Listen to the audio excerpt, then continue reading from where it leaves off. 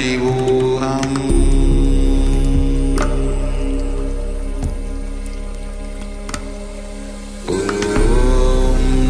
Nityananda Paramashivoham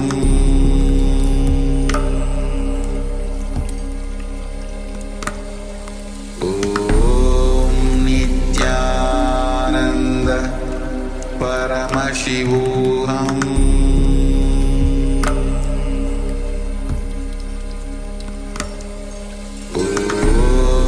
Nityananda Paramashivoham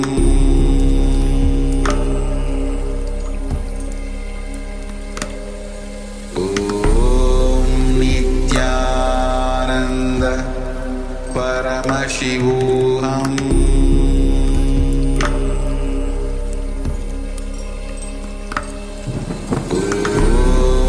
Nityananda Paramashivoham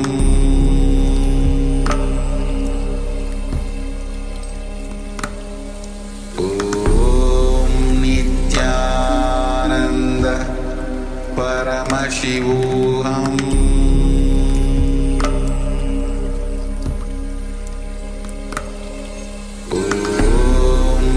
Nityananda Paramashivoham Nityananda Paramashivoham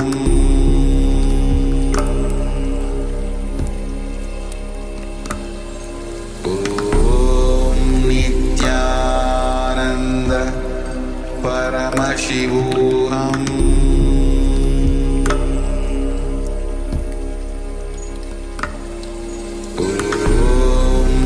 Nityananda Paramashivoham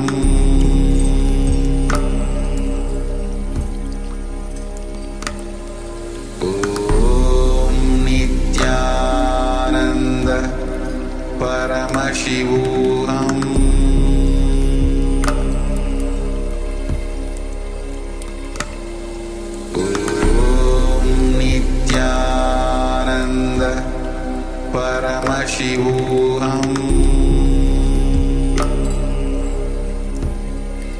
Paramashivoham Nityananda Paramashivoham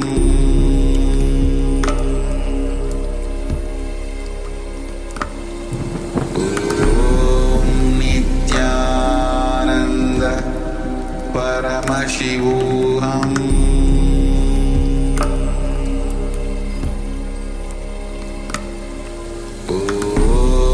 Nityananda Paramashivoham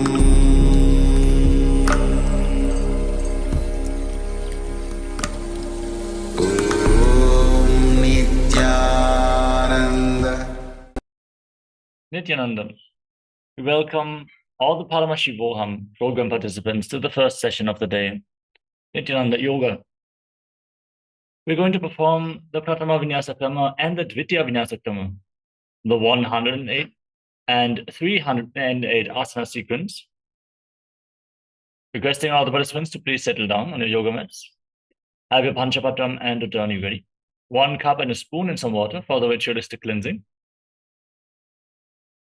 Wear the abhanam, the Rudakshamala, and apply the vibhuti and kumkum. All the male bodies, please remove your upper cloth and apply vibhuti on 16 places over your body. Female bodies, please apply it on 5 places. Settle down with your head, neck, and spine in a straight line. Bring your hands in Namaskara Mudra in front of your heart center. Close your eyes. Take a deep breath. Visualize Swamiji in your inner space as we open the session with the Satguru Vandanam.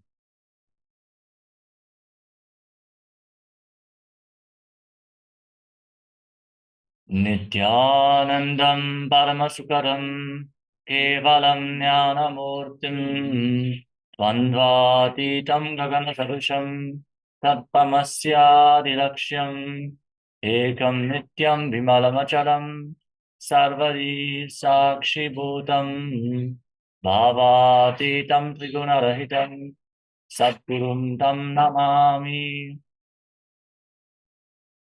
Next up is the Shiva Mula Mantra. Now, we're going to invoke Paramashiva's presence by chanting the Shivamula mantra 11 times. Please follow along internally. Om Ham Ham Shivaya Namaha. Om Ham Ham Shivaya Namaha. Om Ham Ham Shivaya Namaha. Om Ham Ham Shivaya Namaha. Om Ham Ham Shivaya Namaha. Om Ham Ham Shivaya Namaha. Om Ham Ham Shivaya Namaha. Om Ham Ham Shivaya Namaha. Om Ham Ham Shivaya Namaha. Om Ham Ham Shivaya Namaha. Om Ham Ham Shivaya Namaha. Next, we are going to perform the Tattvachamanam, the ritualistic cleansing. Take your Panchapatam and Udani and keep your right hand in the Gokarna Mudra in the shape of a cow's ear. Take one Udani, 1 spoon of water, and pour it into your right palm. Each time the word Swadha is chanted, sip the water from the bottom of your right palm. Om Atmatattvam Shodayami Swadha. Take another Udani of water into your right hand. Om Vidyatattvam Shodayami Swadha. Take another Udani of water into your hand. Om Shivatattvam Shodayami Swadha. Now wash your right hand with the water from the Panchapatam and wipe your lips twice with the bottom of your right thumb. Om Ham Hridayaya Namaha. Then wash your hand again. With index, middle, and ring fingers joined together, touch above the upper lip and below the lower lip. Then wash your hand again. With your index finger and thumb joined together, touch your right nostril and your left nostril. Your ring finger and thumb touch your right eye, your left eye, your right ear, and your left ear. Then wash your hand again. With your little finger and thumb touch your navel, your right chest, and your left chest.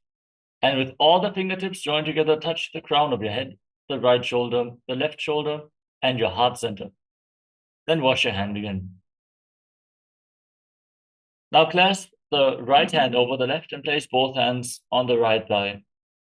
Close your eyes and set a sankalpa. Make a conscious resolution what you want to manifest as part of today's ritual of Internalizing Yoga. Hold this visualization as you chant the sankalpa mantra. Om Mamo Pata Samasta Ritakshayatwara Bhagavat Shri Nityananda Paramashiva Prityatam Shri Nityanandeshwari Paramashiva Shakti Sameta Shri Nityanandeshwara Paramashiva Prityatam Cha Adya Purvokta Evam Guna Visheshena Vishishtayam Asyam Shupadito Purna Arogya Yukta Ragatra Yogida Sharira Sityatam Paramashiva Shaktiya Vishkaranartam Nityananda Yoga Vyasam Karishye. Now wash your right hand once more. Om Apa Upasprishya.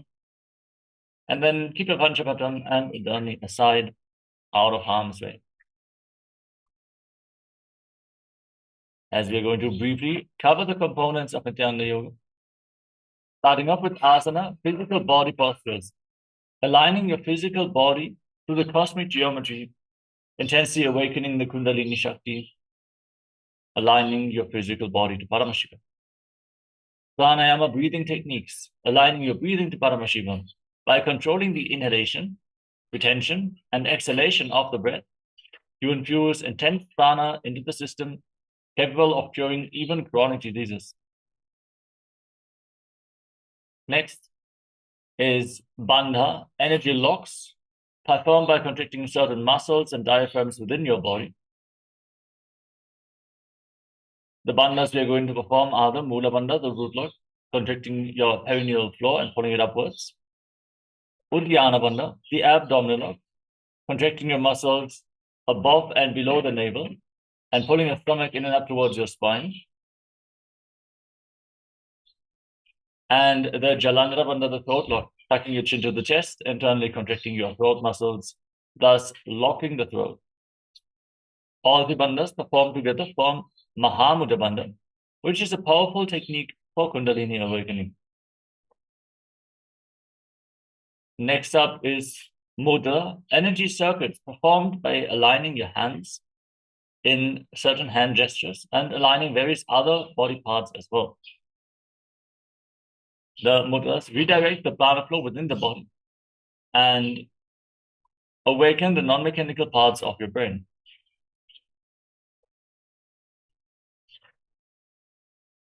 Next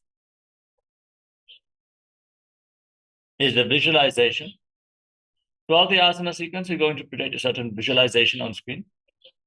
Hold the visualization intensely, embody the quality of that animal, that tree, that mountain, that deity, and align your thinking to Paramashiva, manifesting Mano Shakti, the power of thought, the ability to hold the will until it manifests into reality. Next is Karana, the sacred dance postures. Throughout this sequence, we're going to have various Karanas, gracefully moving your limbs in synchronicity, aligned to the cosmic body movements, is a Karana, which brings intense awareness into every single part of your body and intensifies your breathing, increasing the amount of prana you absorb with every single breath. So gracefully move your body in the Karanas. Next is japa, the internal repetition of mantras. Throughout the asana sequence, we're going to announce certain japas. Visualize the japa rotating around your throat in a circular manner as you internally repeat it without striking a sound, cleansing your Vishuddhi chakra, your throat chakra, and awakening Vak Shakti, the power of speech, aligning your speech to Paramashiva. We have the Brahmanas for all the asanas in the voice of the Supreme Pontiff of Hinduism himself. Listen in deeply to these beautiful chants, as the Sanskrit language has a phonetic significance which awakens certain energies within your body by mere listening to them, even if you do not understand the Sanskrit language. Next up is weightlifting. Keep some light weights at the side of your yoga mat to intensify the asana practice, intensify the Kundalini awakening, strengthen your body, and the capability to hold on to the spiritual energy showered on you during the darshan. So build your body consciously, as bodybuilding is a spiritual practice, as per the Supreme Pontiff of Hinduism. Next is mandala, the visual representation of certain gods and goddesses. In the background of our acharyas, you can see the Shri Yantra, which is literally the reflection of Mahadevas in a space. As you gaze at a yantra intensely, but gently like you would gaze at a rose, it mirrors into your very brain.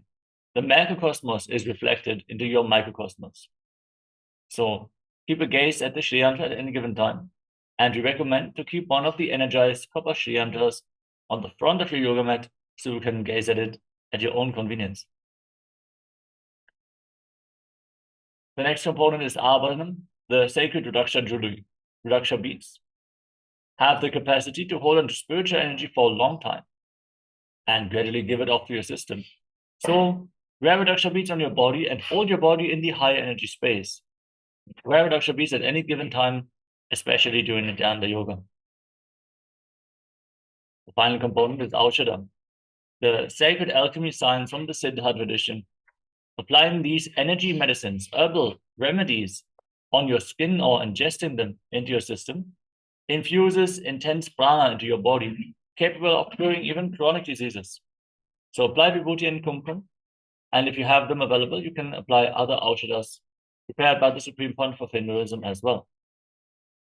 With all these components, Kailasasanthyana Yoga is a powerful technique for spiritual awakening to arrive at the realization of Paramashivoham, Paramashivatva, that you are Paramashiva, you are the ultimate superconsciousness.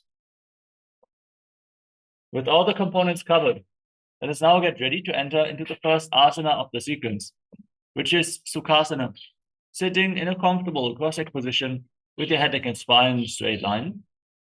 Keep your hands on top of your knees in Bindu Mudra with index fingers and thumbs together.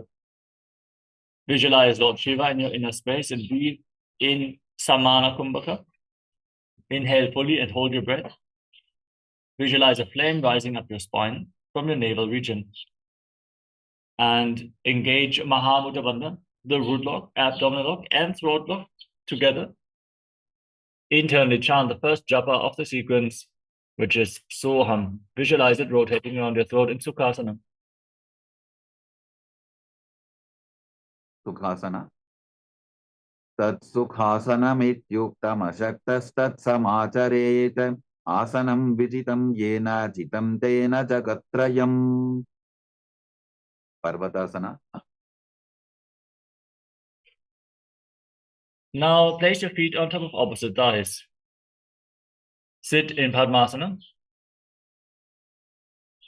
Join your hands in Anjali Mudra and raise them up above your head.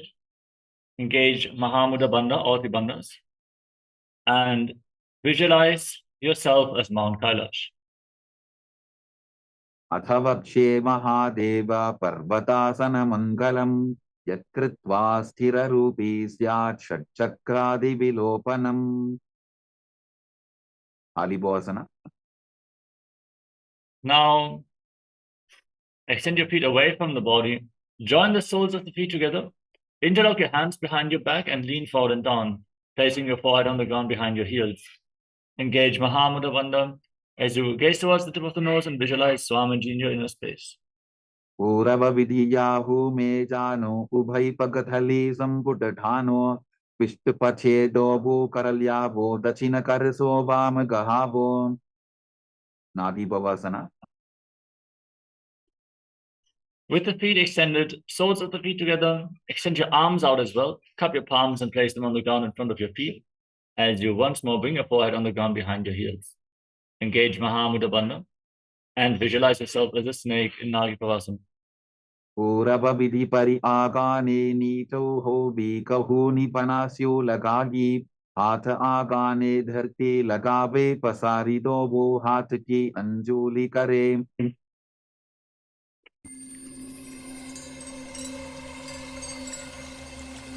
I welcome you all with my love and respect.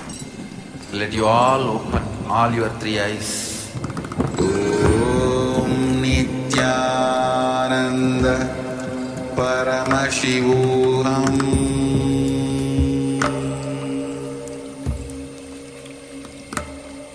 Om Nityananda Paramashivoham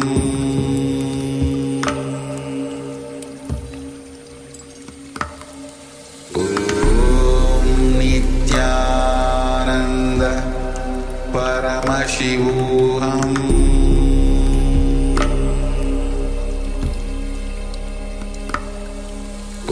Om Nityananda Paramashivoham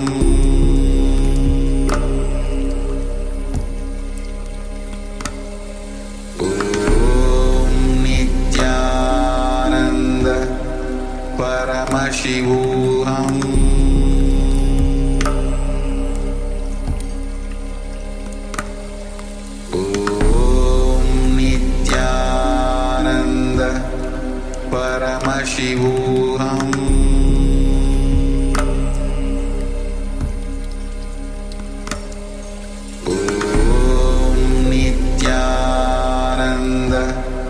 Paramashivoham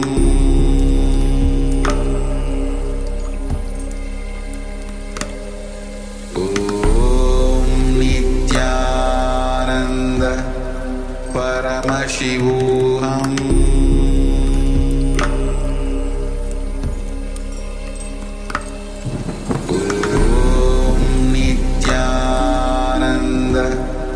Paramashivoham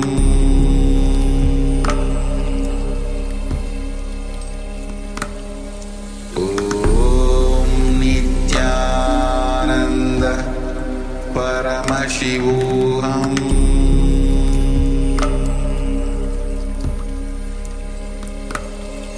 Om Nityananda Paramashivoham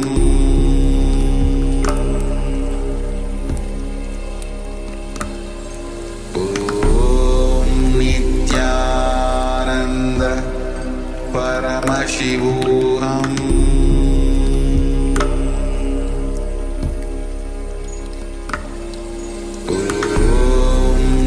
Nityananda Paramashivoham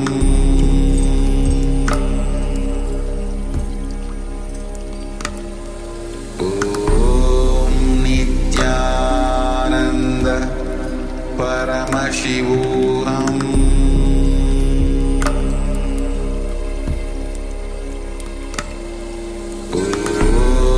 Nityananda Paramashivoham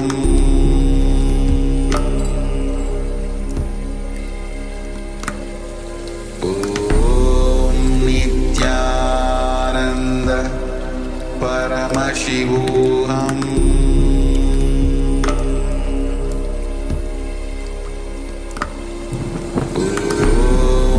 Nityananda Paramashivoham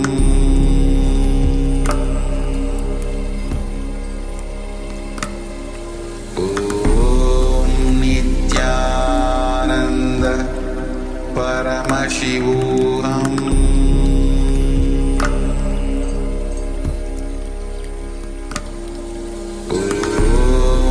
Nityananda Paramashivoham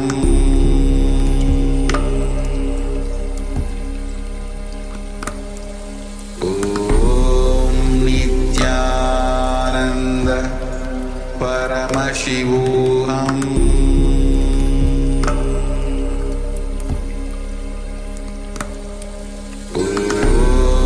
Nityananda Paramashivoham. Yes, Nityanandam.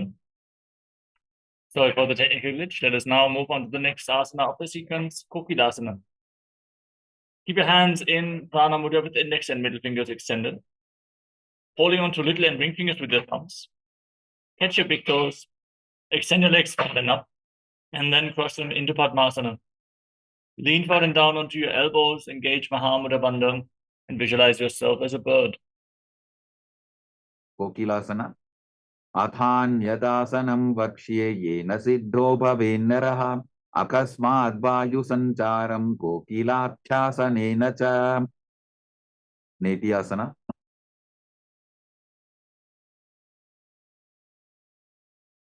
Now place one foot on top of the opposite knee and the other foot below the opposite knee. Hold on to opposite elbows and start rotating your arms in wide circles.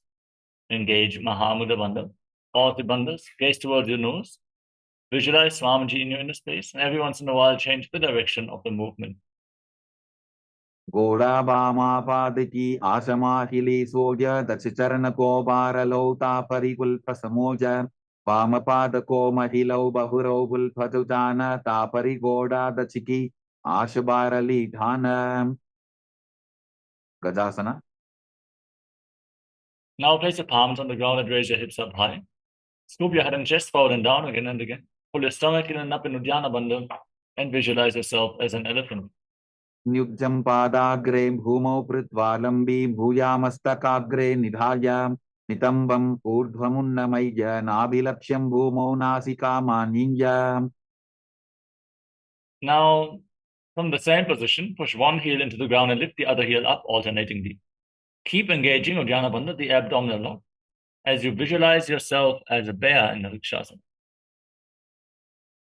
Ekaikam padama punja gajasanam kuryat rikshasanam bhavati. Vaishasana. Now rise up onto the tips of your big toes if you can. Bring your hands in front of the chest in Hridaya Mudra with index, middle, and ring fingers joined together, elbows raised. Engage Uddiyana Bandha and visualize Swamiji in your inner space. Keshena padayugalam bandvatishte dadho mukhaha athava ishyabhakshe yatkritva satyavan bhavet. Palalingasana.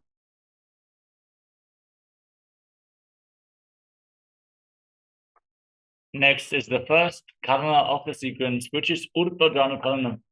Now stand in Arimandi with the heels together, toes pointing outwards and knees bent. Bring your hands to the chest, elbows raised. Then lift one knee up along the center of your body in a circular motion and follow along with the respective hand on both sides again and again.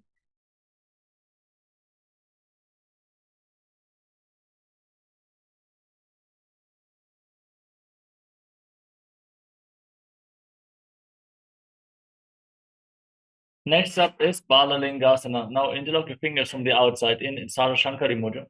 Raise one knee towards your chest and pull it close with both hands. Engage Mahamudra Bandha, stand straight and visualize yourself holding a baby. Ekam danu urasi alingya sthatavyam balalinganam bhavati. Padabhidanasana. Now hold the foot and pull it behind towards the buttocks with your hands interlocked in Parashimudra. Engage Mahamudra Bandha and visualize Swamiji in Padabhidanasana. Stitvaikasmin padatale karabhyam veshtajetanam prishte samstapya yatnena padapidanamasana. Natarajasana. Now hold the sole of the foot from the inside. Kick your leg back and up as you extend the other arm forward with the hand in Bindu Mudra. Visualize yourself dancing as Lord Nataraja. Uttanapadam krauncham cha maricim virabhadrakam natarajam trikonam cha suptangushta prasarane. Balalingasana. Now pull the other knee up towards your chest with the hands in Sarvashankari Mudra. Engage all the bandhas and visualize yourself holding a baby. Ekam janu urasi alingya sthatavyam balalingaram bhavati. Padabhidanasana. Now catch the foot and pull it behind towards the buttocks. Engage all the bandhas and visualize Swamiji in your inner space. Stitvaikasmin padatale karabhyam veshtajetanam prishte samstapya yattena padapidanamasana. Natarajasana. Now hold the sole of the foot, kick the leg back and up, and extend the other arm forward, hand in Bindu Mudra. Visualize yourself dancing as Lord Nataraja. Uttanapadam krauncham cha maricim virabhadrakam natarajam trikonam cha suptangushta prasarane. Tadasana. Next up is Ardha Richa Karana from Arimandi. Cross your bring your hands to the chest and then cross the right ankle behind the left. Swing the right arm back and forth like a pendulum. Gracefully move your fingers one by one. Then place your right hand over the nose, uncross your ankles, step the left foot behind, and repeat the movement on the other side.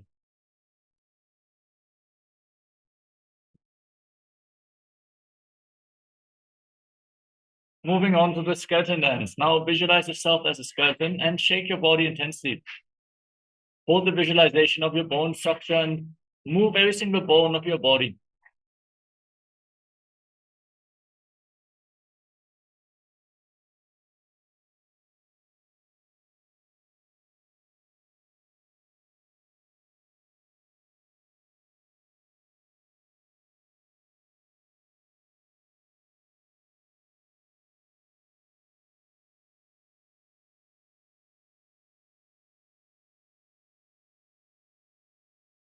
Next up is Katicchinakarana from Arimandi.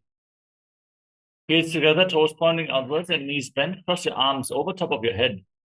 Then open up your arms and rotate your body to one side. Return to the center, cross your arms and open them up to the other side again and again.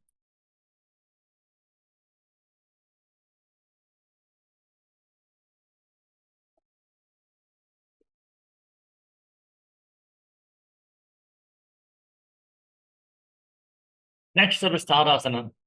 Now rise up onto the tips of your toes and raise your arms up parallel above your head. Engage Mahamudra Bandha, all three bandhas, and visualize yourself as a palm tree as you internally chant the new japa, Shivoham Internalizing.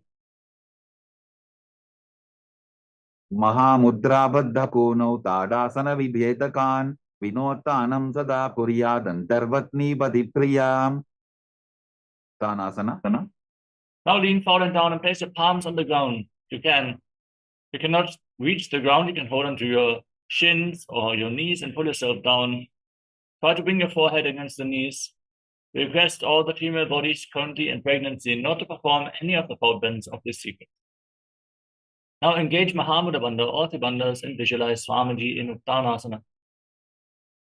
महामुद्राबद्धकोनौ ताडासनविभेदकान् विनोत्तानं सदा कुर्यादन्तर्वत्नीपदिप्रियाम् Tarakshvasana. Now walk your hands forward and step your feet back into the plank position. Lock your throat and start rotating your head from side to side as you visualize Swamiji in Tarakshvasana. गजासनवस्थित्वा मस्तकं वारं वारं दक्षिणकुक्षिं सव्यकुक्षिं नजेत् तरक्ष्वासनं भवति. Bhujangasana. Now lower your body down onto the mat. Keep your hands at the side of the shoulders. Then lift your head and chest by the strength of your lower back.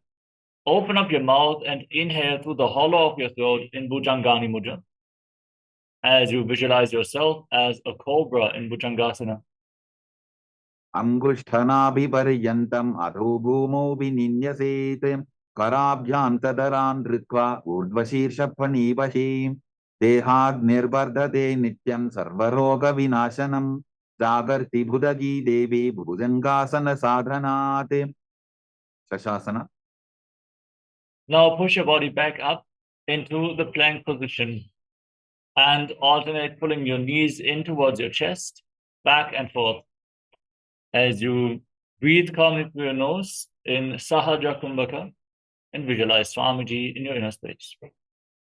गजासन संस्थितौ जानुद्वयमापुञ्च वारं वारं कर्तव्यं शशासनं भवति. तथासना. From the same position, now step one foot forward in between the two hands. Simultaneously jump the front foot back and bring the other foot forward again and again. Visualize yourself pulling a chariot in Rathasana.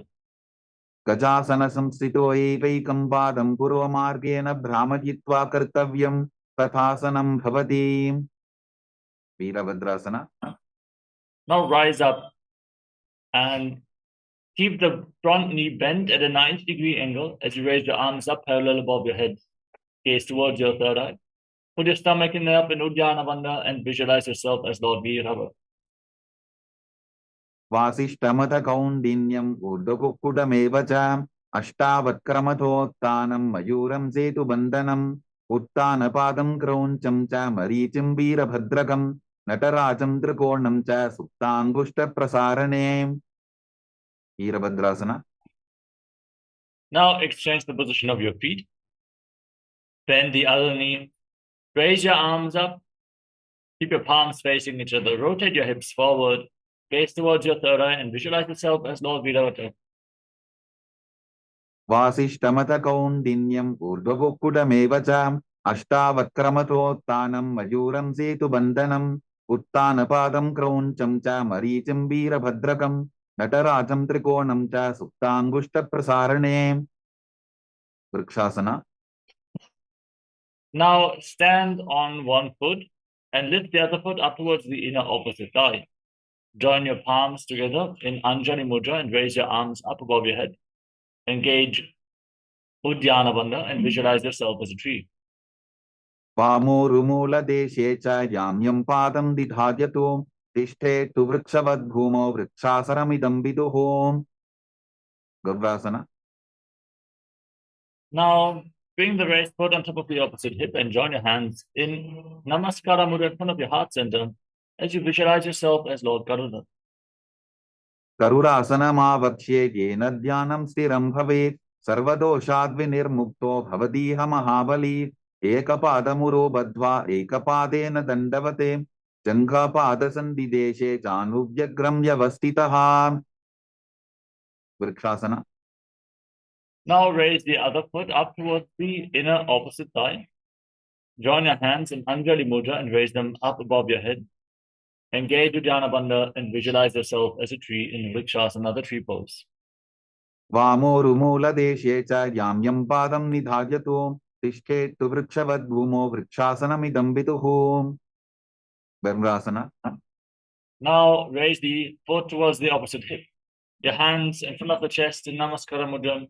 Visualize that you have big wings on your back as you visualize yourself as Lord Garuda in Garudasana on the other side. गरुडासनमावक्ष्ये येन ध्यानं स्थिरं भवेत् सर्वदोषात् विनिर्मुक्तो भवतीह महाबली एकपादमुरो बद्ध्वा एकपादेन दण्डवते जङ्घापादसन्धिदेशे जानुभ्यग्रं व्यवस्थितम् trikonasana. Now step one foot forward and the other foot far back.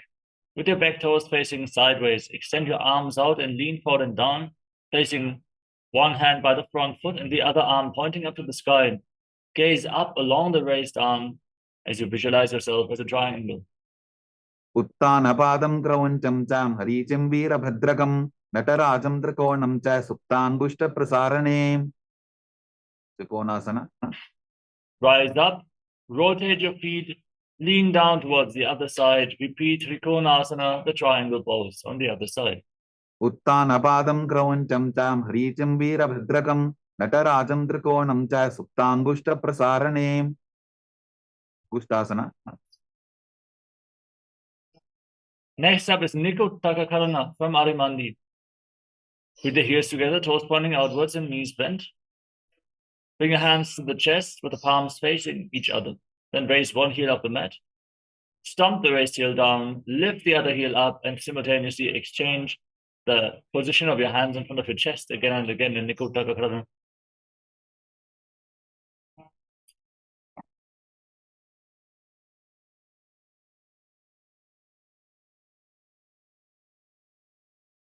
Next up is Angushtasana. Now squat down and raise your heels off the mat. Tuck your toes and sit on raised heels. Keep your knees together and join your hands in front of your chest in Namaskara Mudra as you visualize Swamiji in your inner space. Internally, repeat the new japa, Sadashivoham, and start buzzing like a bee on the inhalation and exhalation in Brahmari Kumbhaka. कबन्धासनमित्याहुः गोरक्षासनमेव च अङ्गुष्ठमुष्टिकं न्येयं ब्रह्मप्रसादितं तथा सौरासन. Now step one foot forward and keep your hands at the side with the palms facing forward in Maramudra. With the fingertips barely touching the ground, visualize Swamiji in your inner space in Saudasana.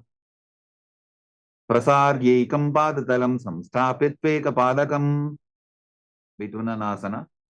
Lean forward and down and hold on to the big toe of the front foot and the back heel. Visualize Swamiji in your inner space in Vidunanasana.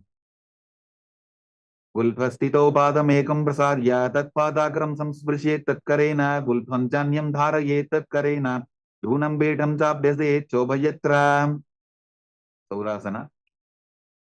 Now exchange the position of your feet. Step the other foot forward, hands at the side, palms facing forward in Varamudra, and visualize Swamiji in Saudasana on the other side. प्रसार्यैकं पादतलं संस्थाप्यत्वेकपादकं विधुननासन. Now lean forward and down and hold on to the big toe of the front foot and the back heel. Balance as you visualize Swamiji in your inner space. गुल्फस्थितो पादमेकं प्रसार्य तत्पादाग्रं संस्पृशेत् तत्करेण गुल्फं जान्यं धारयेत् तत्करेण धूनं बेढं चाभ्यसेत् चोभयत्र ब्रह्मचूरं कुशासन. Now step both feet in. Keep your toes tucked and sit on raised heels. Separate your knees and place your hands on top of the palms facing up. Lock your throat and gaze through the gap between the palms as you visualize Swamiji in your inner space. दो फणापानी होय वैसे AD दो बुदानी वैसे कोरबकतल्या की माहिली Ayush माहेरा शेमिली कपिलासना. Now drop your knees to the ground. Keep your toes tucked and sit on raised heels. Keep your hands on your thighs and lock your abdomen. Put your stomach in and up in Uddiyana Bandhan. Gaze towards the tip of the nose and visualize yourself sage Kapilamuni. उभय बकथली समठहरावे तिनको माहिली core मिलावे फनापानी cooker होये वैसे AD दो बूजोनी निवैसे भद्रकोरकासना. Now, from the same position, shift your gaze up towards your third eye and visualize Swamiji in your inner space. दो बकथली संपुट करे कोरवारली भूपरिधरे कोरवारली Rafe ऐसे तापरी मूलद्वार डिगिबैसे सूर्यासना. Now raise your knees back off the ground. Join the soles of the feet together and keep your knees wide apart. Join your thumbs and little fingers and open up your palms, resembling a lotus flower in Padma Mudra. And raise them up above your head. Gaze up through the gap between the palms, as if you're offering flowers to Surya Bhagavan as you engage Uddiyana Bandha in Suryasana. एडी तो वो बुता तरियाने फना पानी बैठक पुन निठाने गोड़ा जंगा अधर करी रहे आडे वाम इसी विधि कहे मंडुकासना. Now drop your knees to the ground and place the top of the feet flat on the mat. Sit in between your heels with the toes touching behind your back. Place your hands on top of the knees and gaze up towards your third eye. Press your tongue up flat against the pillar of your mouth in Mandukya Mudra. Visualize yourself as a frog and breathe calmly through your nose in Sahadra Kumbhaka in Mandukasana. पाद तलौ पृष्ठ देशे अंगुष्टे द्वे च संस्पृशेते जानु युग्मं पुरस्कृत्य साधयेन् मंडुकासनम्. उत्तान मंडुकासना. From the same position, now bring your arms up and behind your back, holding onto opposite shoulders. Engage Uddiyana Bandha, the abdominal lock, and visualize yourself as a frog. Gaze to your third eye and keep your tongue pressed up in Mandukya Mudra. मंडुकासन मध्यस्थं कोटपराभ्यां धृतं शिरः एतद्भ्येकवदुत्तानम् एतदुत्तान मंडुकम्. सिंहासना. Now cross your feet and sit on the raised heel. Place your hands flat on the knees and gaze towards your nose. Stick your tongue out and exhale forcefully through your mouth again and again. Roar like a lion in Simhasana, the lion pose. दक्षिणं सव्यपुल्फेन दक्षिणेन तथेतरम् हस्तौश्च जान्वो संस्थाप्य स्वाङ्गुलीश्च प्रसार्य च. भद्रासना. Now separate your knees wide apart and join the soles of the feet together with your toes pointing backwards. Sit on the heels and cross your arms behind your back, holding on to the opposite big toes in Prana Mudra. Lock your throat in Jalandhara Bandha and gaze towards the tip of your nose as you visualize Swamiji in Bhadrasana. Return to buzzing like a bee in Brahmari Kumbhaka. गुल्फौ तवृषणस्याधो व्युत्क्रमेण समाहितः पादाङ्गुष्ठौ कराभ्यां च धृत्वा च पृष्ठदेशतः. काकभुसन्ध्यासना.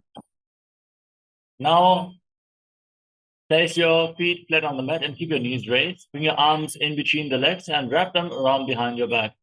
Try to interlock your fingers behind your back as you gaze towards the tip of the nose and visualize yourself as a crow. प्रथमे बेसको कृठाने Dogu हाथपकं वीच आने तिनको मोडिनल्या परिल्यावे पिष्टपछे काकसी करावे. कानिपोआसना. Now place your palms on the ground and bring your knees onto your arms towards your armpits. Raise your hips, lean forward, find balance, and lift your feet off the ground while visualizing Swamiji in Kanipavasana. आसन को गुण आशीर्षिता होगी तो आची होई. Kapaliasana. Next is going to be the first inverted posture of the sequence. Set yourself up in front of the wall if needed. Pause the pod and please take the necessary precautions for your own health. If you have any chronic conditions like high blood pressure, any injuries of the neck or spine, or any such conditions, or if you're currently in pregnancy, please don't perform any of these intense asanas before consulting your doctor whether this is safe for you. So let us now settle down. Place your palms on the mat and your head on the ground. Form a triangle between your head and your hands. Fix your gaze at the tip of the nose as you raise your hips and bring your knees onto your elbows, the hips above the shoulders, and then extend your legs up straight into a headstand. Keep buzzing like a bee in Brahmari Kumbhaka and visualize Swamiji in Kapali Asana. शीशा धरती टेकी पबदो भूमिलिवा ऊंचा भुकरे. पार्श्वमयूरासना. Now lower your legs down. Come to a squatting position and start breathing in Rechaka Kumbhaka. After each exhalation, hold your breath. Now place your palms on the ground and twist your body, aligning one knee and the respective hip with your elbows. Lean forward, find balance. And extend your legs out to the side as you gaze to your third eye and visualize yourself as a peacock.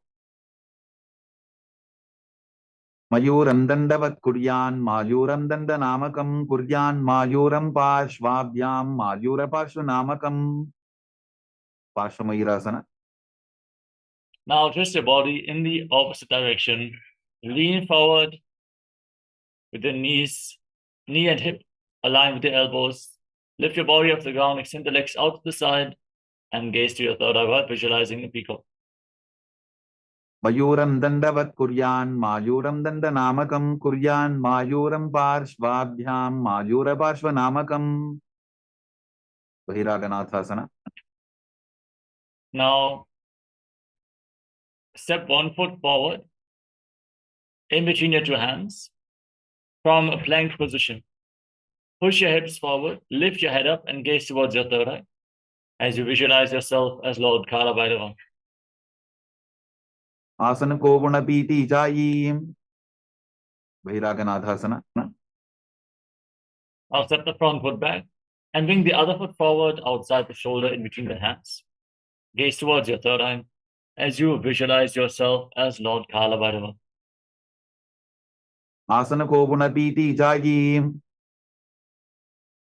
उन्मुख पीठासना. Now step both feet back and then bring your elbows to the ground, your forearms on the mat, your hips raised, lift your head and gaze towards your third eye as you visualize Swamiji in your inner space in Unmukha Pitasana. भून्निष्ठौ जानुनी हस्तौ चतुष्पदममाङ्मुखम् उत्थापिताङ्घ्रियुगलकटिस्थलमभिरुका वसिष्ठासना. Now rise back up onto your hands and then rotate your body. Lift one arm up towards the sky and gaze up along the raised arm as you visualize yourself as Sage Vashishta in Vashishthasana. ऊर्ध्वकुक्कुटवासिष्ठमरीचिहलमत्स्यकं परिवृत्तिं चोदरस्य विविधं धनुरासनम् वसिष्ठासना. Now rotate your body in the opposite direction. Lift the other arm. Keep your body straight as a plank, your core engaged, shoulders aligned, and gaze up while visualizing yourself as Sage Vashishta. ऊर्ध्वकुक्कुटवासिष्ठमरीचिहलमत्स्यकं परिवृत्तिं चोदरस्य विविधं धनुरासनम् अंजनीयासना. Now come to a seated position. Extend your legs forward. Bring your hands underneath the buttocks with the palms facing up. Lock your throat in Jalandhara Bandha and gaze towards the tip of the nose as you visualize yourself as Lord Hanuman. Internally chant the new japa Mahasadashivoham in Anjani Asana. डोबो करकी उबय हथेली कोरवारली मैले बेली सो आगाने भूपरिदाशे महाने अंगुली मिलिराशे पश्चिमदानासना. Now from the same position, lean forward and hold on to your big toes and prana mudra with index and middle fingers. Engage Mahamudra Bandha as you exhale and hold your breath and visualize Swamiji in your inner space. जानु परिललाटन्तु पश्चिमं तानमुच्यते येन केन प्रकारेण सुखं धार्यं च जायते ugrasana. Now slightly separate your knees, interlock your hands around your neck, and lean forward and down. Bring your head in between the knees, elbows outside the legs. Engage Mahamudra Bandha, all the bandhas, squeeze your core as you visualize Goddess Kali in your inner space. स्वपाणिभ्यां दृढं धृत्वा जानुपरि शिरोन्यसेत आसनोग्रमिदं प्रोक्तं भवेदनिलदीपनं देहावसानहरणं पश्चिमोत्तानसंज्ञकं ययेत् तदासनं श्रेष्ठं प्रत्यहं धारयेत् सुधीः मरीचियासना. Now step 1 foot in towards your body with the heel close to the perineum. Wrap the respective arm around the leg and interlock both hands behind your back as you lean forward and down while visualizing yourself as Sage Marichi. उत्तानपादं क्रौञ्चं च मरीचिं वीरभद्रकं नटराजं त्रिकोणं च सुप्ताङ्गुष्ठप्रसारणे महामुद्रासना. Now drop the waist into the side, press the heel against the perineum and lean forward and down. Hold onto the front foot with both hands. Engage Mahamudra Bandha, all the bandhas. Gaze to the nose and visualize Swamiji in your inner space as you hold your breath in Rejaka Kumbhaka in Mahamudrasana. महामुद्रां प्रवक्ष्यामि तन्त्रेऽस्मिन् मम वल्लभे यां प्राप्य सिद्धा सिद्धिं च कपिलाद्याः पुरागताः वलीची asana. Now, exchange the position of your feet. Step the other foot in towards your body. And wrap your arm around the raised leg. Interlock your hands behind your back and lean forward and down. उत्तानपादं क्रौञ्चं च मरीचिं वीरभद्रकं नटराजं त्रिकोणं च सुप्ताङ्गुष्ठप्रसारणे महामुद्रासना. Now drop the wrist to the side. Keep the heel against the perineum and lean forward and down. Hold onto the front foot as you engage Mahamudra Bandha in Mahamudrasana. महामुद्रां प्रवक्ष्यामि तन्त्रेऽस्मिन् मम वल्लभे यां प्राप्य सिद्धा सिद्धिं च कपिलाद्याः पुरागताः भद्रासना. Now rise up and join the soles of your feet together. Interlock your fingers around the toes and pull your heels against your perineum. Push your knees to the ground as you gaze towards your third eye and visualize Swamiji in Bhadrasana too. गुल्फौ तवृषणस्याधः सीवन्त्याः पार्श्वयोः क्षिपेत् पादपार्श्वे तु पाणिभ्यां दृढं बद्ध्वा सुनिश्चरम् वालीपवासना. Now slightly extend your feet away from your body. Keep your toes touching and the heels apart. Place your hands on the respective knees and lock your throat as you gaze towards the tip of your nose and visualize Swamiji in your inner space. पूरवचरपट चौक कख्यो सोई वाही विधि चौकी जय सोई जामे AD भिन्न जराशे अंगुल 8 अंतरो राशे सोनियासना. Now bring your feet back in towards your body. Hold onto the soles of the feet with all 10 fingers and then lean forward and down. Bring your forehead to the ground as you gaze towards the tip of the nose and visualize Yoni Mandala, the visual reflection of Devi Paramashiva Shakti herself. दोगो पगदली संपुट करे AD मेड़ के ढिंग दरे अर्धहात को अंतर राशे लीलाट पकथलियां उपरदाशे बिडकी पवसना. Now rise up and extend your feet away from your body. Keep your heels together and separate your toes. Extend your arms out to the side and lean forward and down, placing your forehead on the ground behind your heels. Gaze to your nose and visualize Swamiji in your inner space. पूरव विधि परिपकथली संपुट शोल एडी मिली राशे सिद्ध समाधि आसना. Now rise back up, bring your feet in towards your body. Separate your heels and scoop your hands below the shins with the palms facing up. Rest your face on the mat and bring your toes against your throat as you gaze to your nose and visualize Lord Surya in your inner space. दोगो पगदली संपुट करे सोले मेढ़ आगा मेधरे अंगुल 8 अंतरो राशे AD को ऐसे विदिदाशे की पवसना. Now rise up, bring your heels against your perineum, hold onto the soles of the feet and open them up like a book as you press your elbows down to your thighs. Keep your back straight, gaze towards the tip of the nose and visualize Swamiji in your inner space. दोगो पका की AD धरती मदिवा मेढ़ रगावे करपर चौकासना. Now join the soles of your feet together in front. Place your hands on the respective knees and gently push them down to the ground. Engage Uddiyana Bandha as you gaze up towards your third eye and visualize Swamiji in your inner space. दोगो पगदली संपुट धारे आबा ने कैजारे पसारे गोड़ा भूसो लगता राशे हाथ दोगो घोड़ा परिदाशे भैरवासना. Now rotate your feet. Raise your heels up and bring your toes down to the ground. Use the support of your hands. Then place your knees to the ground and your hands on top in Bindu Mudra. Gaze towards your third eye. Pull your stomach in up and visualize yourself as Lord Kala Bhairava in Bhairavasana. गुल्फौ संपीड्य चान्योन्यं विक्रमेणोत्थितं शनैः चान्वो पार्श्वगतौ हस्तौ दण्डवद् भैरवासनम् समानासना. Now relax. Bring one heel against your perineum And lift the sole of the other foot against your chest with both hands. Gaze towards your third eye and visualize Swamiji in your inner space. समानासनमावक्ष्ये सिद्धमन्त्रादिसाधनात् एकपादमरो दत्त्वा गुह्योऽन्यलिङ्गवत्रके Vanasana. Now, lift the leg over top of your shoulder and extend the opposite leg forward and up. As you gaze towards your third eye, visualize Swamiji in your inner space. केवलं पादमेकञ्च स्कन्धे चारोपे यत्ततः एकपादेन गगने तिष्ठे तदण्डवत्रभोन् Samanasana. Now exchange the position of your feet, bring the other heel against the perineum, the opposite foot up against your chest with both hands. Gaze towards the third eye and visualize Swamiji in your inner space.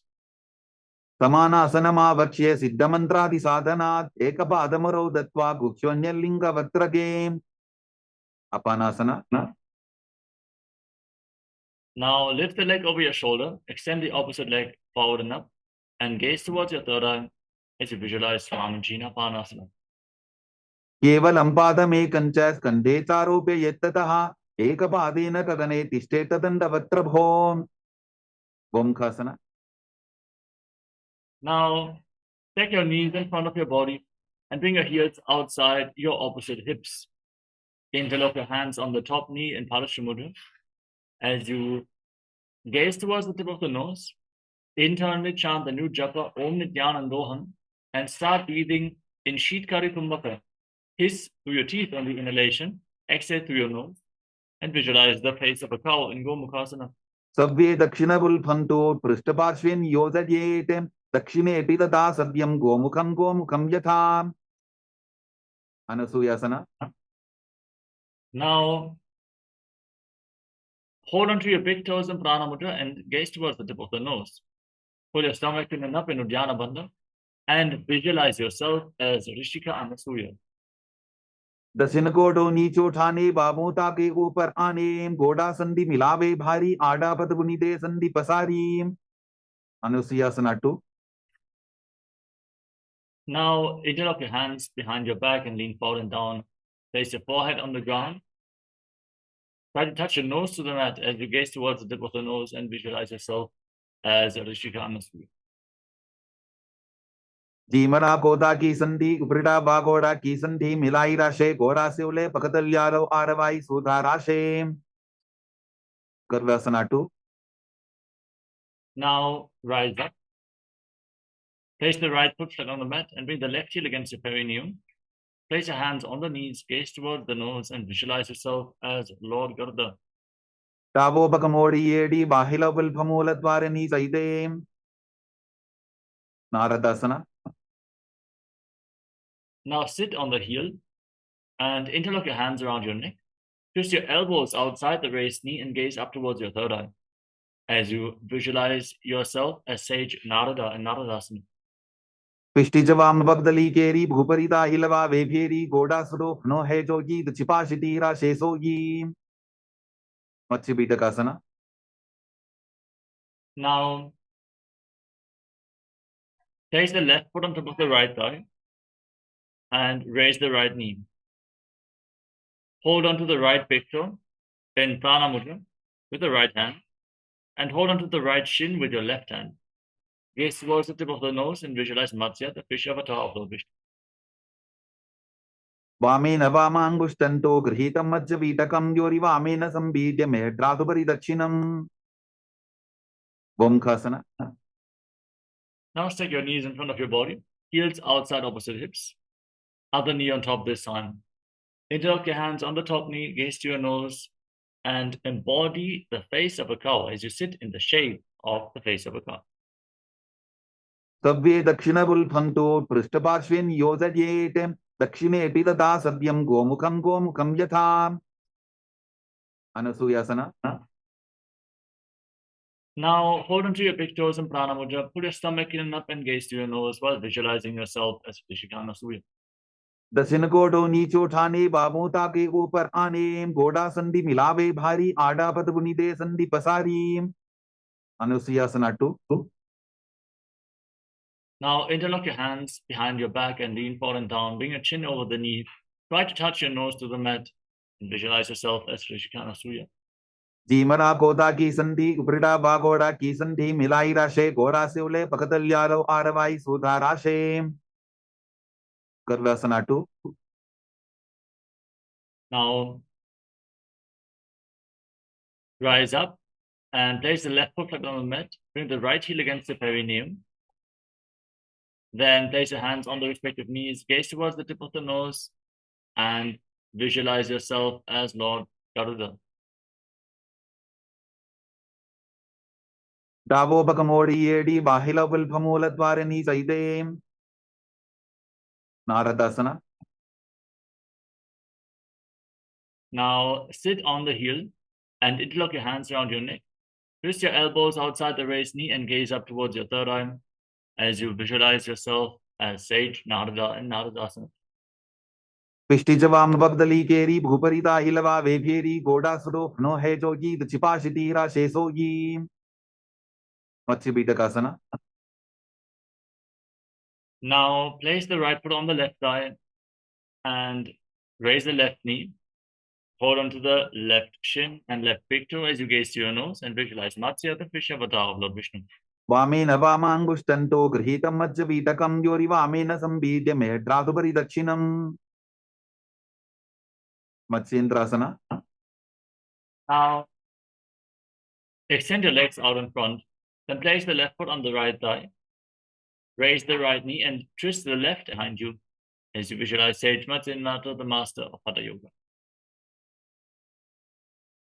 उदरं पश्चिमाभासं कृत्वा तिष्ठति यत्ततः नम्राङ्गं वामपादं हि दक्षतानुपरिन्यसेत् कुबासना.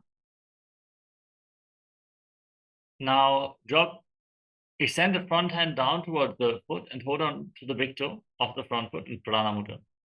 Keep the elbow outside the raised knee, the other hand on the respective ear. Gaze up towards your third eye as you visualize yourself as a camel in Kubasana. आसन को गुण झोलो जाए मत्स्येन्द्रासना 2. Now drop the hand from the ear to the ground behind you. Place the hand on the mat and gaze up towards your third eye. Visualize Sage Matsyendrata, the master of Hatha Yoga, in Matsyendrasana. मत्स्येन्द्रपीठं दडर प्रदीप्तिं प्रतन्दर पन्दल खण्डनास्त्रम् अभ्यासत kundalini प्रबोधं दण्डस्थिरत्वं हि ददाति पुंसाम् मत्स्येन्द्रासना. Now extend the legs out in front. Then place the right foot on top of the left thigh. Twist the right elbow outside the raised knee with the hand by the neck. The left hand on the ground behind you. Gaze up and visualize Sage Matsyendrata. उदरं पश्चिमाभासं कृत्वा तिष्ठति यत्ततः नम्राङ्गं वामपादं हि दक्षतानुपरिन्यसेत् कुबासना. Now extend the front hand down towards the big toe. Hold on to the toe in Prana Mudra. Gaze towards your third eye and visualize yourself as a camel as you place the other hand on the respective ear. आसन को गुण झोलो जाए मत्स्येन्द्रासना 2. Now place the hand from the ear to the ground behind you and gaze towards your third eye while visualizing Sage Matsyendrata, the master of Hatha Yoga. मत्स्येन्द्रपीठं दडर प्रदीप्तिं प्रतन्दर पन्दल खण्डनास्त्रम् अभ्यासत kundalini प्रबोधं दण्डस्थिरत्वं हि ददाति पुंसाम् padmasana. Now place your feet on top of opposite thighs. Your hands flat on your knees. Gaze towards the tip of the nose. Engage Mahamudra Bandha and breathe in Shitali Kumbhaka. Roll your tongue up like a tube and inhale through the tongue as you stick it out of your mouth. Internally chant Om Nityananda Mahasadashivoham as you visualize yourself as Lord Shiva.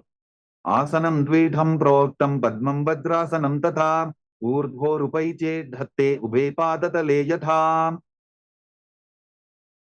Padmasana 2. Now cross your arms in front of your body and hold on to the respective big toes in Prana Mudra. Fix your gaze at the tip of the nose and visualize Devi, Paramashiva Shakti. Keep breathing in Shitali Kumbhaka and Padmasana 2. उत्तानौ चरणौ कृत्वा ऊरु संस्थौ प्रयत्ततः ऊरु मध्ये तथोत्तानो पानी कृत्वा तु तादृशो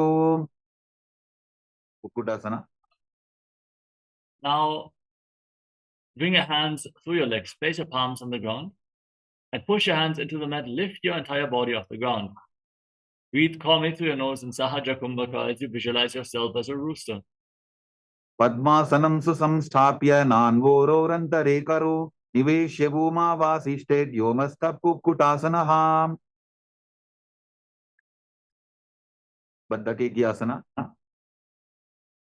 From Padmasana, rise up onto your knees and place your palms on the ground, fingers pointing towards your body. Bend your elbows against your navel. Lean forward, find balance, lift your knees off the ground, balance on your arms as you visualize Swamiji in Baddhake ki asana. धरामवष्टभ्यकरत्वेन तत्कूर्परिस्थापितानाभिपार्श्वः उच्चासनो दण्डवदुत्थितर्खेमायुरमे तत्र वदन्ति पीठं मयूरं पद्मकं कुर्यात् बद्धके कीति कथ्यते. Mayurasana. Now extend your legs back. With your palms on the ground, fingers pointing towards your body. Lean forward, bring your elbows against your navel. Then find balance and lift your legs off the ground straight by visualizing yourself as a peacock. अथ वक्ष्ये महादेव मयूरासनमुत्तमं भूमौ निपात्य हस्तौ द्वौ कोत्परोपरि देहकम्. Makarasana. Relax. Now lay down on your stomach.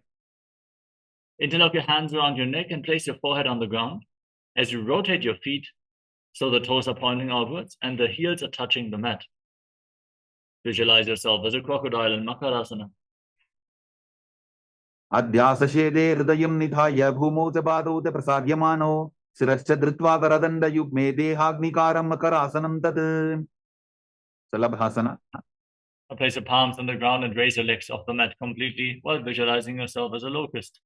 अध्यासशेदे करयुग्मवक्षो भूमिमवष्टभ्यकरयोस्तलाभ्यां पादौ च शून्ये च वितस्ति चोर्ध्वं वदन्ति पीठं शलभं मुनीन्द्राः. Ustrasana. Hold onto your feet and pull them outside your hips down to the ground as you visualize yourself as a camel. अध्यासशेटे पदयुग्मव्यस्तं पृष्ठेति दायापि धृतं कराभ्याम् आकुञ्चयेत् सम्यक् उदरासेवाढमुष्ट्रञ्च पीठं योगिनो वदन्ति.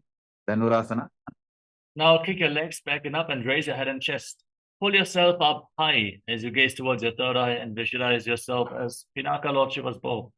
प्रसाद्य पादौ भुविदण्डरूपौ करौ च पृष्ठे धृतपादयुग्मं कृत्वा धनुस्तुल्य विवर्तिताङ्गं निगद्य योगी धनुरासनं तत्. Parvasana. Now come to a kneeling position. Sit in between your heels with the toes touching behind your back. Hands on the knees, gaze to your third eye, breathe calmly through your nose.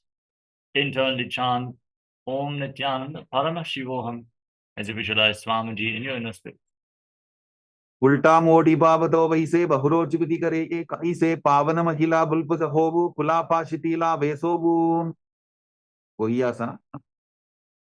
Now get ready for another inverted posture. Place your forearms on the ground, elbows shoulder width apart. Interlock your fingers, place your head on the mat and support it with your hands. Raise your hips and walk your feet forward. Lift them off the ground with your knees bent. Try to touch your chin with your knees as you squeeze your body into a ball. Gaze to the nose and visualize Swamiji in Gohyasana. तो वो हाथ की कहुनी जोगी पनिह कलाई जाने दोई. Shirasana. Now extend your legs up straight. Keep gazing at your nose. Breathe calmly and deeply. Hold this position for some time. Find your center as you visualize Swamiji in Shirshasana.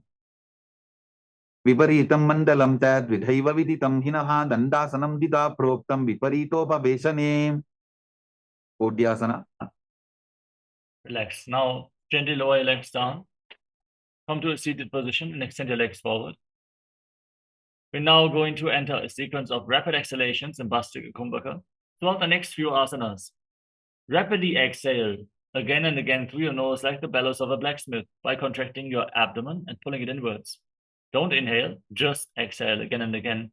Visualize Swamiji, hold onto your calves, and extend your legs up as vertical as possible in Podyasana.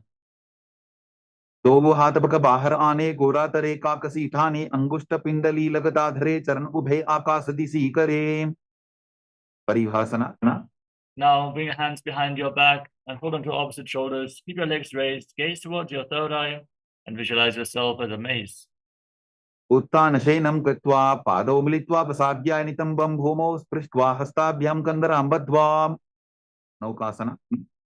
Now extend your arms out in front parallel to the ground and gaze towards your third eye while visualizing yourself as a boat. उत्थानशयनं कूटपराभ्यां भूमिं पश्चाद्य हस्तौ नितम्बं निधाय रुद्रासना.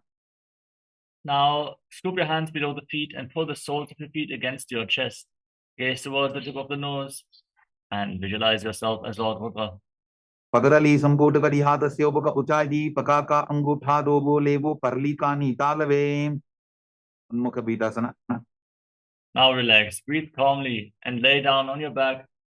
Keep your feet flat and place your palms on the ground behind your heels. Push your hips off the mat, contract the perineal floor, lock your throat and hold your breath. As you gaze to your nose and visualize Swamiji in Unmukha Pitasana too.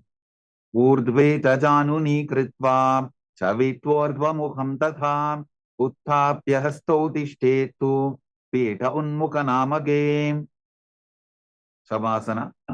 Now lay down flat on your back. Keep your hands at the side of the hips with the palms facing up. Forcefully pull the awakened Kundalini Shakti up along your spine from the Muladhara at the root of your spine all the way to the Sahasrara chakra, the crown of your head. Feel the energy moving upwards along your spine as you unclutch from your physical body. Lay completely still without any movements of the body and mind. Visualize your body is dead and Swamiji is liberating you. As we enter into a short meditation, internally chant the Mahavakya. Om Nityananda Paramashivoham in Shivasana. उत्तानं शववद्भूमौ शयनं तु शवासनं शवासनं श्रान्तिहरं चित्तविश्रान्तिकारकम्.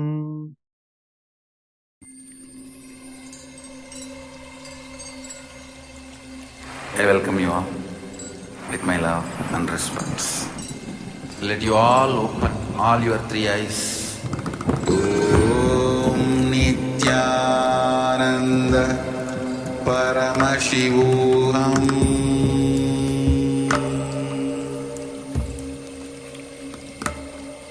Om Nityananda Paramashivoham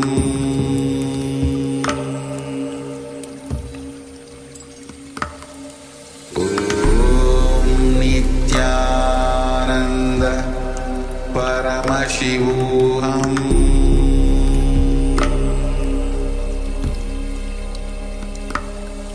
Om Nityananda Paramashivoham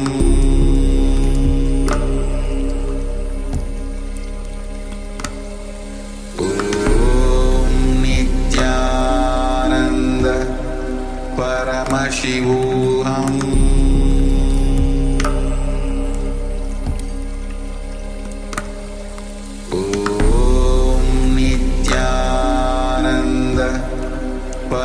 Paramashivoham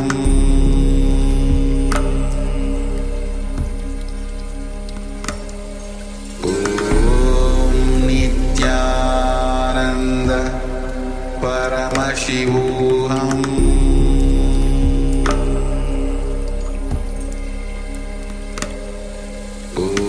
Om Nityananda Paramashivoham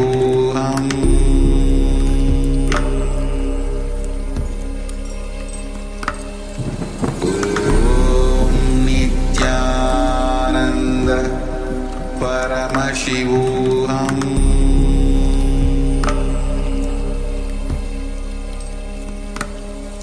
Om Nityananda Paramashivoham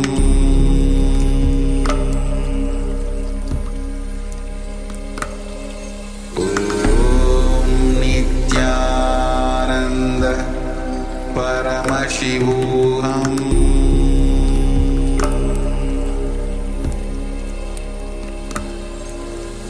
Om Nityananda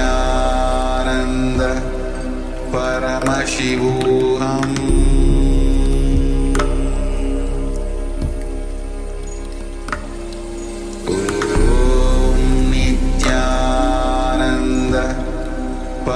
Paramashivoham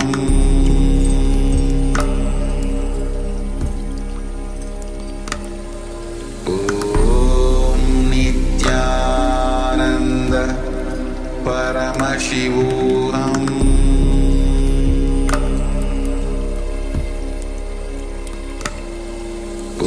Om Nityananda Paramashivoham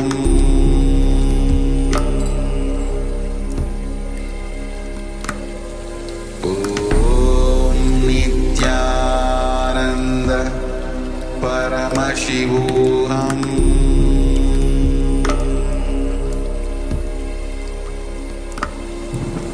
Om Nityananda Paramashivoham Om Nityananda Paramashivoham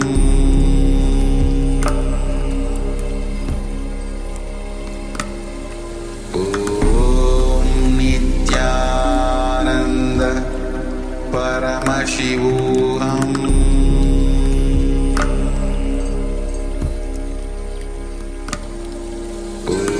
Om Nityananda Paramashivoham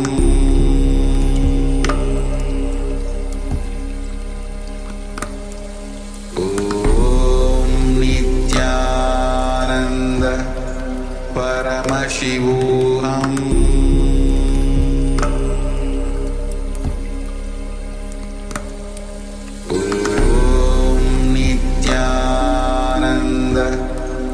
Paramashivoham Paramashivoham Om Nityananda Paramashivoham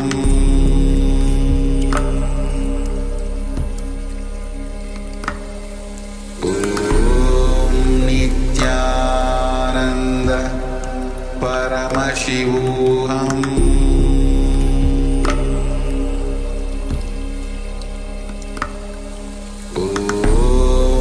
Nityananda Paramashivoham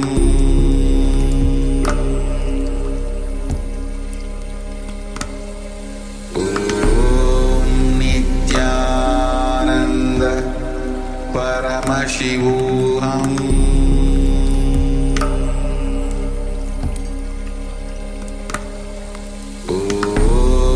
Nityananda Paramashivoham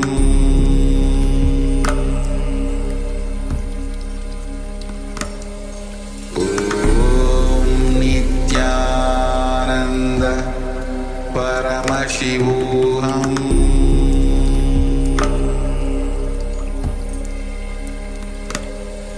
Om Nityananda Paramashivoham Om Nityananda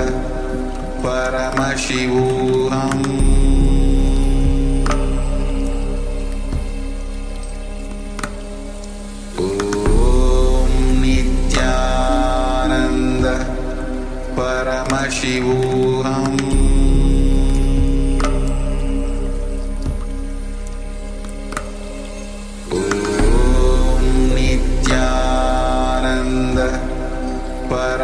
Paramashivoham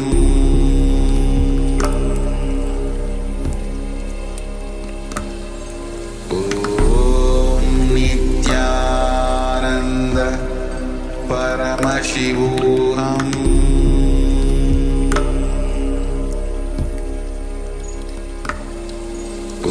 Om Nityananda Paramashivoham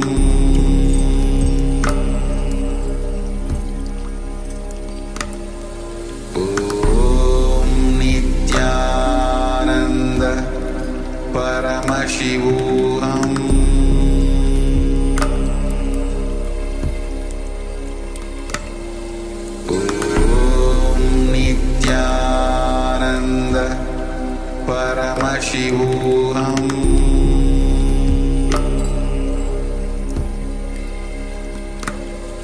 Om Nityananda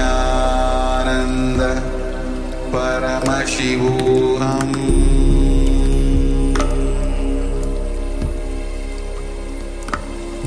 Om Nityananda Paramashivoham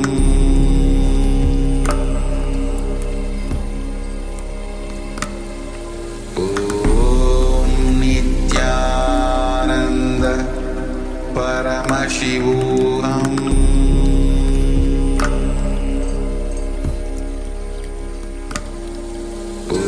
Om Nityananda Paramashivoham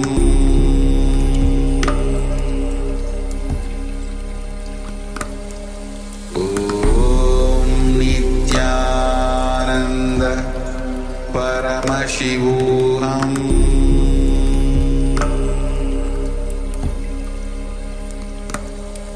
Om Nityananda Paramashivoham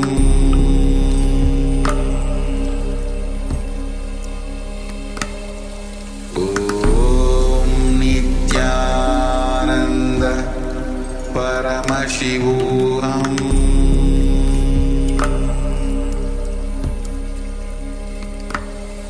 Om Nityananda.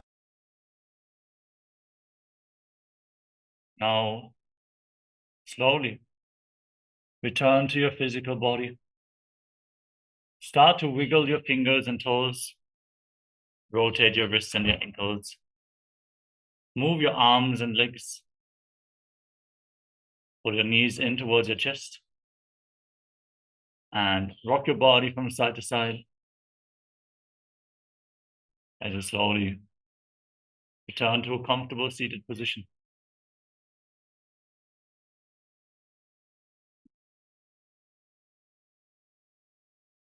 Congratulations, you completed the first 108 asanas of the sequence. Let us now get ready to continue with the next asana of the sequence, which is Yathasana Nishthasana.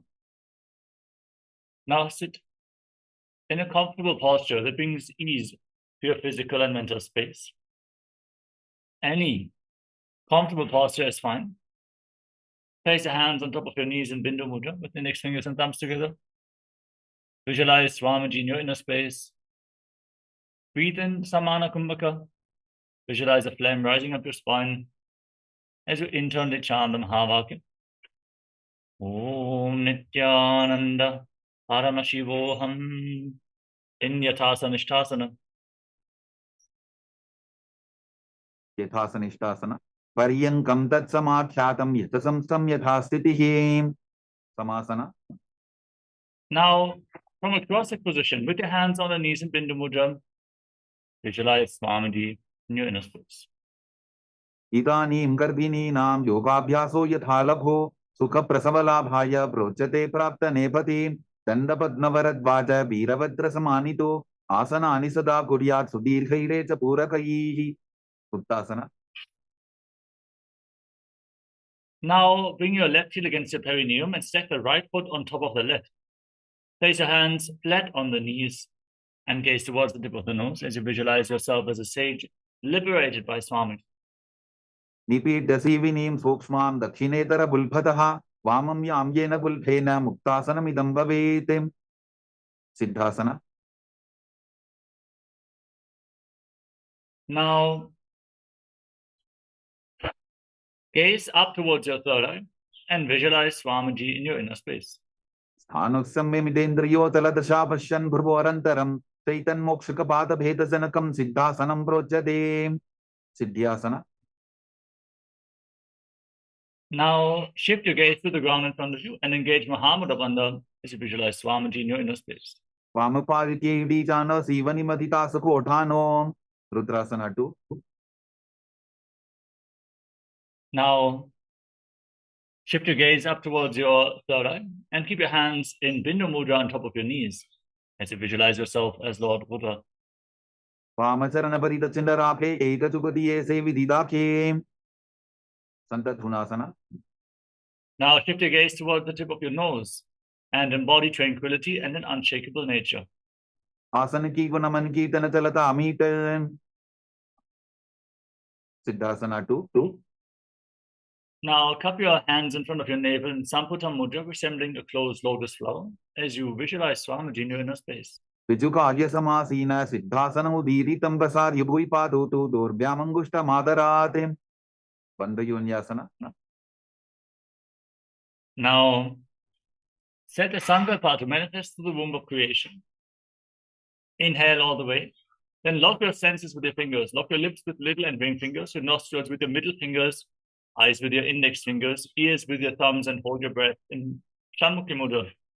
युत्र मध्ये महादेव बंधयोन्यासने शृणु यत्कृत्वा खेचरो भूत्वा विचरेदीश्वरो यथा. वीरासना. Now place your right foot on top of the left thigh and the left foot below the right thigh. Place your hands on the knees in Bindu Mudra and embody the state and space of bravery, Vira, in Virasana. एकं पादमथैकस्मिन् मिन्यस्योर्नि संस्थितः इतरस्मिंस्तथा चोरुं वीरासनमुदीरितं. वाल्मीकासना. Now gaze towards your third eye and visualize Sage Valmiki. दाबा bug की बगथली पुनि Eli है जो य. जोनी मुद्रासना. Now shift your gaze towards the tip of the nose and place your hands flat on top of your knees. Visualize Yoni Mandala, the reflection of Devi Paramashiva Shakti herself in Joni Mudrasana. वामपाद की बगदली जाहि माहिली code. योन्यासना. Maintain the same body posture. Shift your gaze towards your third eye and hold the visualization of Yoni Mandala in Yonyasana. योन्यासनं पर्वतेन योगं योगफले नीलं तत्कारफलं तावत् खेचरो यावदेव हि. भद्रासना 3. Now join the soles of your feet together in front of your body. Interlock your fingers around the toes. Fix your gaze at the tip of your nose. Pull your stomach in and up in Uddiyana Bandha. And visualize yourself as Lord Veeravata in Bhadrasana 3. उल्फौ च वृषणस्यादः सीवन्त्याः पार्श्वयोः क्षिपेत सवे वल्फं तथा सव्ये दक्षपुल्फं तु दक्षिणे. अघोरासना. Maintain your legs in the same position. Shift your gaze towards your third eye. Press your tongue back and up in Kirchari Mudra. Try to insert it into your nasal tract. Place your left hand on the left knee and your right hand over your mouth. Close your left nostril with your index finger, then inhale through the right nostril. Hold your breath, close both nostrils. Then exhale through the left. Again, inhale through the left, hold your breath, exhale through the right, and invert the breathing flow. In Abhyantara Kumbhaka, as you visualize yourself as an Agori in Agorasana. पूर्व को हो विश्रिका जोगी वाही विधि जोगी जय सोगी. Kanheri पवासना. Now, slightly extend your feet away from the body. Keep your toes together and separate your heels, as in Dwali Pavasana. Rest your elbows on the heels, your chin on your hands, gaze towards your nose. Pull your stomach in and up in Uddiyana Bandha as you exhale fully and hold your breath. And visualize yourself as a female elephant drinking water. वाली पाव आसन कक्ष्यो है जैसे Yahoo में जाने विदित से. परासना. Now scoop your hands below the feet and pull them up towards your chest. Balance as you keep your hands interlocked in Parashumudra. Gaze towards the tip of the nose and visualize Swamiji in your inner space. ततोर्ध्वं रेतयेत् वायुं मृदनिश्वास संयुतं. Gopi चंडासना. Free your arms, interlock your fingers around the toes from above and pull your feet against your throat. Touch your chin to the toes as you gaze towards the tip of your nose and embody the state and space of a king. पूर्व विधिपता का अंगूठा कंटकू पराशेम. उदरासना. Now scoop your hands below the feet once more. Interlock your fingers around the toes from below. Fix your gaze at the tip of the nose and visualize your body free from any defects in Udarasana. दोवो बगदली संबुठाने उभय हस्तकरी उर्दहिताने. विशिष्टासना. Now lift your feet up higher in front of your face with interlocked fingers in front of your forehead as you visualize yourself excelling in everything. दो बदली जोड़ी संपूट करें भुजासना. Now lift your legs up over top of the respective shoulders one by one. And then bend your arms up and try to interlock your fingers around your neck. Visualize yourself as a cobra in Bhujasana. शिरासनं त विज्ञेयं कक्षासनम् अतः परं ग्रीवासनं त परमं भुजासनम् इहोच्यते. कल्याणासना. Now gaze towards the tip of the nose as you bring your arms down and behind your back. Keep your legs over top of the shoulders and try to interlock your fingers behind your back as you visualize yourself as a beautiful, auspicious goddess in Kalyanasana.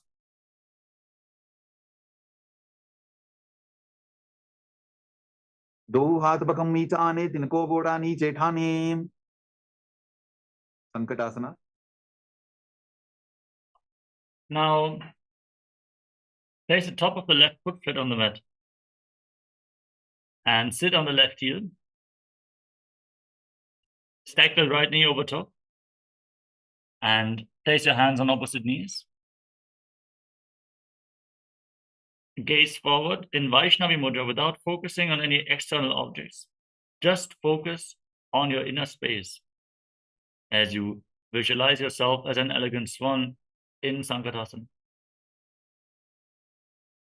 वामपादं चितेर्मूलं सन्न्यसधर्नीतले पाददण्डेन जाम्येन वेष्टयेत् वामपादकम्. धेनुकासना. Now slide the left foot outside the hip and place your hands on the top knee. Pull your stomach in and up in Uddiyana Bandha and visualize a cow in your inner space. अनुषाटिनगरपञ्जरं ऋषिलिन्दवल्यं नीं. पच्छन्द्रासना.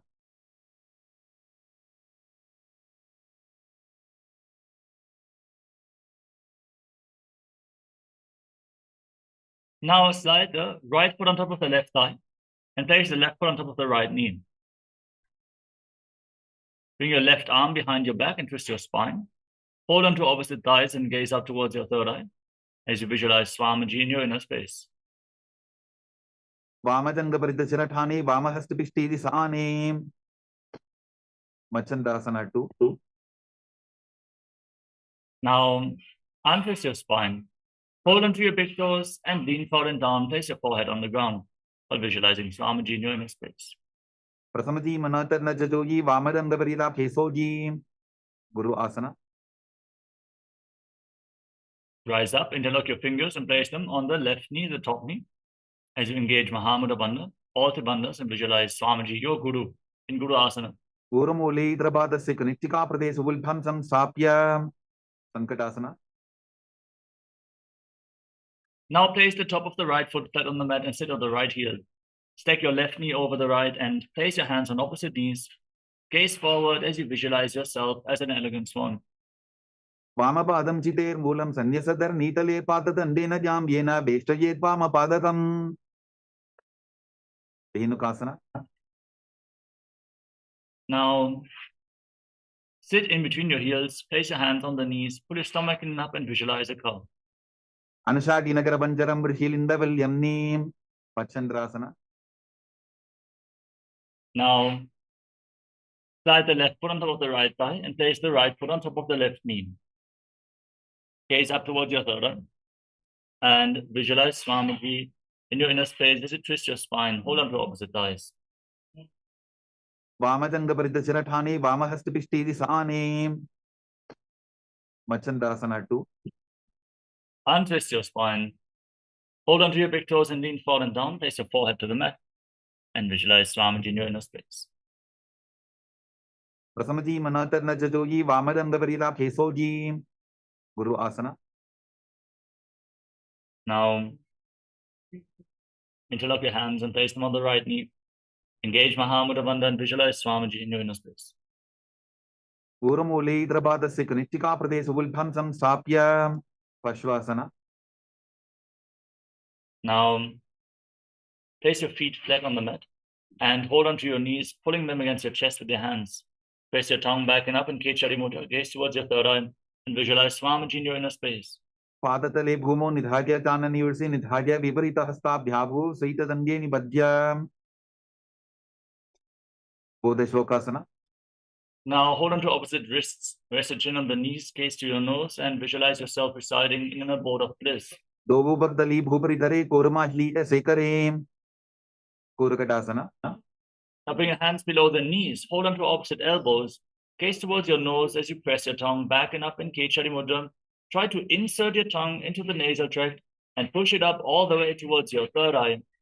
Raising your tongue in this manner will make your body lighter than space itself, Kechari, as you visualize Swamiji in your inner space. दो हाथ पग बाहर ले आवे, घोड़ा नीचे ले ठहरावे, सुमति आसना. Now, cross the right ankle over the left and keep the toes pointing up. Gaze towards the tip of the nose and visualize the great sage and Maharishi Sumati in Sumati Asana. मूलद्वारी धरती परिठाने, डाबा पग परिध चबदाने, दंडासना.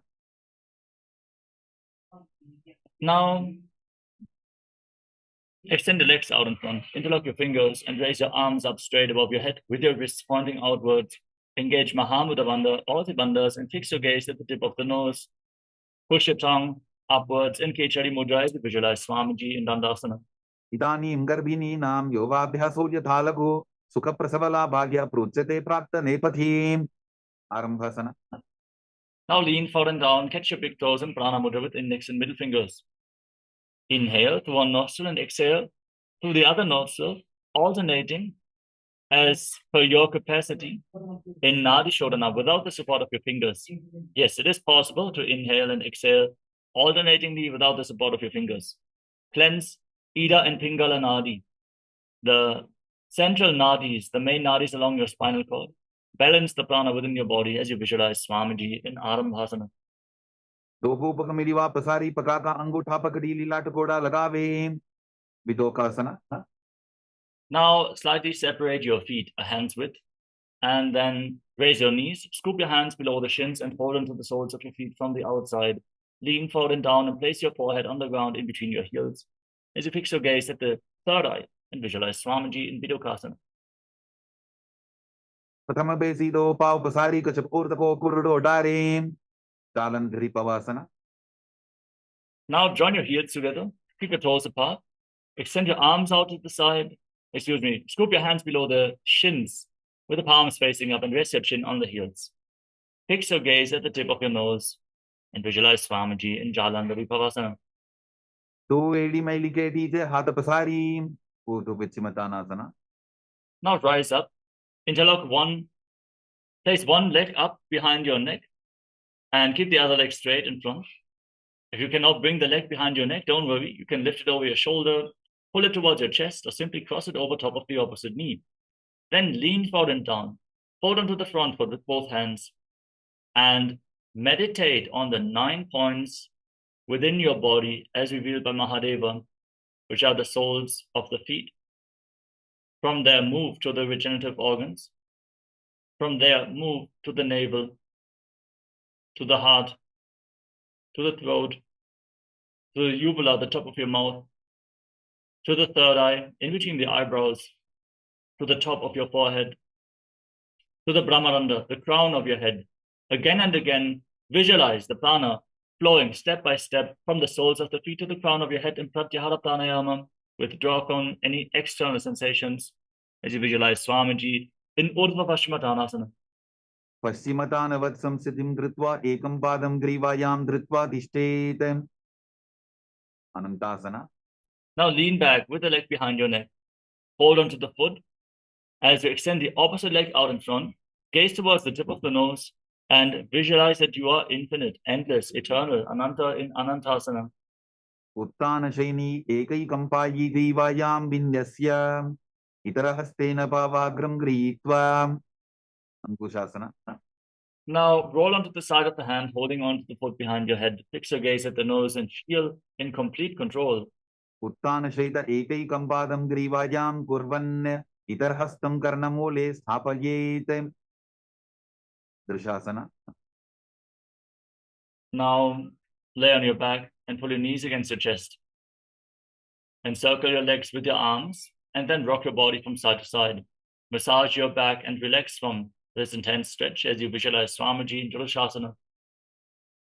उत्तान शैनम जानुनी हृदय वष्टंभाम गंगा सहित ऊरूनि करद्वये वद्वाम सव्याप सव्यम लोडयेत त्रिशासनम भवति. Urdhva Vichimatanasana. Now rise back up and lift the other foot up behind your neck. Lean forward and down and hold onto the front foot with both hands as you visualize Swamiji in your inner space. Paschimataanavat samsiddhim kritva ekam padam grivayam dhritva tishtet. Anantasana. Now lean back, keep the leg behind your neck, hold onto the foot with the opposite hand, and gaze towards your nose as you visualize Swamiji in your inner space. Uttana shaini ekayikam payi grivayam vinyasya itarahastena pavagram gritva. Ankushasana. Now roll onto the side of the hand, holding onto the foot behind your head. Gaze towards your nose and feel in complete control in Ankushasana. Uttana shaita ekayikam padam grivayam kurvan itarhastam karnamole sthapayet. Yoga Nidrasana. Now, laying on your back, one by one, lift your feet up and behind your neck. Wrap your arms around your lower back and gaze towards the tip of the nose as you visualize Swamiji in your inner space. Padabhyam veshtayet kantham hastabhyam prishtabandhanam tanmadhya shainam kuryad yoga nidra sukhaprada. Atma Ramasana. Now, from the same position, wrap your arms up and interlock your fingers around your neck as you gaze to the nose and visualize Lord Vishnu is blessing you from within. Atma Rama Asana Padam Sudhoso Vem. Kochikasana. Now, lay on your back and pull your knees towards your chest. Extend your arms out to the side as you keep the soles of the feet facing up to the sky. Gaze towards your third eye and visualize Swamiji in your inner space. Do hat chita sakare, tinaso ube sapakare. Jatara parivritti. As you lay in this position, drop the left knee to the side and extend the right leg straight down. Keep your arms extended to the side. Visualize Swamiji. Bend both knees to the left. Keep breathing in Pratyahara Pranayama. Focus on the prana moving upwards step by step through the 9 points. Extend your legs out to the side, hold onto the toes and rotate your head away from the feet. Then return to the center, pull your knees against your chest. Then drop the right knee to the side, extend the left leg straight down. Repeat the movements on the other side. Bend both legs to the right. Rotate your spine. Extend the toes out to the side, hold onto the toes, and rotate your head away from the feet. Completely rotate your spine in Jatara Parivritti 1, 2, and 3. Parivritti kukshi bhage tridahi parikirtitaha baddhapornam suptapornam urdhvapornam athapicha. Dvandva Pithasana. Now, place your feet flat on the mat and hold on to your ankles. Then push your hips off the ground.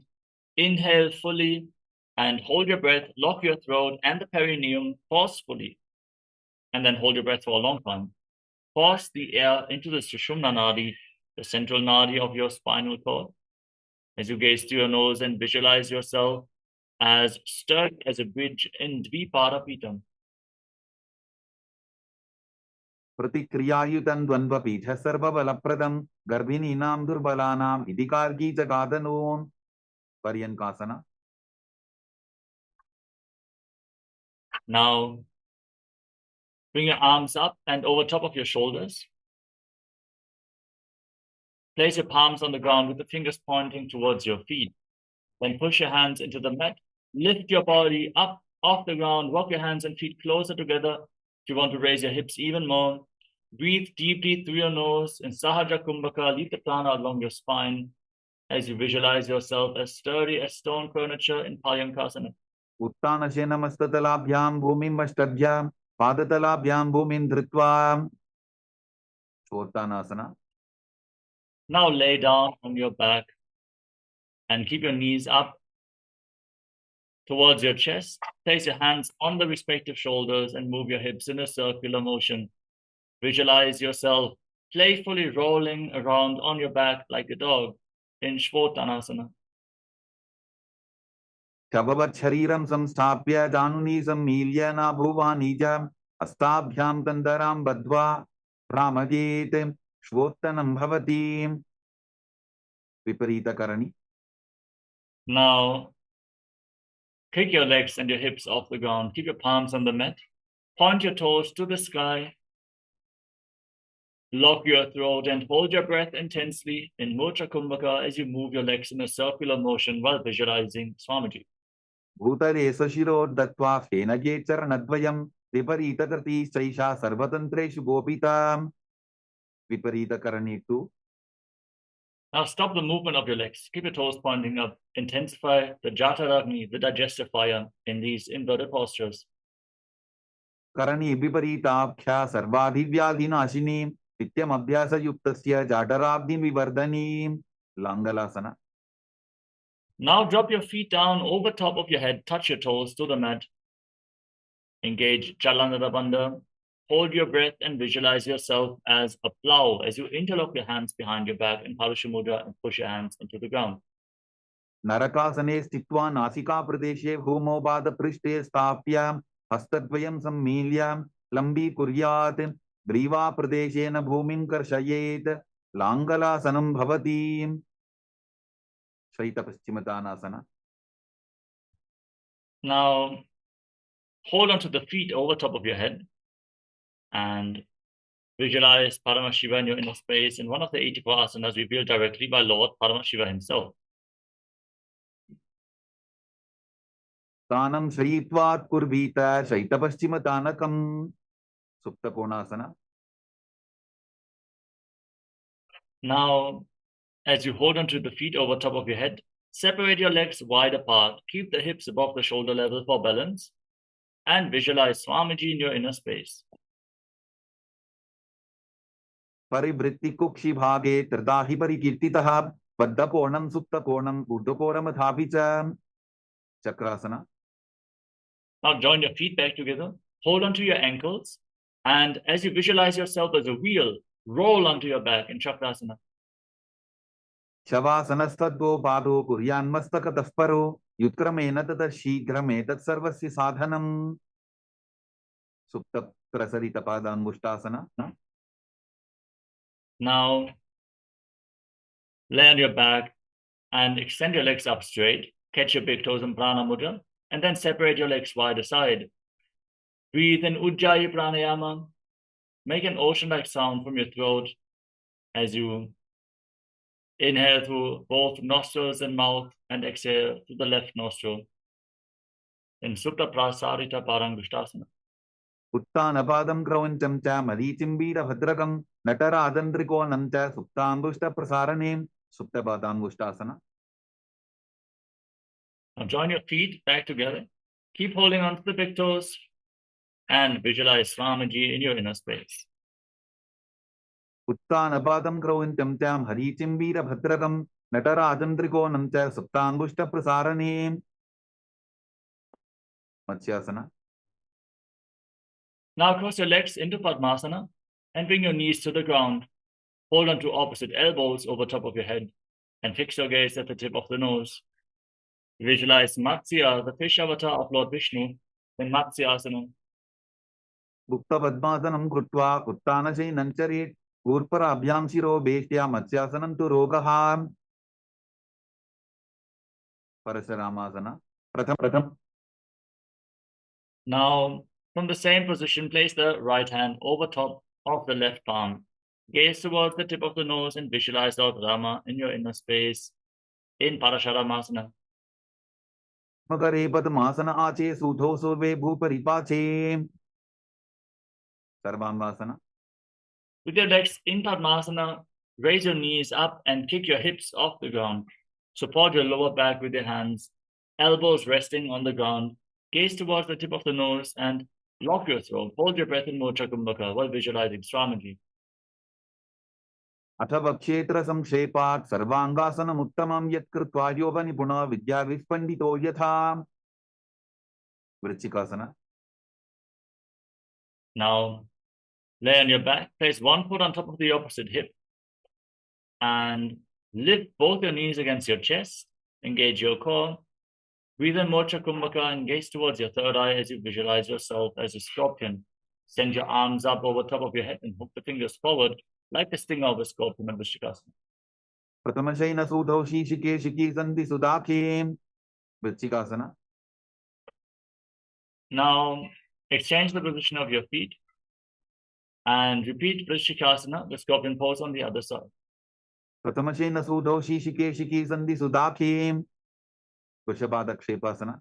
उत्तानशयनं कृत्वा अन्वलिभिः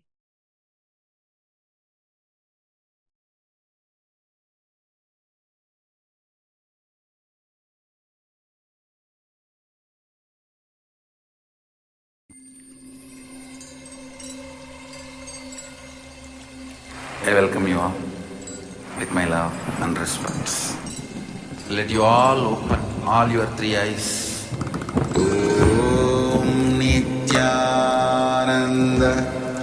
Paramashivoham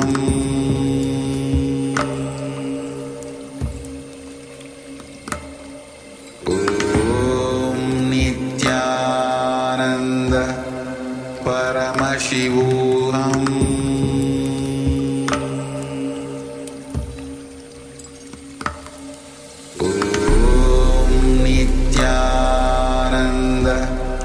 Paramashivoham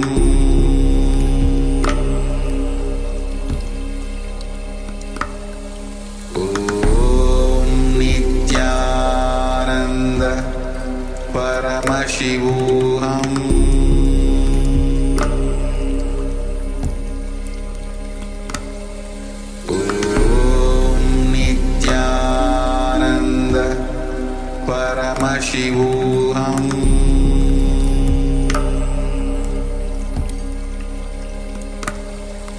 Om Nityananda Paramashivoham Paramashivoham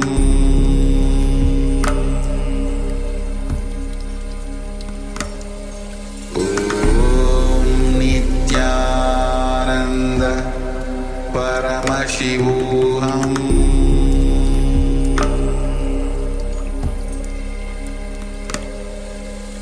Om Nityananda Paramashivoham Paramashivoham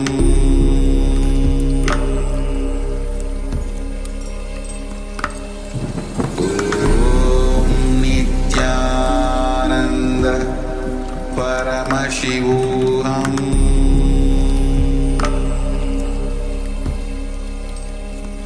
Om Nityananda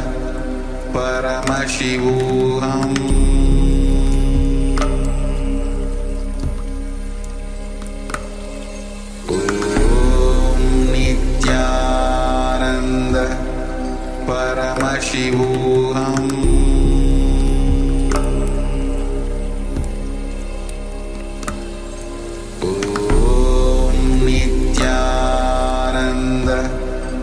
Paramashivoham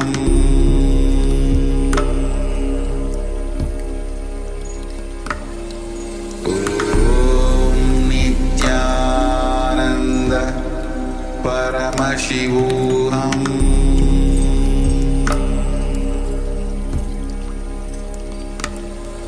Om Nityananda. Yes, and then sorry for the technical glitch.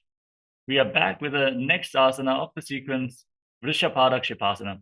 Lay on your back and interlock your fingers around your neck.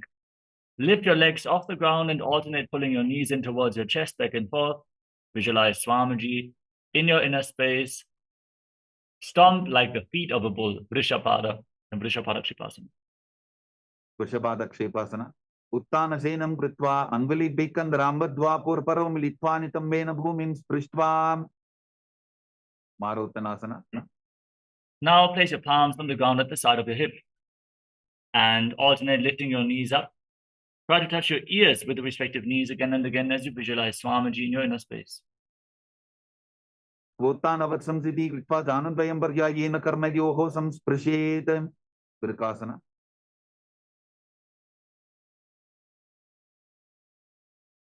Now place your feet flat on the mat. Stand up and lay back down while visualizing yourself as a wolf. उत्तानशीनं कृत्वा पादतलाभ्यां भूमिं धृत्वा उत्तिष्ठेत् वृकासनं भवति. लोटासना. From a squatting position, now roll backwards. Protect your neck by bringing your head to the side or bringing your hands up towards your head as you visualize Swamiji in your inner space in Uttasana. उत्तानशयनं पादौ शिर उल्लङ्घ्य भूमौ स्थापयित्वा निब्जं भूयादि निब्जं शयनम्.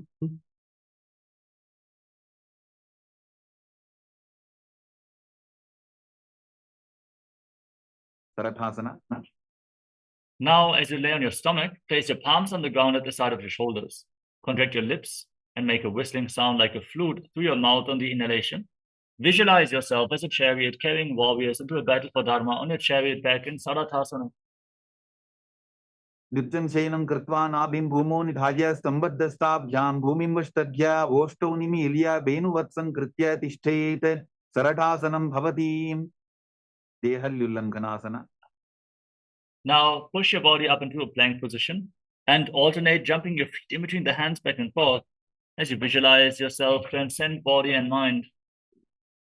हस्तद्वयं बद्ध्वा तन्मध्यस्तन्नद्वयम् उड्डानैव बहिरानीय अतनजेत देहल्युल्लङ्घनं भवति. जात्यासना. Now, stand up and then lean forward and down. Place your palms on the ground. Walk around on hands and feet as you visualize yourself as a wise 60-year-old elephant. अथ जात्यासनं वक्षे येन चातिस्परो भवेत् हस्तान्द्रिभूमौ च गमनम् आगमनं ततः. सर्पासना. Next up is the Lolitika Karna. Now, stand in Arimandi with the heels touching, toes pointing outwards and knees slightly bent. Extend your arms out to the side and rotate them around your body as you move your head in all directions.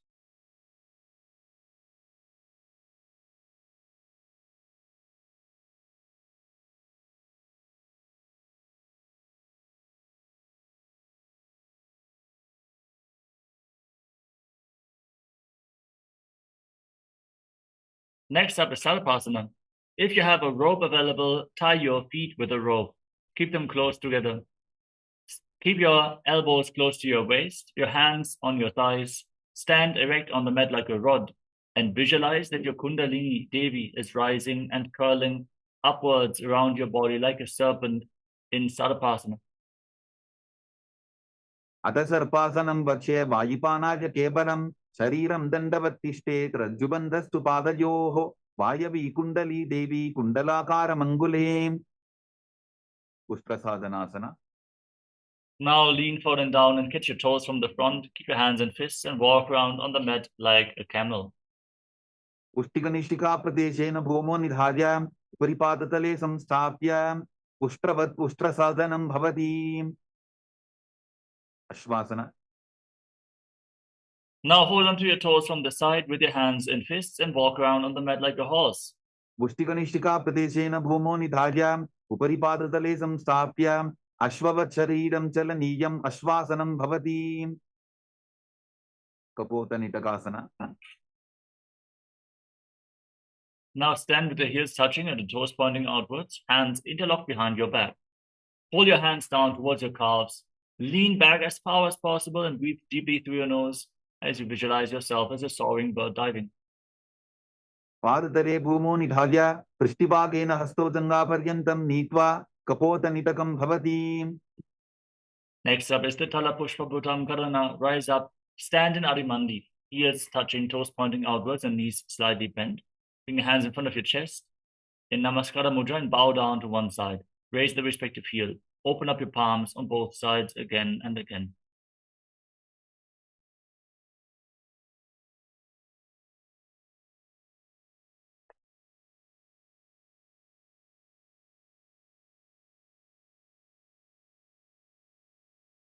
खड्गासना.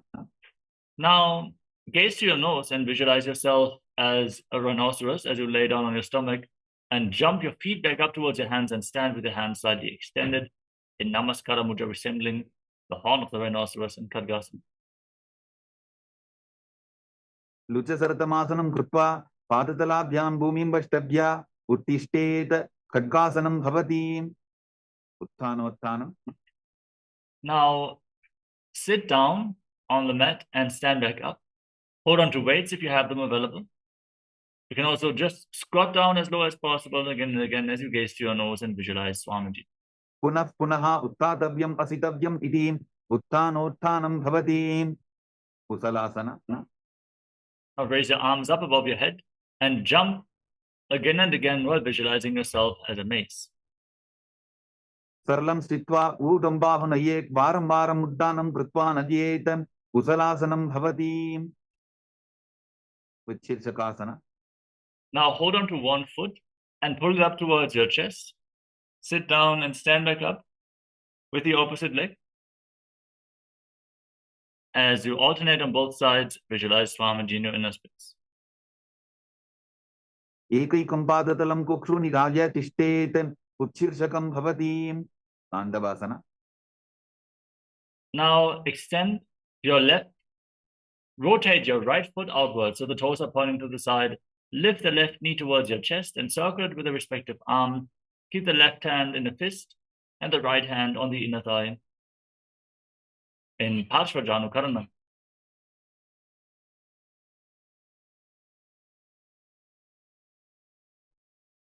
Now extend your left leg forward and your arms as well. Hold on to waist to intensify this asana. As you sit down and stand back up again and again in Tandavasana, visualizing yourself dancing as Lord Shiva. एकेन पादेन स्थातव्यं ताण्डवासनं भवति. ब्राह्मणासना. Now bring the left foot towards the inner right thigh and keep your hand at the side of the knees. Visualize what Brahma is blessing you from within Brahmanasana. ब्राह्मणासनमावक्ष्य यत्कृत्वा ब्राह्मणो भवेत् एकपादमरो दत्वा तिष्ठेत् दण्डाभृतर्भुवि. गर्वासना 3. Now bring the left leg over and around the right knee. Tuck the toes behind the calf. Bring the left arm below the right and join your hands in Namaskara Mudra as you visualize yourself as Lord Garuda in Garudasana 3. उत्तानकूर्मपीठं च संभत्कारुणमेव च पाताय दिनं गोमुखं च भारद्वाजं त्रिविक्रमम्. एकपादासना. Now place the left foot on top of the right thigh and hold on to the respective knees. Slightly squat down to reach your knees as you visualize Swamiji in Ekapadasana. दक्षां ग्रीम्बामपादस्य दङ्घोपरि निधाय च. ध्रुवासना.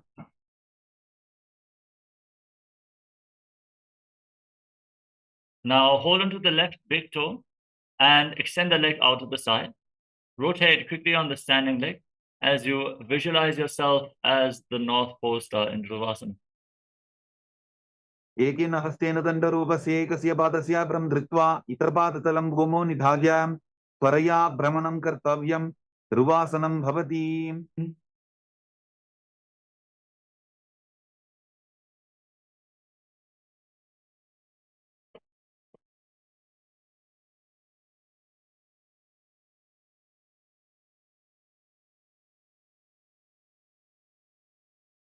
त्रिविक्रमासना.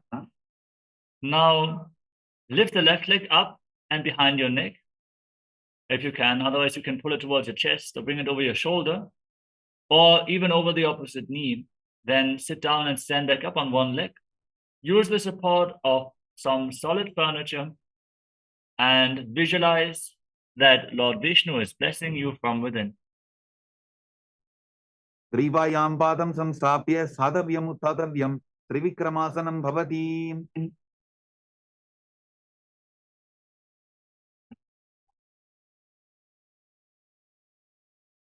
Next up is Parshvajanu Karana on the other side.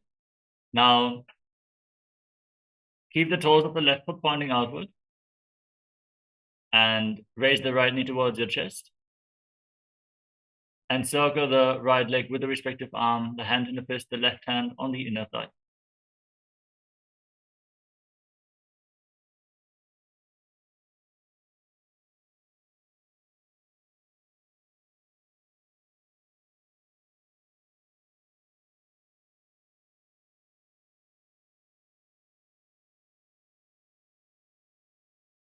Andavasana.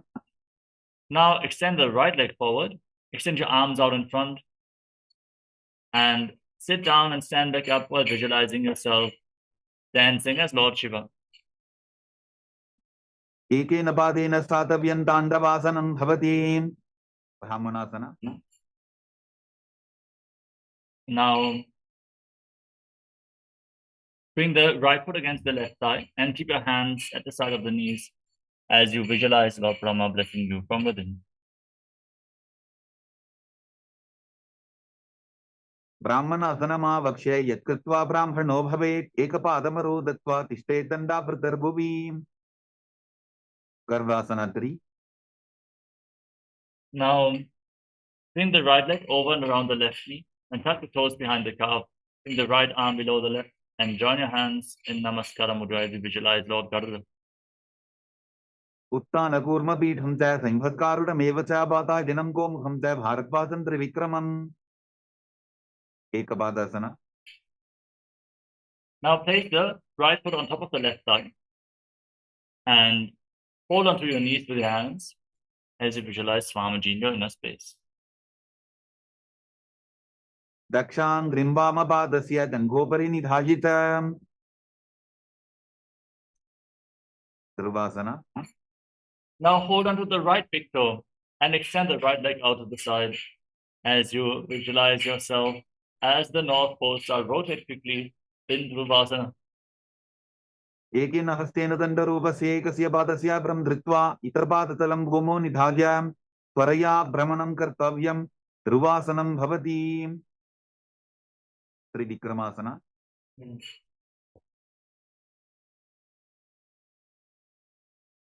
Now lift the right leg up behind your neck. Stand tall, sit down, stand back up. Visualize Lord Vishnu in your inner space in Trivikramasana.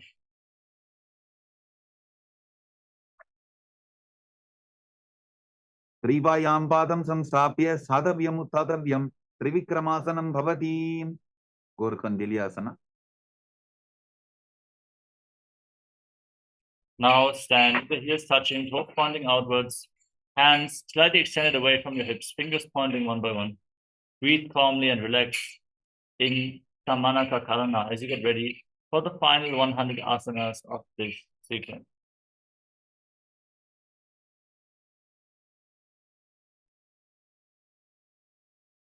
Starting off with Gorak Anjali Asana. Now squat down with your feet slightly separate. Bring your hands from the outside in between the legs and interlock your fingers against your navel as you visualize the great sage Goraknatha, founder of the Natha Yoga Hindu Sampradaya. Breathe in Jiva Chara Kumbhaka. Inhale, hold your breath and move the retained prana freely throughout your body by the force of your will. Pratamahi vo hoye bahuri nichopanihovem. Kanchasana. Now, from a squatting position, interlock your hands around your lower back and visualize Swamiji in your inner space. Urumadhyat hasto niveshya nitamam kritva padatalabhyam bhumim ashtadhyam. Bhirvasana.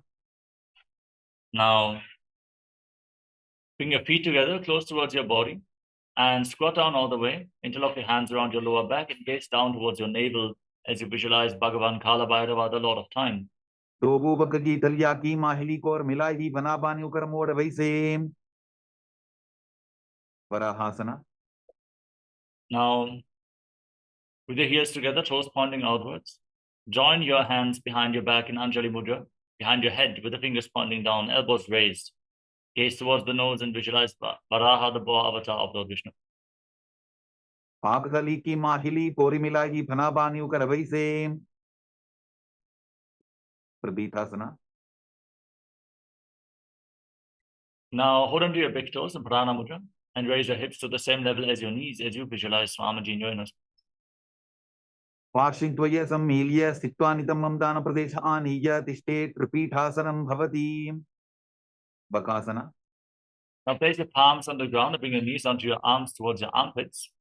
Lean forward, find balance, and lift your feet off the mat as you visualize yourself as a crow.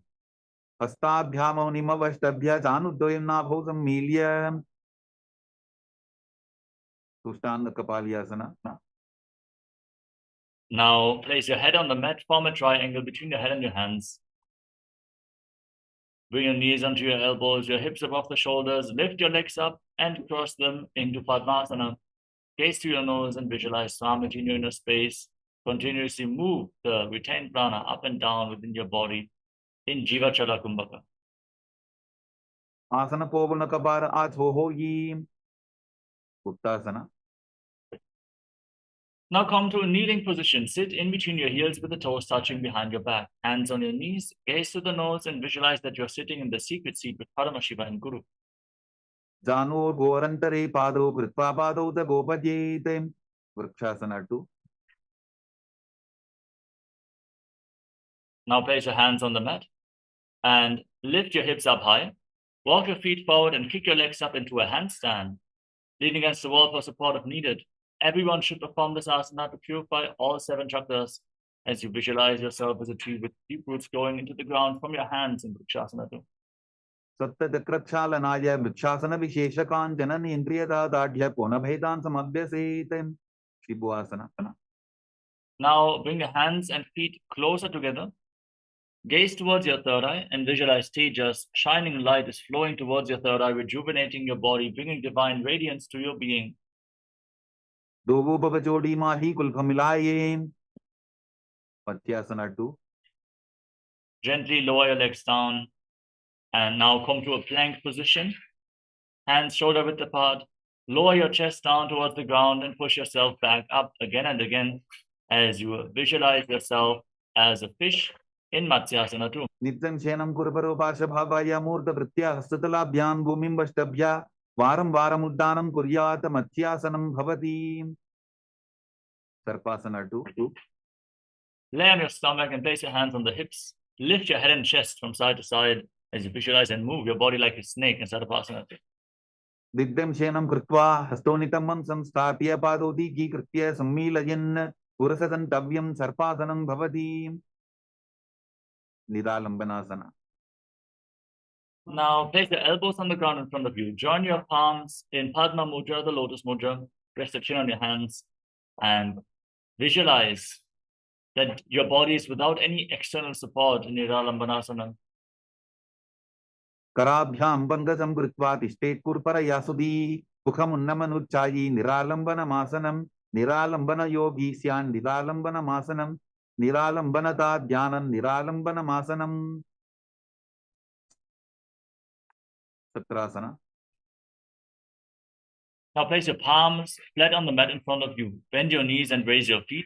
Then straighten your arms, push your back up and try to bring your feet and your upper back close together as you visualize yourself as an umbrella protecting your guru from the sun rays.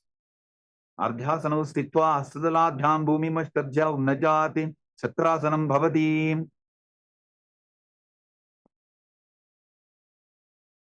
विद्रासना. Come to a kneeling position. With the top of the feet flat on the mat, sit on your heels.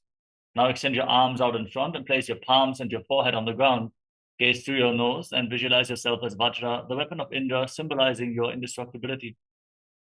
इदानीं गर्भिणीनां योगाभ्यासो यथा लघु सुतप्रसवलाभाय प्रोच्यते प्राप्तनेपथि दण्डबद्धभरद्वाजय वीरभद्रसमानितो आसनानि सदा पुर्या सुदीर्घैरे च पूरकैः वेशासना. Now raise your hips, straighten your legs, and start alternatively striking the ground with your hands as you visualize yourself as powerful as a ram in Meshasana. गुदासन संस्थितो एकैकं बाहुं भूमौ तालयेत् वेशासनं भवति अजासना. Now with your hands on the ground, kick your legs up and lower your face down to the mat. Visualize yourself as unborn, existing for all eternity. Dvajasana samstito bhadatrayamantara likritya vastakena bhumim sprashyet. Dhanantarasana. Now come to a kneeling position. Sit on the heels, hold onto your toes and pull them in towards your perineum with your hands. Then place your hands on the respective knees. Gaze through your nose, visualize Swamiji and breathe in Ujjayi Pranayama. Purava vidhi parihatavki kakasicho bhanachara modi pataki anguli agrimer lagave. Angamottanam. From this position, interlock your fingers, extend your arms out in front, move your arms up, down, left, right, in all directions, giving massage to various different joints and muscles of your body. Then interlock your fingers behind your back and repeat the movement as you visualize Swamiji in your inner space. Hastayoho angudir vadva hastar madhyat sarmandam nishkatayitva tishtet angamottanam bhavati. Gandhasana 4. Now sit in between your heels with the toes pointing to the side. Bring your thighs and your knees on the ground. Place your hands on the knees and gaze forward, visualizing yourself as Lord Garuda, flying Lord Vishnu and Lakshmi on his back in Garudasana form. Jangorubhyam dhanam pidya starakajyot vijanuna janu parikaradvandva garudasanam uchyate. Ananda mandirasana. Now, join the toes of your feet behind your back with the knees wide apart. Hold onto your ankles as you sit down on the ground in front of your heels. Gaze up towards your third eye and visualize yourself residing in the blissful space of a temple. Athavakshe biranatha anandamandirasanam jitkritva amaro dhiro bhavatyeveha sadakaha. Mandukasana 2. Now cross your ankles and sit on raised heels. Place your hands below your knees. Pull your stomach in and up in Ujjana Bandha. Press your tongue up flat against the palate of your mouth in Manduki Mudra and visualize yourself as a frog.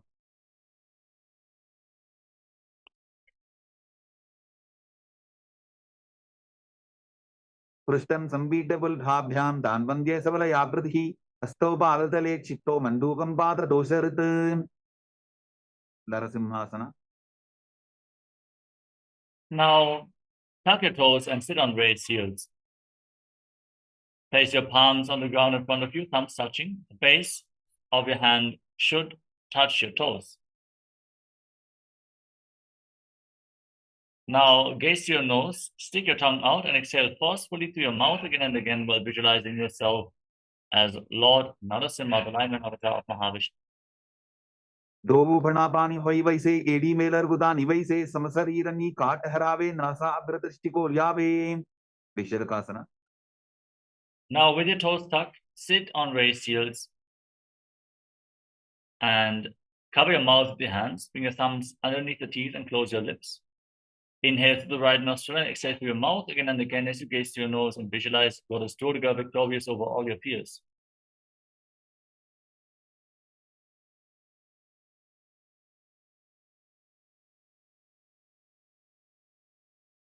Dovu pakambi edi javji goda phano vanapani hoi. Pakanasana. Now with the soles of the feet together, toes pointing back, top of the feet flat on the mat. Sit on your heels, bring your hands towards your armpits, and imitate as if you are a monkey stretching itself as you gaze to your third eye and visualize yourself as a playful monkey in Makarasana. Dovu pagdari samud ane dinigi vishti bhumi paridhane molatvar edyam pariyave moda hath uchat harave. Vajrasangarasana. Now tuck your toes, raise your heels off the ground, and join the soles of the feet together. Separate your knees wide apart. Bring your arms behind your back and hold on to opposite elbows. Gaze towards the tip of the nose and embody diamond-like strength for you and your Sangha, your spiritual community. Pratama pranapani hoi vaise dovu edi udani vaise goda upa rakhe dhira adevaya pasade dhira. Anjanasana.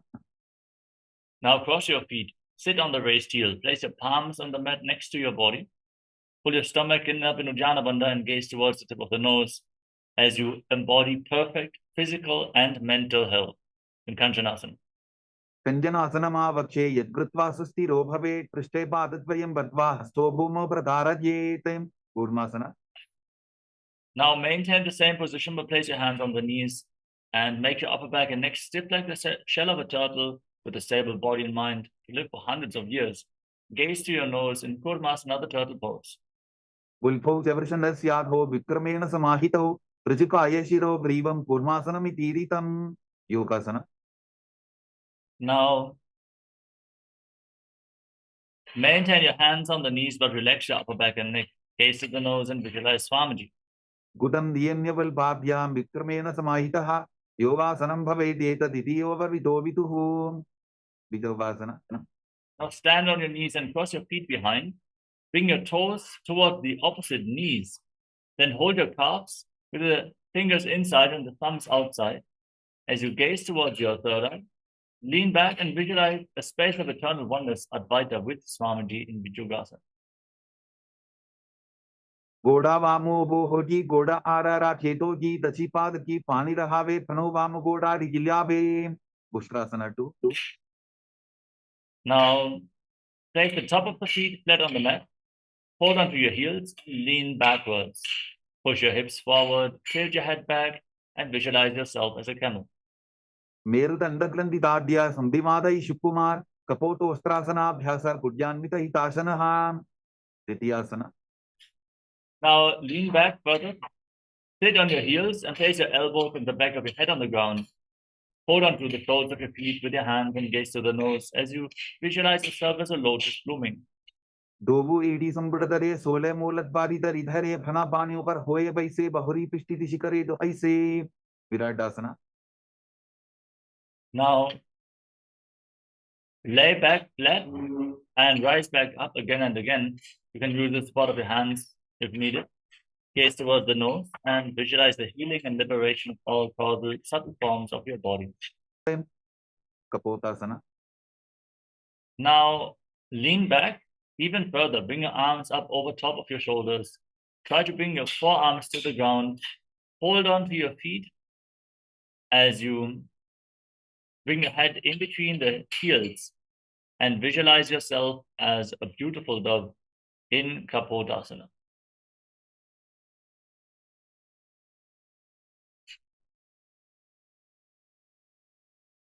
Merutandaglanti Dadya, Sambhipadai Shipuman, Kapoto Ostrasana, Bhyasa, Kudyanmita Hitasana, Varasana.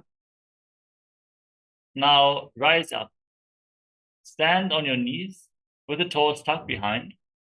Gaze towards the tip of the nose and hold on to opposite elbows as you visualize Lord Paramashiva in your inner space. Chant the Mahavakyam. Om Nityananda Paramashivoham. In the boon-fulfilling posture of Adasana. Receive your boon from Paramashiva. Januni Bhumo Samstapya, Hastabhyam Bahu Parasparam Dritva Saradam Dishtet, Varasanam Bhavati, Varahasana 2. Now place your forearms on the ground and sit on raised heels. Keep your toes tucked. Place your head on the mat and support it with your hands as you visualize yourself as Varaha, the bow avatar of Lord Vishnu. Suryan Chandram Vedanani, Asanani Nikachente, Purparo Bhoma Stapagitva, Janubhyam Avnimam Ishtabhya, Hastomastake Samstapya, Pashin Nitambe Samstapya, Tishtet Varahasanam Bhavati, Dasana. Now with your forearms on the ground, elbows shoulder width apart. Interlock your fingers. Place your head on the mat and support it with your hands. Raise your hips. Straighten your legs. And then kick them up into a headstand. Gaze towards the tip of the nose as you visualize yourself as a lopped tree in Mundasana. Atho Mandasanam Bakshe Sarvesham Prani Namsavam, Bodham Argyapate Dattva, Harayin Marutam Siddhihi, Andhasana. Now gently lower your legs down. Come to a kneeling position. Sit on your heels and separate your knees. Lean forward and down and bring your head in between the knees. Hold on to your head with your hands, elbows outside the knees. Gaze through your nose. Inhale through the nose and exhale through your mouth again and again as you visualize Swamiji in your inner space in Andhasana. Patamavardali Smartaharave, Koramahili Ube Midave, Panapani Bukara Hoi Baise, Dobu Eri Udani Baise, Viparita Chalamasana. Now, Lay down on your stomach, extend your arms out in front. Lift your arms and your legs off the ground and raise your chest up as you visualize yourself as a locust. कलभासन भेदाश्च नटभेरुंड नामके बेंडभेरुंड सहिते शीर्षदंडासनं तथा. Now place your palms on the ground at the side of your body. Place your forehead on the mat and lift your legs off the ground without raising your chest. Visualize a skull representing the mind with purified thoughts and the strong will to attain enlightenment in Kapalasana, the skull pose.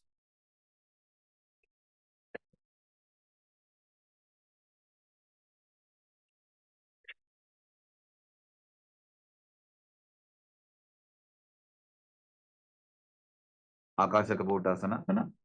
Now kick your legs up over top of your body and try to touch your feet to the ground in front of your face as you visualize yourself as a free and open dove in Akashakapotasana. पुष्ट्रासने स्थित्वा चरणौ भूमेरुत्थाप्य मस्तकोपरि नीत्वा पृष्ठप्रदेशन भूमौ स्थापयेत् आकाशकपोटं भवति. चटकासना.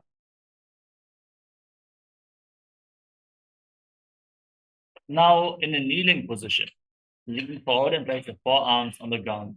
Bring your navel towards your knees as you visualize yourself as a sparrow in Chatakasana. पूर्वरपद्यन्तौ हस्तौ धरावोट्टभ्य जानुनी नाभौ संकुञ्च्य. वृश्चिकासना 2. With your forearms on the mat, raise your hips, straighten your legs, and then kick your legs up over top of your body. Bend your knees and try to touch the back of your head with your feet as you visualize yourself as a scorpion. विच्छेव पुच्छप्रतिमाङ्घ्रिपार्ष्णि धृत्वा सशीर्षे सिब्बुकं विधार्यको यत्रेति सन्तिष्ठति साधकस्त्वं विशावहं वृश्चिकसंयमासनं. पुरुषासना. Gently lower your legs down. Come to a kneeling position. Sit on the right heel and keep the left foot outside the hip with the toes pointing to the side. Place your hands on the ground in front of you. Gaze forward in Vaishnavi Mudra, not distracted by any external happenings. Forcefully inhale through your nose. Hold your breath for a short while. Then slowly exhale again through the nose as you visualize yourself as a bull in Vrishasana. यान्विपुल्भेपादमूले वामभागेपदेतरं विपरीतं स्पृशेत् भूमिं वृषासनमिदं भवेत्. लोलासना. Now place your palms on the ground and lift your entire body off the mat. Cross the toes of the left foot over the right and balance on your arms as you visualize Swamiji. लोलासनं तदा पुर्यात् वायुलोलापघातनात् स्थिरवायुप्रसादेन स्थिरचेता भवेत्. वृषासना. Now sit down on the left heel and keep the right foot outside the hip as you repeat Vrishasana, the bull pose on the other side. यामिपुल्भेपादमूले वामभागेपदेतरं विपरीतं स्पृशेत् भूमिं वृषासनमिदं भवेत्. बालवनासना. Now place the right foot flat on the mat and tuck the toes of the left foot. Sit on the left heel, place your hands on the respective knees and visualize Balagunahai, one of the 84 siddhas in your inner space. आसन covid दरबिका रजागी. ग्रहासना. Now stand up and squat down. Bring your arms through the legs and hold onto your ankles from the outside as you squat down all the way, visualizing yourself as the entire planet in Grahasana. पाददये भूमौ संस्थाप्य दानमध्ये पुरपरौ स्थाप्य हस्ताभ्यां गुल्फप्रदेशो धृत्वा तिष्ठेत्. ग्रहासनं भवति. बालवनासना. Now tuck the toes of the right foot and sit on the right heel with the left foot flat on the mat, hands on the knees and visualize Balagunahai. आसन covid दरबिका रजागी. उत्कटासना. Now step both your feet in, keep your toes tucked, sit on raised heels, knees together, hands on the knees, and visualize Swamiji in your inner space in Utkatasana. Hold on to weights if you want to intensify this asana. इजास् पिचौ स्तीयत पूर्वचानो यत्रासने पादतलद्वयो परि. वज्रसंगारासना 2. Now join the soles of the feet and separate your knees wide apart. Hold on to opposite elbows behind your back as you visualize Swamiji in your inner space. प्रथम पनापानी होए जैसे दोबू eighty उदानी वैसे गोडा उभा राके टीया आडे वाये पसारे धीर. अनिलासना. Now place your palms on the ground and step your heels onto the back of your hands. Squat down all the way and gaze towards the tip of your nose as you visualize you can consume and live off of air alone. दो हाथ भूमि पर ठाने कहुनी जाड़ी नाभि लगाने फना दो ऐसे विधि करे पिष्टि हथेलियां की परिधरे पादुकासना. Now place the back of your hands on the ground, step your feet onto your palms, wrap your hands around the feet like shoes and walk around on the mat while visualizing yourself wearing padukas, walking all across Kailas. हस्ततरयोः पादतले कृत्वा तिष्ठेत् गच्छेत् पादुकासनं भवति. कुक्कुटोड्डानासना. Now place your palms on the ground and kick your legs up to the sky. Let your legs fall down again and again as you visualize yourself as a rooster. हस्ततले भूमौ कृत्वा पादतले च ऊर्ध्वमुड्डानं कृत्वा भूमौ पतेत्. विपरीतनृत्यासना. Now kick your legs up into a handstand and dance around on two hands. Feel yourself become free of all inhibitions. हस्ततलाभ्यां भूमिं वष्टभ्य ऊर्ध्वपादाग्रे कुर्वन् हस्ततलाभ्यां नर्तनं कर्तव्यं विपरीतनृत्यं भवति. कुञ्जरासना.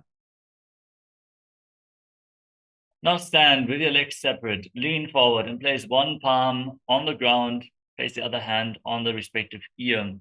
Breathe calmly, catch your breath, feel the grounding effect of this posture as you visualize Swamiji in Kunjarasana.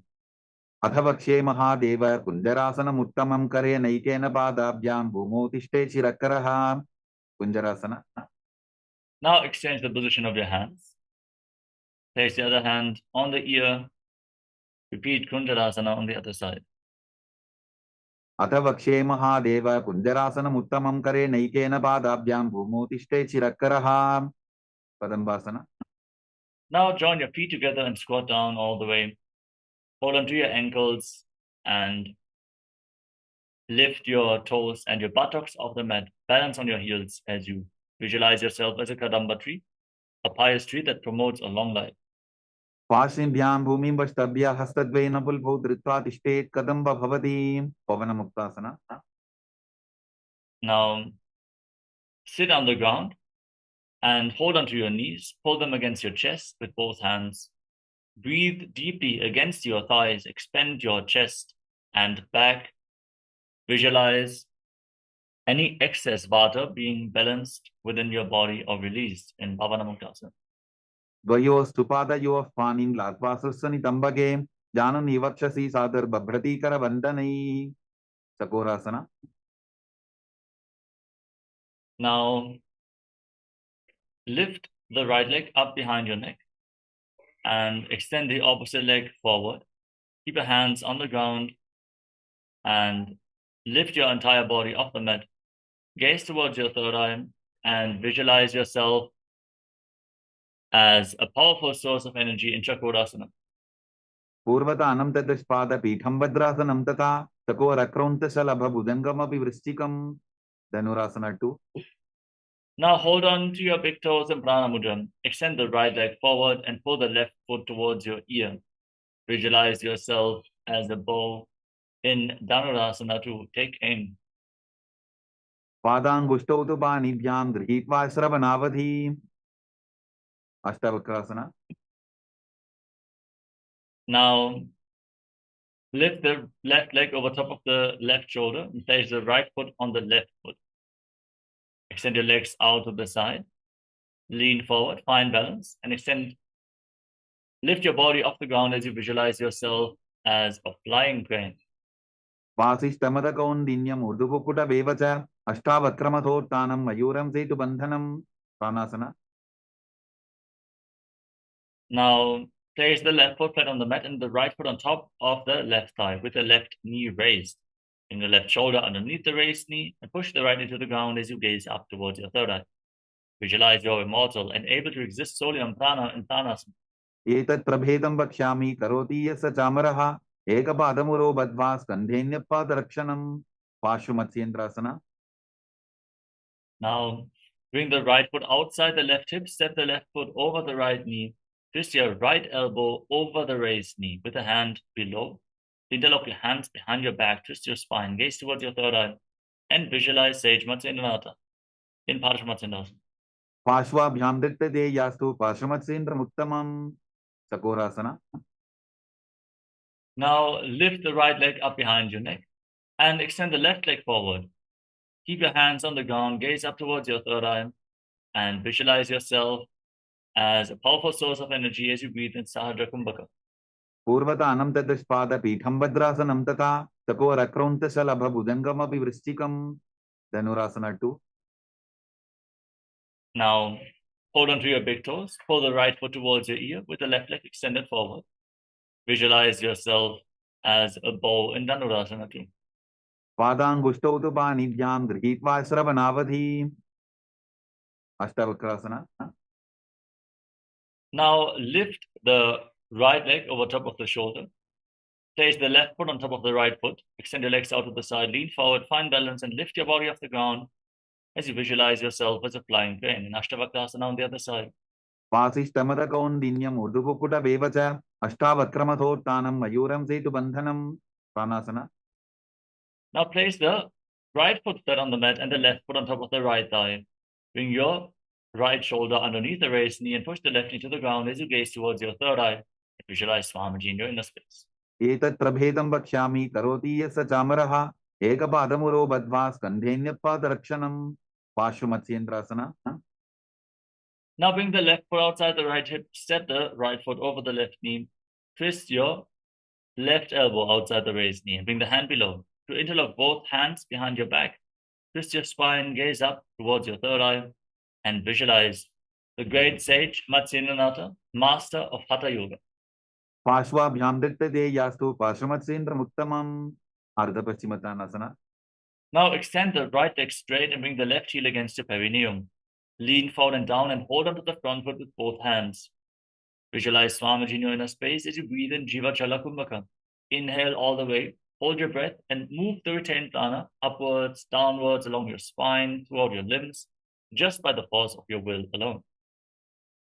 एकं पादं प्रसाद्य एकं पादस्य पार्श्वनासीवनी सम्पीड्य हस्तद्वयेन प्रसारितपादाङ्गुष्ठं धृत्वा जानुभरिमस्तकं न्यसेत् अर्धपश्चिमतानं भवति त्वं.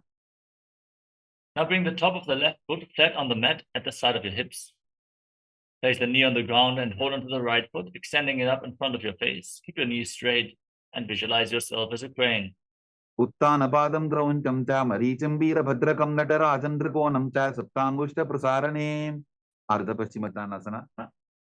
Now bring the right heel against your perineum and extend the left leg straight in front of you. Lean forward and down and hold onto the left foot. Try to bring your head towards your knee as you breathe in Jiva Chala Kumbhaka and visualize Swamiji. एकं पादं प्रसाद्य एकं पादस्य पार्श्वनासीवनी सम्पीड्य हस्तद्वयेन प्रसारितपादाङ्गुष्ठं धृत्वा जानुभरिमस्तकं न्यसेत् अर्धपश्चिमतानं भवति त्वं. Now place the right foot outside the hip, the knee on the ground, and lift the left foot up in front of your face. With the knee straight, try to touch your forehead to the knee as you visualize yourself as a crane in Kranachasana. उत्तानपादं क्रौञ्चं च मरीचिं वीरभद्रकं नटराजन्द्रकोणं च सप्ताङ्गुष्ठप्रसारणे स्वस्तिकासना. Now come to a cross-legged position and bring your feet in between thighs and calves with the support of your hands. Gaze toward the tip of your nose and embody peace, well-being, good fortune, and prosperity. Visualize a swastika in swastikasana. जानुर्वोरन्तरे सम्यक् कृत्वा पादतले गुहे यजुकाय समासीन स्वस्तिकं तत् प्रचक्षते गोरक्षासना. Now, in the same position, cover your heels with your hands, palms facing down. Lock your throat in Jalandhara Bandha and gaze towards the tip of your nose as you visualize the great sage Gururatnatha, founder of the Natha Yoga Hindu Sampradaya. जानुर्वोरन्तरे पादौ उत्तानौ व्यक्तसंस्थितौ गुल्फौ छाछाद्य हस्ताभ्याम् उत्तानाभ्यां प्रयत्ततः Bhavasana 2. Now, bring the left heel against your perineum and place the right foot on top of the left thigh. Gaze up towards your third eye, visualize Swamiji in your inner space, and meditate on Arihanta, ultimate success, enlightenment itself. Inhale fully, then lock your lips with your little finger, your nostrils, with the ring finger, place your middle finger on the bridge of your nose, place your index fingers on top of your eyes, and lock your ears with your thumbs as you gaze to your third eye and visualize Swamiji in Bhagasana. Hold your breath. Vamapakshro Buddham Samstapya Dakshanam Grivamaja Ganem. Yogasana 2. Relax. Now place your feet on top of opposite knees and bring your hands on the ground next to your body with the palms facing up. Breathe in Kaka Chancha Kumbhaka. Keep your mouth in the shape of the beak of a crow and inhale through your lips. Exhale through your nose. Gaze to the nose and visualize Swamiji in your inner space. Uttano Charano Kutva Samstapyo Pari Januno Asano Pari Samstapya Chottanam Kara Jupmakam. Urdhu Kukutasana.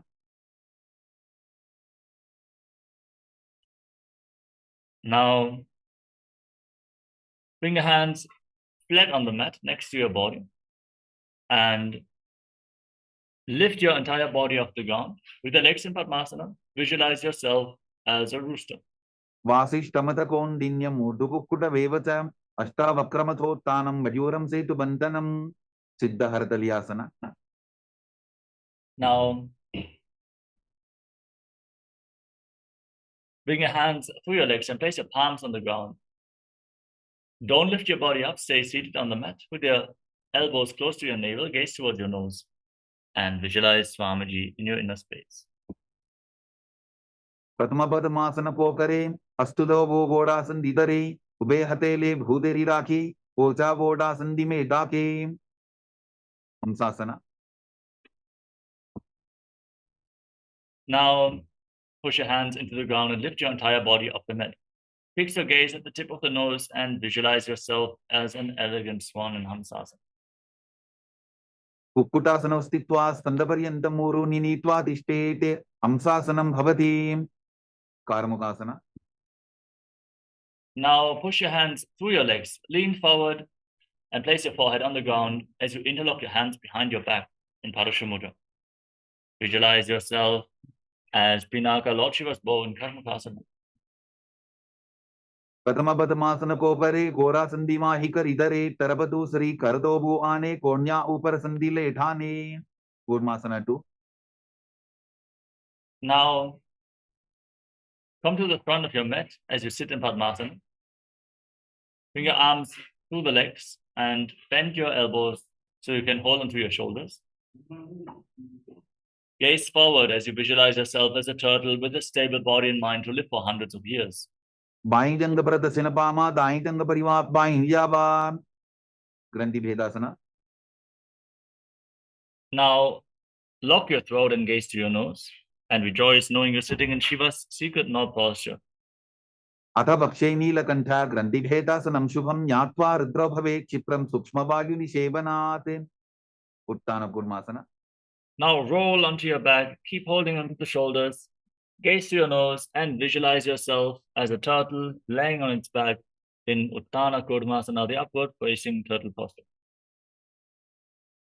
Kukutasana Vandrastam Rabhyandata Kantharam Vetham Kurmavatuttana Metaduttana Purmakam. Pangu Kukutasana. Now sit back up with the legs in Padmasana. Bring your hands through the legs. Place one palm on the ground and hold its wrist. Then lift your entire body off the ground and visualize yourself as a rooster. Kukutasre Stitva Ekena Hastena Anyasimani Bandham Dritva. Pangu Kukutasana. Now exchange the position of your hands. Place the other palm on the mat. Hold its wrist and lift your body off the ground as you visualize yourself as a rooster. Kukutasre Stitva Ekena Hastena Anyasimani Bandham Dritva. Rudrasana.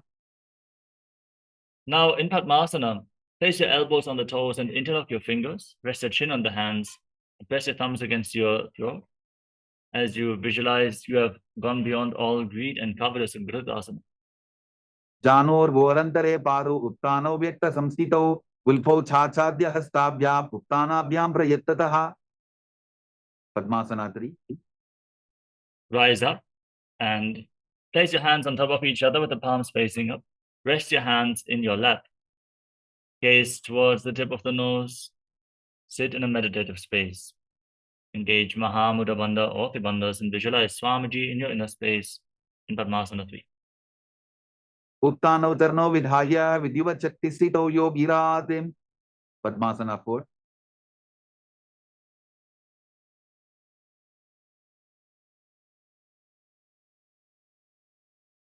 Now, gaze at the nose and place your hands on top of the respective knees. Visualize Paramashiva in your inner space as you internally chant the Mahavakya. Sit as Paramashiva with 25 heads, 50 hands, 75 eyes in Padmasana 4. Etat padmasanam kuryat pranavaju prasiddhaye shubhasanam sada dhyaye kurajitva punah punaha. Karmukasana 2. Now, keep your left hand on the knee and keep your right hand in Prana Mudra. Hold on to the left big toe and pull it back as if you're pulling a bowstring. Move the big toe round and round, move it a little bit closer towards your body. Then repeat the movement on the other side, pull the other foot as you visualize yourself as Pinaka, Lord Shiva's bow.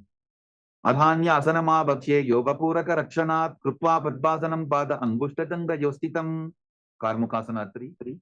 Now cross your arms behind your back with your legs in Padmasana, feet close to the body. Gaze towards your nose and engage Mahamudra Bandha, all the bandhas.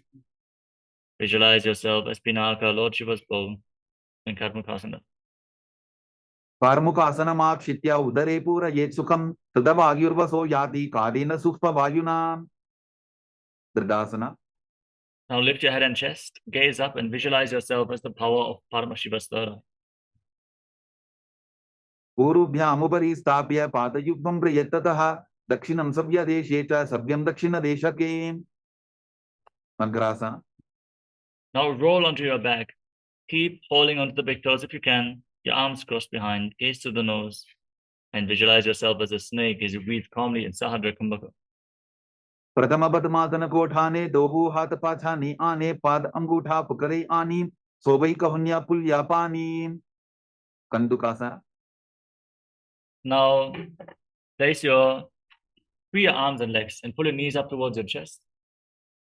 Encircle your legs with your arms, interlock your fingers in Padashu Mudra. Bring your chin to the knees and squeeze your body into a ball in Kandukasana. Vetrasane stitva hastavada nishkushya urdhvam dadyet prishtavam shena bhumim potayet kandukasanam bhavati. Urdhvapanasana. Now place your feet flat on the mat and interlock your fingers around your neck as you gaze towards the tip of the nose. Visualize Swamiji in your inner space and breathe calmly in Urdhvapanasana.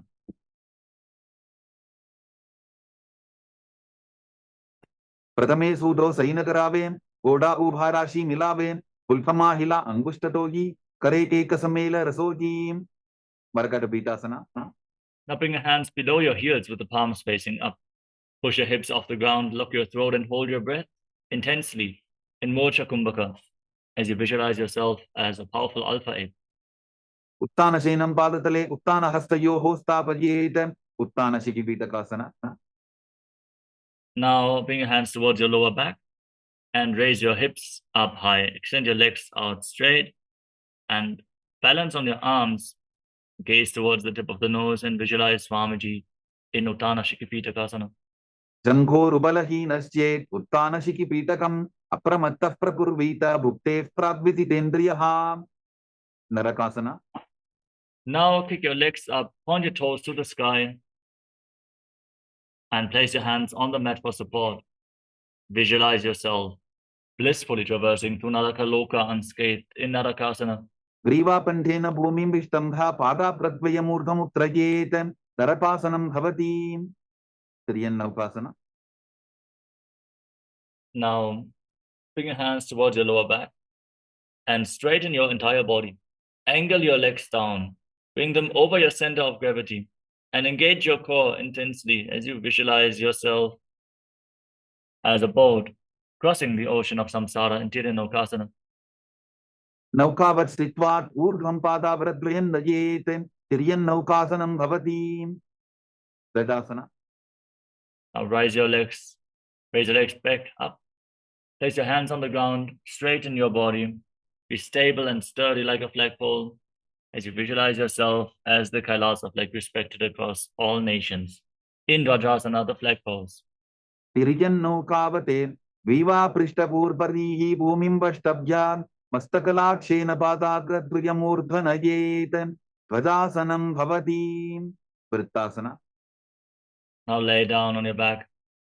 Keep your hands by the side of your body, palms facing up.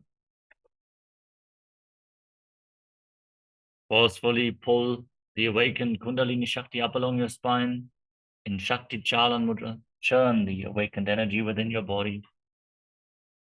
Feel the gush of energy upwards to the higher and higher energy centers. Just relax from your body, completely unclutch from any movements of the body and mind. Visualize that your body is dead and Swamiji is liberating you. Internally chant the Mahavakya. Om Nityananda Paramashivoham. In Vrittasana. Uttanam shababat bhumau shayanam tu shabasanam shavasanam shramaharam chitta vishranti karanam.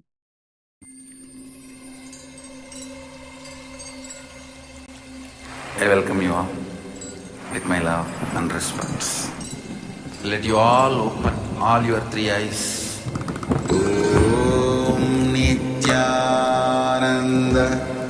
Paramashivoham.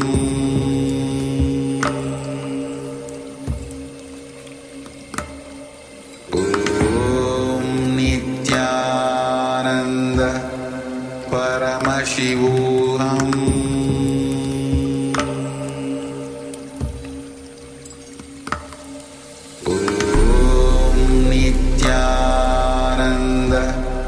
Paramashivoham.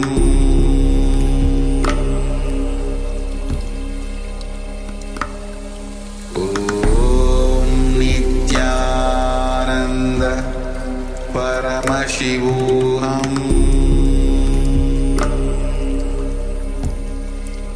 Om Nityananda Paramashivoham. Paramashivoham.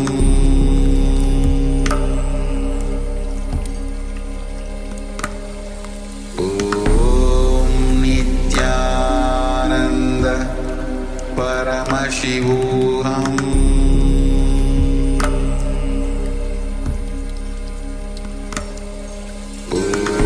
Om Nityananda Paramashivoham.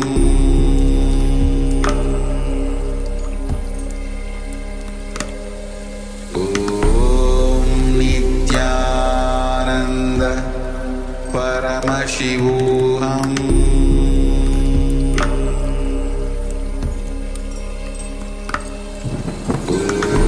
Om Nityananda Paramashivoham. Om Nityananda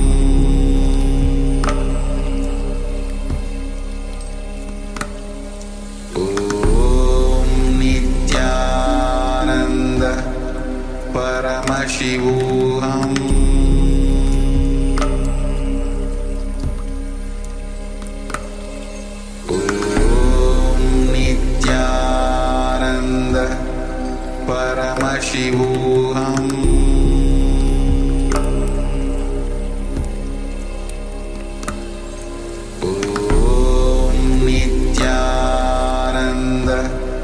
Paramashivoham.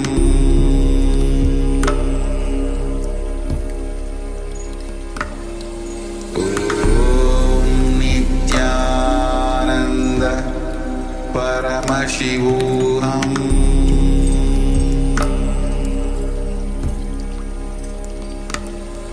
Om Nityananda Paramashivoham.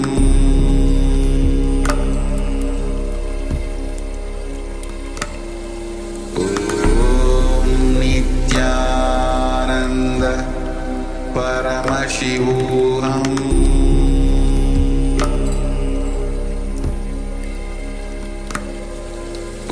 Om Nityananda Paramashivoham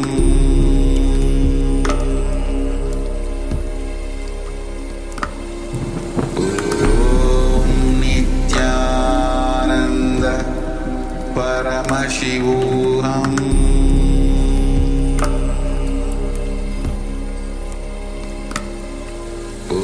Om Nityananda Paramashivoham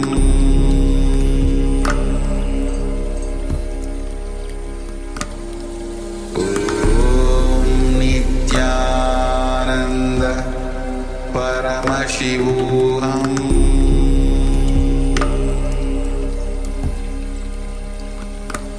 Om Nityananda Paramashivoham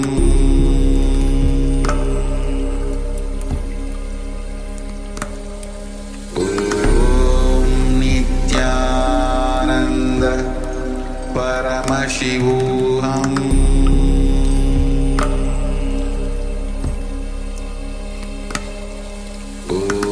Om Nityananda Paramashivoham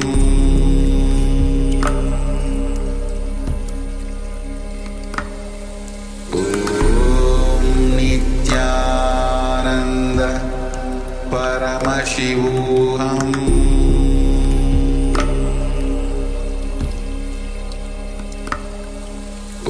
Om Nityananda Paramashivoham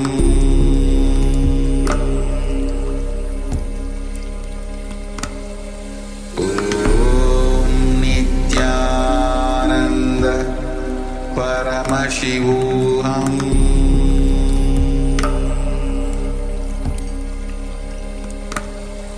Om Nityananda Paramashivoham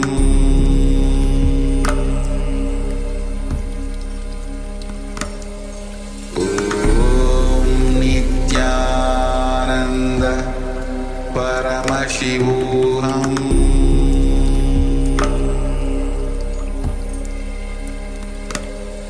Om. Now, slowly return to your physical body. Start to wiggle your fingers and toes. Rotate your wrists and your ankles. Move your arms and legs. And pull your knees up towards your chest. And circle them with your arms. And rock your body from side to side. Slowly return to a comfortable seated position.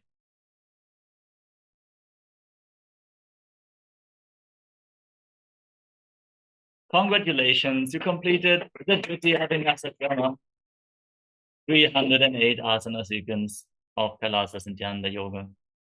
Thank you all so much for joining us today. Hope to see you all again tomorrow for another round of Vinyasa. Make sure to stay tuned for today's first round of the power manifestation.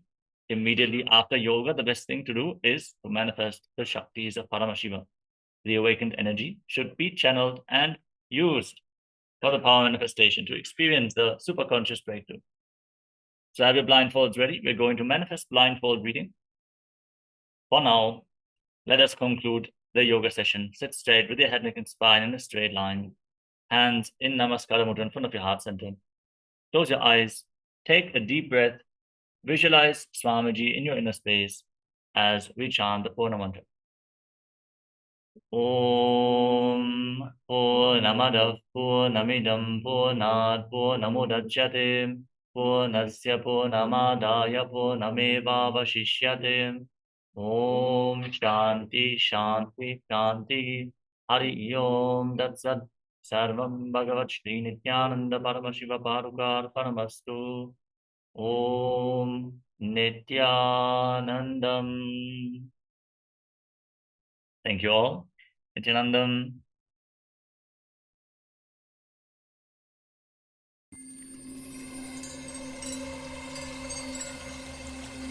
I welcome you all with my love and respects.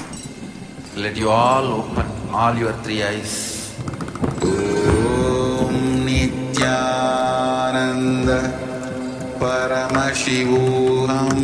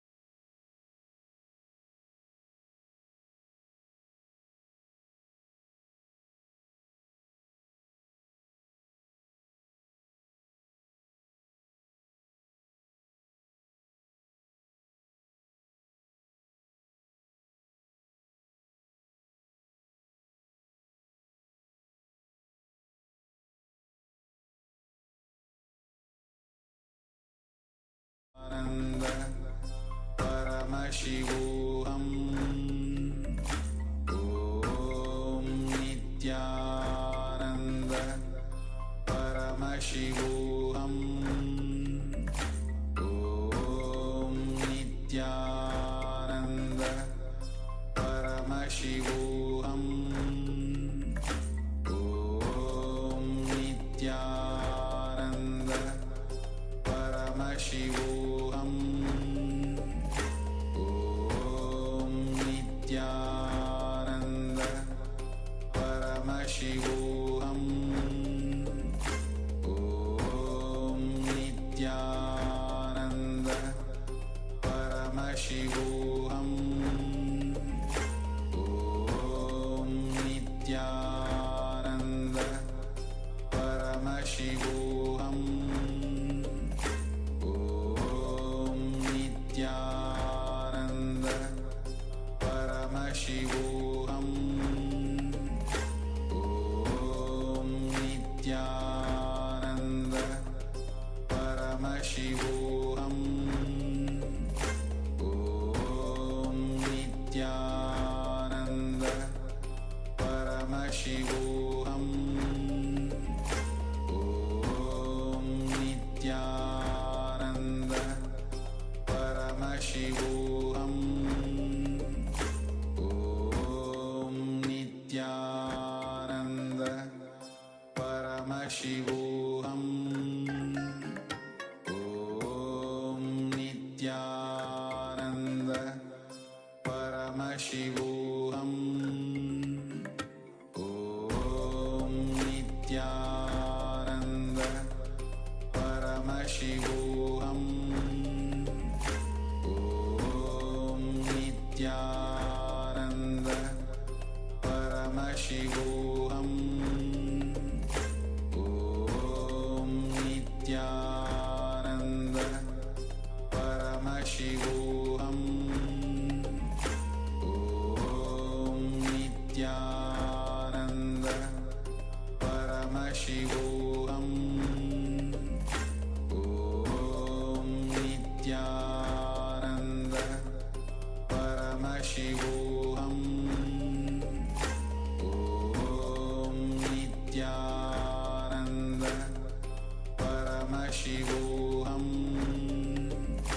Om Nityananda Paramashivoham Om Nityananda Paramashivoham Om Nityananda Paramashivoham Om Nityananda Paramashivoham Om Nityananda Paramashivoham Om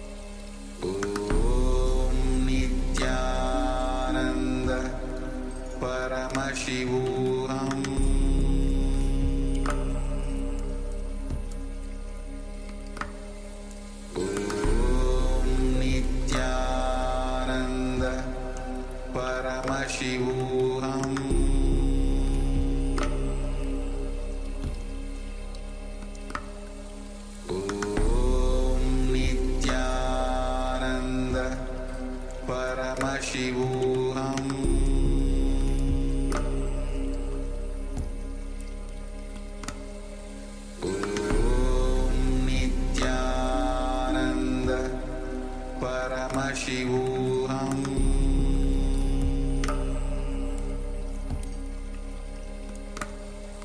Om Nityananda Paramashivoham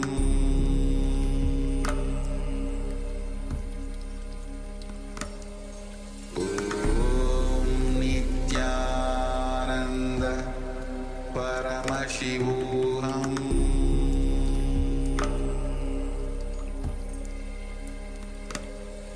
Om Nityananda Paramashivoham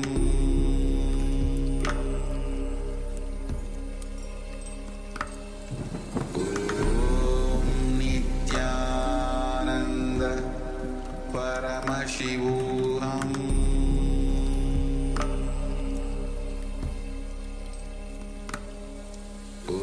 Om Nityananda Paramashivoham Om Nityananda Paramashivoham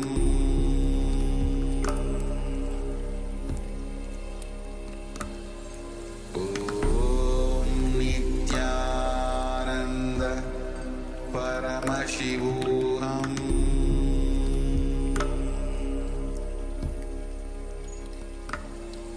Om Nityananda Paramashivoham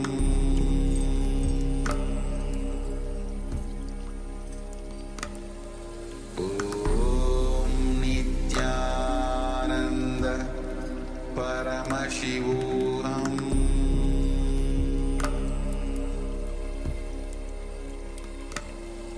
Om Nityananda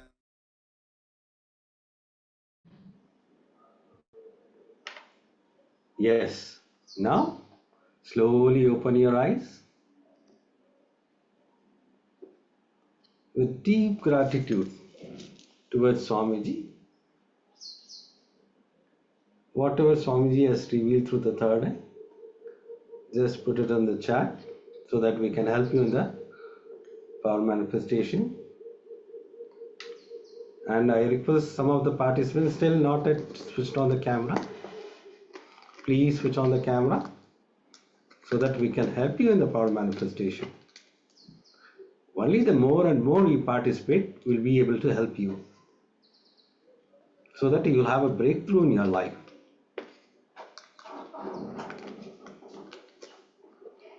So I request all the participants, whatever Swamiji is revealed through the third eye, you can put it in the Zoom chat.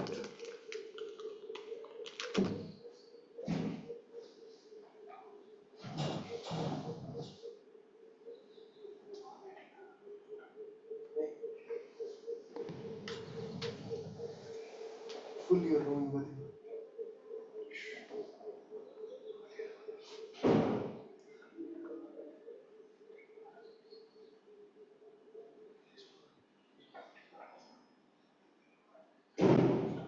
Like a goddess riding tiger, Ma Ling Ting, Ma Shukrendananda. I have a two version. One is dry land, another is wetland.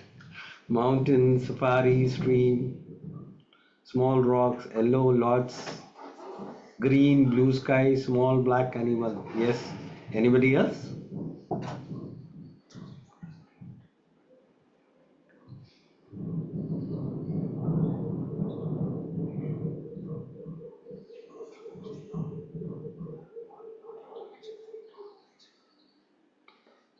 Grey white background with English letters. Elet. Who's that? Nitya Paramashakti. Bamboo trees, one thing at a time, from top to bottom. The blue sea, snakes, green, yellow, grassland, people, riding horses, wind blowing, trees, volcanoes. That's good. So we are going to project the image. You can look into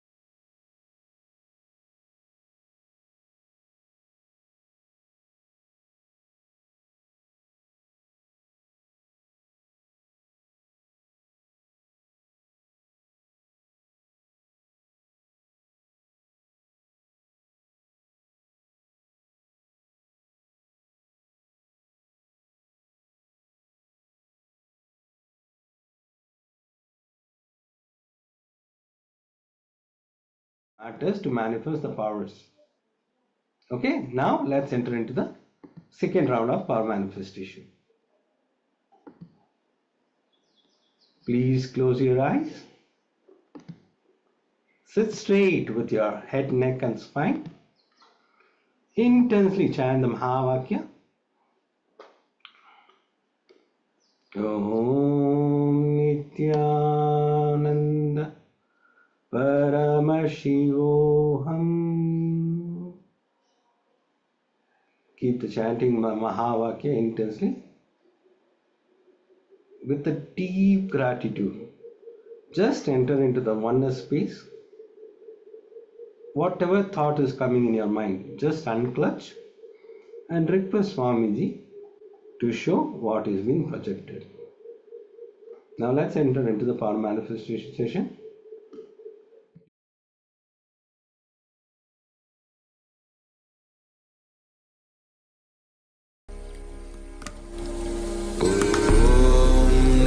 Nityananda Paramashivoham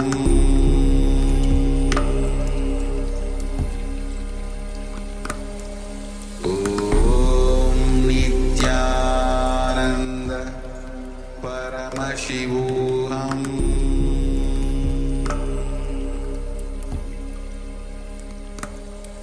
Om Nityananda Paramashivoham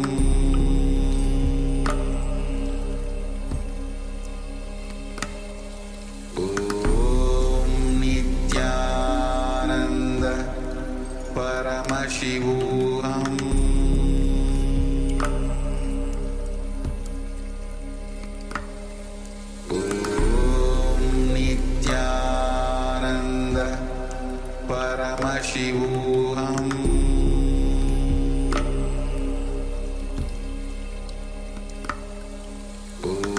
Om Nityananda Paramashivoham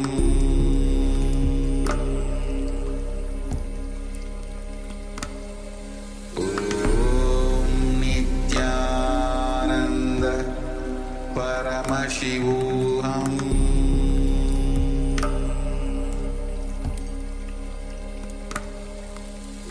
Om Nityananda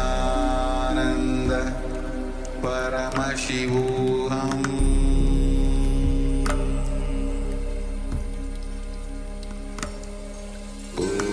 Om Nityananda Paramashivoham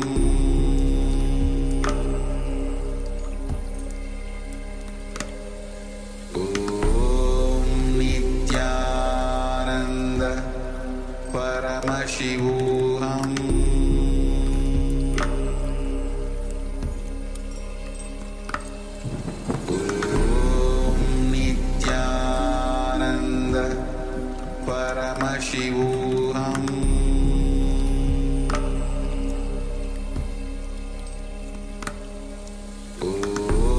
Om Nityananda Paramashivoham Om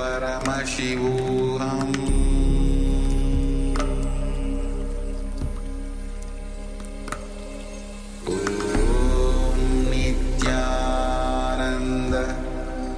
Paramashivoham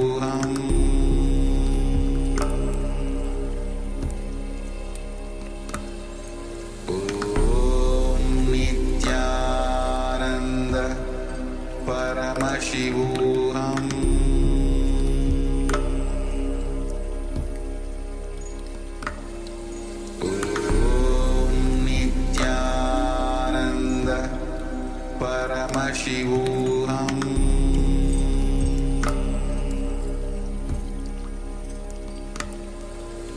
Om Nityananda Paramashivoham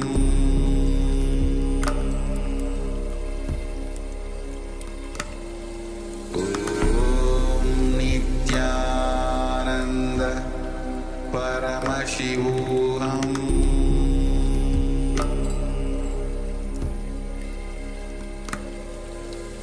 Om Nityananda Paramashivoham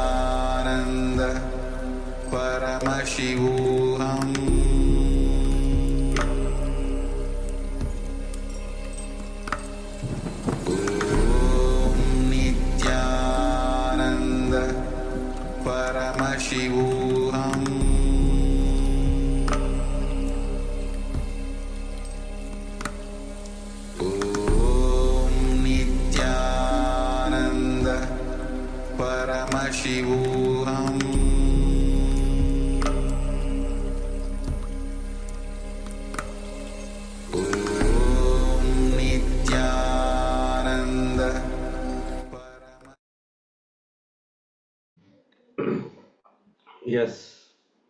Now, slowly open your eyes with deep gratitude towards Swamiji.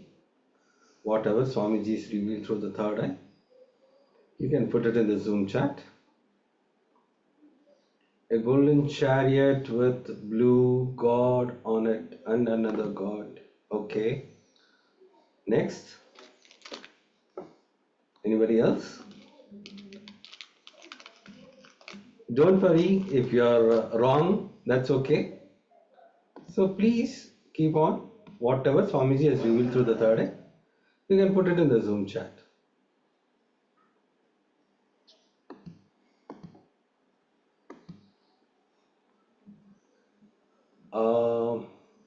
Yes. Island.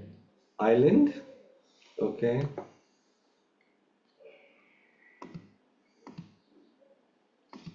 Yes. We'll see how many got it right.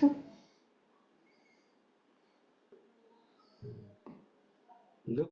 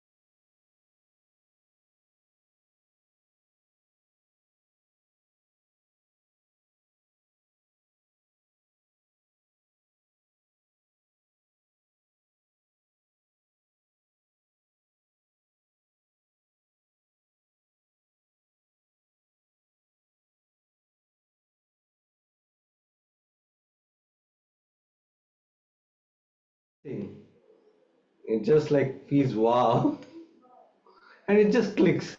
It clicks with whatever Swamiji says.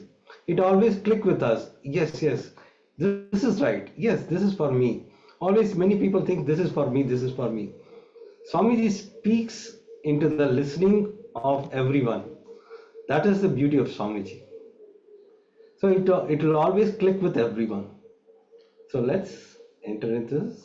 Yes, so what we had learned in the last few days is you have learned about yourself. You've learned about your root pattern. You learned about your identities, your 4 images.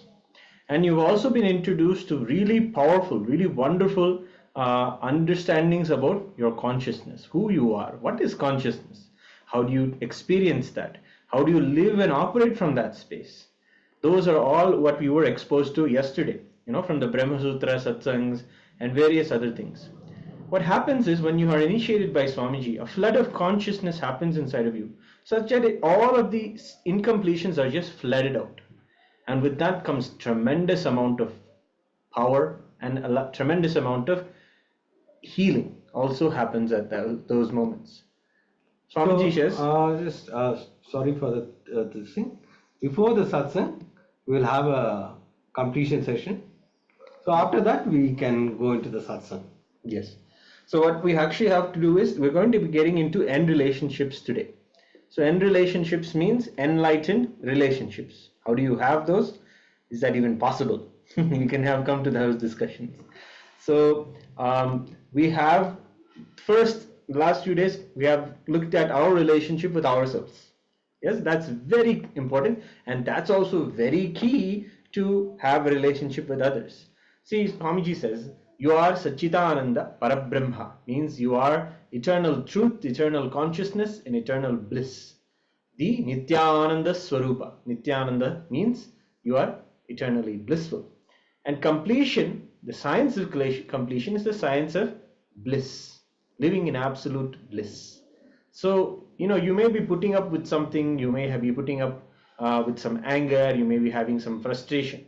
But let's start today off with one strong decision that we are deciding to be complete with everyone. With everything, let's have the decision to be complete with it.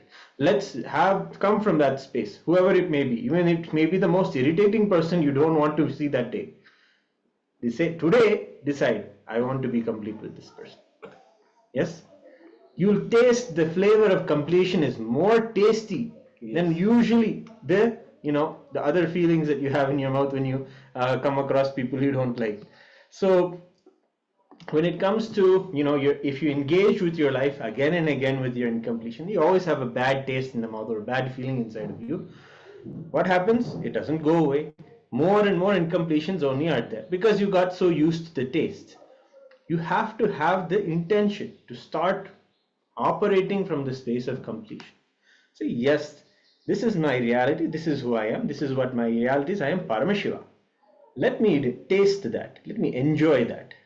So basically incompletions are trying to make you believe that life is influenced by the factors which are not in your control. Completion is making you understand that not only your life, but anything you see is under your influence. Understand it is not from the reality you perceive.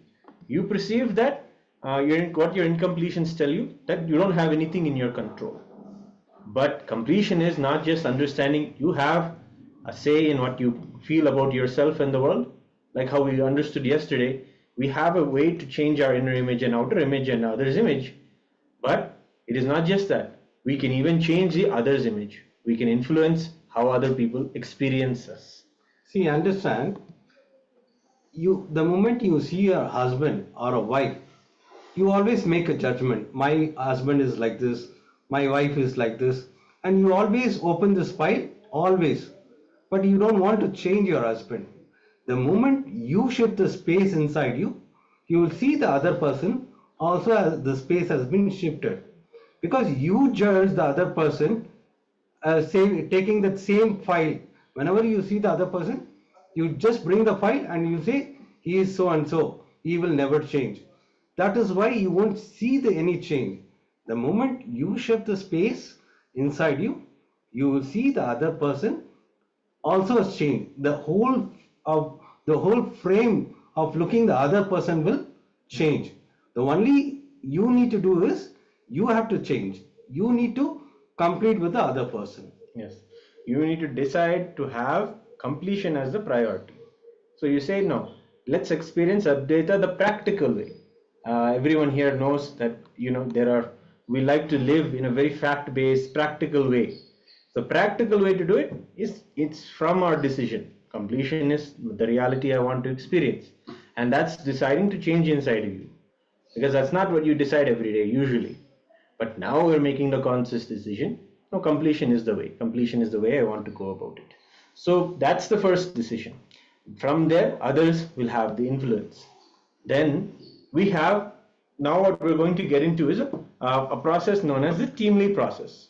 So you already have a team lead, people you interact with daily, the people who are dependent on you, you are dependent on them. They are a part of your family, or maybe even the team lead in your work, those who depend on you to complete your tasks, or those who depend on you to give the approval for whatever it is they did. So there are this back and forth that happen. So these interactions are the start of what can be wonderful, powerful relationships as well. So Swamiji calls this teamly. Okay, it is team and family put together, teamly. And forget about having the connection with the family. See, we don't even have the grounding connection with ourselves. So it's going to be a process today where we even continue to dive deep into ourselves, and in that way see how that reflects in others. How do I see this person? How do I experience this person? How does this person how them being the way they are, how it is experienced by me? That is what you will be looking into. So now we're going to work on coming back to consciousness, so that we can create and we can complete and center ourselves with ourselves, inside of ourselves, and with all of those around us. And that is our teamly. So teamly are the people with whom you share your life. You share your life, as we said, depending on you, or you depend on them. And literally people who are part of your living space, your existence. Your pet animals, your trees, rivers, mountains also can count as your teamly. And of course, yes, everybody can have Swamiji as their teamly. Swamiji is there for us. He's the Antaryami. He's there for everyone. And let's do one thing before we begin seeing Swamiji's video. Let's write down the 3 people that we want to declare completion with today. So the 3 person whom you have a very close relationship, it might be your husband, your daughter, or your friend, or your colleague, whomever you are relating, whomever you are opening up. With that person, you need to do this. And the thing is, see, maybe your husband have done 100 things good, but only one thing if he does bad, you take that one thing and you make the whole chain link. My husband is a bad. So you put a frame of your husband is a bad. Look at what he has done good till now. So do that completion process. We always have this blind spot. If somebody does bad, you always frame him as a person. But he would have done 100 things. Have that gratitude towards him, what he had done to you in your life. So let us do this completion process. So decide, write down right now your 3 people that you are going to have completion with today, who are part of your team. Yes?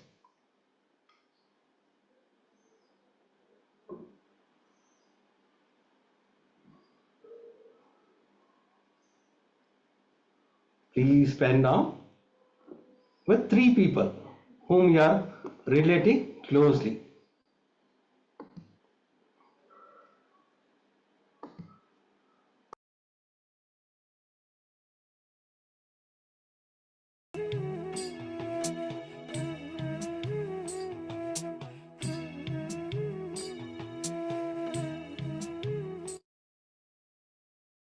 Yes, if you have any doubts, you can put it in the Zoom chat so that we can help you in this completion.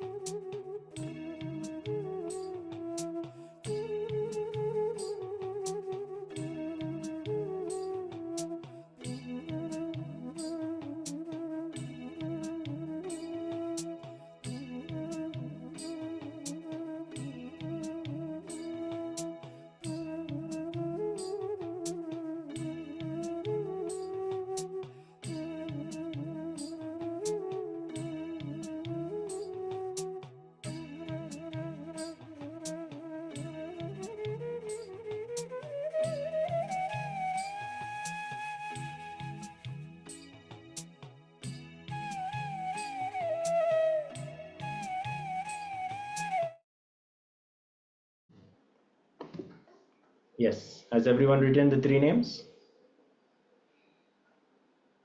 Yes.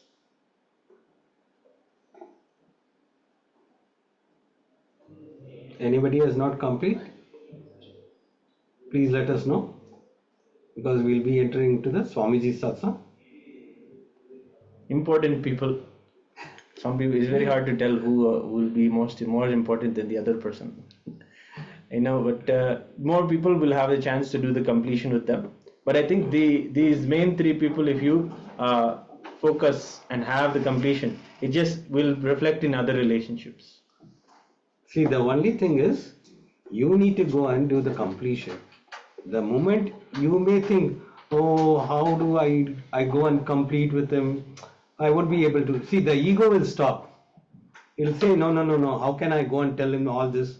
What he may think? No, you have to break this pattern. Only if you break this pattern, you'll be able to manifest the powers. So, see, I understand, because for me also it was like this. How can I go and send my friend who's very close to me? How can I go and complete with him? I have this problem with you. But see, ultimately, I was not able to manifest the powers till I went and complete with him. Because always the ego stops. He is having some thing on me, some views or some opinions on me. If I go and tell him, it may break. The opinion what he has, it may change. No, that will not change. He'll be humble to you. He'll have that gratitude. The moment you go and tell him, you complete with him, the whole thing will change. The relationship will become more beautiful. So do not hesitate. Just go and complete. Yes. So now we will be watching the Jnana, where Swamiji is going to be revealing about how the relationships we have are shaped by our cognition. So let's now sit and with your head, neck, and spine in a straight line and listen to Swamiji as he reveals the truths.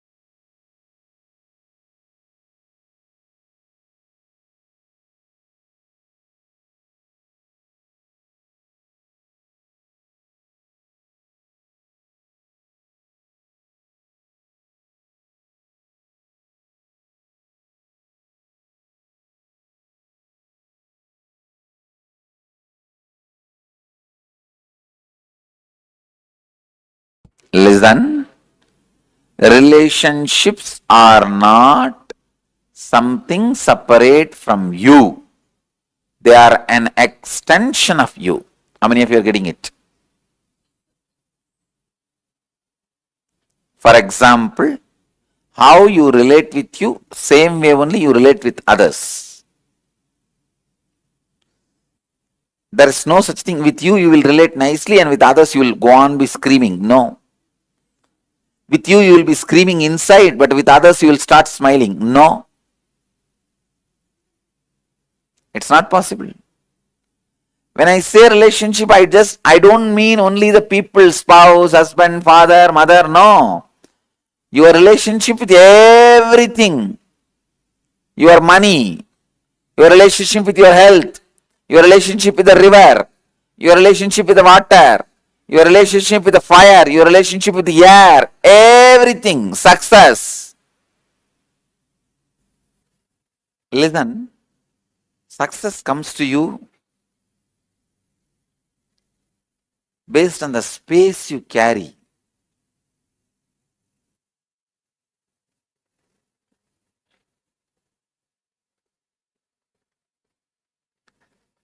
Suddenly from two big mutts, suddenly yesterday one phone call, one Pitadishwar means Sri Mahant, a big mutt, calls my secretary and he says, I want to speak to Maharajji. See, Maharajji means head of your mat. Head of your organization is called Maharajji. I want to speak to Maharajji. Our guy said, Maharajji means, what do you mean? You are calling Nityananda Ashram. That guy said, yes, I'm calling Nityananda Ashram. Swamiji is the head of our ashram. Our guys are shocked. When we took over any mat without even knowing our knowledge. Then he said, no, Acharya Mahamandaleshwar is our head. He has written a will. Whoever becomes next Acharya Mahamandaleshwar, this property goes to them. So I am the in charge Sri Mahant. I have to come and give the report of this month. And Akada has said that Swamiji is going to be the Mahamandaleshwar, Acharya Mahamandaleshwar. I have to come and give you the report. I thought, oh God, please understand, not for any pride or anything, I'm just giving you as an example. If you carry the space, if you are completely in tune, in good relationship with you, everything around you falls into you.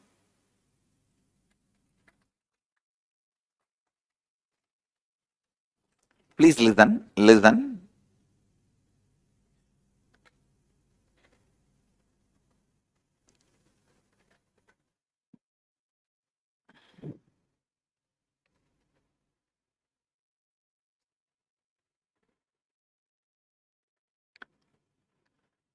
The relationships you did not give up on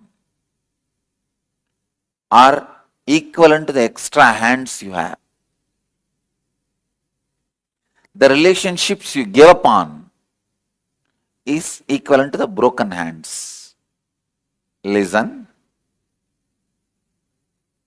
If you have lived around me, you will know one of the biggest my strength is I will not give up.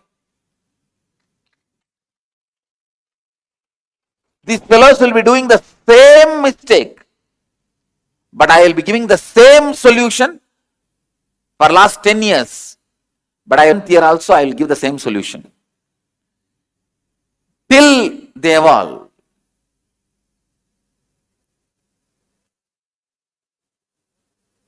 Some of the fellows in the ashram, they don't even have the intelligence to make new mistake.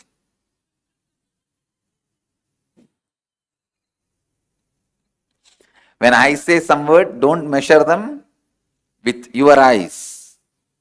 Only learn the lesson I meant. I mean.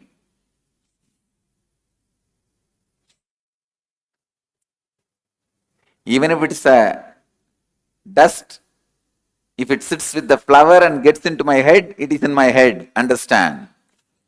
It is worshipped.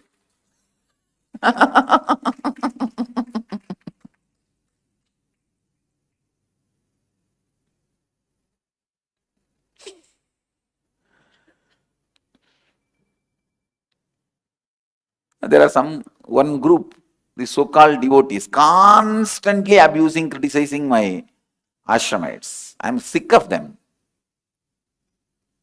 I will discipline, I will correct, that is different. And they are at least trainable. You are sitting outside non-committed, you are not even trainable. The fellows who go on abusing my ashramites are trainable. I can tell them. If I tell you something, you will run away in next 2 days. Anyhow, listen and catch the... I will not give up. That is my strength.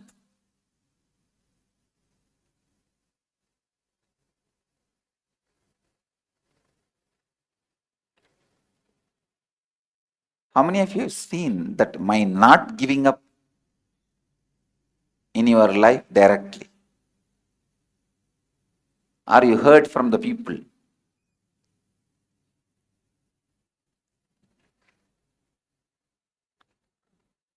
I'll scream as if now if you don't transform, you will be killed. But even if you don't transform for 12 years, I will not reduce the spirit of screaming, I will continue to scream. Usually what you do, when you train people, you don't show the strength of training. Same way, when you after 2 times, if they are not trained, you give up on them. Both are wrong. In training, I will train as if you don't transform now, you are dead. But he will not be transformed for next 10 years. He will be doing the same nuisance. I will continue to be screaming same way. But I won't give up. Not giving upon people. Listen. Only when you don't give up on you, you will not give up on others. Please understand, I am giving you some of the basic tips to raise you to the real understanding about relationship. If you give up on others, you will simply give up on you. If you have the pattern of giving up on others, I guarantee you will have depression. Because depression is nothing but you mentally giving up on you. How many of you have the pattern of giving up on people? I told, they are not listening, what can I do? All of you be very clear, you will all have depression. Maybe having or yet to get. But you are on the path of depression. No, it's true. Whether it is in your office, in your house, in your team, in your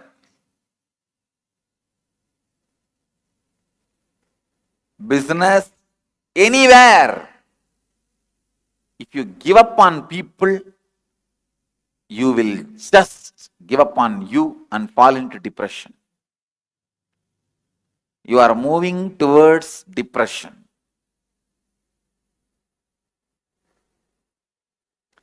Because, listen, please listen, drop everything and listen. I'm still seeing people writing. No, drop the pen, paper, listen. The conflict outside, if you give up, why you give up? Because you don't have the clear ideas to move further. Understand? You don't have the integrity and authenticity to break through that conflict, to break open that conflict. That is why you give up. So you are not able to face the conflict. Am I right? So the same thing only for you inside also. When the conflict comes, you don't have enough integrity, authenticity, words, right understanding to break open it. You will give up on you. So giving upon others and giving upon you is one and the same.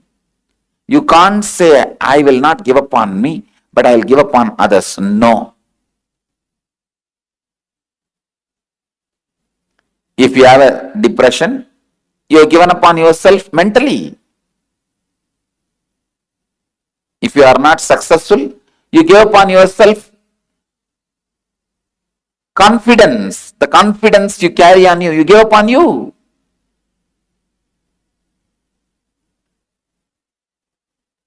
All failures are nothing but giving up on you. Listen. Failing is not failure. Quitting is failure.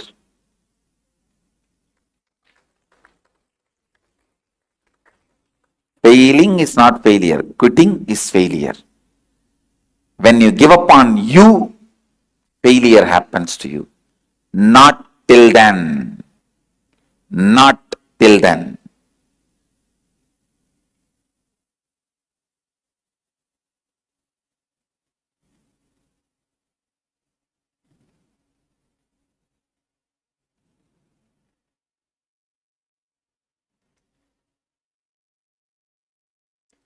Failure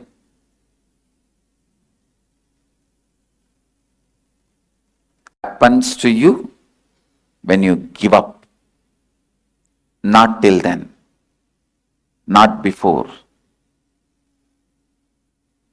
Giving up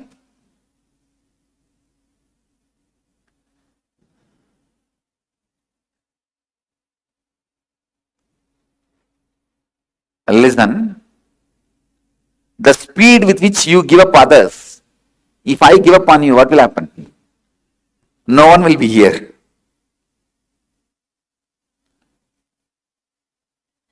Whenever you don't give up on people and you break big obstacles towards enlightenment.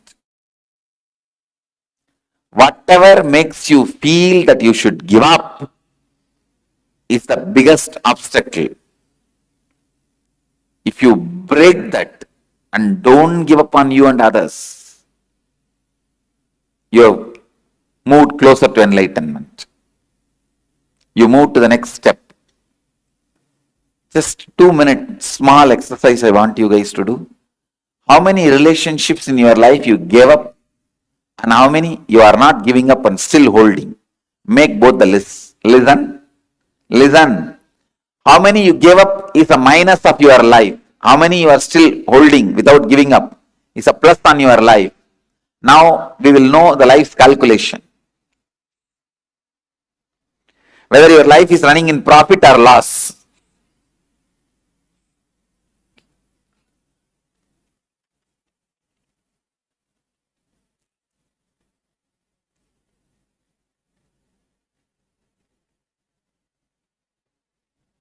This cough which I am having is started from Kumbh Mela. The eosinophilia went high, but I did not give up on me. No medicine, I did not take any medicine. Just in a month, eosinophilia came down. But then this tonsillitis, I was somehow avoiding the medicine. Finally, anyhow, I started taking the antibiotics, the allopathy medicine, but I did not lie down or rest or stop talking, stop taking my classes. Last inner awakening, few sessions I missed, but continued the whole inner awakening.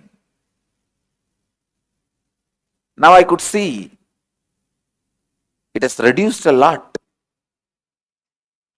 It is all about how you relate to things, not the way they are, but the way you are.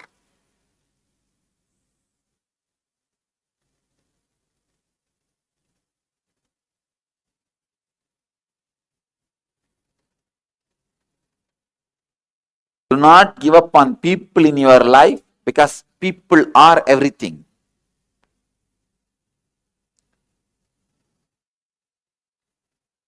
People are everything.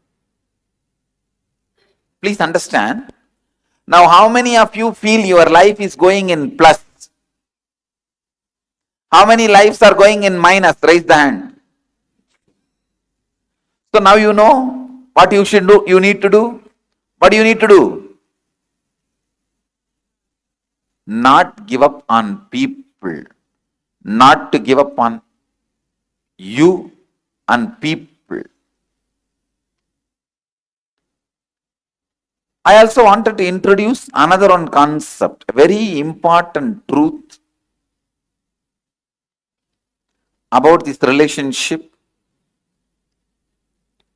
Today, you are going to start an important process called completion with others. Completion with others. How many of you had a question? How to do that? You will have the answer now. Today you will have the answer. But before that, you have to do completion with yourself about some more things.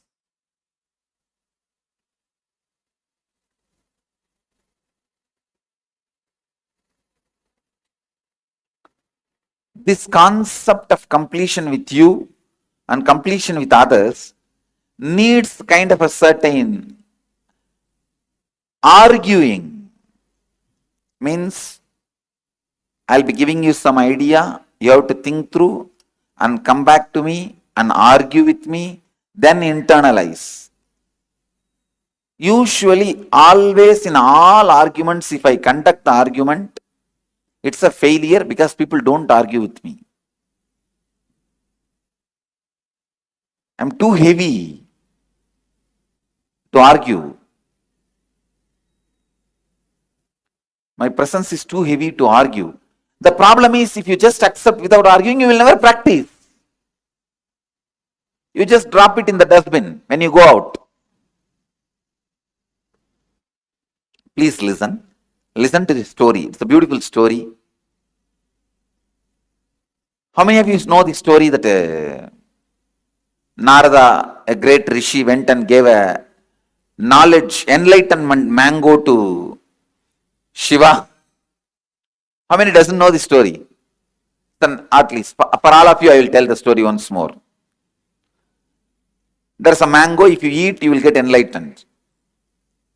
So, Narada goes with that mango, and it is possible. Please understand. You can ask, how can enlightenment happen by mango?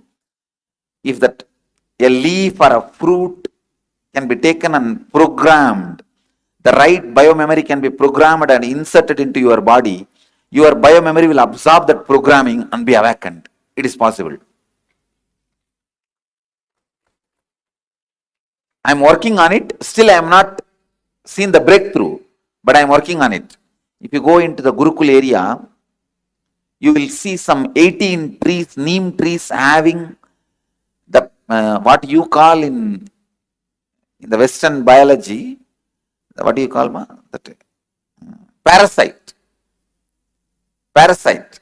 But here in the Eastern tradition, we call that as pullurivi, means from one tree making the another one biomemory to happen. In the neem biomemory, you will see bilva biomemory happening. See, there was a tree, huge neem tree. In that neem tree, the biomemory of the bilva was there, and both were from the neem tree, the bilva tree has happened. Not in the edge of the branches and all. From the branch itself, it has happened. In the early times of the ashram, I gave instruction to the gardeners, you should not touch the tree, you should not disturb the tree, and left it. Understand? It is not a disease. Please listen. I told the gardeners that don't touch this tree, leave it. But when I was traveling outside India, these poor fellows, these gardeners without brain, they thought this is a parasite, only if you remove it, this tree will grow well, and they removed it and the whole tree died. So when I came back, I saw that I could not, because it was such a high energy. Then I just looked around and said, let all the trees grow the same bilva biomemory, and 18 trees which were standing around have started growing. All of them have it now. It is the putting the another one biomemory. Biologically, they say no, it is a parasite and all these, that. All the 18 trees have that. With that leaf only you can do this process in Siddha tradition. You can transmit enlightenment just by a pill. So this enlightenment mango, Narada brings and gives it to Shiva. Shiva laughs and says, what for? I need this mango. He looks at Devi. Devi also, what for? These two kids need to get enlightened. They are growing now only. It's Ganesha and Subramanya. Ganesha and Skanda, two kids of Shiva. Both of them try to fight. I want this, I want this. Then Mahadeva says, all right, whoever goes round the world 3 times will get this mango. Immediately Skanda, he has his own private jet, peacock, and he flies to go round. But this Ganesha has only a mouse. And how much a mouse can pull the elephant? And he looked around, nothing can be done. He just went round Mahadeva and Parvati 3 times, came and said, give the mango. Devi asked, how can this be considered as going around the world? Ganesha beautifully says, Subramanya is going around his world, I am going around my world. Understand? You both are my world. So I went around my world. Give me. He got it and ate. Then after that story continues. Subramania comes back. There was a big fight. And then he goes and sits on the hill called Mandada Hills. It's actually in Kailash itself, the Mandada Hills, where he goes and stands alone as independently. Then when Bogar went from here to there, as a memory of that incident, he built a Parani. He did not come and stand in Parani. A small kid, how can he come from all the way from there to here? Of course, Parani has Subramania's presence, that is different. But the incident happened there itself. The whole story goes on. Listen, the moral I want you to learn from the story is there are two worlds. The world, my world. Happening, my perception about happening. Getting it?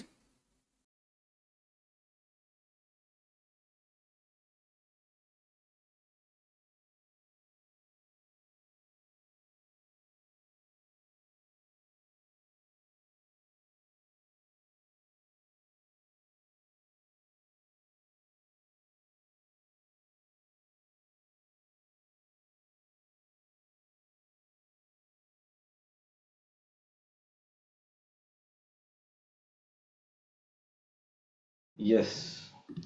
After this great revelation from Swamiji, now let us enter into the completion session. So we have two steps. Step 1. Please have your notebook and pen before we start the completion. I request all the participants to have your book and pen along with you so that we can enter into the completion process. Still, I can see some of the cameras are not on. Please switch on the cameras so that we can enter into the completion session. See, if you do it sincerely, you will be able to manifest the powers. Because only when you do it from your side, only then the breakthrough happens. We can just help you, but you have to do it. So let's enter into the completion process. Step 1. If there is some powerlessness, some incident in incompletion which is influencing you, pen down that. Let's catch the influence of the past on your thinking system. So this is part of that take control of your life. So a lot of the times what other people say, it really bothers us, really we cannot even leave it, we're not able to stop thinking about it. All of these we experience. So these incidences about others, especially take this time now to write it down. Any of the powerlessness that you experienced from that incident, any of the anger and frustration that you would have experienced, because you would have made so many decisions. Right now I am not able to handle this person, but in the future I will take my revenge. These kind of decisions you would have made, and they hurt you because you cannot heal, you cannot complete with them, or you can't even complete with your own frustration. So how you felt first?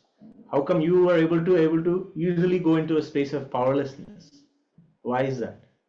So from that incident, whether it may be an interaction that you had with your mother or your husband or your brother or sister, write it down. Write down the incident and make sure that you see its influence on your current thinking system, right? Yeah. For an example, you had just prepared the food. You had worked so hard in the office. Then you came and you prepared the dinner. Then your kids and your husband started having the food. There was something salt is less or the spice was more. He started shouting because of his office problem. That time you enter into the powerless state and you decided, oh, I'll not cook from now, I'll stop cooking.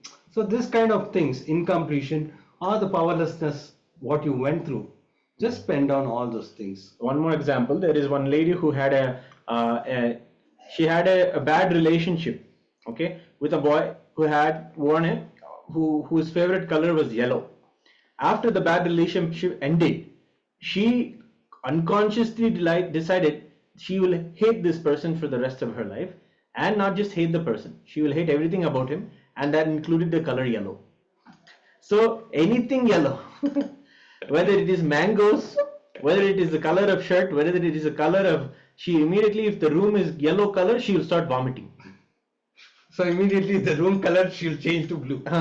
So in this way, the one decision impacts so many things unnecessarily. She doesn't need to associate yellow with anything. And in this way, your life becomes just full of just incompletions rather than something free, something beautiful you can attend to. That relationship, even though she would have left it, it's still binding her in some way or the other. So those are the ways you have to heal. Yes.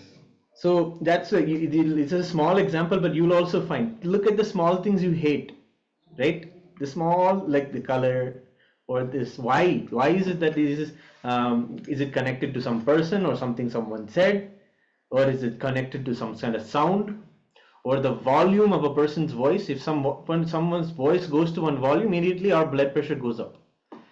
So in the same way, why do these things happen? So these are all the different examples. Hopefully now, please start looking to yourselves and write down the past incidences. Go ahead. See, these are the small things in the life. We make a mistake and we repent for the whole life and we are not ready to change. That is the problem. And here, Swamiji brings a beautiful system, the process, completion process, helping you to see that blind spot, what you are having in the life. And these things will change your life the moment you understand. See, when you are a kid, the toy matters a lot. If somebody pulls the toy, you will just shout at them, you will start hating them for the whole life. Imagine your mother pulled a toy from you. You started hating her from that age because she pulled the toy when you are playing with the toy. Now imagine you are grown up and you don't need the toy. And still, but that incident made you to hate your mother, and that you elongated your whole life. That has become a pattern, and whatever your mother does, you think my mother is not doing good. This is the blind spot. Same way in the relationship also, you will have all these blind spots. So complete with them. See where it has to be a mature decision, not what was done on the past. Yes, now let's enter into the second step. First step, let's do the first step.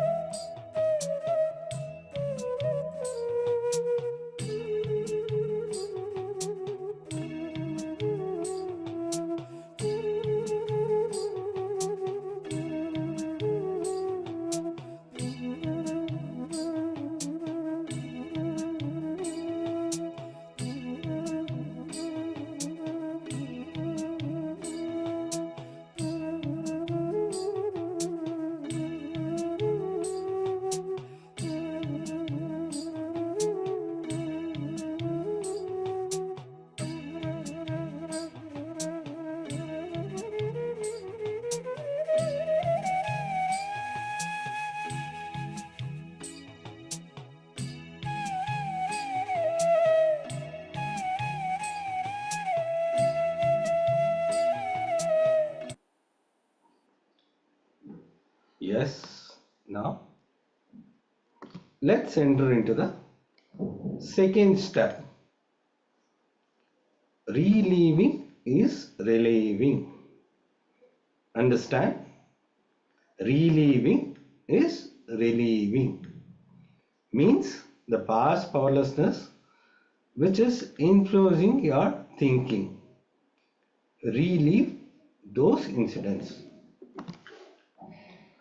So the past powerlessness which is influencing your thinking, when we relive those incidents, we have to visualize and become the person that we were. See, right now we may be even able to face our mothers or face our parents, but at that time as a child we'll be shivering. We'll be really afraid what the parent will say, what the parent may do.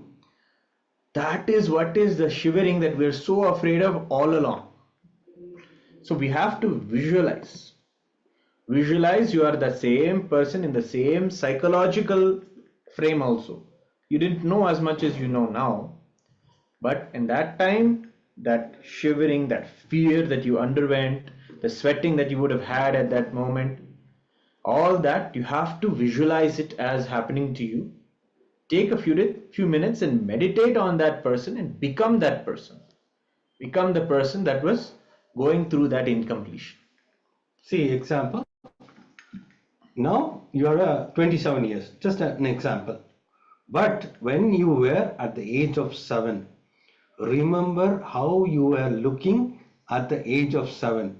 You have to go back as you were that age of 7 and the incident as it happened. Like your father started beating you, you did some mistake and your father started beating you and you are literally shivering at that moment. You have to experience the same thing as a 5-year or 7-year kid. This incident happened. You have to relive like a movie which is happening in front of you. Just see, you are standing that side and you did some mistake and your father started beating you. See, as the movie, it is happening to you and the emotion what you are going at that time as a 7 year kid, what emotion happened, what is the thing that triggered inside you, and what you were thinking about your father or anybody at that time. Just visualize and just go through that experience as it is. Then consciously go through that and do this exercise. You will see the load is taken off you. Reliving will only relieve. When you can have this, you may have the same sweats, the same shivering at this time when you visualize it. It's okay. Go through that. The physical experience will really heal. You will really feel you're relieved from the weight of the fear of this incident when you relive consciously, right? Because you identify so much with that incident. When you flood that incident with the conscious awareness and go through, you'll understand you don't have to identify yourself with that incident. You have become something more. You are something more. You are not a 7-year-old making that decision again and again when facing someone. You are someone new. But when you relive it, that incident is relieved from you immediately. See what happens when this happened, you have the same pattern even now, but you are not able to see this and cognize it, because the moment your husband shouts, you will start trembling, because this thing happened in the childhood, it is carrying on. So the moment you do this completion process, you will see the thought will be there, but the pain, that incident pain, what you had experienced, it will not be there. And it will be out of your system. And now you'll be comfortable. Even somebody says, okay, you'll feel that he is so immature. He doesn't know about life. You can understand more about life rather than the other person. Yes, just take a few more minutes, 5 minutes, to just relive that and relive again 5 times over and over until you're completely relieved. Go ahead and start.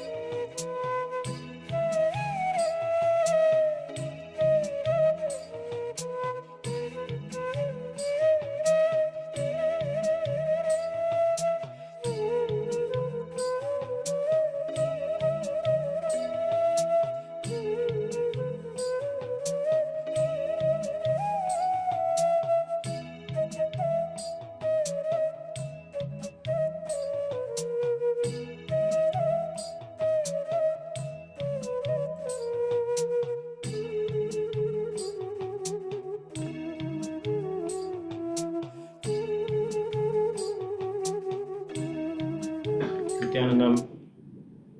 Yes, you can all relax. Hopefully, yes, as we relive, we will have the more clarity, the more settlement. This experiences from the past. Now let's get into doing a power manifestation. So this is important to understand the words we have given ourselves. A lot of the times, based on incompletions, we give the non-integrated words to ourselves. See, we have an intra-organ, like the third eye. There is one more powerful intra-organ known as the Vak. So this intra-organ is energized, manifests powerfully when we are in integrity with the words we tell ourselves and the words we give others. Okay? Now, we're going to use one intra-organ, the third eye, to scan the other intra-organ, Vak. So in this way, we can start the healing process. The words that we tell ourselves. You know, those words that you would have hurt you in the small age that you'll be remembering. Those words that repeat that are not true, that are not you. Those words you tell yourself. Right? See, let's just keep what Swamiji says clearly. Other than you are Paramashiva, if you are telling yourself anything, that is a lower image. Other than that you are Paramashiva, if you are telling yourself I am this, it is a lower inner image. You have to cognize the intra-organs, and the Vak will be awakened when you cognize you are Paramashiva. So you need to operate from that space of oneness. So now, through the power manifestation session, let's flood awareness into our Vak. So the throat region is where the Vak Shakti exists. It's also known as Shabda Tattva, where it's a kind of a forge. You know how you have in the factory, they have the mold. So they'll have the molten metal go through, and the molten metal will shape there is a mold that will shape the molten metal into like a fastener, like a bolt or a nut. So that is how in the factory they create the different tools and things. So in the same way, that kind of a forge exists inside of us. It's called the Shabda Tattva. That forges the energy that comes from our navel into words. So how that forges, what shape that is, let us find out. Let us look at what shapes do we create, because that's the base cognition with which we'll shape everything. So when we breathe in and want to say something, whenever the prana comes from the navel to say something, it is here that it is forged into a word. Now, whether that's going to be a word that is healing you and healing others is based off the forge. So let's do the healing. So on scanning our Vak to find out the dilutions that happen, where we missed the integrity, where we became powerless and decided that powerlessness is life, that I am always going to be this way. Those are all the wrong molds we kept and the wrong words we told to ourselves and to others. Let us do the process of this healing. So now you go ahead, you can sit without the blindfold, you can sit with your eyes open in any which way you want, but through the third eye, scan your Vak, right? So the Vak energy is very powerful. Like the power of this is like as soon as you say something, it'll happen, it'll manifest. That is the power that can manifest through the Vak energy. So scan your own Vak. Everybody has a Vak. Whether you have a physical body means you have this intra-organ. Yes. See what happens when this gets healed, whatever you say will start becoming reality. And people will come and ask you, please tell me about something, please heal me. See that you are, let me heal. But the moment you say heal, yes, they'll get healed. The moment you say something, it will happen in their life. You will see that. So this process is very important. I request all the past participants go through go through this power manifestation and heal your walk. It is all you required is integrity to your words which you give to yourself and others. If you just maintain this, you will see that your walk is manifesting. Yes. And the important thing is the darshan, the ultimate darshan. During the darshan, receive the initiation and you will see it will start manifesting in your life. The final thing will be the darshan. From the darshan, whatever Swamiji gives initiation, and all that matters is it will start manifesting after you attend the darshan of Swamiji. Yes. So don't miss the darshan every day. Go through all the process. The final touch will be the darshan. Yes. Ultimately, it is Swamiji who completes us. We can even pretend to become aware of our incompletions and surrender and know them. But ultimately, we have the Swamiji who is the one who will take us fully out of our incompletions and put us in the space of completion. At the end of the day, surrender all your incompletions to Swamiji. Today, Swamiji, I did my process. I did all of these things. But ultimately, you're the one who grants me the blessings of completion in my life. I surrender to you. Please manifest it. So that's the importance of the darshan time. So remember to have that. So we'll now get into the scanning of your walk. Please sit straight. And now bring your awareness between your eyebrows. Connect with Swamiji and start chanting the Mahavakya. Scan your throat center for all of the unfulfilled promises you gave to yourself and write it down. So 111 Vak will share with you where is the unfulfilled word. Write it down as you get it. And as soon as your third eye is put onto the Vak will start manifesting powerfully. And the process will become powerful. So go ahead, close your eyes and start the process. It might be a simple thing. Today morning I'll get up to do my yoga at 5. So there you missed it. You woke up at, it's 5, you need to do the yoga, but you missed it because of your laziness. So see similar things which I have given and which you have not maintained. Yes, go ahead and begin.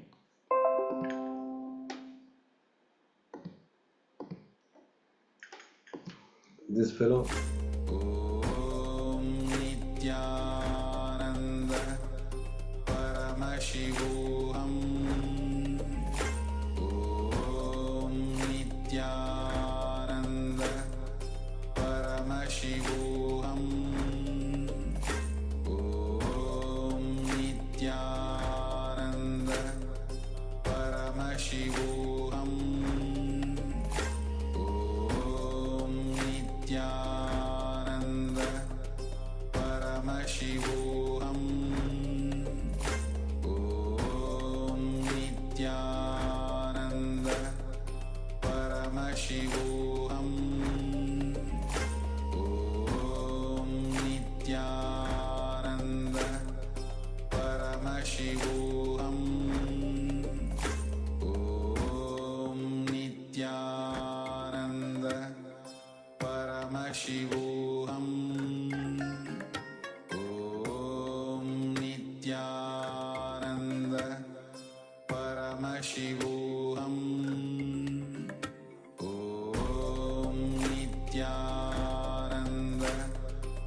Om Nityananda Paramashivoham.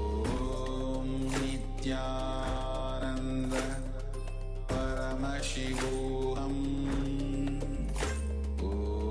Om Nityananda Paramashivoham.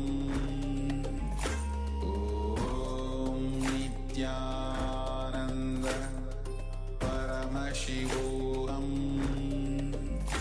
Om Nityananda Paramashivoham.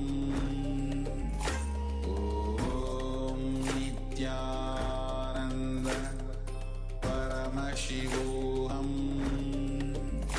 Om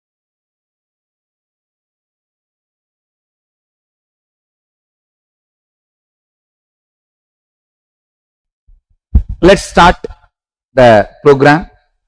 End relationships.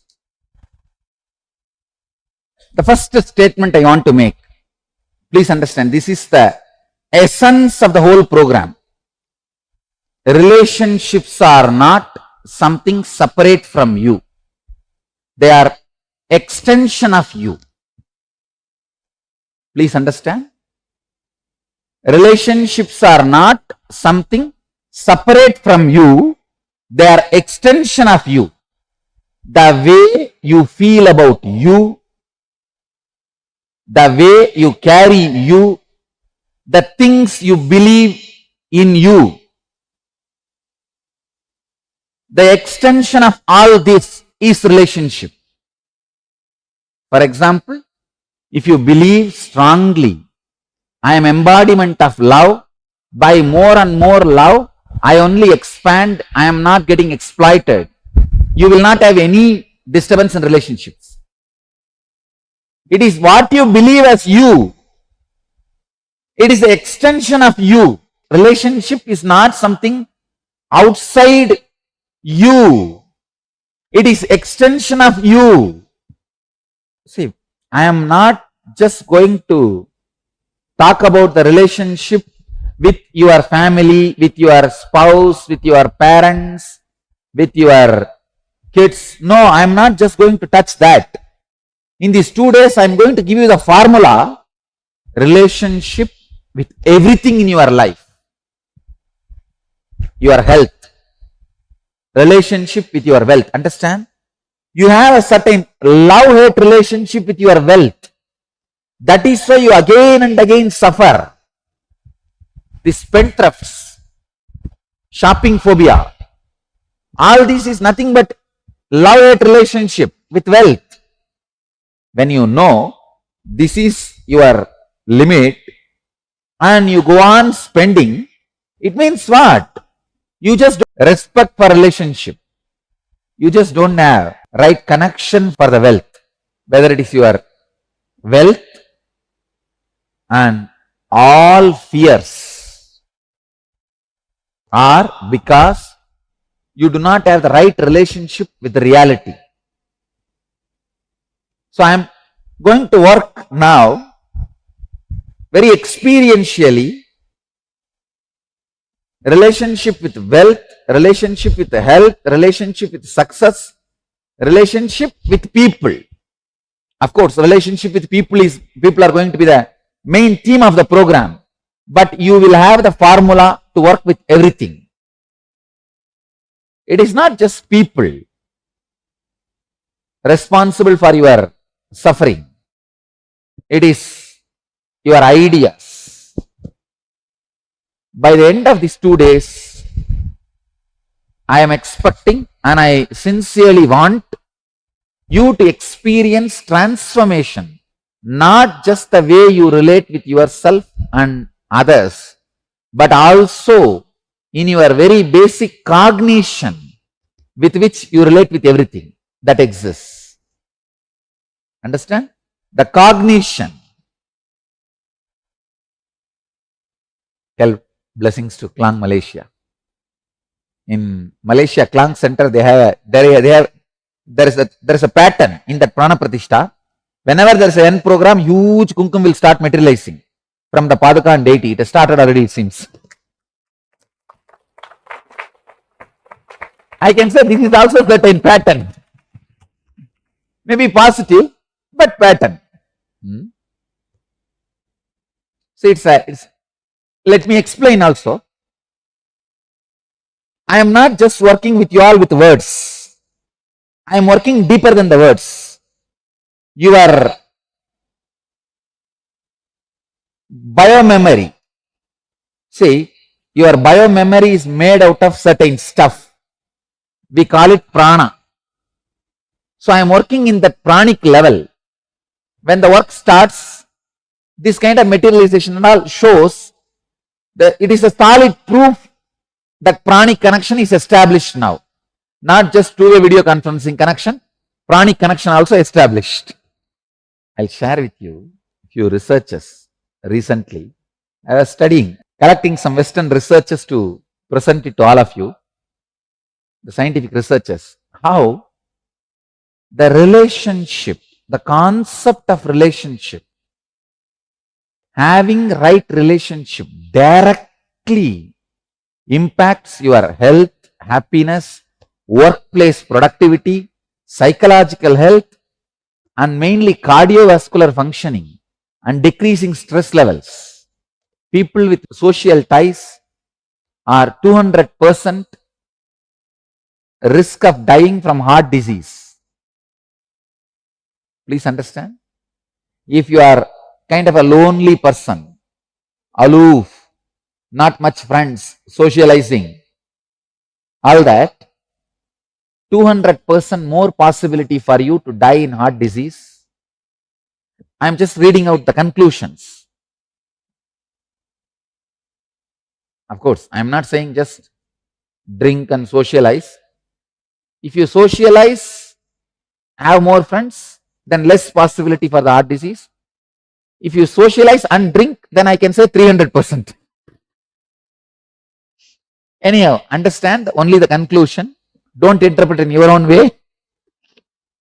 Same way, people who isolate themselves and live only in loneliness, their effect of stress on them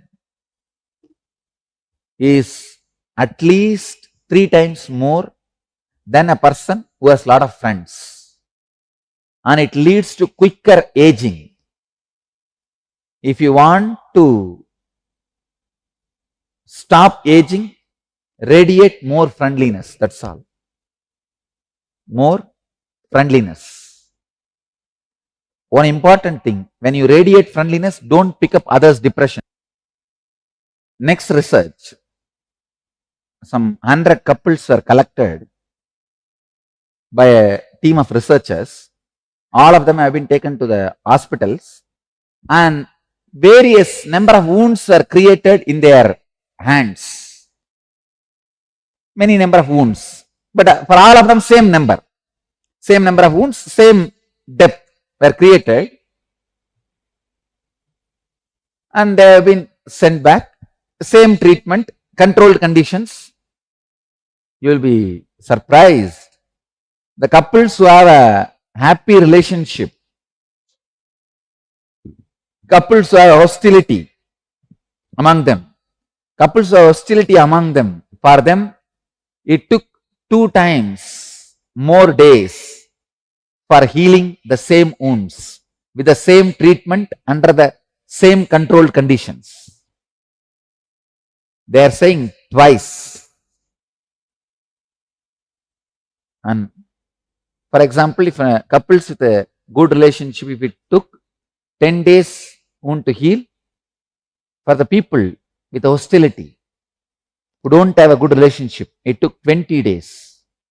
Then understand, your body, your cells, your biomemory directly respond to the feeling you carry, you experience when you look at the people with whom you are living.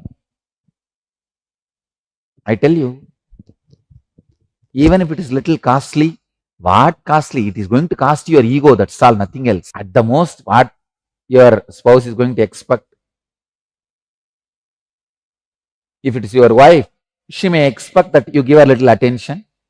If it's your husband, he may expect you take care of him. That's all. It's not going to cost you much. It is going to cost your ego. That's the main thing. Understand? But even if it costs your ego, maintaining happy relationship is worthy. And there are 6-7 more researches done by MacArthur study of successful aging, conducted by National Institute of Aging, and all these researches. I'll just give you the conclusion. Conclusion is, people who have this lonely lifestyle, who don't maintain the relationship, their risk for Alzheimer's is 10 times more. Please understand. 10 times more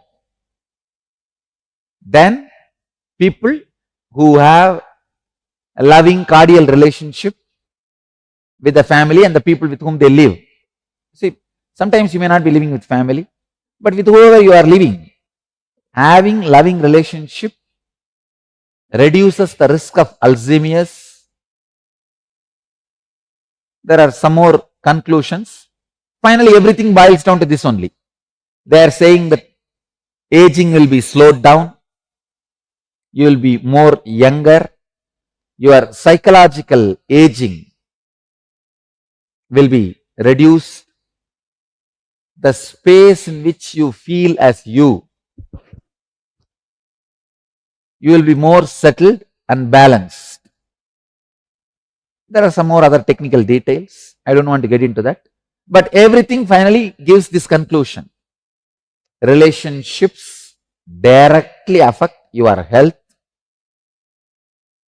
Directly they affect your basic understanding about the life. Healthy relationships, even though it is little costly, but it increases your life expectancy, protects your vital organs like brain and heart. Understand?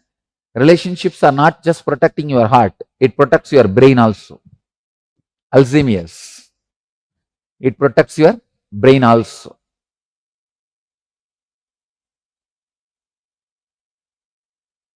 Now I have given you few points why this program relationship.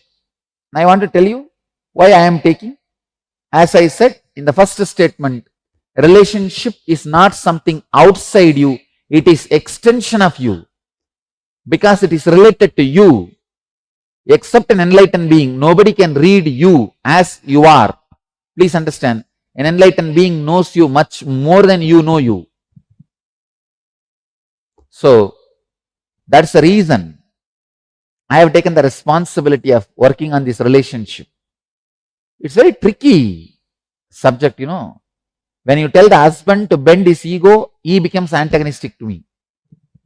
If I tell the wife, no, you adjust and go, she goes against me. I have a lot of problems just because I try to mend the relationships of the families. See, both the fellows are individually highly devoted to me. Somehow human beings feel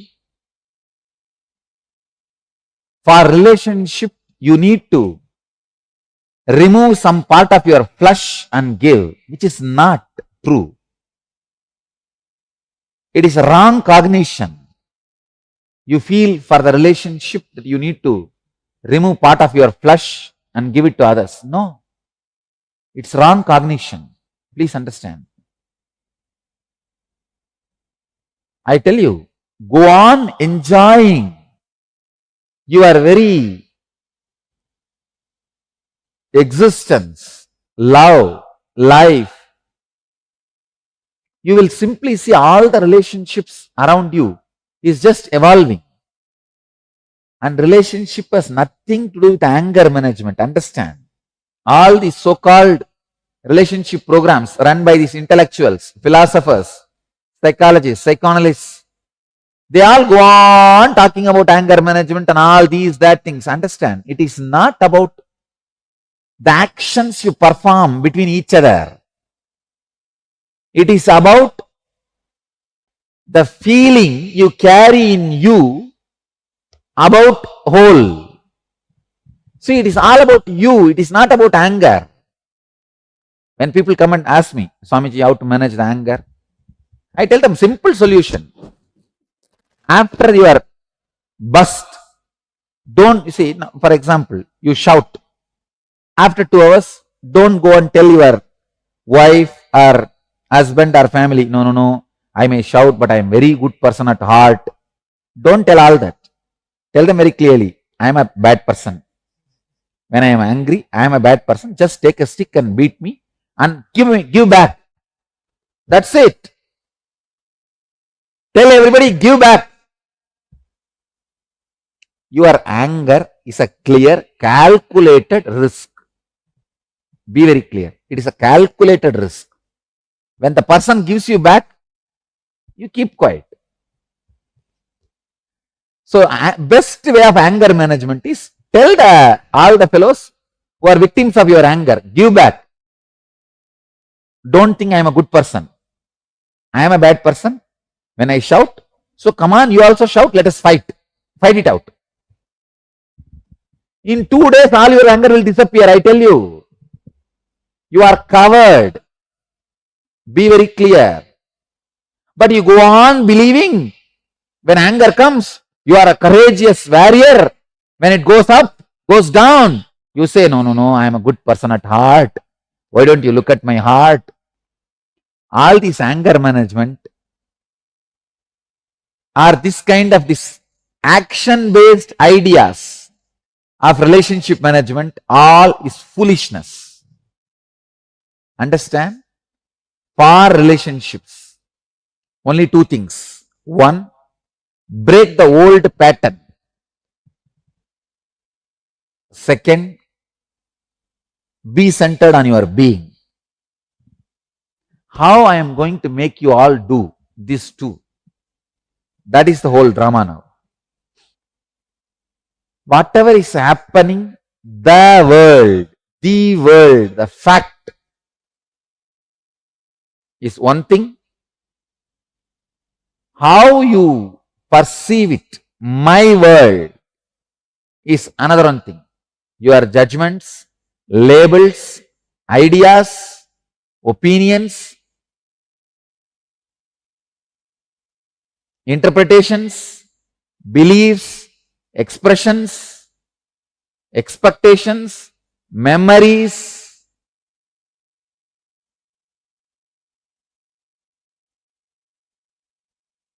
all this put together is my world. The world, fact, is a simple round, simple circle, actual happening, which is given by facts. But your interpretation of the happening given by your cognition, your judgments, your labels, your ideas, your opinions, your notions, your interpretations, your beliefs, your experiences, your expectations, your memories, all this put together creates your own pattern. Just today morning I was telling, arthritis is nothing but the pattern you have about you. I want all of you to know, if your mind experiences enlightenment, it will never come back. If your consciousness experiences enlightenment, it will never come back. But your body does not have a permanent safe haven. No. It has to be maintained. So I will not lose my enlightenment only in my mind, only in my consciousness. So that much my body also will be protected. But all the other rules and regulations of the body does not permanently maintain a high frequency itself once you raise it to the frequency. I wanted to tell this essence to you. Your body does not always retain its highest frequency just because you pushed it to once. Second important truth, the pattern you carry about your body directly impacts the pattern you carry about others also. Just like body's pattern deteriorate, your relationships also deteriorate. Just because you had trust yesterday, it's not that you will have the same trust today. It deteriorates. The perception you carry about what is happening in life is given by your basic cognition. Now in US I have seen so many divorces happening. How you know? First the man will go and get a job in Microsoft or somewhere settled in US. He will get married and take the girl also. And naturally he has to teach driving for her. She has, because there everybody has to drive individually. Just in the driving teaching, so many marriages will break. No, really, I am telling you. Just in the driving teaching, marriages will break. Because these guys, when they try to teach, they show their superiority and nobody can tolerate. Just teaching driving. How many marriages have broken, I can tell you.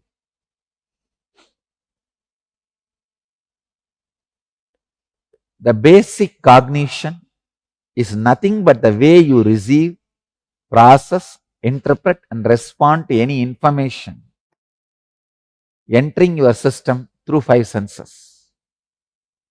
Your perception, cognition. See, this my world and the world, how you miss, how you add and miss which is not there through your perception. You are almost never in touch with the actual happening in your life. Because for you, your perception is the happening. Your perception becomes actual happening. All your expectations about life are also based on your perception and how life should be or should not be. All your expectations about life are also based on your perception of how life should be or should not be. Same way, all your expectations from people in your life is also based on your perception of how they should be or they should not be. This is what I call as fantasy. Not only that, based on your fantasies, you are constantly chisel people in your life. You continuously judge people, resist people, manipulate people based on the way you cognize or perceive them. Your cognition is responsible for the way you relate with life and with people in your life. Your cognition makes or breaks your relationships.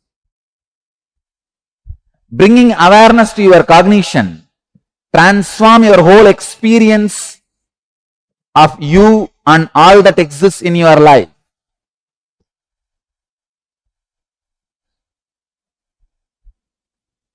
I wanted to guide you into an exercise based on this whole thing. Please understand.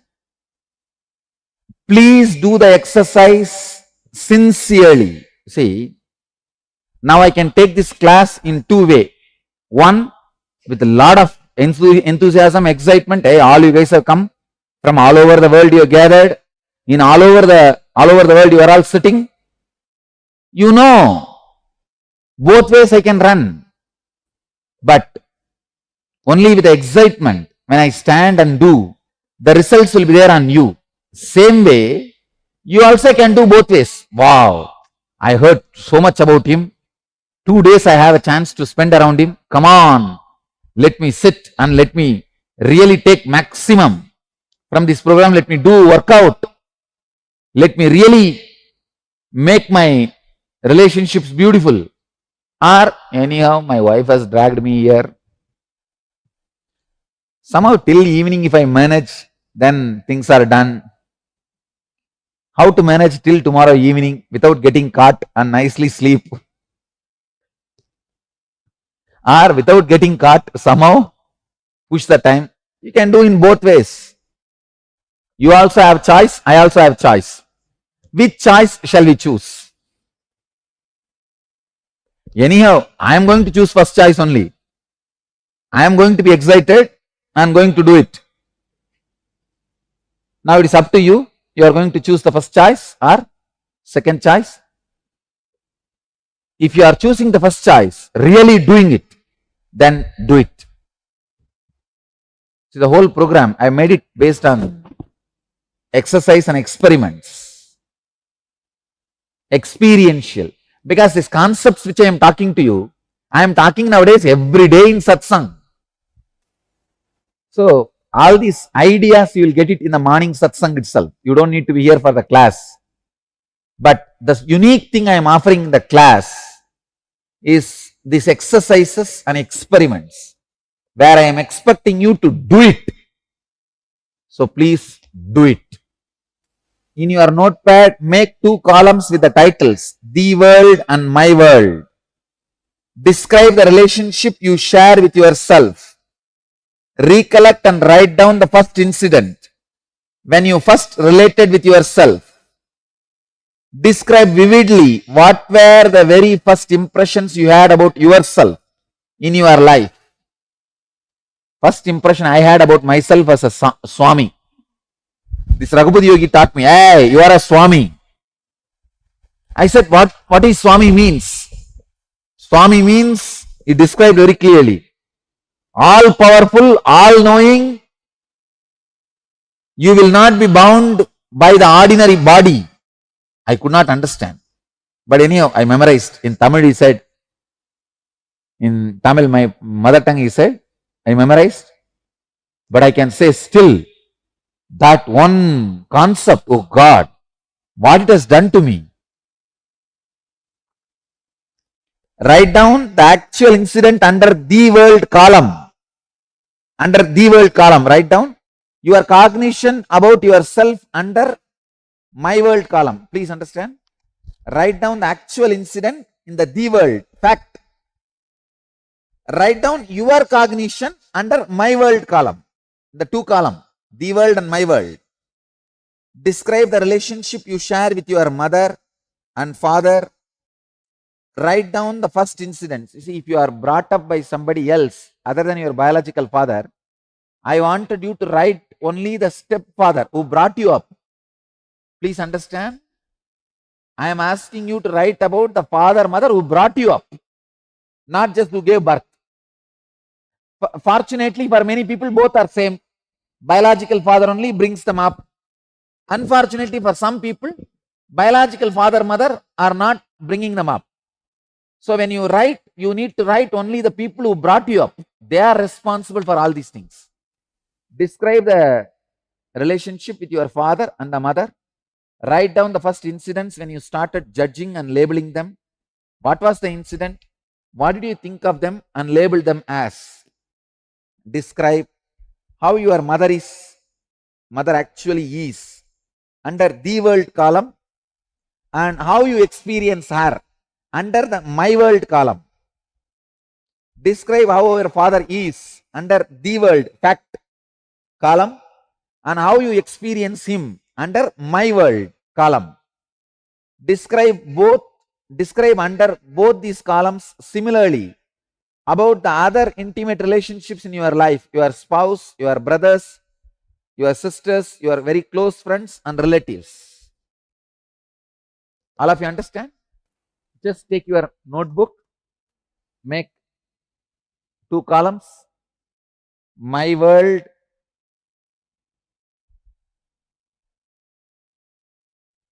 the world. See, one side, the world, fact. The other side, my world. Make the column. See, actually, when you wrote the world and my world, many of your own misunderstandings you will understand. Many conflicts you created, you will know the pattern now. How the conflicts are raised, created in you.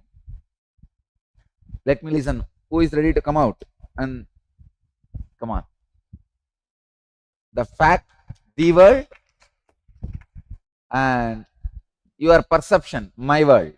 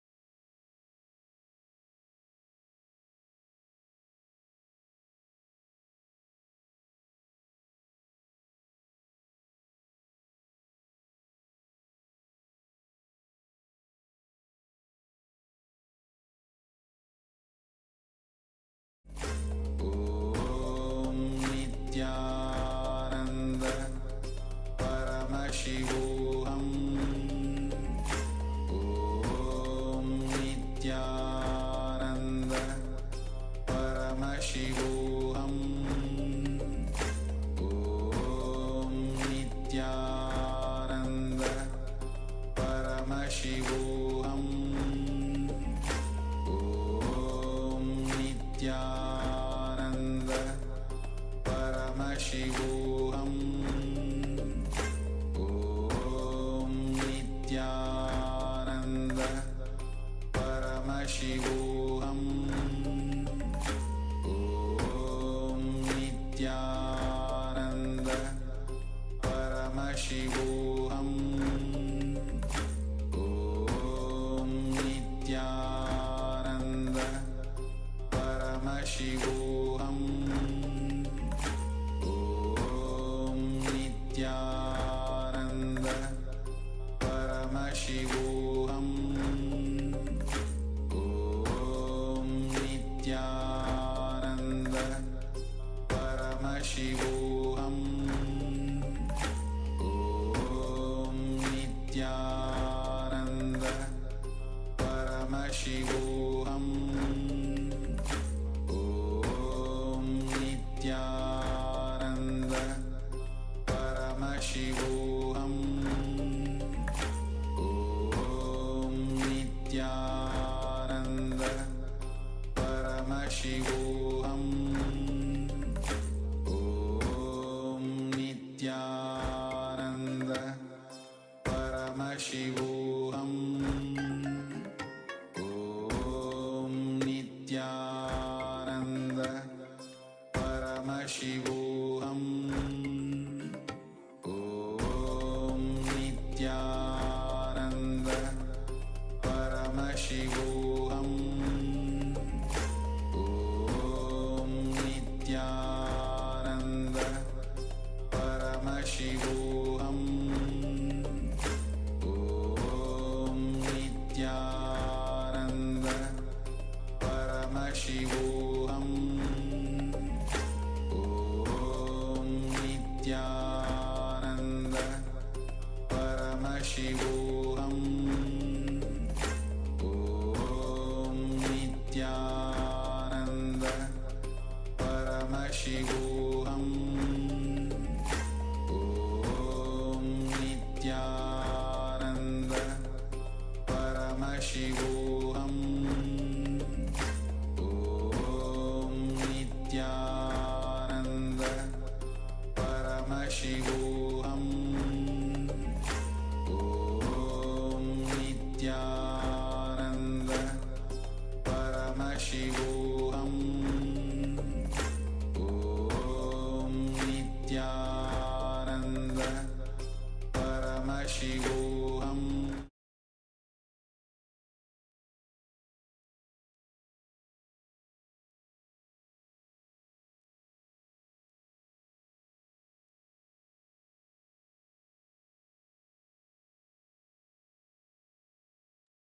Yes. Sorry for the technical glitch. Nityanandam, everyone, beautifully after these revelations from Swamiji on how we do not exist separate from the relationships. The relationships are a very extension of ourselves. So we look at other people, we look at their behaviors, we look their demeanors, their incompletions, and we judge them. But we need to understand the way we relate with people. It is not a separate thing from us. The people themselves, they are not separate from us. They're a very extension of us. So the way that we feel about other people, the way their own behavior resonates in our inner space is very much depending on ourselves. So based on our perception, certain quirks, certain aspects of a person's identity will resonate with us. We might like a certain feature about a person. Another person might not even notice that aspect about the other person because everyone's inner space is different. Everyone's incompletions, the very way our engrams are functioning in us is different. So we are now going to move into the internalization exercise for this session. Yes. So we'll do the completion with others, but we will be seeing the two aspects of life. So first thing we need to understand is we need to decide that I have to bring completion with others, whomever I am living with. So this decision starts the completion with others, and your cognition plays a very major role, and because that your cognition is the way you receive, process, and interpret and respond to any information entering your system through your five senses. So there are always constantly two things are happening in our life. So one is the world and another one is the my world. The world is the actual happening of what actually happened in the outside, and the my world is the perception we carry about what is happening, and that consists of all our prejudice, judgments, and labels, our own ideas, our own opinions, and our nation's interpretations and beliefs as various kinds of experiences and our expectations and from memories, anything.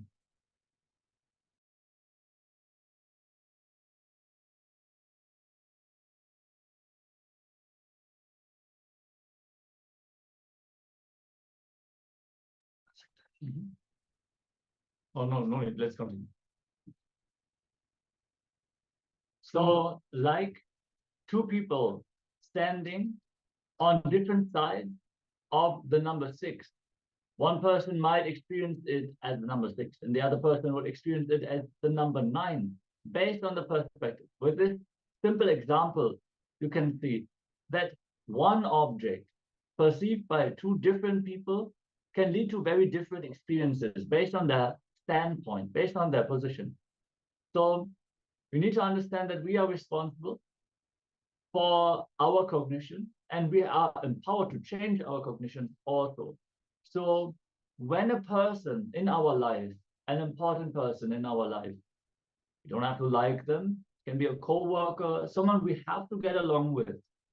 If they trigger something in us and it leads to irritation in the relationship, we are responsible to look in and to see how we can build ourselves complete with that person and make the relationship successful. For this, we are going to dive deeper into this very concept of the world, which are facts, the actual happening, which is given by facts, and my world, as Maharaj has mentioned, all the judgments, labels, ideas, opinions, notions, and so on and so on, all the conclusions that you arrived at. So between my world and the world, there will always be a gap.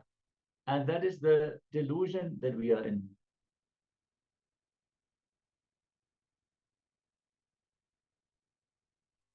So our interpretation of the happenings, based on our cognitions, that is my world.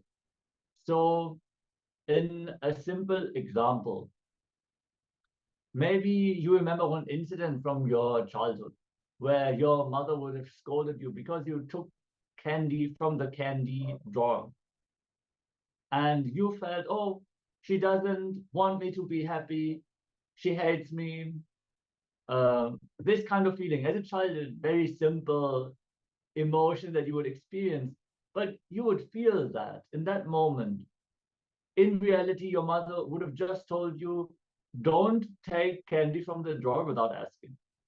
And she scolded you because you didn't obey and you just made the decision on your own. So my world is that my mother is evil because she doesn't want me to be happy, which is a perception, it is a judgment, it is not reality. The reality is the simple, straightforward facts that were given in that situation. So she told, don't take the candy. I took the candy. That is the situation. Relationships shaped by our cognition. So our cognition is responsible for the way we relate with life and with people in our life. Our cognition makes or breaks our relationship. Yes. So there is a beautiful story Let me read out. So an old man went to a nearby village and was coming back to his home. From a distance, he saw that his house is on fire. That's all. He literally started boiling and burning and rolling on the ground and crying. And then one of his sons came to him and said, "Why are you crying, father?" The old man said, "Oh, my house is on fire. My house is on fire." Then the son reminded him, "Don't you remember? Just yesterday we sold the house."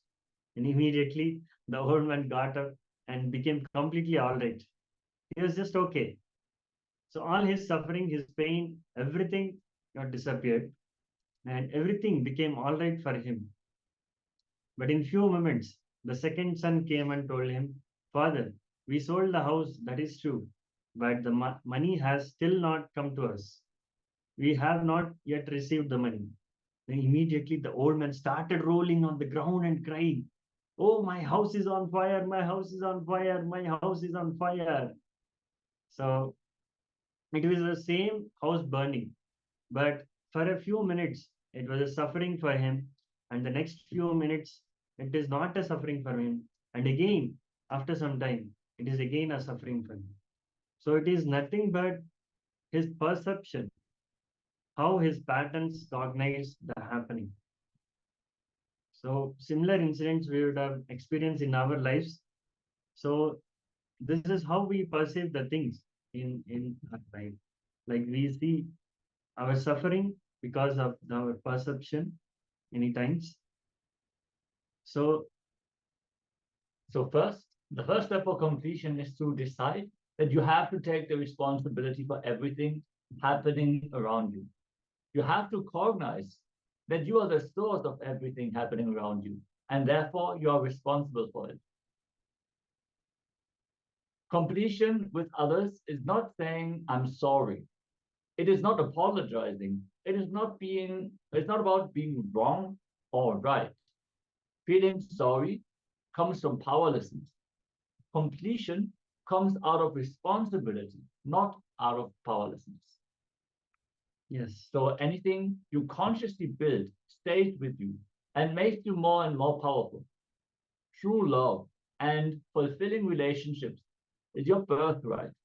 Fulfilling relationships mean relationships that remind you again and again of and give you the experience of oneness. so the purpose of completion is not just healing your relationship.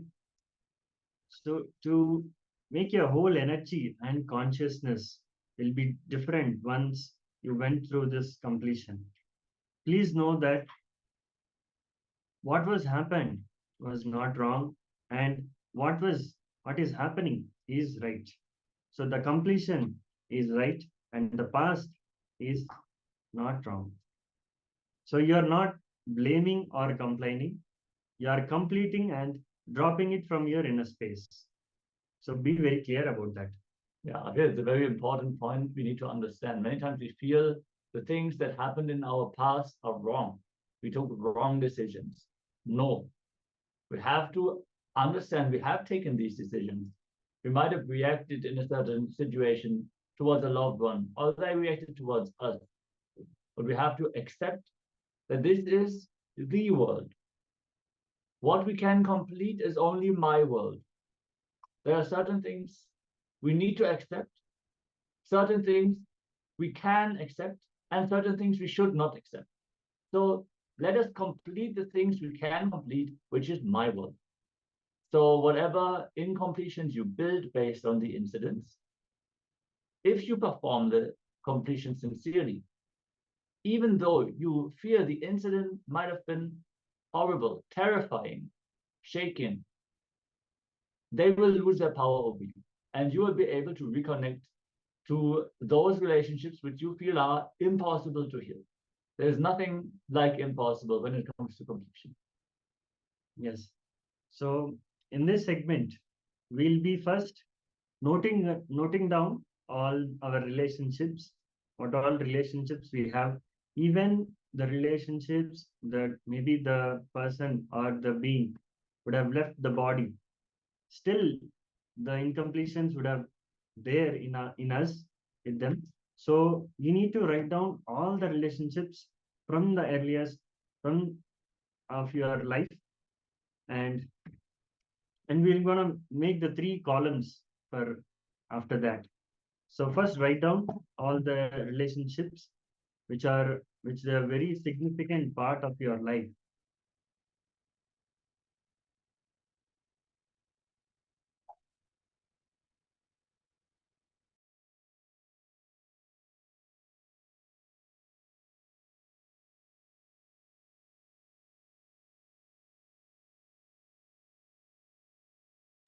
So in this step, make a list of all the relationships that were a part of your life at some point. Start with the most intimate relationships, like your mother, your father, then siblings, friends, spouse, children, guru, God, etc. Anyone. You can even include your pets, plants, and as Maharaj has shared, even those who are dead now. If they were a significant part of your life, that is. See, there are so many people passing by in our lives, but they don't matter. They don't really leave an imprint in our lives. If that is the case, then there is no need to write the completions down. If there were a significant part of your life, write them down. So we're now going to actually take a piece of paper or our book of hearts, our book for the completion, and make the 3 columns. First, my incompletions, a list of the incompletions that you are going to complete in this exercise. The second column will be the world, and the third column will be my world.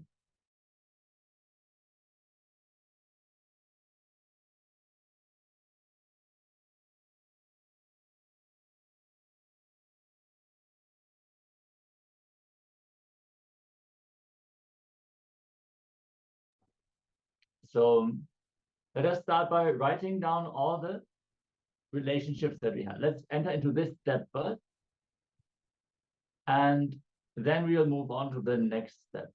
So if you could maybe raise your hand in the chat and just show that you understood the exercise. And if you have any questions about this exercise, we're also going to project the slide on screen so that you can follow along and you can catch up if needed. You can just give a thumbs up maybe in the chat that you're clear. Recording in progress. Write down a list of all the relationships you have experienced in your life that were a significant part of your life, starting off from the earliest relationship of your very mother,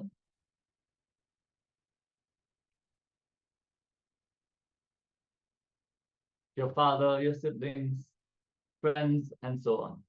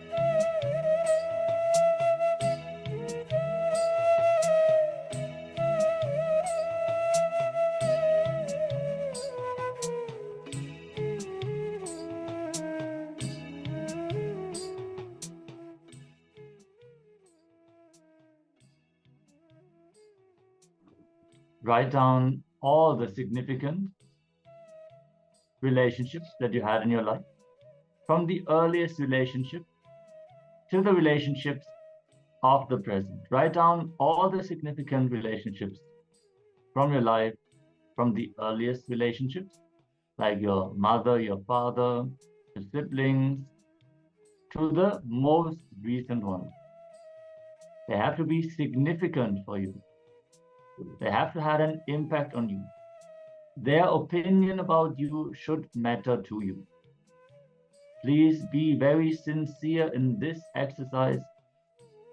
It will be very important for the completion that we are going to do in the following exercises. So please list down all the significant relationships. Bring them to your rest, bring them to your awareness. Let's continue the exercise.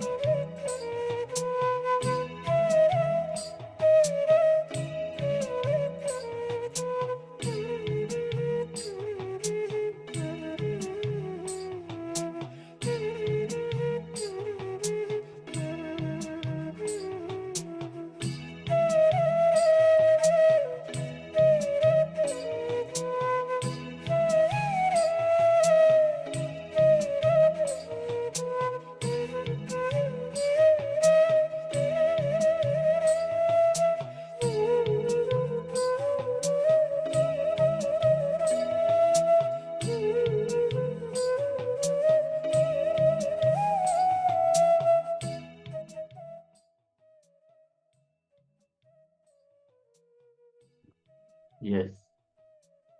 So we would like to know if all the participants are ready with this step of the exercise, or if you need some more time to write down the significant relationships that you have.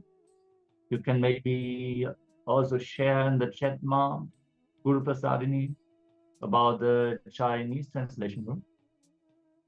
And if they need more time to write down all the relationships, or if they are done, so we can move on with the exercise.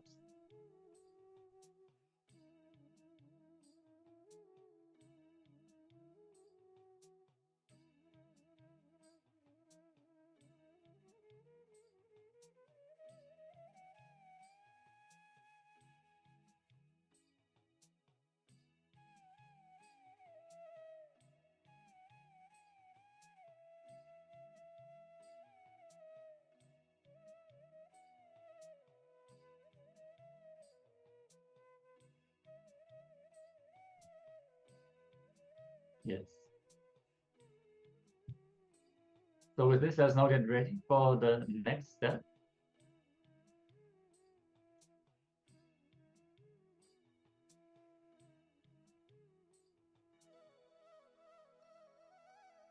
So we're going to start by drawing 3 columns. As before mentioned, my incompletions, the world, and my world. So the incompletions are whatever you cognize, the incompletions that you have built with the people, the significant people in your life. So you would have had so many experiences.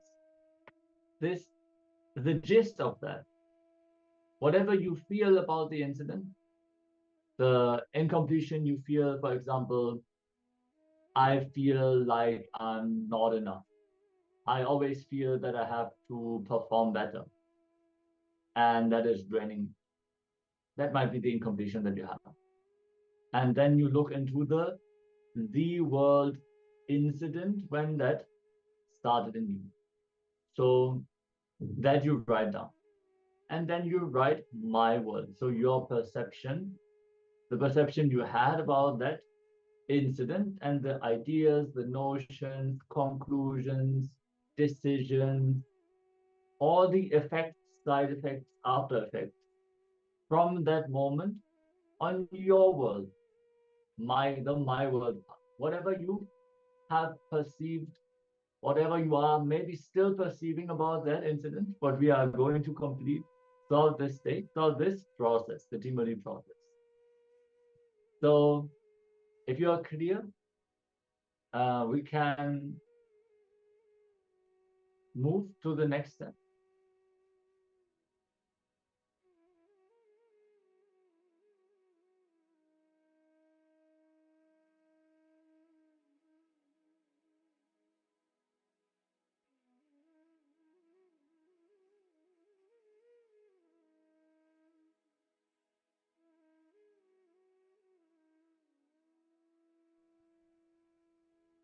Yes.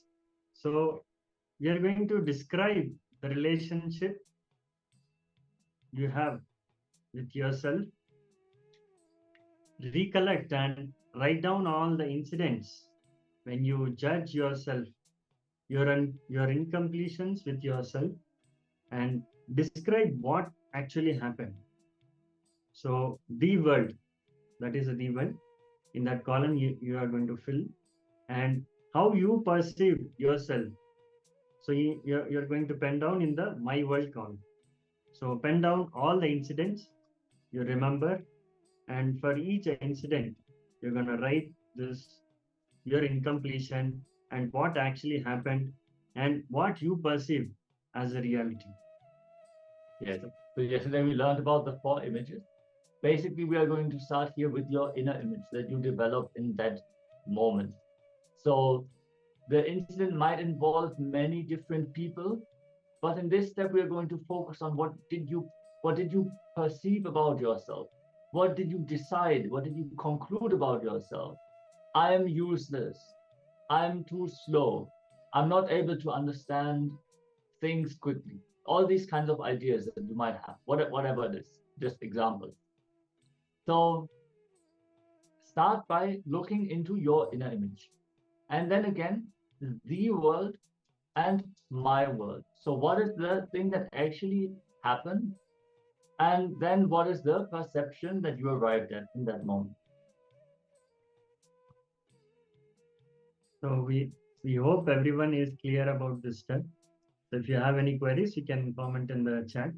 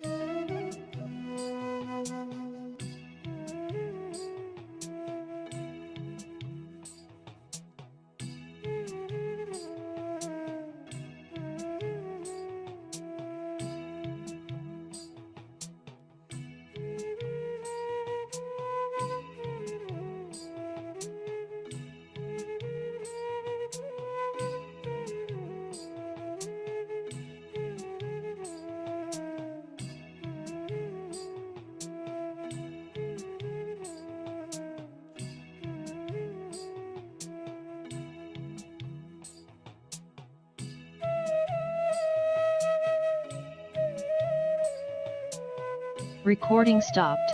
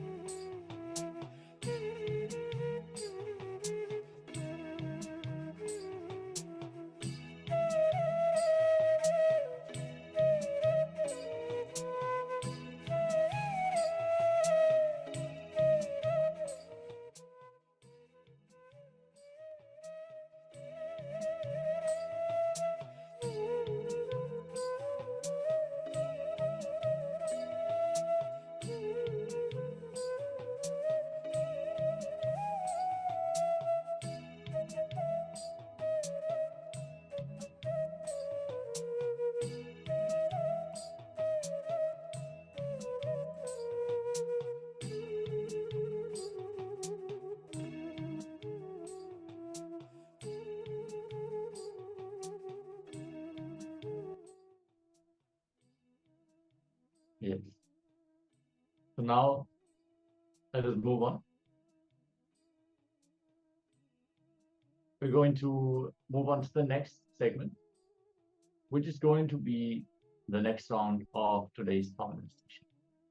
This is an ongoing completion process, as we have before mentioned. So make sure that if you are yet to write down the incompletions that you have and the word and my word, to continue to do so whenever there's a gap in between, whenever you have a moment. And yes,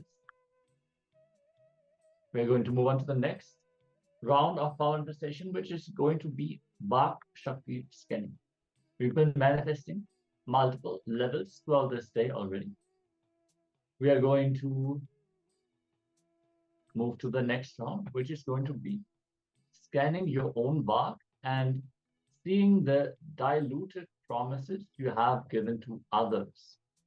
So the Vak, the very energy behind your speech, is blocked by the words that you have given to yourself and others and you have not completed.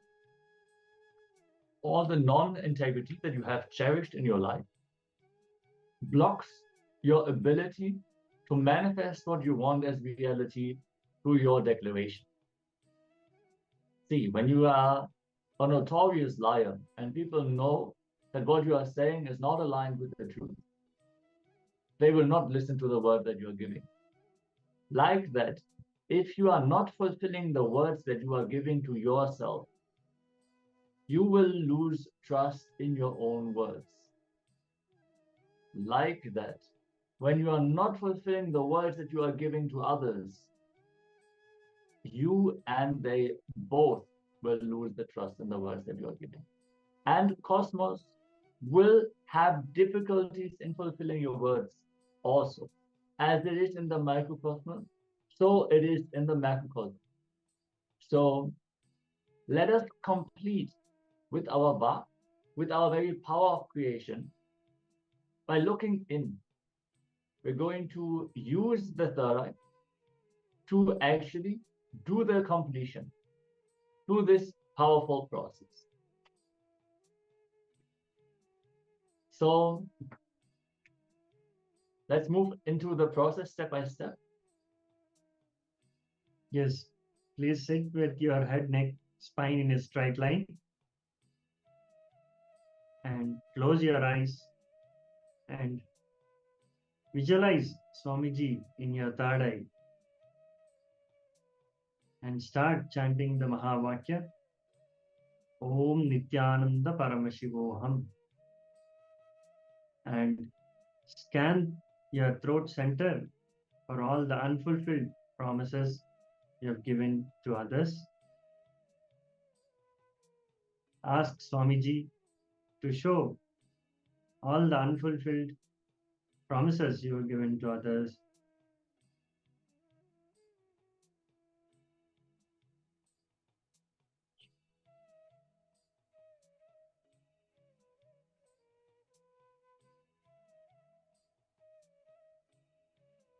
Any of the incompletions that you might carry, anything that is revealed, just witness it. Don't judge it. Don't judge yourself for whatever you are seeing in your inner space. And write down all that whatever has been revealed to you. Then consciously complete with all these incompletions or unfulfilled promises that you have given to others. Let's connect to Swamiji. Chant the Mahavakya intensely.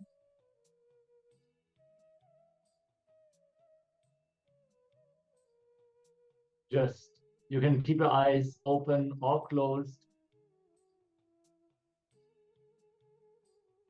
and simply bring your awareness to your throat region. Let all the unfulfilled words and action be revealed. bring the completion. Let us clear our path to this powerful process using the third eye of Paramashivoham.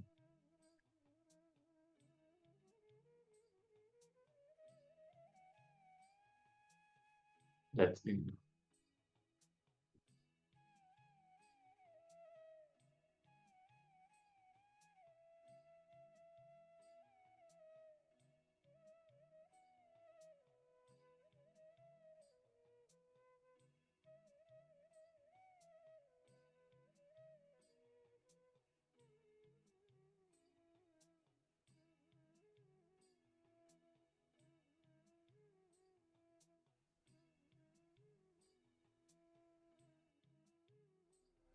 Paramashivoham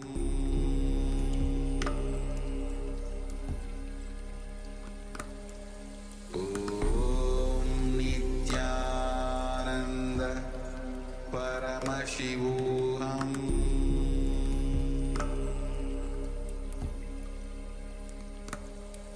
Om Nityananda Paramashivoham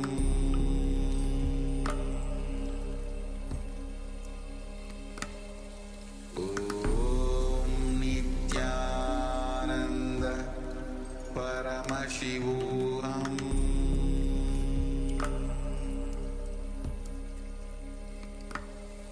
Om Nityananda Paramashivoham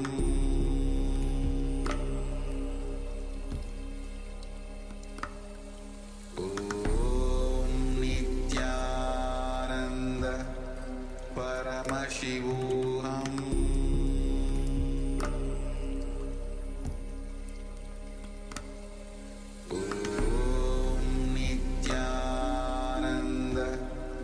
Paramashivoham Paramashivoham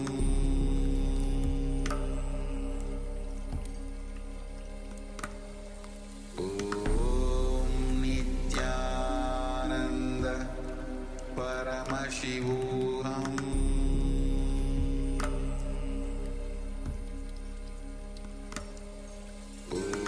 Om Nityananda Paramashivoham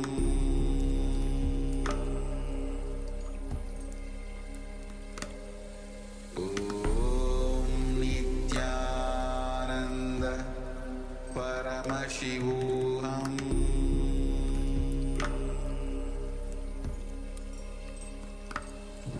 Om Nityananda Paramashivoham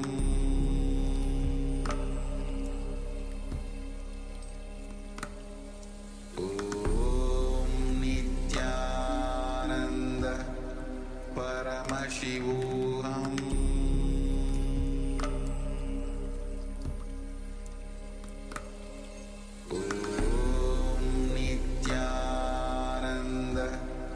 Paramashivoham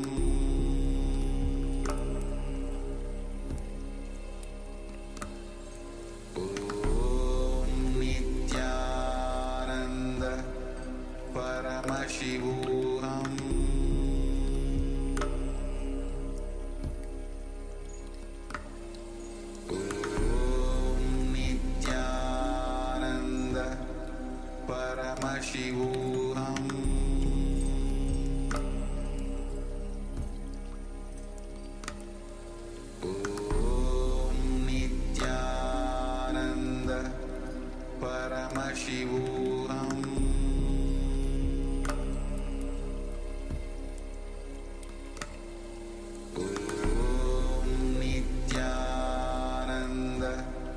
Paramashivoham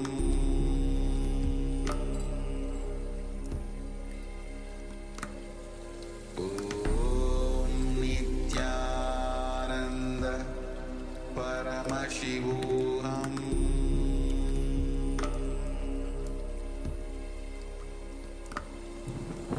Om Nityananda Paramashivoham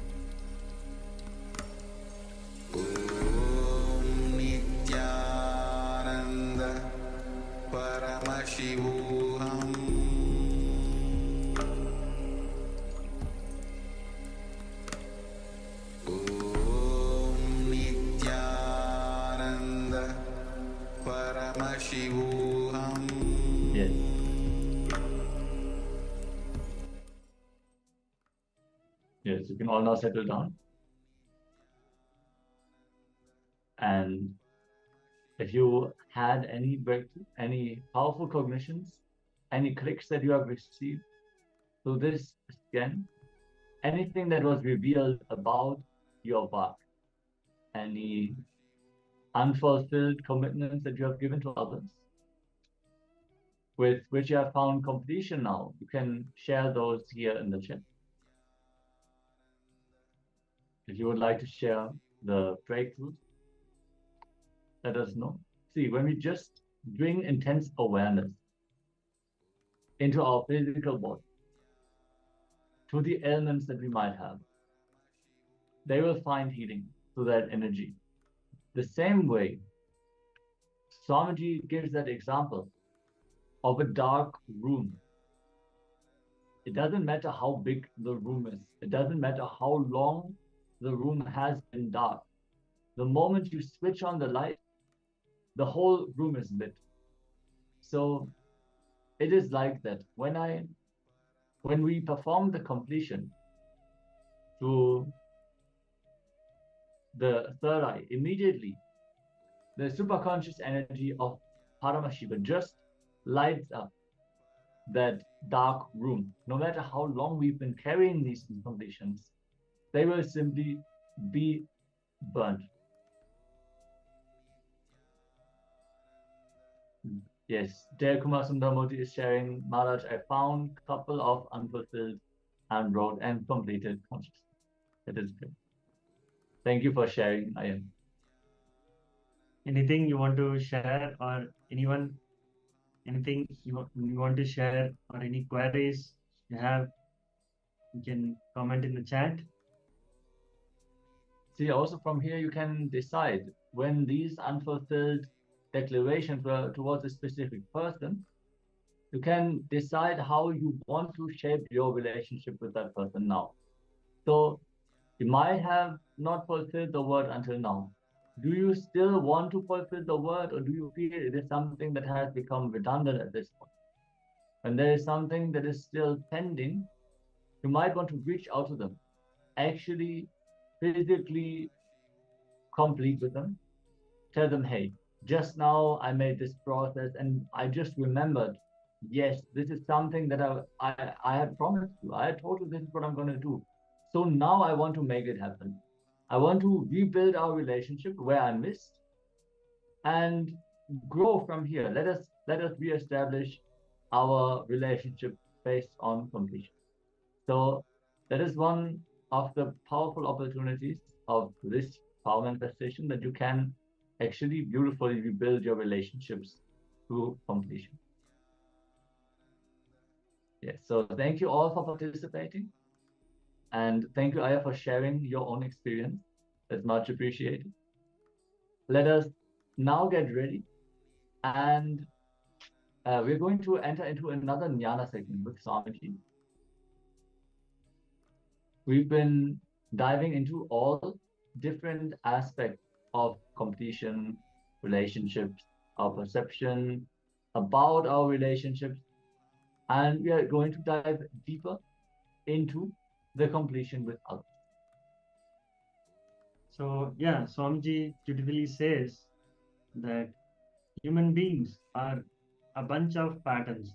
So even when you do good to them, even when you want to be good to them, you have to go to them very carefully, and you have to walk into their listening very carefully with a lot of sensitivity. As a normal man, you're supposed to create the space of completion in you and share that space with others. That is what actually called the completion with others. So Swamiji is beautifully going to share us the powerful cognitions and understandings about this completion with others. So let's listen to him.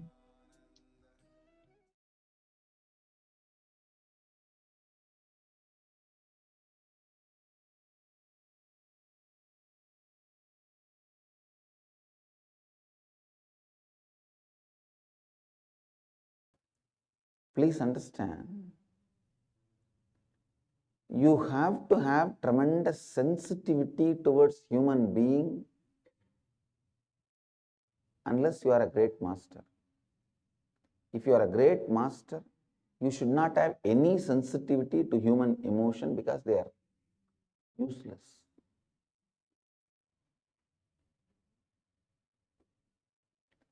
But if you are an ordinary human being working in the plane of ordinary human being, you should understand people are bunch of patterns. People are bunch of patterns. Their money, their land, their properties, their wealth, all that is of a great help. Please listen, all that is of a great help in their life. Listen, I am giving a very important example. For a person, his money, his land, his car, his relationships, all that is of a great help for him. Because he thinks all of them are great help for him, he starts thinking slowly all of them are part of him and develops many patterns related to them and lives as a bunch of patterns. Please understand, when you make 10 crore or 100 crore, you plan, your Vamsha, all of you will live with that money.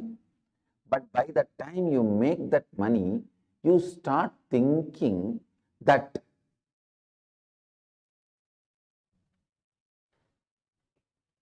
money has become part of you. And the patterns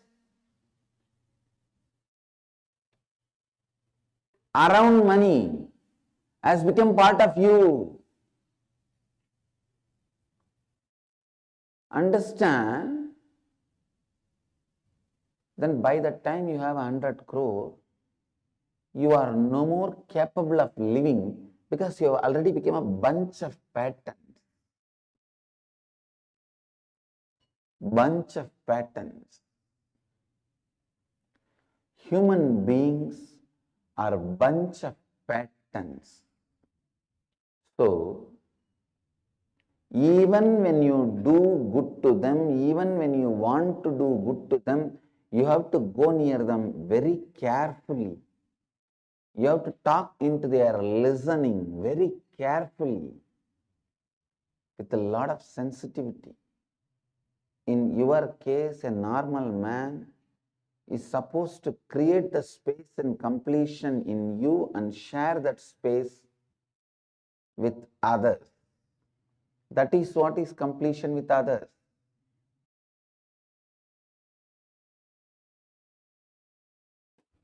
There is a very beautiful story in the Indian mythology. Once Ganesha and Subramanya, both of them have decided to have a challenge that who will quickly go around the world 3 times. Subramanya, as you all aware, has his own flight, peacock. He just sat on his peacock, started flying,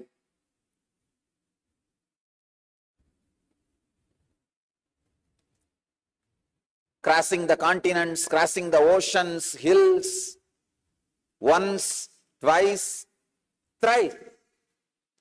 He completed and came back. He saw this Ganesha, heavy guy.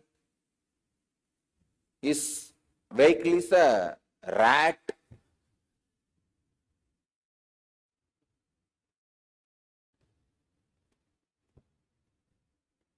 But this fellow claims he won the game by going around Shiva and Parvati 3 times. He says, I won the game. I went around Shiva and Parvati 3 times. With this rat, what else can be done? யானையை எலி இழுத்துக் கொண்டு போகும் அதிசயம். Tamil I described, the rat is dragging the elephant. What will happen? That much is the capacity. But finally, Ganesha declares, I won the game. I went around the Shiva and Parvati 3 times. Subramanya asked, how can that be? Very beautifully Ganesha says, you went round your world, I went round my world. Understand, you went around your world, I went around my world.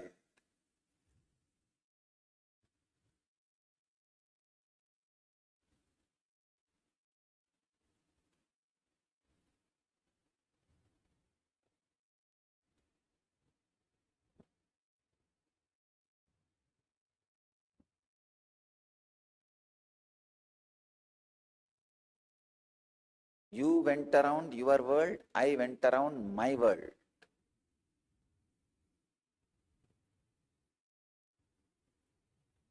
You need to catch this truth. The world, my world. This is the sacred secret. The world is binary, logical, arithmetic, scientific, universal. My world is emotional, based on faith, beliefs, experiences of individual perceptions, realization of individual identity's expression in its fullest form. My world is totally different from the world.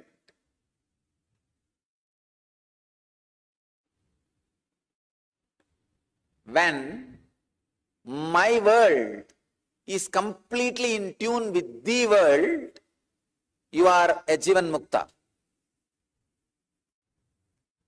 When there is no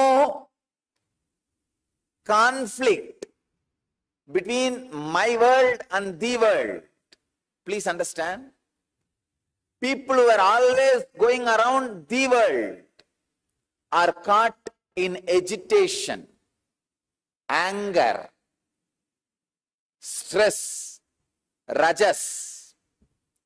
People who are completely caught in my world sometimes can miss the world. Here, Ganesha is successful not just because he was centered on my world, he was centered on my world which was in tune with the world. He was completely experiencing my world, the Ganesha's my world and the world is one and the same.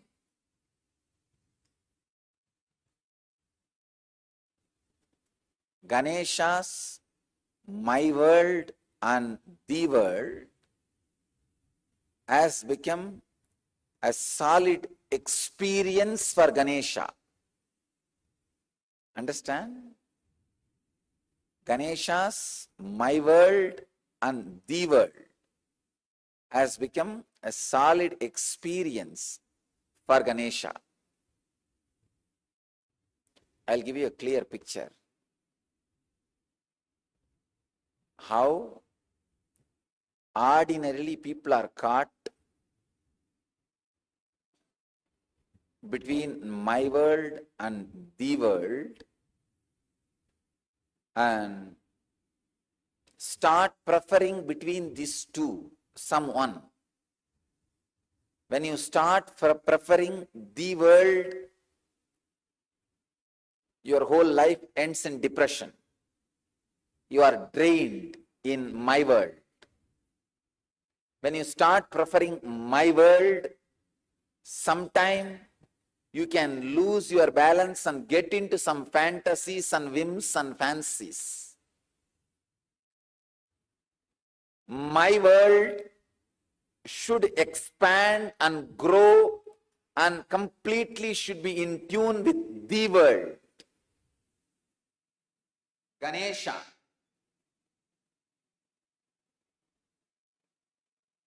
is my world.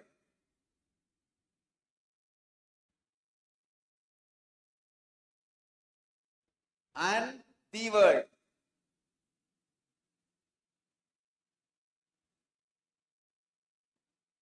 Both are in tune because Mahadeva, Shiva,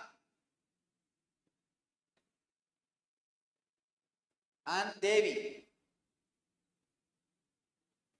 Please understand, Shiva and Devi are really the world, and Ganesha also experienced Shiva and Devi as my world.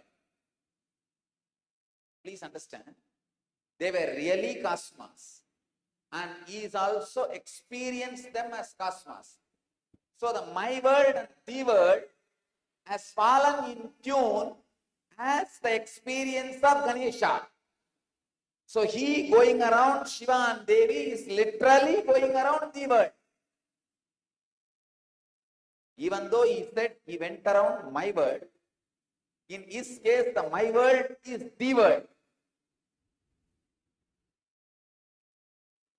Usually human beings who give preference only for the world become extraordinary materialists, but end up in spiritual poverty. Spiritual poverty, depression, utter depression. Same way, people who prefer only my world sometimes end up in hallucinations without falling in tune with the world. Understand, the world can't be rejected as you think. Misunderstandings about the world should be rejected.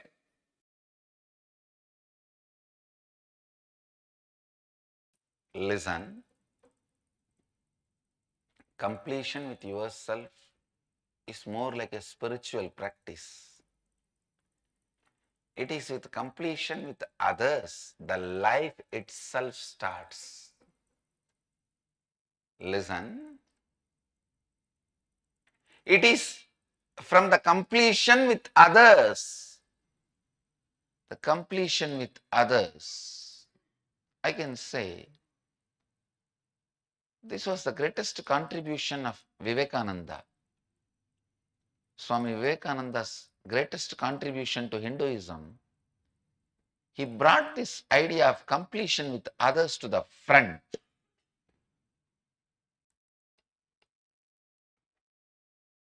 Completion with others is a spiritual quality. That's all. It is necessary for enlightenment. Unfortunately, we always got the idea if you have incompletion with others, run away to the higher planes where less people are there. No, that is not a solution. That is not a solution.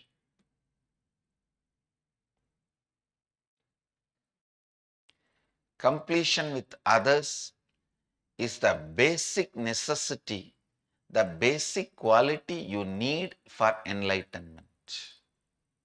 Understand? People sometimes ask me, how do I know whether I am suppressing or completing? If you are able to be in the space of completion with others, you are completing inside you with you also. If you are not able to be in the space of completion with others, then inside you, you are not completing with yourself, you are only suppressing.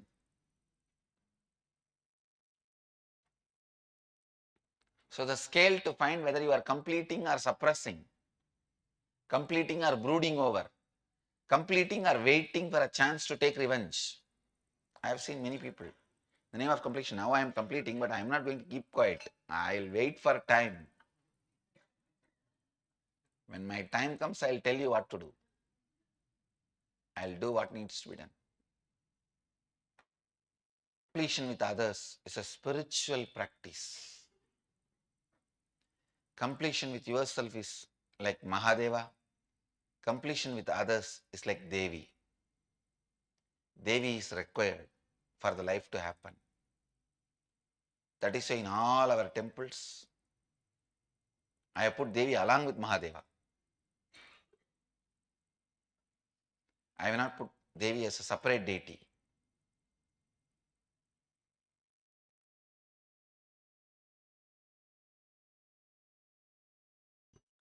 Listen, completing with others. Others means not just only your father, mother, husband, wife, brother, sister, the human beings around you. We will start the completion with everything with which you are living. Your wealth, your health, your bag, your seat, your pets, your car, your house. Please understand, all these are living part of your life. They may be dead objects, but they are living part of your life. See, a house may be a dead object, but it is a living part of your life. How many of you understand what I am saying? It's a very important component of your life.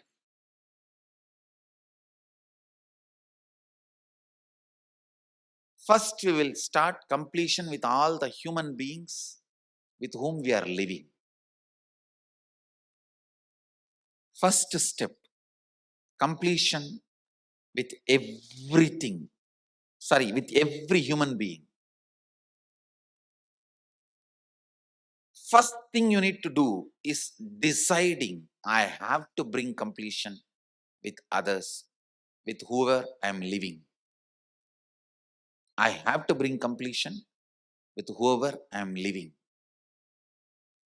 Even if they don't want, I will stretch my best and I will decide I am in the space of completion. Whenever they want, I am open to have them. I am open. I am going to be in the space of completion. Whenever they are also ready, it will become completely complete. Understand? Completion with others does not mean you are going to apologize to them. No. Apologizing is not completion. Asking sorry is not. So many people were saying, I want to apologize, I am sorry. No. I am sorry is not completion. I am deciding to drop hurting pattern in my life or any incompletion, misunderstanding, anything. I am deciding to drop and I am deciding not to bring them, not to give life to it again. See, past, you can't say you are wrong or you are right. No one can say you are wrong, you are right. It is not apologizing. It is not feeling sorry for the past. No.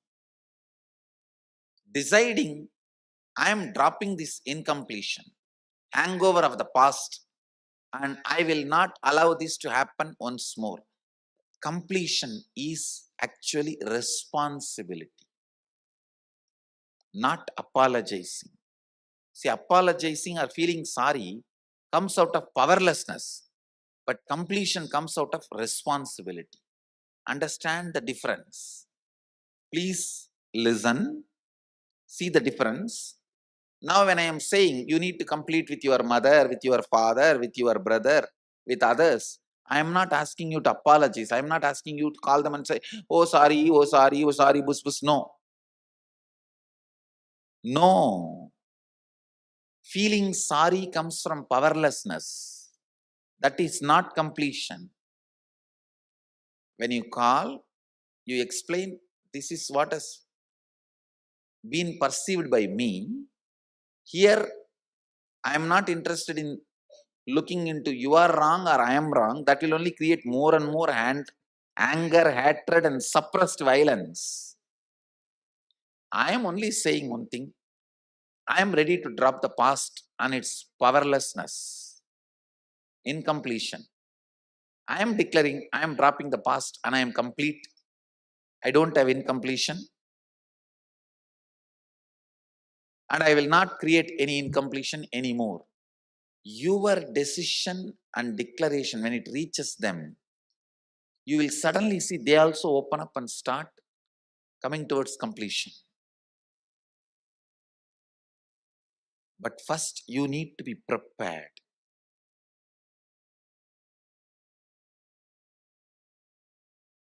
Completion is nothing but coming to terms with the reality. Unfortunately, you cannot and you do not want to face the reality as it is. Kala Bhairava as it is. You put all your incompletions on him, your own imaginations on him, your own ideas on him, your own perceptions on him.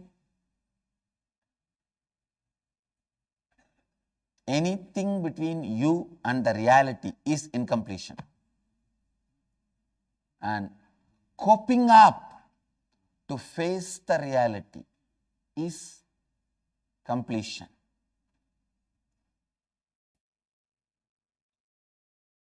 Please understand, when you are alive, make heaven for you. By creating completion within you, uncompletion with others. While you are alive, make heaven for yourself. While you are alive, make heaven for yourself.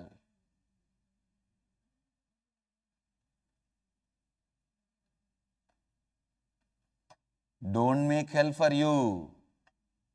While you are alive, make heaven for yourself.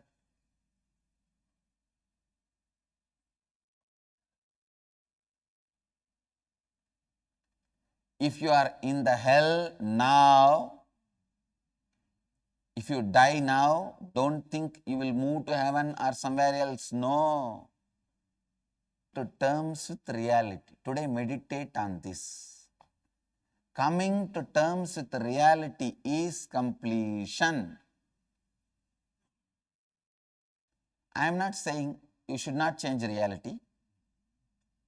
I am not saying you should accept reality.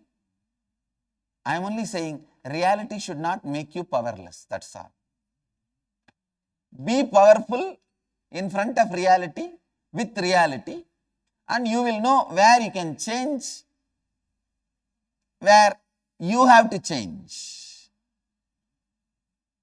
Where you can change and where you have to change. Just decide no powerlessness. Let's be friends. That's all you need to do with the reality. No powerlessness. Let's be friends. I'll be powerful. You will be powerful. Let both of us be powerful. Coming to terms with reality is completion.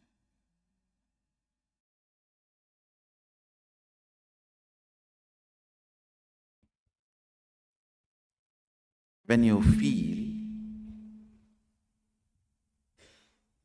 the idea of life is enemy is completed, you are in love, same statement from the other side.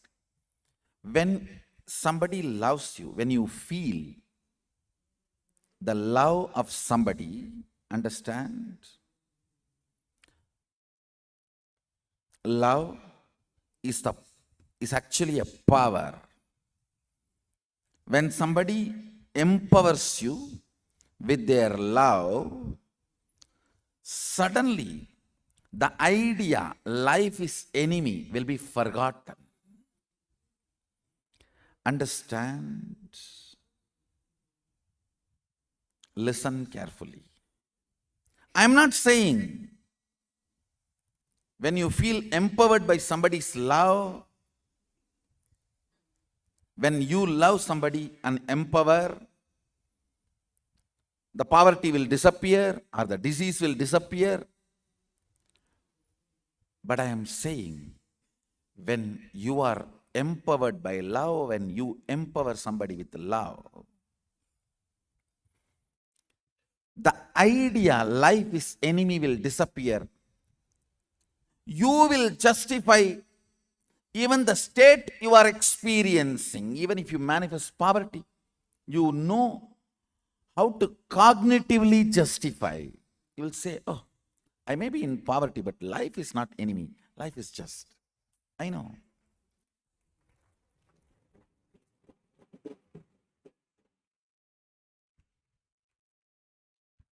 Understand? When a human being empowers you with love, you experience certain completion. That completion is so powerful, you are ready to give up anything for that. This is the psychology of love marriage, not science. Understand? Psychology of love marriage. If you understand this and empower each of you, then it is science. As long as you don't understand it is psychology of love marriage, if both of you understand, hey,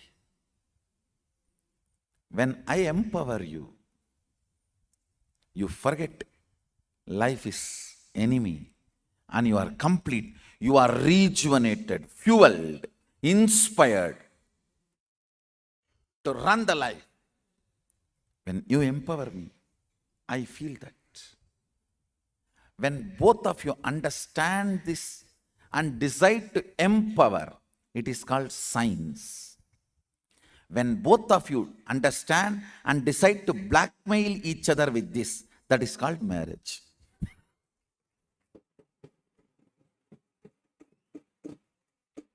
Understand? The fourth vow in Saptapadi is all about this. The fourth vow in Saptapadi is this. I'll make sure that life is enemy idea is forgotten in your life.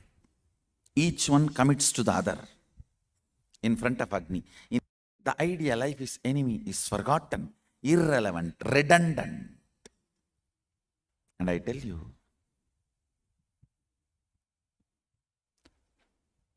when a cosmic being loves you and empowers you, you just start manifesting powers.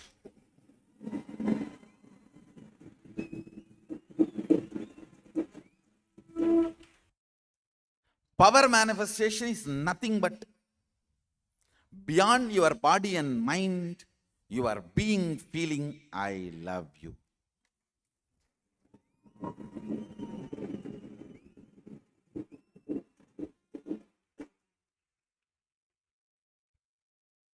Understand? I have seen most cleanest Ganga ghats only in Calcutta. I don't want to say Calcutta is a clean city. I am not saying that. Most cleanest Ganga ghats are only Calcutta Ganga ghats, because ocean comes in, cleans and goes. That low tide and high tide. Heart symbol from disciple is Ganga entering into ocean. Heart symbol from Guru is ocean entering into Ganga.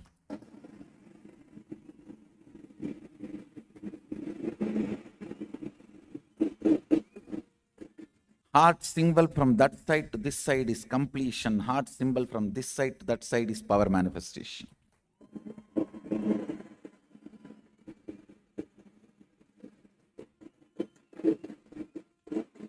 most cleanest gods.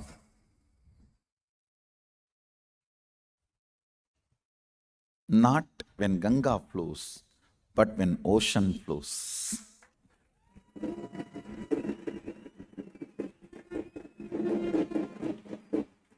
Most cleanest gods, not just because Ganga flows, but because ocean flows.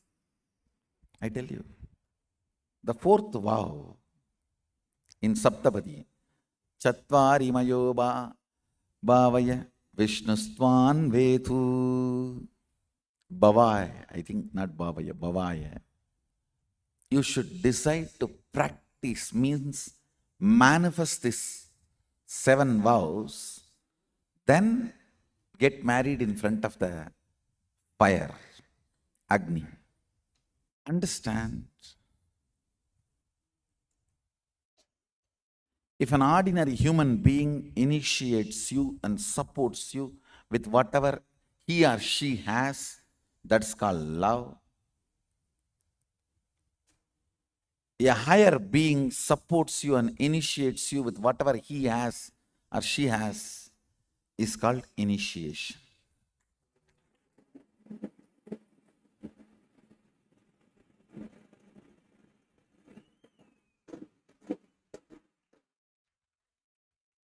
Understand,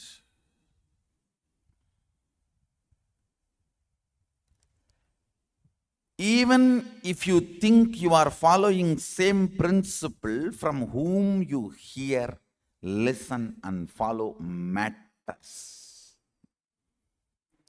You may be practicing integrity because you heard it from your school teacher or some uncle, aunt. You will get only the space from which they taught you. But the same integrity followed. Just because Swamiji said, understand, when you live a principle, the remembrance who gave you that brings Shaktipada in you. Why are you doing that? Brings Shaktipada in you. So why you do what you do? Who gave you that principle matters.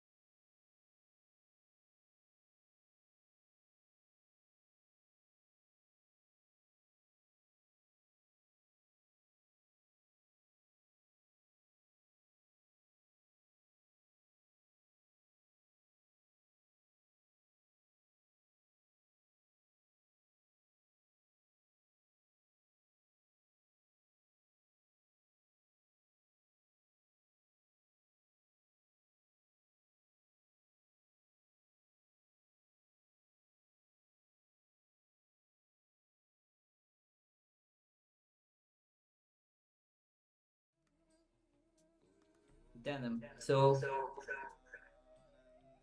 completion with others. Swami says again and again, completion with others is even more important than completion with the self.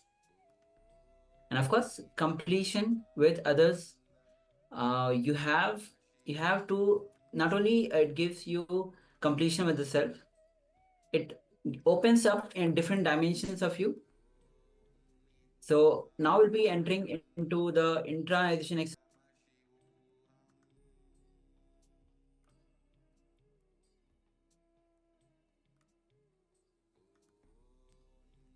Now we'll be entering into the internalization exercise, where you'll be internalizing on the exercise of completion with others.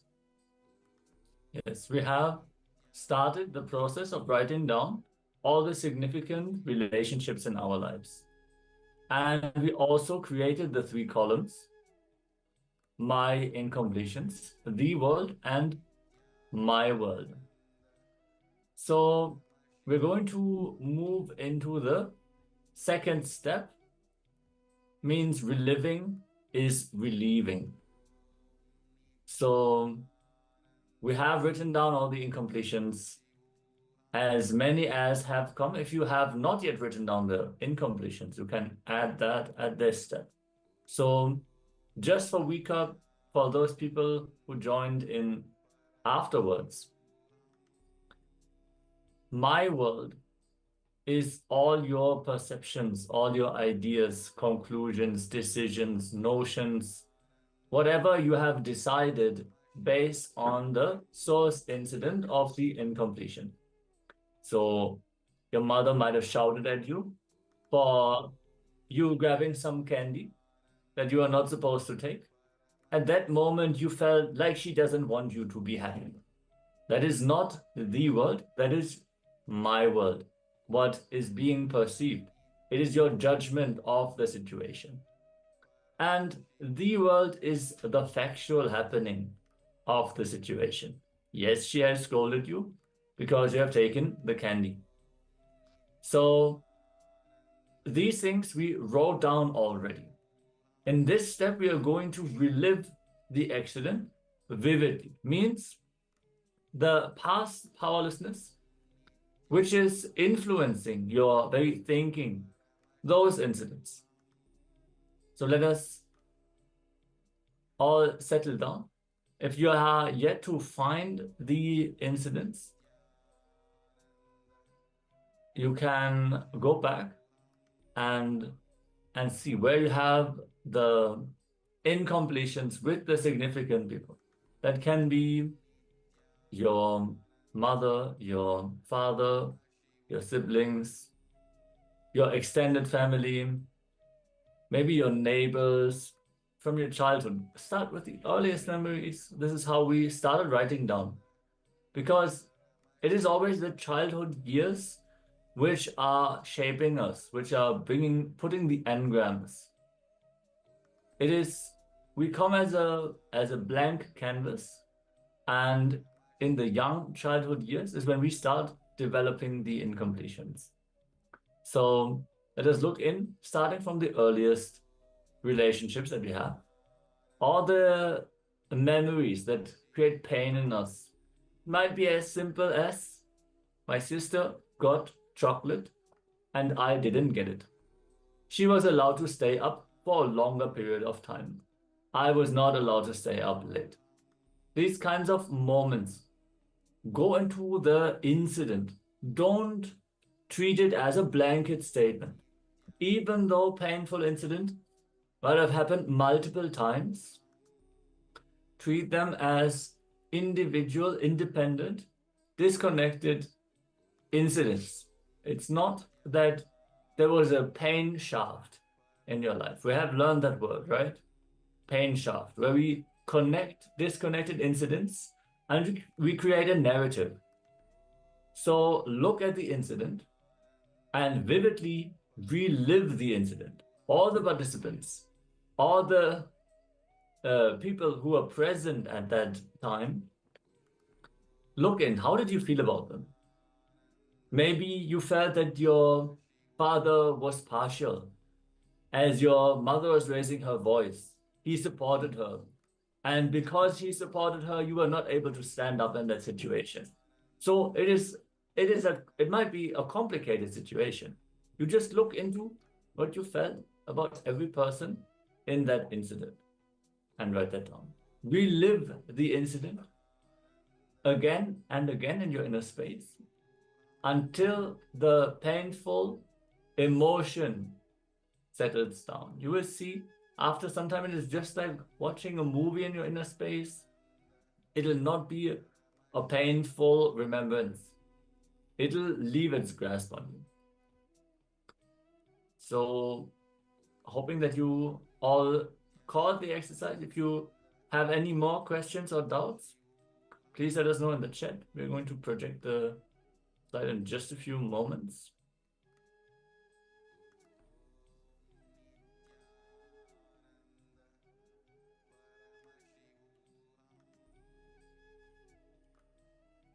Meanwhile, you can start to relive all the incidents that you have penned down. Start to remember every single incident, whatever you remember. Go to the earliest memories. Even if you're not able to go much deeper, look more deeper. You'll see that the memories start coming up. Slowly, you'll get more deeper, and all those incidents which are now you're not able to see, you'll be able to see those incidents. So keep looking for the earliest incidents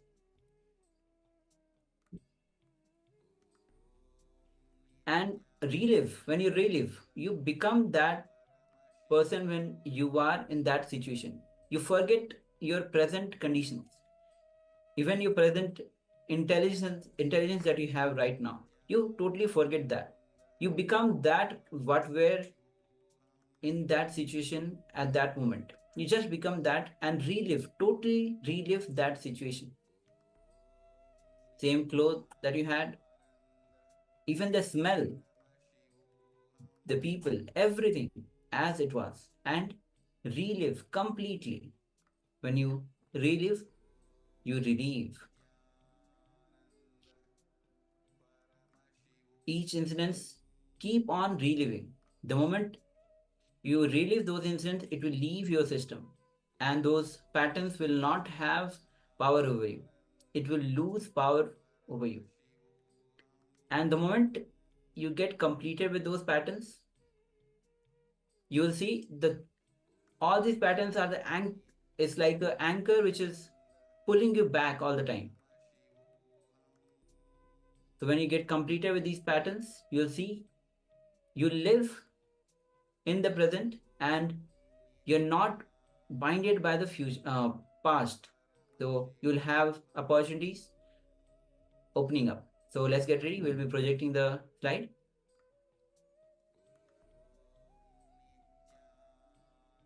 Please continue to relive.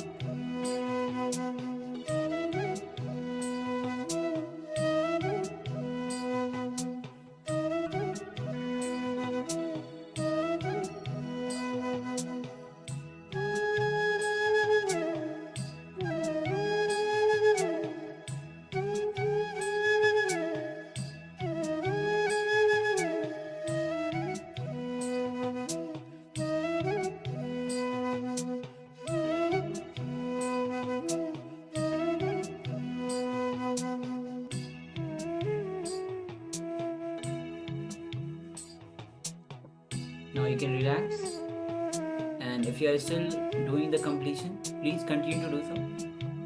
You can continue with all the things that you have penned down.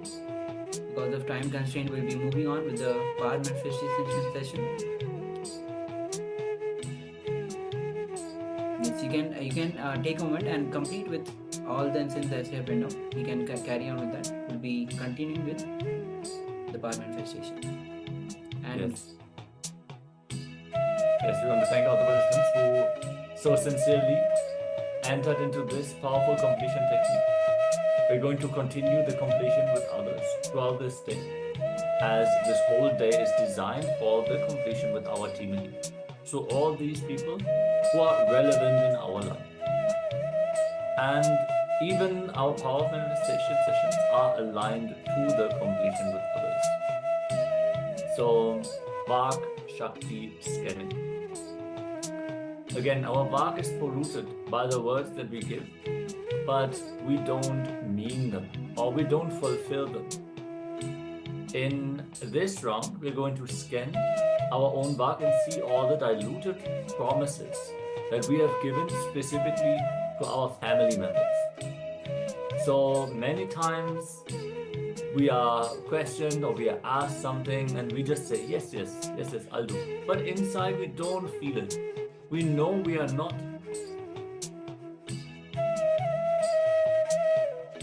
yes, Jai Kumar, thank you for sharing. Yes. Sorry for the technical glitch. So again, we are going to enter into the next round of the power manifestation, where we are going to scan our Vak for all the diluted promises that we have given specifically to our family members. Many times we simply, for the sake of maybe shutting off the other person, just to go through the situation, we say yes, but we don't actually mean to fulfill that word. Or we give our commitment lightly. So let us look into the incidents where we have given our word easily and not fulfilled the word specifically to our team lead, our family members. So again, let us sit with our head, neck, and spine in a straight line. Connect to Swamiji in your inner space and chant the Mahavakya. Om Nityananda Paramashivoham. Om Nityananda Paramashivoham. Om Nityananda Paramashivoham. Yes. Continue. To scan your walk, all the unfulfilled promises that you have given, all the diluted promises that you have given, specifically to your family members. Continue to write down.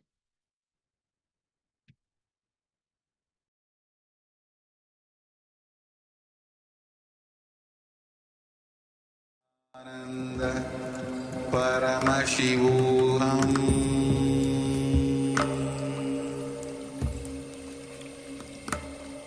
Om Nityananda Paramashivoham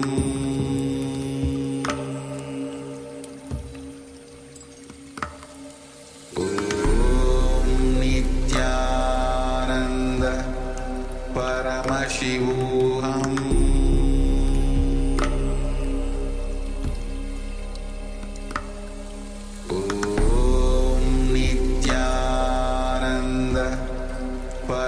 Paramashivoham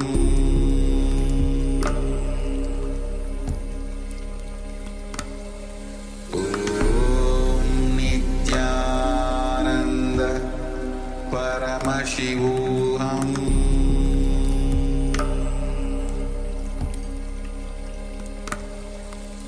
Om Nityananda Paramashivoham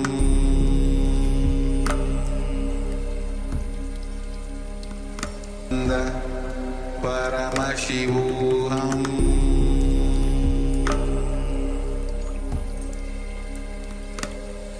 Om Nityananda Paramashivoham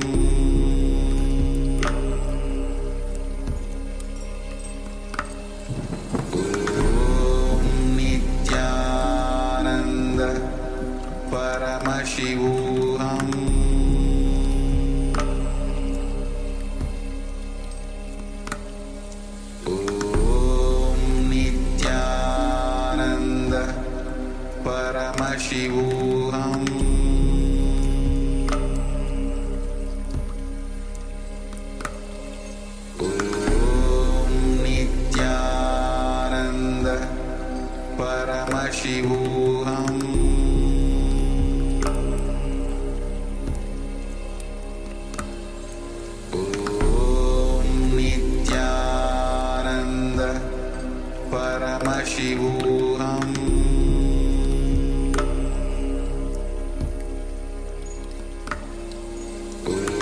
Om Nityananda Paramashivoham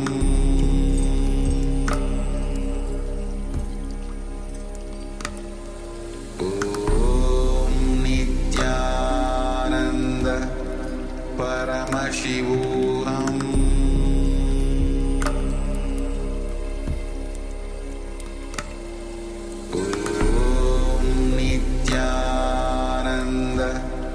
Paramashivoham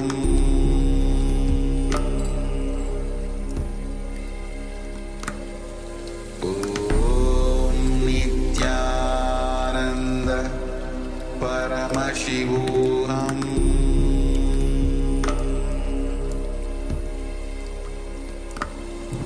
Om Nityananda Paramashivoham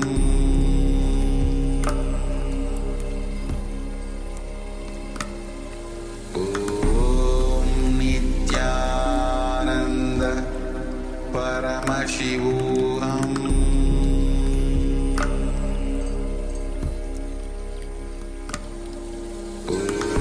Om Nityananda Paramashivoham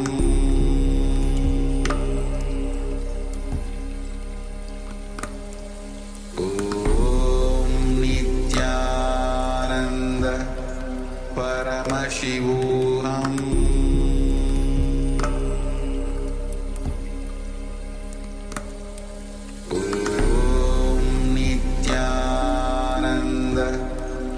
Paramashivoham Om Nityananda Paramashivoham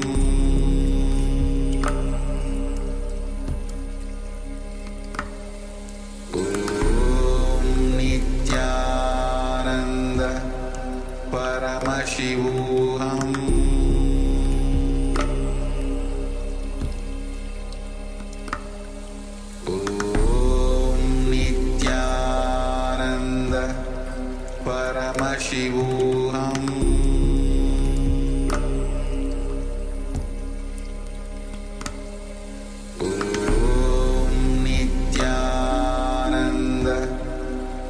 Paramashivoham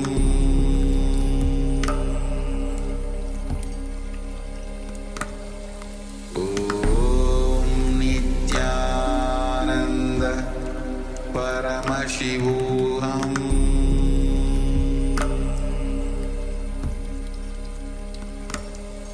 Om Nityananda Paramashivoham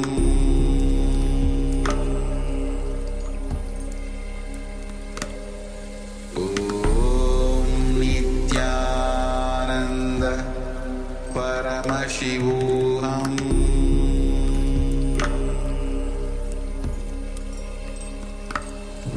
Om Nityananda Paramashivoham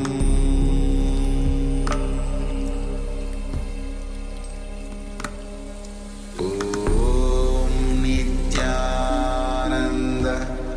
Paramashivoham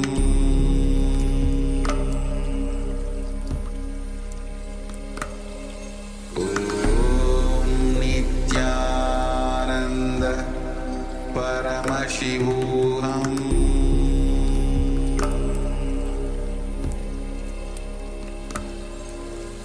Om Nityananda Paramashivoham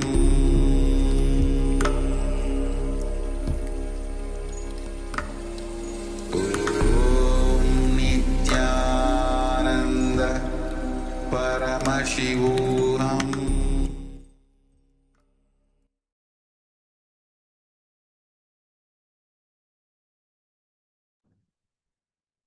Now you can relax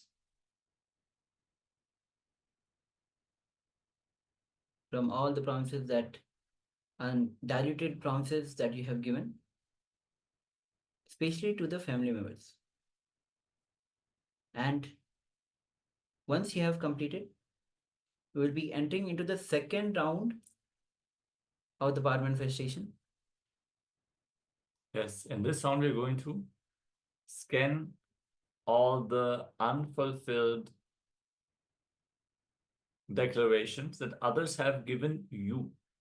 So scan your back and see who all have given you unfulfilled promises in the past and complete with those people.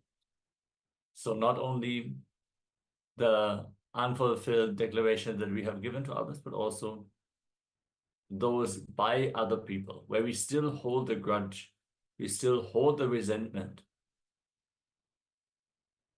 So let us enter into this round. Focus your awareness on the third eye, in between the eyebrows. Visualize Swamiji in your inner space. And then bring your awareness to your throat chakra, the Vishuddhi chakra.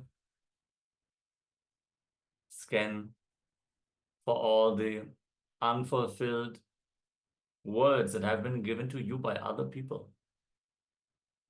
Look in and scan anything that is being shown to you.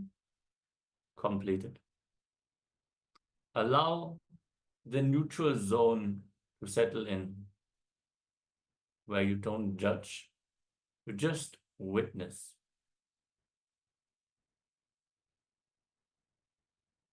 You can keep your eyes closed or open. Both is okay for this round of the power manifestation. Just write down all the incidents and consciously decide to complete with them where others have given you unfulfilled promises. Let's begin this round of the power manifestation. Paramashivoham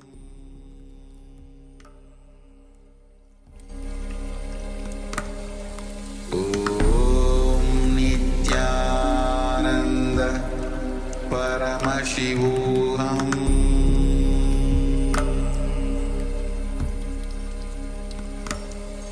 Om Nityananda Paramashivoham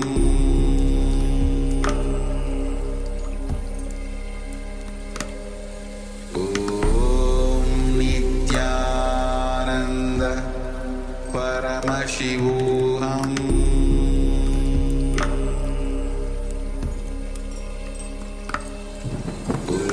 Om Nityananda Paramashivoham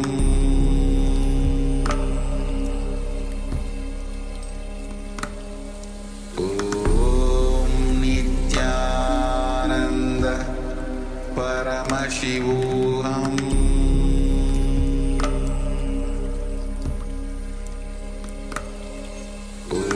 Om Nityananda Paramashivoham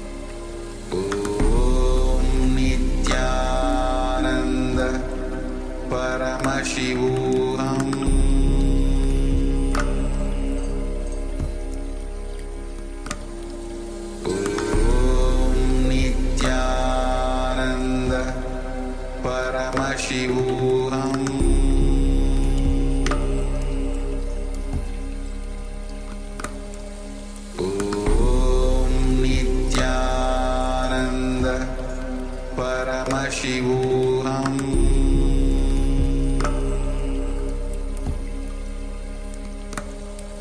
Om Nityananda Paramashivoham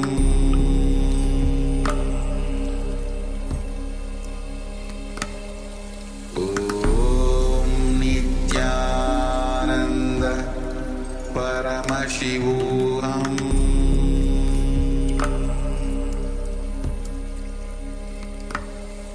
Om Nityananda Paramashivoham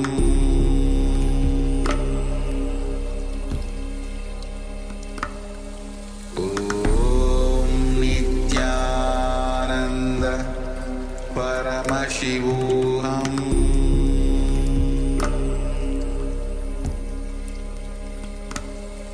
Om Nityananda Paramashivoham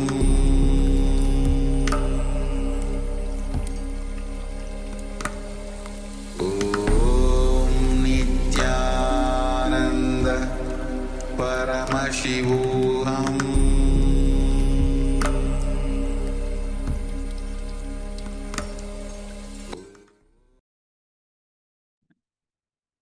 Now you can relax from this power manifestation after this strong declaration to complete with all the unfulfilled work that others have given to you. This is also a very important part of completion.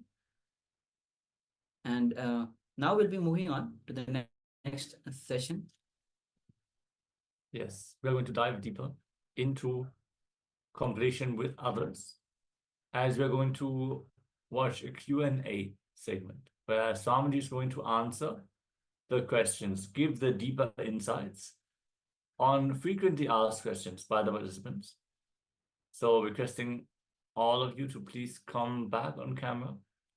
Many people here in the Zoom room are not in the camera. Let us be in the mode of deep listening and restful awareness and be receptive to the truths as Swamiji is sharing them. Yes. And also, because these are the question and answer, so you can relate to all the questions, all the doubts that you have related to completion with others. All the questions will be all the questions that are coming from the participants from the program itself. So you'll be relating to all these questions that will be asked. So you can have the clear understanding about these process. So we'll be entering into this session now. Please come to the space of listening.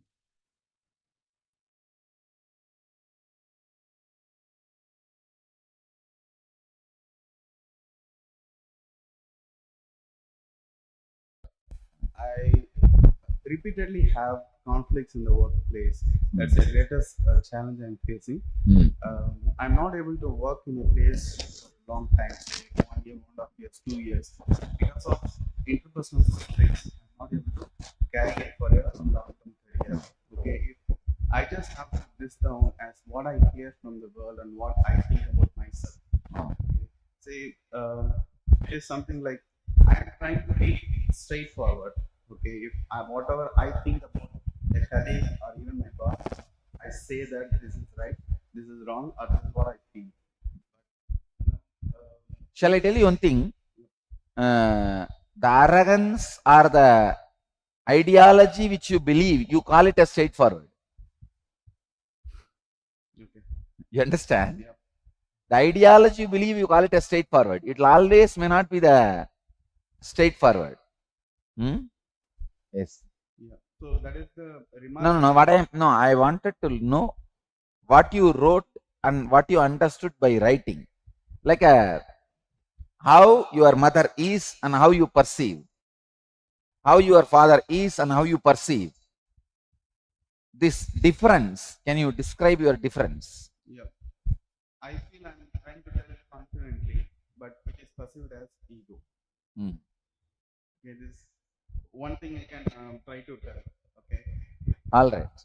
No, all right. It's okay. You can carry on.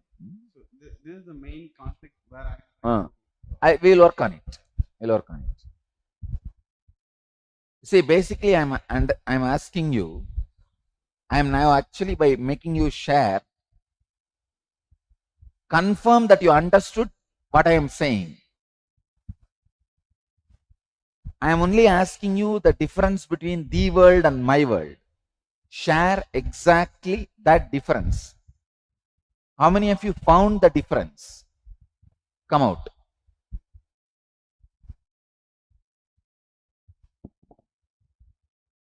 Then I'll share it with my own life, something. The world, I'm asking my mother, where did I come from? She's saying, I'm the youngest of 4 siblings. Sorry? I'm actually the youngest of 4. So my mother is saying, I already had 3 children. In fact, 1 boy and 2 girls. There was no need of another child. I was walking in the fish market with the family, and in a fish basket, there was this child lying unwanted. Arkum vendade, like, in Malayalam, exactly those words.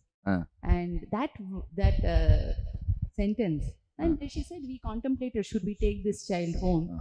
So we said, okay, pavam, so we take her. That is how, what she said. My world is, nobody wants me. And this is not my mother. My original mother dumped me, and I felt kind of cheated. My entry into the world was something cheating, and I said, I must. Hey, you should understand how one words directly affect. I have seen in Indian villages they do this. They'll say that, oh, crow brought it and dropped you and went. Why the crow is dropping only in your house? I'm telling you really, because every other month, my house was a giant family, huge number. Almost the 2-3 street is 1-2-3 family. I can say that every house I go, along with that Arunachaleshwara photo in the puja room, there will be one old man's photo. I thought he is also some god.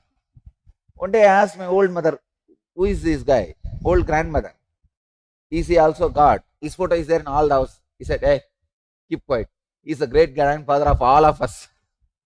Then I thought one fellow created 4th Street. So it's a giant family, huge giant family. I used to listen this kind of stories only. But anyhow, I have not heard this kind of story about me. But this kind of stories are very common. But understand how it affects an individual. Please carry on. So that is the world. My world is,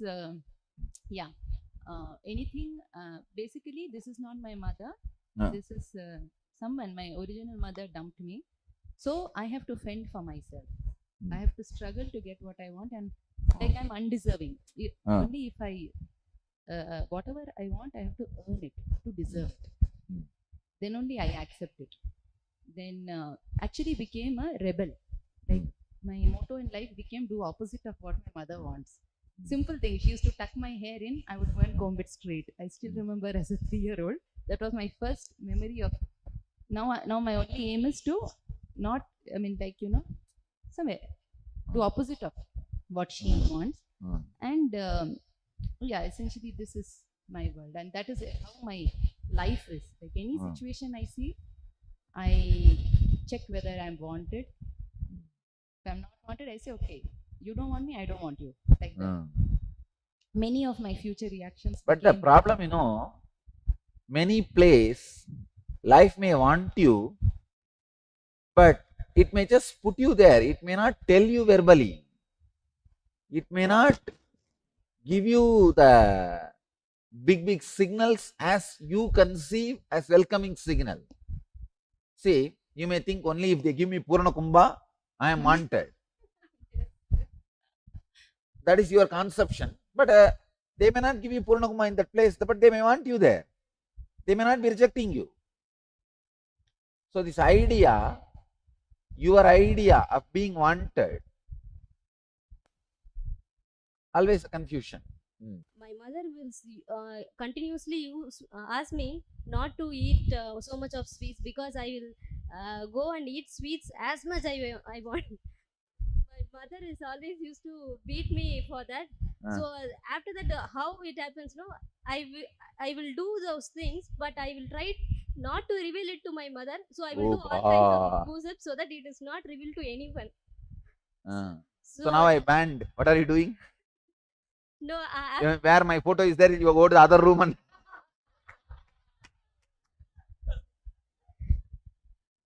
anyhow this fellow is banned. Let me go to the other room and eat.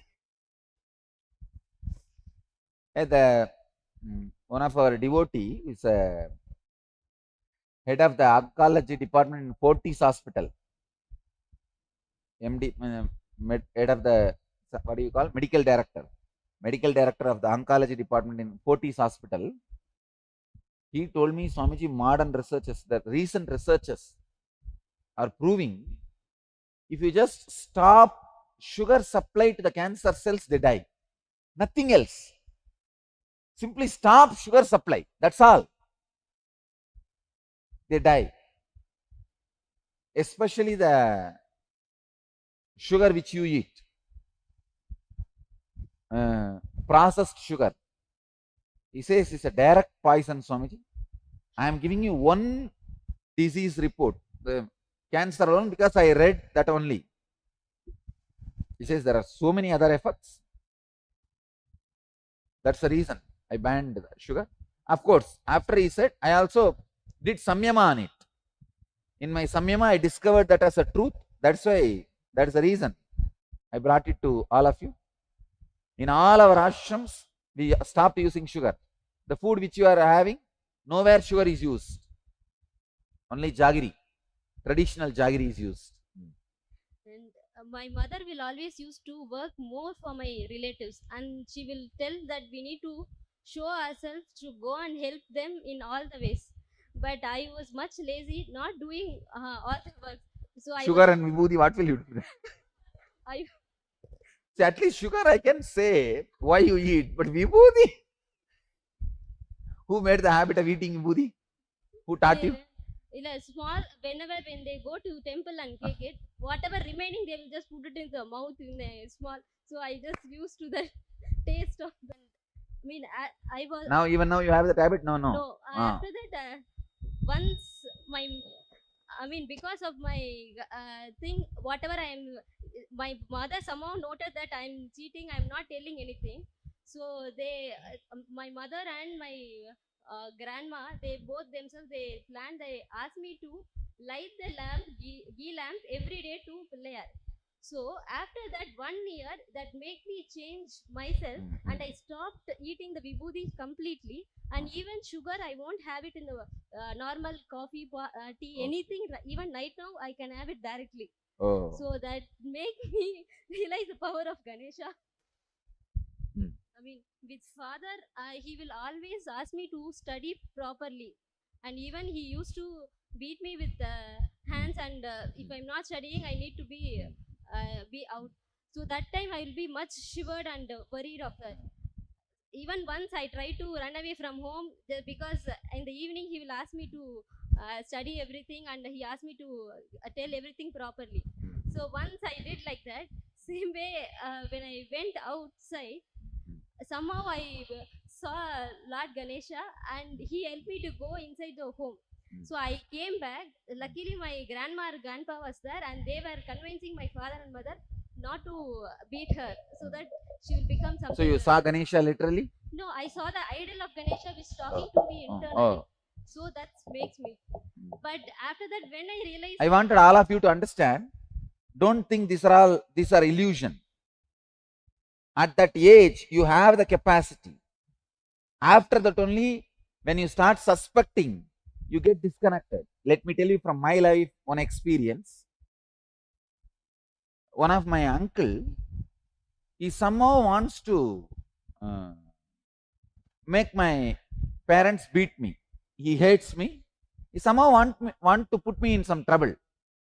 So he got on Rudraksh Mala and told me, please you keep it. That Mala has 54 Rudraksha.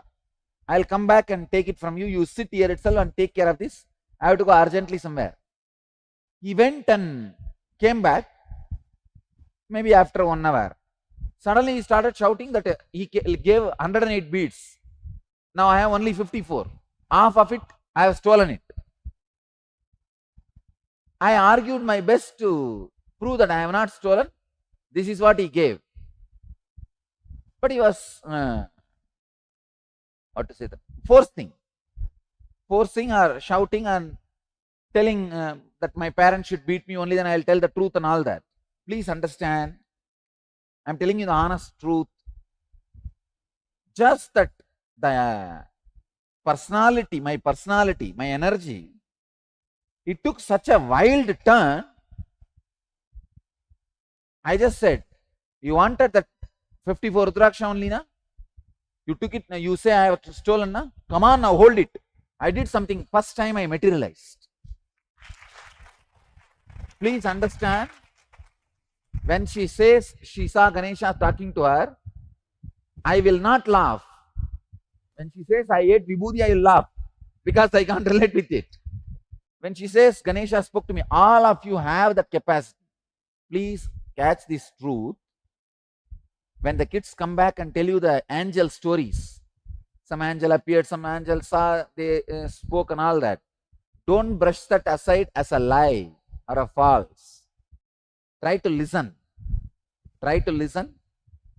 And one more thing, there are many researches are proving kids are living with reality than you.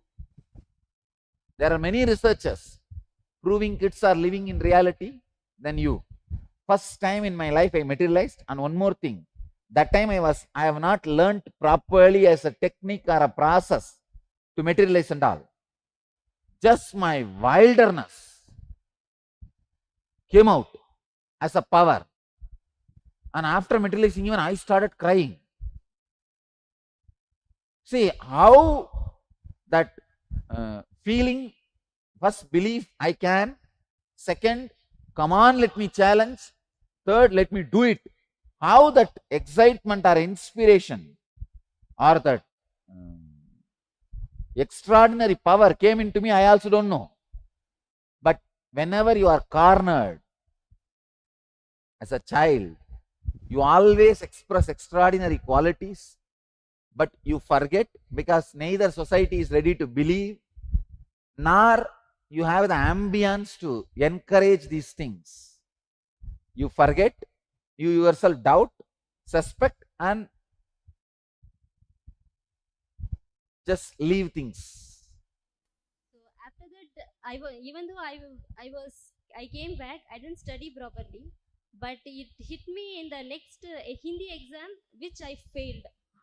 But actually, it is not a normal school exam. So even though it is Hindi exam, I started crying like anything. Then my father consoled me and he make me to join another tuition class. From that time onwards, I made an intimate thing like, oh, my father will only help me to do these things, and this will always be in my help. So that actually got over when he actually helped me afterwards. All right. Yes. But I wanted to tell you one thing. See, I am exactly what I am asking, the world and my world, which you wrote. I am only asking the difference between these two. Everybody is coming and telling me all the stories. Anyway, when you share, I can't say, stop, I have to listen, I listen. But still, I have not got exactly what I wanted from you. It means I am not able to make you understand, I think. Take the book and read out what you wrote in the my world and the world. That's all I wanted. Come on, this side. About Father. What is the world and what is your world, your perception? I did not get any clear idea about my father or my friends, but I have got some idea of my relationship with my mother. My mother, she in reality, she always take care of me. She works only for my family. She always look forward for my growth, and she foresees what I need, and she works towards that. But what I feel is, she is the barrier for my growth and in my life. Whatever activities she is asking me to do, those those things I feel as barrier for my growth in my workplace or in my personal life, wherever it is. So that is one thing. All right. You understood at least. Yeah. You are able to catch it. Go ahead. Swamiji, when I did the exercise, I'll talk about my husband who's also here. The world, really, I couldn't do anything more than list his name and his height and simple things like that. But when I started to look at the my world, I realized that there were all sorts of things which went back to really how the relationship with my mother and my father were. My mother always felt that my father didn't look after her, or that he was really too nice a person to really deal with the regular world out there. And I realized that I had unconsciously formed all these beliefs about my husband, which were completely not true when I looked at the world. All of you understood? Come on, let's go to the next city. She exactly got the point. See, basically I wanted you to understand how the gap between the world and my world creates so much suffering for you.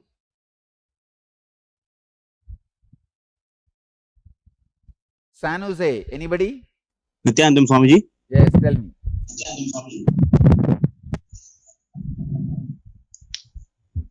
Can I say? Please tell me, carry on. Yeah. So with regard to my mother, for the world, I had she's a hardworking, loving, responsible, and very caring person. For my world, I felt that I always feel that she's very controlling. She never allows me to make any decision. Do you understand? And she always overrules me whenever I come up with any. Do you understand how your misunderstanding about your mother has disturbed your relationship with her? Yeah, I do. I do it every time. See, now the only way to heal is call her back. Call her. Okay. And talk to her. Understand? Complete your unfulfilled karma. The hangover pattern you have, complete this for everyone. All the relationship is unfulfilled karma. Only when you complete it, the karma leaves you. Till then, you will have this pattern. Every new, for example, you have a unfulfilled karma with your friend. Every friend you create, you will replicate the same pattern. You will replicate the same pattern. I am telling you, you will replicate the same pattern. Your misunderstanding with your mother or father leads to misunderstanding in all your relationships of any woman and men in your life. Any unfulfilled karma you carry from your father, on all men you will project the same. Any unfulfilled karma you carry from your mother, on all women you will project the same. From one friend, if you carry the unfulfilled pattern, on all friends you will project the same. Till you complete the pattern, you are going to suffer with it. I tell you, you need to complete the pattern. The root of all relationships in your life starts from your mother and start from your father. So complete with your father, with your mother. You will liberate yourself from that karma. I tell you, if you complete with your mother, suddenly you will have a completion, fulfillment with your wife. You may not even know why, because the pattern is broken and the unfulfilled karma leaves you. Same way with your father.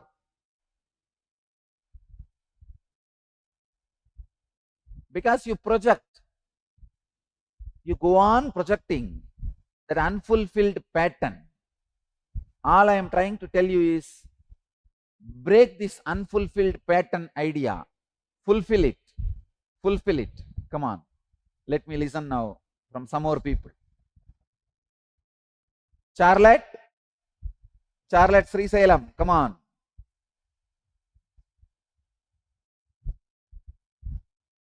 Tell me, what do you want? Just wanted to comment on exactly what you had just said. That my father yelled at me a lot as a kid, and I often was very confused at the reasons why and felt that he was just overly angry and displaced his anger, and was really unaware. And that recently transposed into a relationship that I had just ended with somebody where he broke up with me, and basically I don't want to accept it.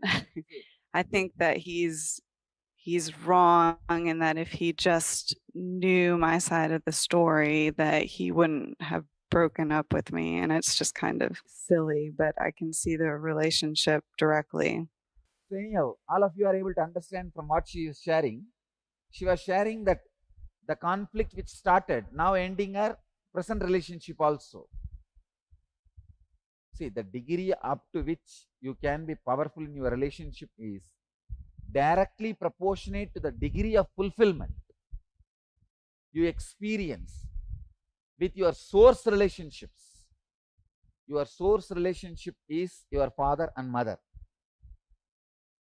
So in that pattern, how much of completion you did, only from that depth of completion, the degree of completion only will be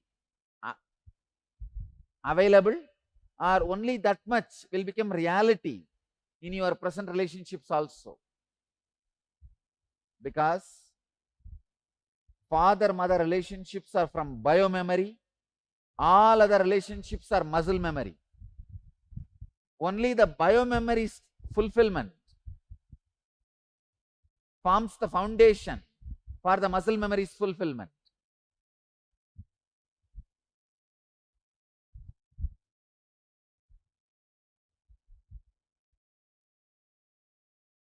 Let me listen stories from Biddi people.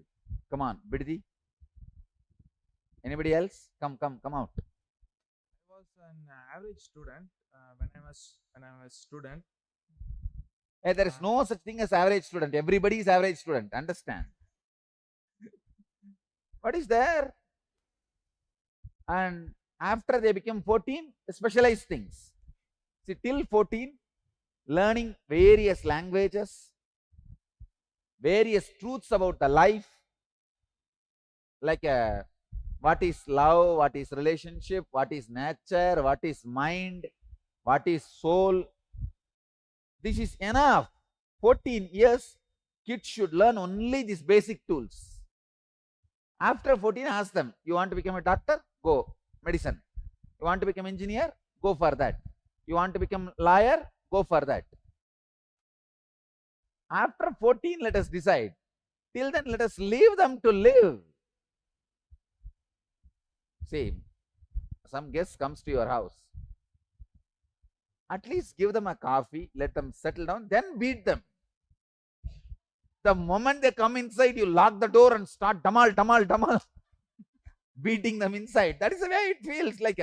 The moment child comes to your house, you just lock the door and dump. First 14 years, stop educating kids. Don't torture them. Don't take away the joy of this whole world. That's a time the kids needs to be infused with joy.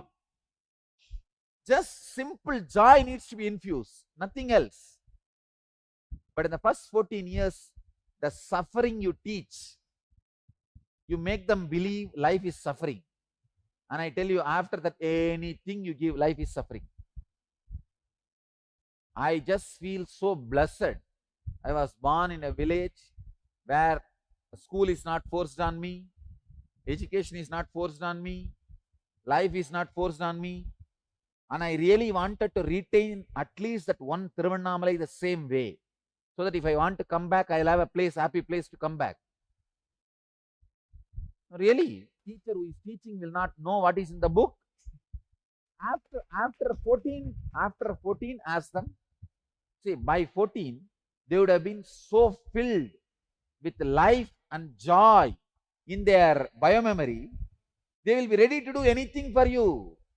They will be ready to do anything for planet Earth. You understand? You see, first, the layer of biomemory you build, muscle memory you build in the children should be joy. Morning, get up, early morning, and bend your body, prepare your body to live in excitement, and live in excitement, go around, see places, see things, pick up on your own, using just your 5 senses. 14 years is not a too much time in 100 years life. I am telling you, my Gurukul kids, just day for yesterday, I was given a demonstration. 120 items they are remembering. Just if you utter the word, that's all. You utter 120 word, not a sentence. Just yellow, moon, darkness, star, parapet wall, camera, some random words, snake, all mixed together. It doesn't need to be animal or vegetable or one brand, one color, one thing. All put together. You tell 120 words. Simply they are remembering. They understand the power of memory. See, I was given more a Vedantic training, but never a systematic training to awaken all my dimensions in all spheres of life. It is and they don't have any monthly examination or yearly itself they don't have examination. What about monthly? No, all of you know that in my Gurukul, we don't have examination. Only the 14th year, a child attends examination. Till the age of 14, no examination. But we are excelling more than outside kids. When they go to the 10th examination, all of them are above 90. Above 90%. No textbook. You know that. In my Gurukul, I don't have textbook. I want to create a human being. I don't want to lock the doors and beat you left and right. What kind of a lifestyle? The children come to you and take bath, and come on, you catch them. And you torture them so much, they become demon. I tell you, if your children are sending you to the old age home, you are responsible. You send them to school. That's why they are going to dump you in old age home. The first 14 years, it should be left to live. Live. It's too early, as if all the fellows educated are productive immediately the day one or what? No. First 14 years, a child should be living. Come on. Then we used to have a parents meeting. That was really headache for all of us. And like teachers used to question why he or she has scored less marks and all. And parents used to say he's not at all interested in studies or something, or he keeps watching TV or playing, and he does all nonsense kinds of things. And all of you should know, all my kids are living not only without TV, they don't even ask for TV. I gave them option. I told them, you can have TV. They said, no, we don't want.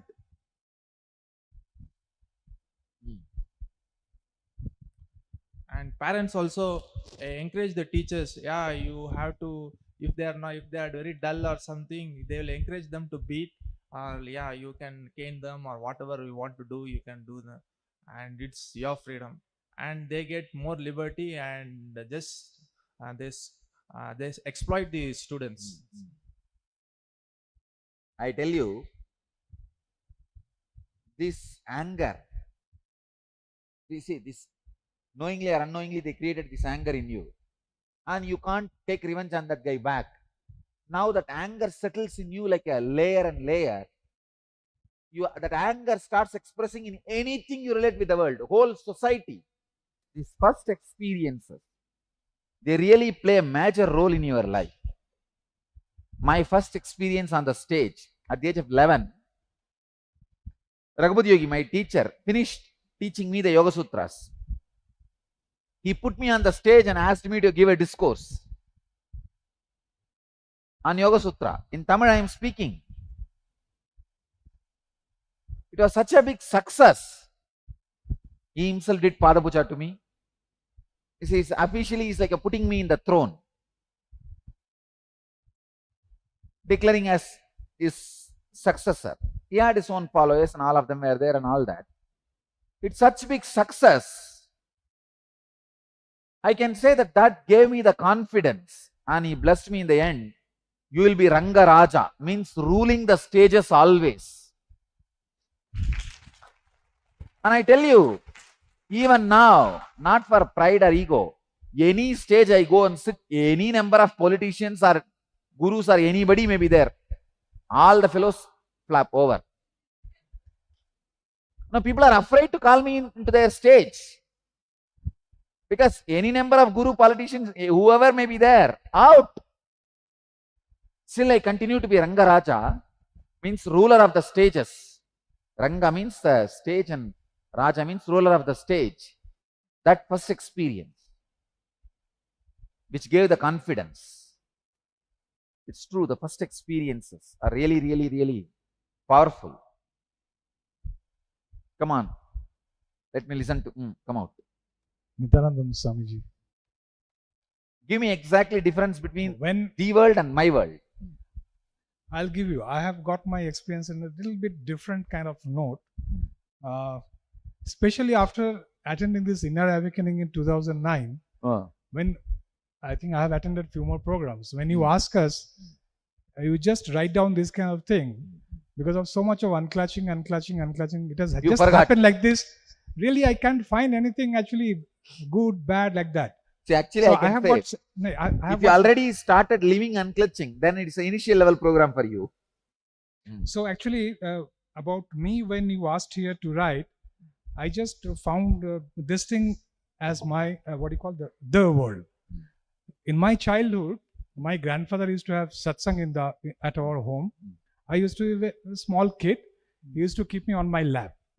So by hearing those things, now I remember, then my grandmother used to do this worship of Shiva, Lakshmi, Saraswati, all these things at our house.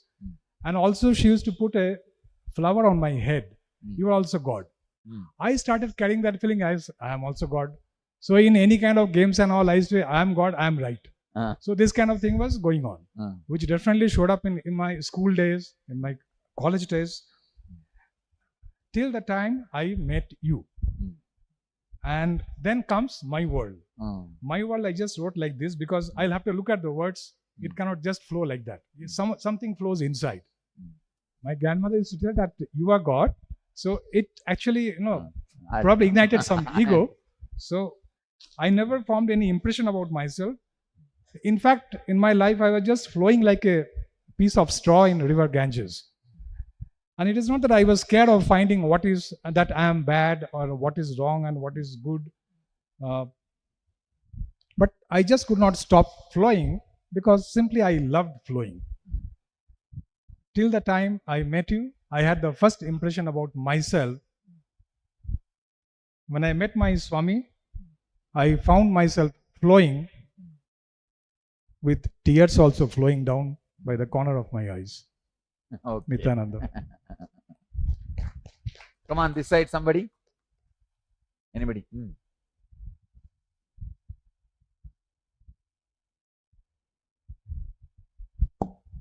Hello, Nityananda. The world. I want to share with my mom. She's a very loving mother, and she got divorced when I was very young.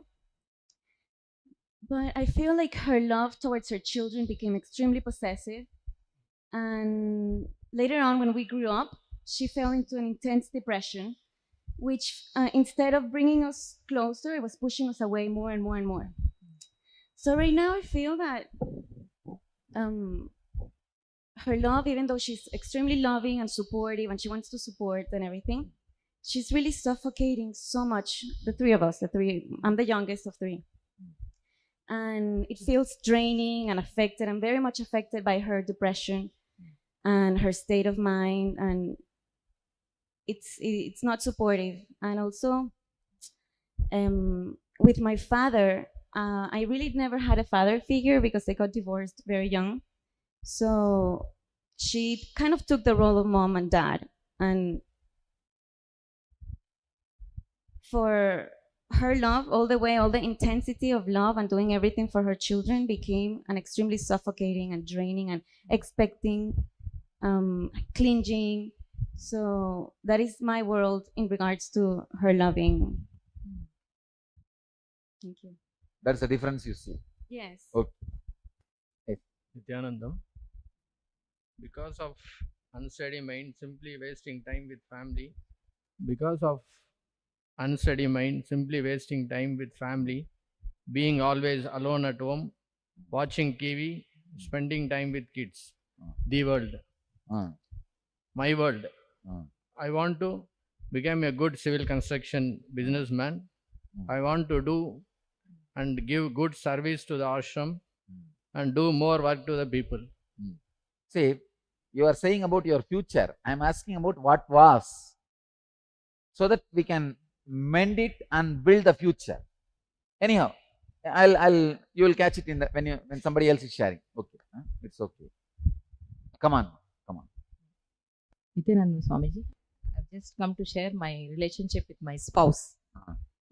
When you were telling about the relationship of the father and mother is the primary one, I got a click. I always used to think that we live in a joint family. He is very close to his brother. So for everything, he takes his opinion, right from going out to buy a car, whatever, he reports every moment. Even when we are traveling to next city, he keeps telling, we are in Mandya, we have reached Mysore, we have had food, like that. It used to irritate me a lot. And I used to feel why he has to report every moment. We are not small children, we are grown up. And we need to have some space of our own. So many times I used to argue with him. And I now realize probably he lost his father when he was in second PUC, very young. Even now he has bought a car which he really didn't like, just because his brother said. And I feel, suppose he forgets something, what I say, for example, any small recording of morning satsang, I told him yesterday and he didn't do. I was so upset yesterday. He was not in town. On phone, I just, see, you always forget whatever I tell, but you remember everybody else's. I've not understood. I've tried many times that this one relationship is one which is bonding me. I'm not able to get out. I told him this one engram, my possessiveness about you, I don't know how I'll come out. I've told him many times. I still am not able to come out of this one relationship. So. All right. See, now, to make you understand only, I was asking you to share. The only way to complete all the problems of relationship is completing them. What I call Purnatva Kriya means fulfilling, calling them back. Consciously make up your mind to restore fulfillment with both your father and mother. First start from there. So call and talk to them. Talk to them how your idea of my world create a rift between them and you, the world and my world, and take responsibility for your interpretation or cognition about them. Share with them how you interpreted.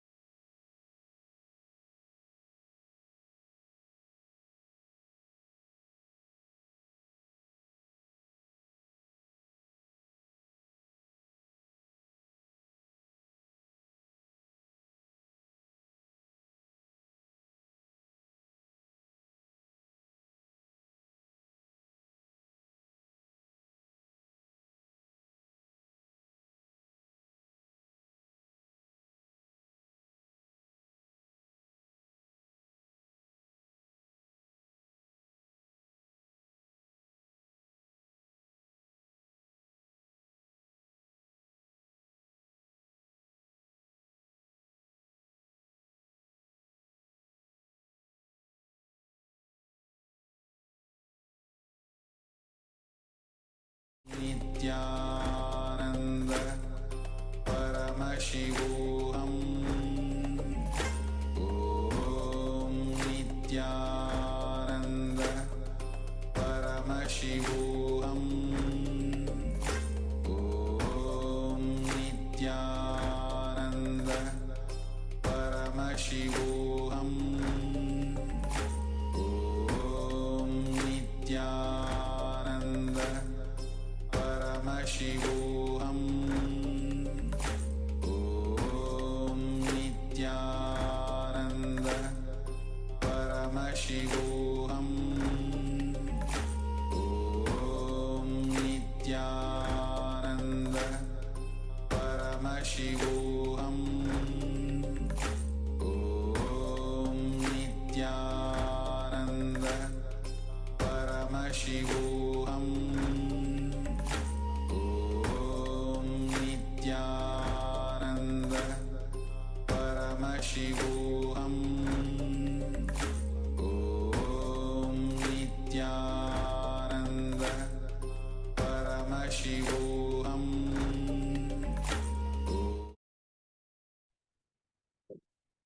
Nityanandam, welcome back. After this powerful Q&A session about completion with others, we are now ready for the next process. Requesting all participants to settle back. So now in this upcoming segment, we are going to go through a Kriya. This Kriya will help us in applying the completion process and the states of completion for healing heart-related diseases also.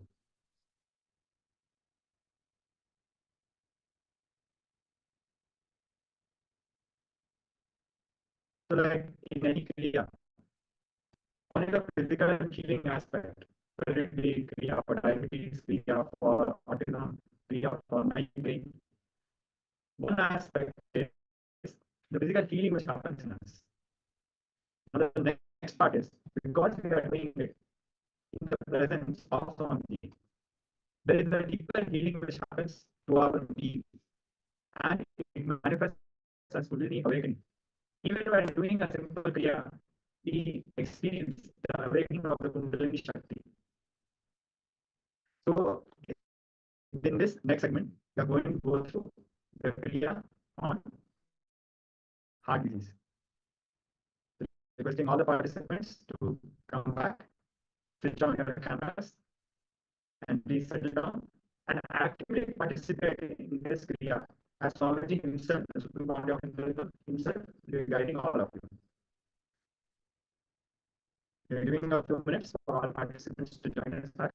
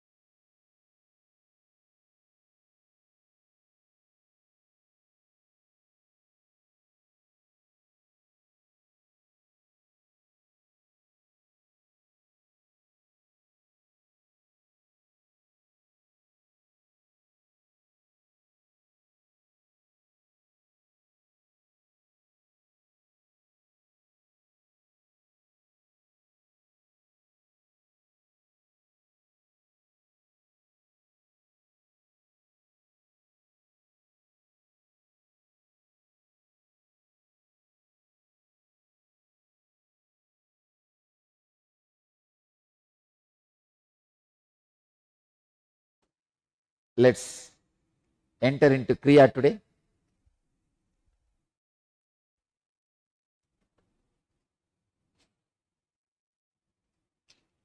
Today's Kriya is for the cure for all the heart diseases.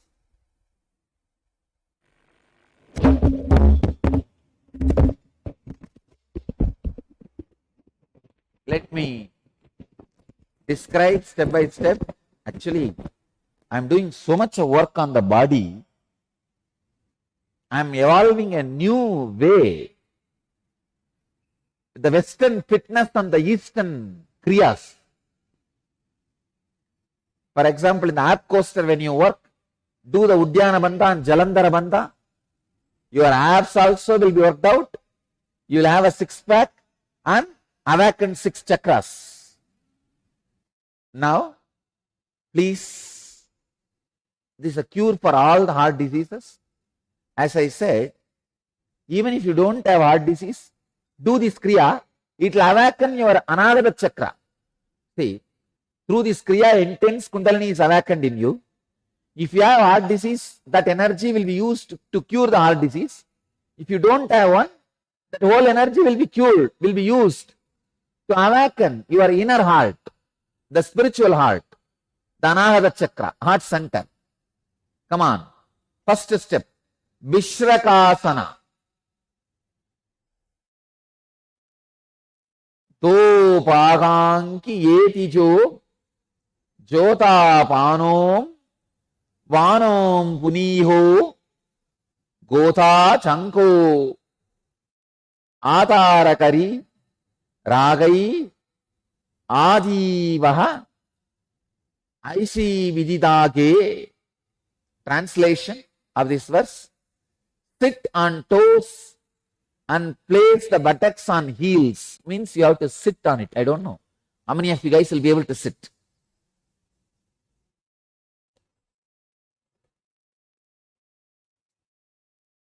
Spread knees sidewards on the ground.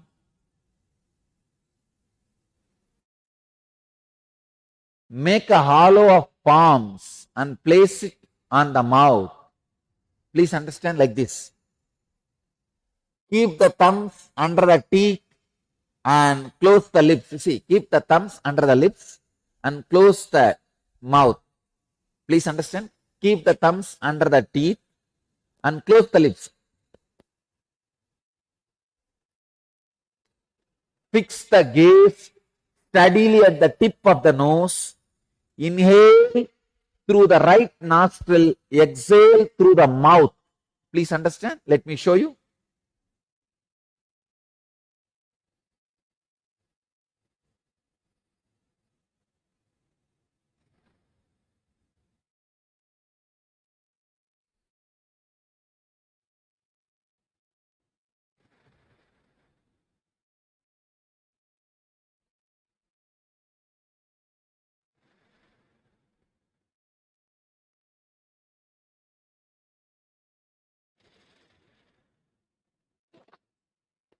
Understand?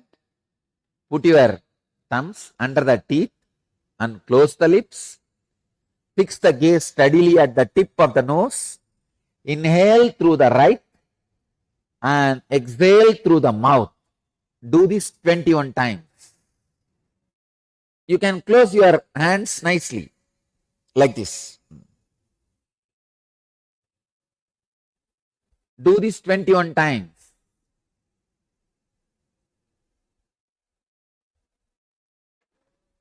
Inhale as much as you can. Exhale as much as you can. Deeply.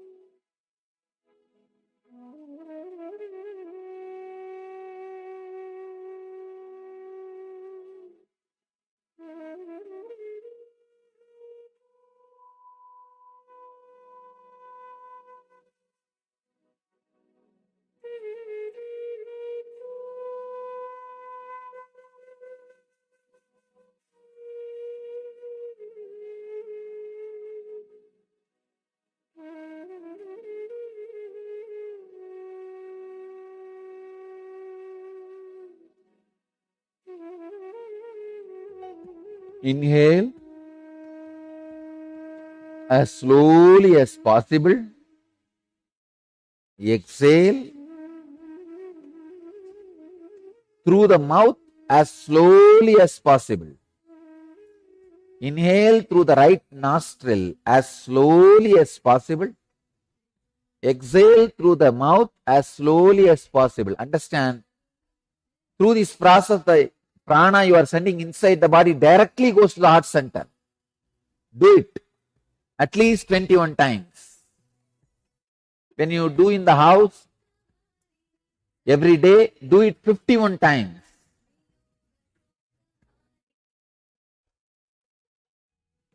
If you have heart disease, find time for this Kriya. Otherwise, you will not find time even to live.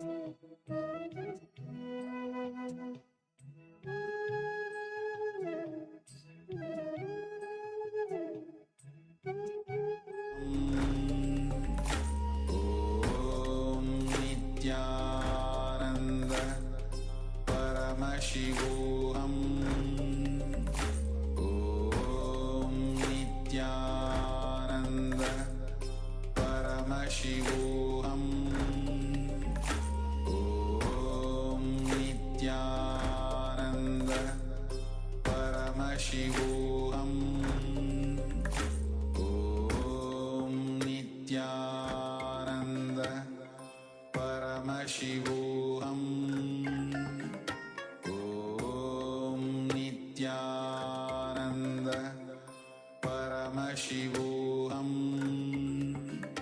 Om Nityananda Paramashivoham Om Nityananda Paramashivoham Om Nityananda Paramashivoham Om Nityananda Paramashivoham Om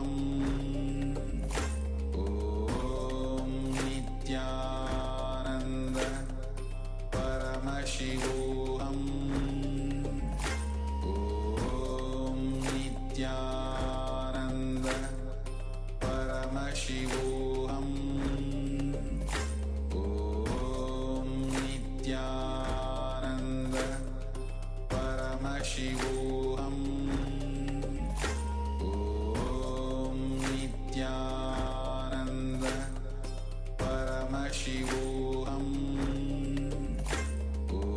Om Nityananda Paramashivoham Om Nityananda Paramashivoham Om Nityananda Paramashivoham Om Nityananda Paramashivoham Om Nityananda Paramashivoham Om Nityananda Paramashivoham Om Nityananda Paramashivoham Om Nityananda Paramashivoham Om Nityananda Paramashivoham Om Nityananda Paramashivoham.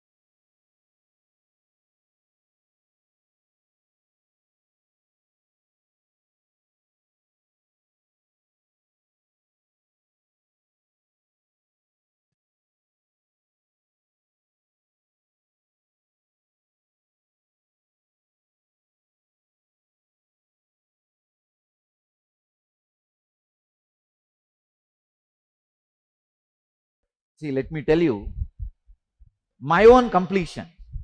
And I wanted all of you to know, even if you become enlightened, till you carry this body, unless you complete, you will not be freed.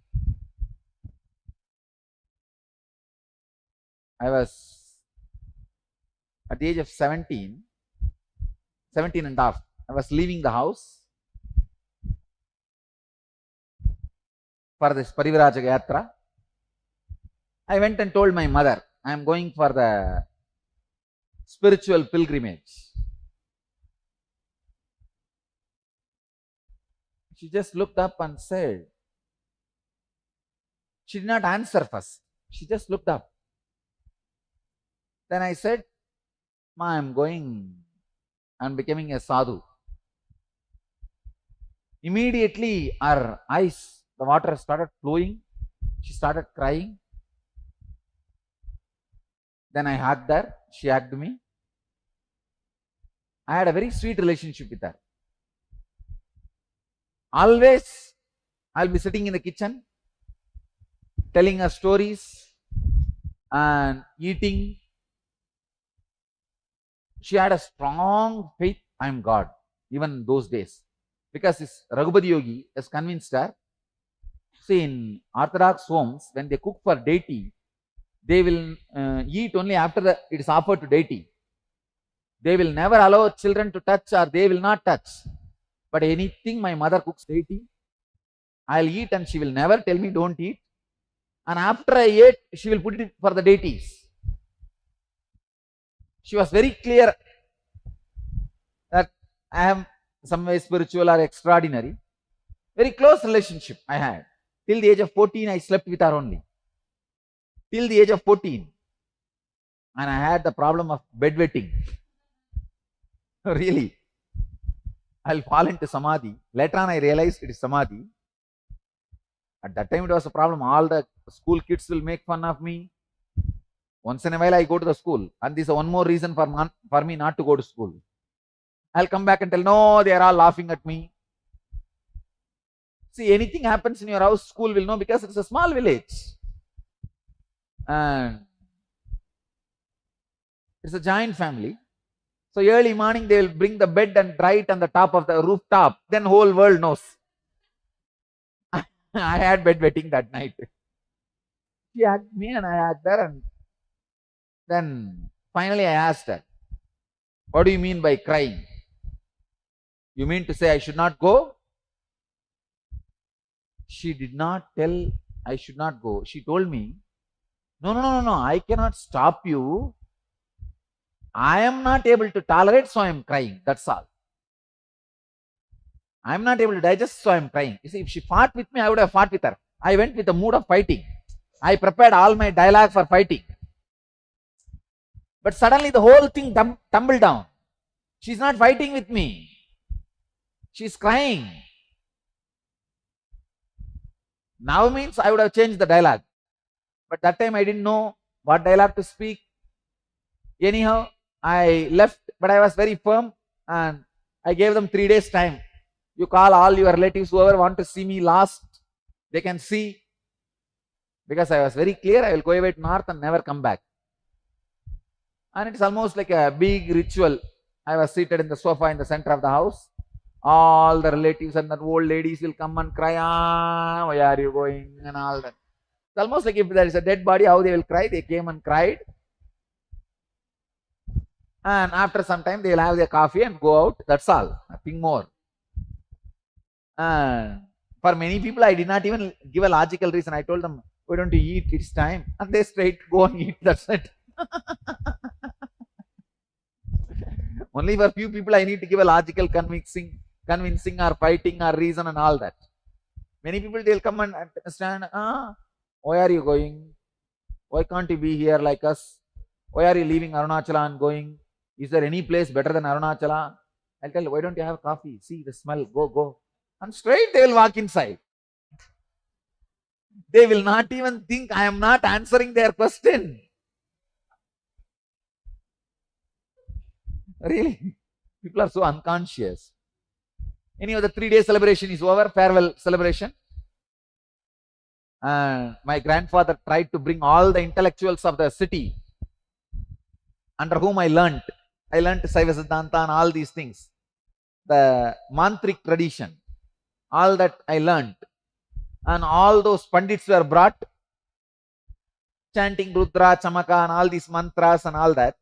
So all those pandits are brought, Tamil and Sanskrit pandits, and they were all sitting and advising, long, big lectures. Finally, usually whenever they come to my father's house, my grandfather's house, they will receive 11 rupee dakshina. I told my grandfather, Papa, they have finished, why don't you give that 11 rupee? And they took the 11 rupee and went away. Anyhow, I left the house.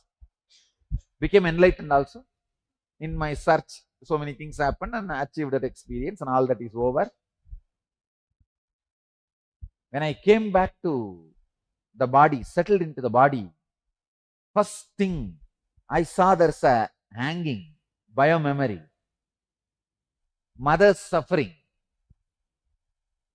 Understand? She never fought with me. If she has fought with me, I wouldn't have had any hangover. Come on, you hit me, I hit you, bargain is over. But it was crying. The moment I settled into my body, I tell you, Diwali day, I settled into my body. Next day, I was in Tirunnamalai to meet my mother. It's like when a woman delivers baby, how the body will be very fragile. That is the way my body was there. So I was just walking and I saw my mother in the temple. I was sitting in the temple. I did not go to the house. As a sadhu should not go back to his house. I was sitting. I have already taken sannyas also. I am with a kavi. The temple, some relatives saw me and they recognized me and they asked me, can we inform the house? I said, oh, okay, you can inform. And she came to see me, and then when I told this to her, she said, no, Swamiji, I can't disturb you, but I could not tolerate, so I cried. Only when I again hugged her, see, first time when she hugged me, before she could take her body out, I took it away. That incompletion was there. This time, till she took her body out, I was hugging her. I can say that is my completion. Only when I completed, understand, even I settled completely in me. Even if you get enlightened, unless you complete, you will not be able to settle down. Even if all the engrams are burnt, the body, the biomemory which you are carrying to function, that retains the incompleted pattern.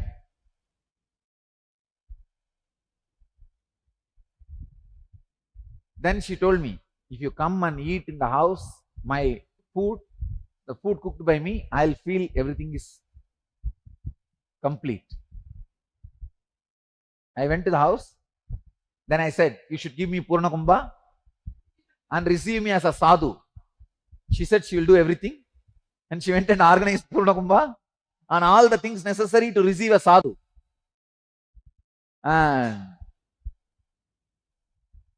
when a sadhu comes, how you are supposed to wash the feet and do the Pada Puja in the outside the house and receive it Purna Kumbha. She did everything. She organized everything. As per the tradition, your mother is not supposed to touch the feet of even a sannyasi. So my father did the Pada Puja. When my mother bent, I said, no, it's okay, let him do. She said, no, you are not just a sadhu, we know. You are an incarnation. You are a divine incarnation. She did the Pada Puja. I can say the first Pada Puja after my enlightenment, I received it from them only. When I went to the house, they put that banana leaf. I sat on the ground. She served the food. I ate. I can say, with that food, I digested that unfulfilled, incomplete pattern also. Understand? The main reason why I am telling this, when you, in this break, next break, complete. Only when you call and take responsibility for your perception and complete and fulfill that, complete the relationship, make them understand. Fact was different and your perception was different. Your perception was responsible for this wrong pattern and complete. Then you will see the source relationship will be fulfilled. When the source relationship is fulfilled, only then your all relationships can radiate fulfillment and strength. Dear Swami, I need to do Purnatva in situations that concern my 3-year-old son. Could you please tell me the best way to do that? He will not understand. See, never think he will not understand. Keep him in your lap and do it. Talk to him. He can understand.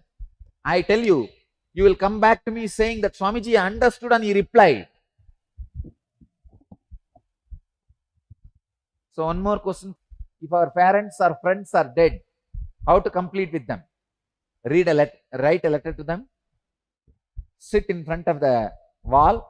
Invoke their presence. Do the prana pratishta. Invoke their presence and read out this letter to them. Come on, start talking. So we don't understand your tears. So my mother, what I realized is, I told you, the purpose of my life became to do the opposite of what she did. That I just got theoretically. But now I got the impact of it when each one started sharing. My father passed away about 2 years back, and I made an effort to take her to Hyderabad and live with her. But within 2 months, I mean, we were always like a palm and what you call the snake and this one, you know, always fighting. So obviously she came back. And since that day, I have been trying to escape. I would come very rarely to Bangalore, though she's here. And literally as if my work is done now. My father and I had a great relationship. I'm done. I felt she tortured my father. I felt, yeah, whatever she's getting, she's suffering. That is punishment God is giving her for however she handled. She loved me, but she also emotionally abused me. That pain and revenge or whatever, vengeance was always there.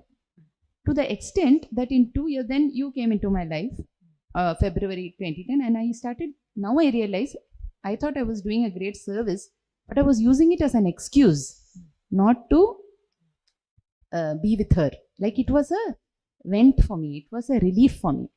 In fact, let me tell you, Swami, when I was coming for this end relationship problem, through your teachings, your blessings, it has been abundant on me in the past 1 year.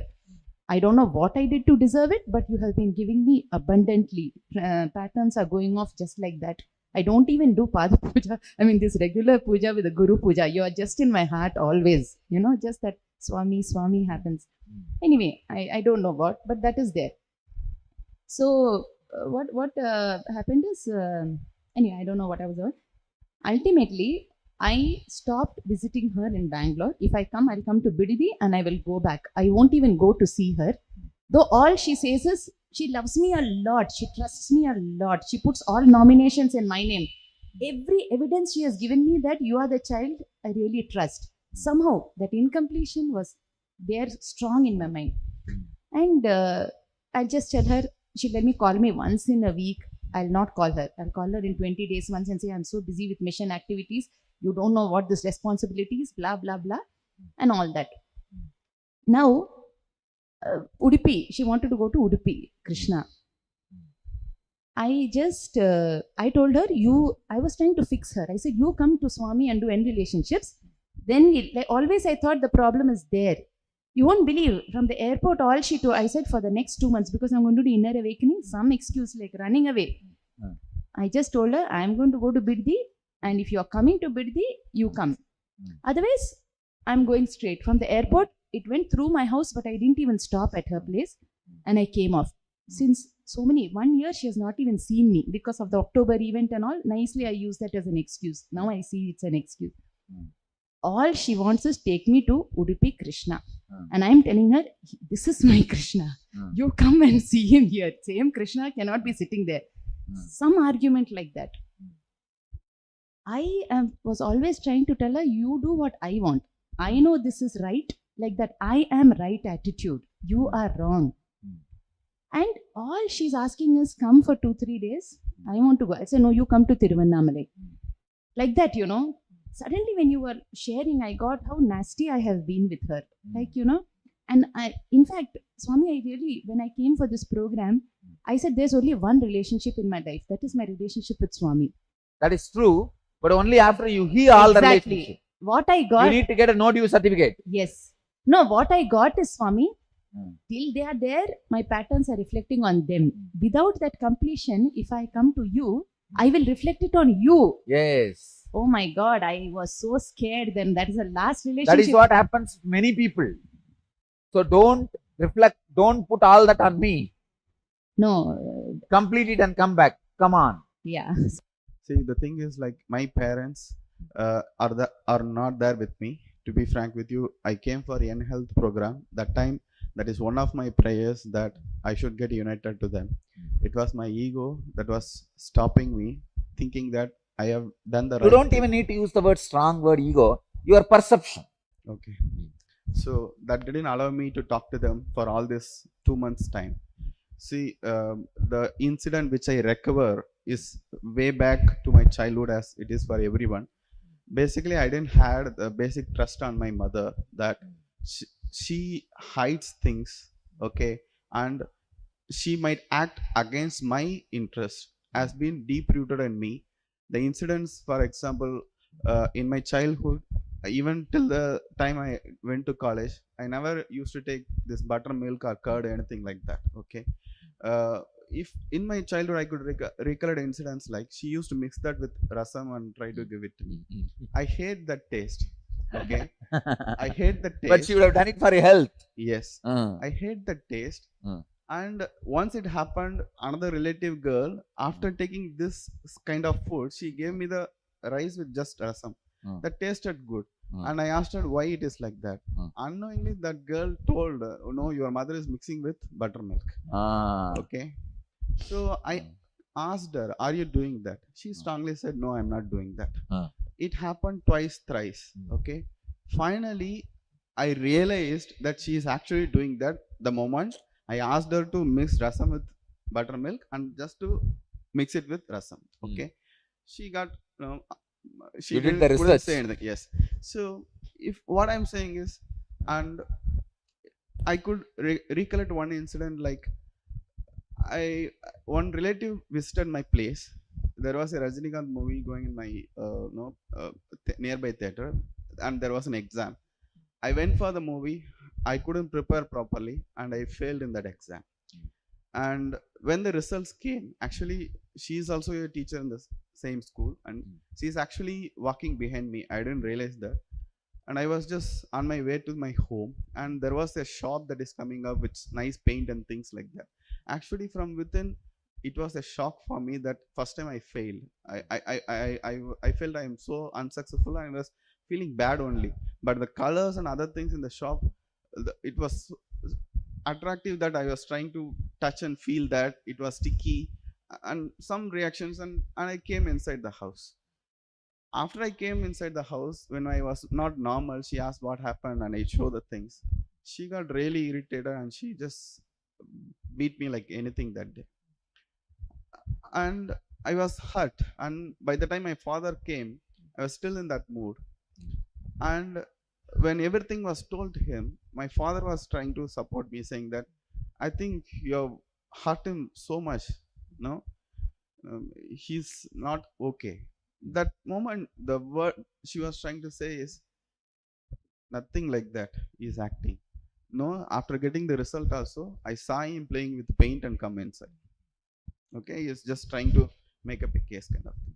I felt really bad. Okay, you saw me from behind. Okay, and I was truly feeling hurt. Instead of giving me support, you doubted You are very, my I thing understand. that, and People becoming insensitive to you. yeah. So right from that, if I see the pattern, even few years back, But you need to understand one thing.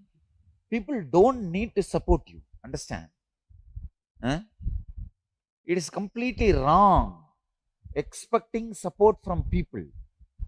Understand, human beings are orphans. You came alone, you are going to go back alone.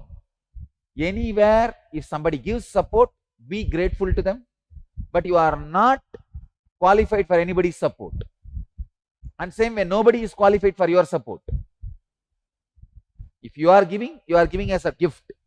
If you are receiving as donation. That's all. Make it very clear. When the moment it has to be done comes, you start creating wounds in you. The pus in you. Go ahead. So even my recent years, when there was a their 60th marriage, Arudhan Kalyanam, when they are having it, there was somebody who I didn't know. He was sitting next to me trying to take food. He was trying to ask me what I am doing, where I studied, whatever. He had some good regards. And it just happened that that guy was trying to refer somebody as some girl is there and we would like to get my horoscope or something like that. I don't know what mood she was in. The way she said is, actually he is yet to settle. Let him first get a job, then we'll see. I felt so bad and insulted. There is no need. I felt there is no need for her to tell this answer there. There could have been a number of answers. Even if that has to be told, that could have been done in a better way. And even I realize I have made a love marriage. I'm happy with my wife and my kids. Fortunately, I got a family which I cherish. But somewhere, lot of incidents is something like a kind of revenge I took on my mother. You didn't value me, okay? You didn't care to give me a life, so I am setting my own life. So what are be the conflicts and things that has been happening till now? It is something. Did you call them now and complete it? Yes, I spoke to them. With whom you spoke? I spoke to both my mother and father. And tell me that experience. So that is the real. Okay. So as definitely when I was telling all these things, right from the incident for my health, she has been doing and things like that. Basically, she never had anything against me, as any mother will never have anything against the child. She has been her own calculation and trying to get me in a right track. And she basically said, at least now you understood me. At least now you understood me. Even the examination results and things like that, I had my sister who was laughing at me and trying to take advantage of that situation for that particular span where she got a special attention by my father and I didn't get it. The later when I started studying properly, I thought of reverted it. Now I am topping. Now you got to give me respect and I have to get special treatment than my sister. All these things has been repeatedly coming and ruining both my parents' life, my life and my sister's life. Even as my father, it is something like he never speaks up. If two people are there in a conflict, he keeps quiet. Even he suffers, he doesn't speak. So many times when he shares his incidences, what happened is in his workplace, what happened with the parents, the child, as a child, when I'm listening, I wanted, why don't you tell this? Why don't you tell it to them then and there itself? Why don't you fight back? I have been keeping on telling this, but it has gone to a different dimension now that I'm almost impatient to give reactions.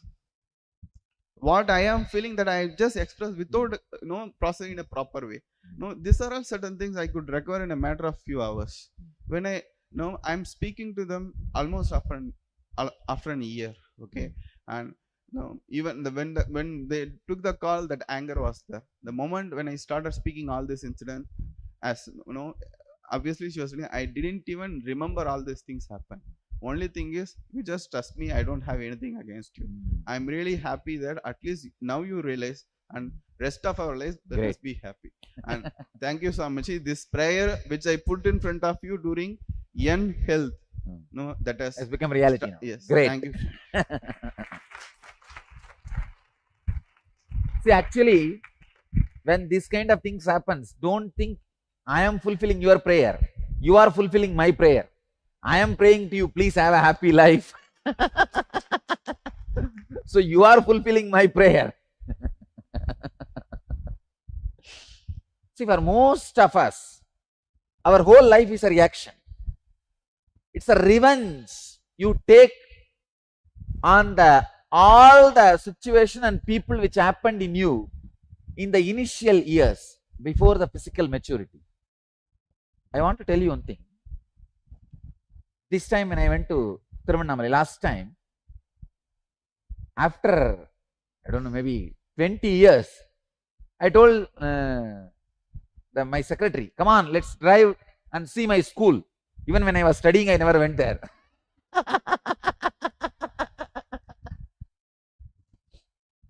Please understand, I want to tell you an important fact.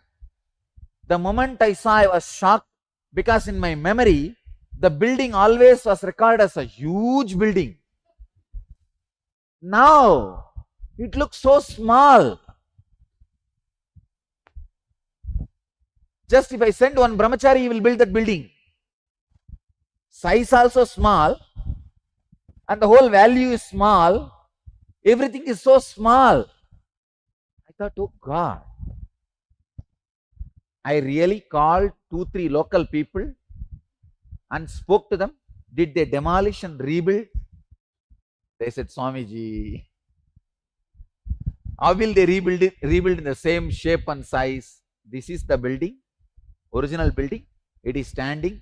Who is there to give money to demolish and rebuild and all? It was built by my grandfather and he passed away. Now who is there to build? Give money. Forget about it. It is the same building. Then I did samyam on it. Then I realized one important truth. Before 14, all the people, places, everything, you thought about all of that too big, larger than life size. After that, you realize it is not larger than life size, but you want to take revenge on them. How dare you fellows acted as larger than life size in front of me? Hey, they did not act, you perceived. They never acted, you perceived. But now you want to take revenge on all of them. Your father, mother, uncle, auntie, everybody. Now you are auntie. And the situation against everything now. Your whole life is taking revenge on the people who are involved before your physical maturity. You just want to tell them, you are too big guy, you are not small as they treated you. That is why everybody wants to go back to their hometown and show after they become big. I'm saying it is taking revenge on anything you perceived, experienced at the age of before the physical maturity. Nowadays it is not even 14, less than 10. By 10 kids are physically mature. So please understand, actually even the college which I was studying, they asked me, Swamiji, would you like to buy it and have it in your name? They offered. The cost was very less, which we could have got.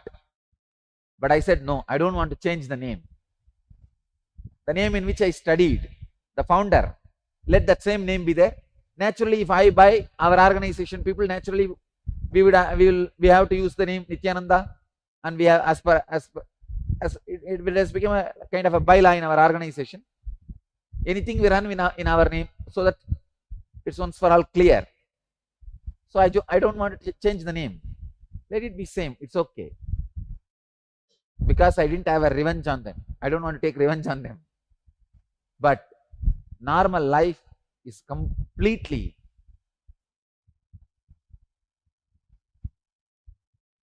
taking revenge. Same way, I have seen women who went through abuse, they became dominating.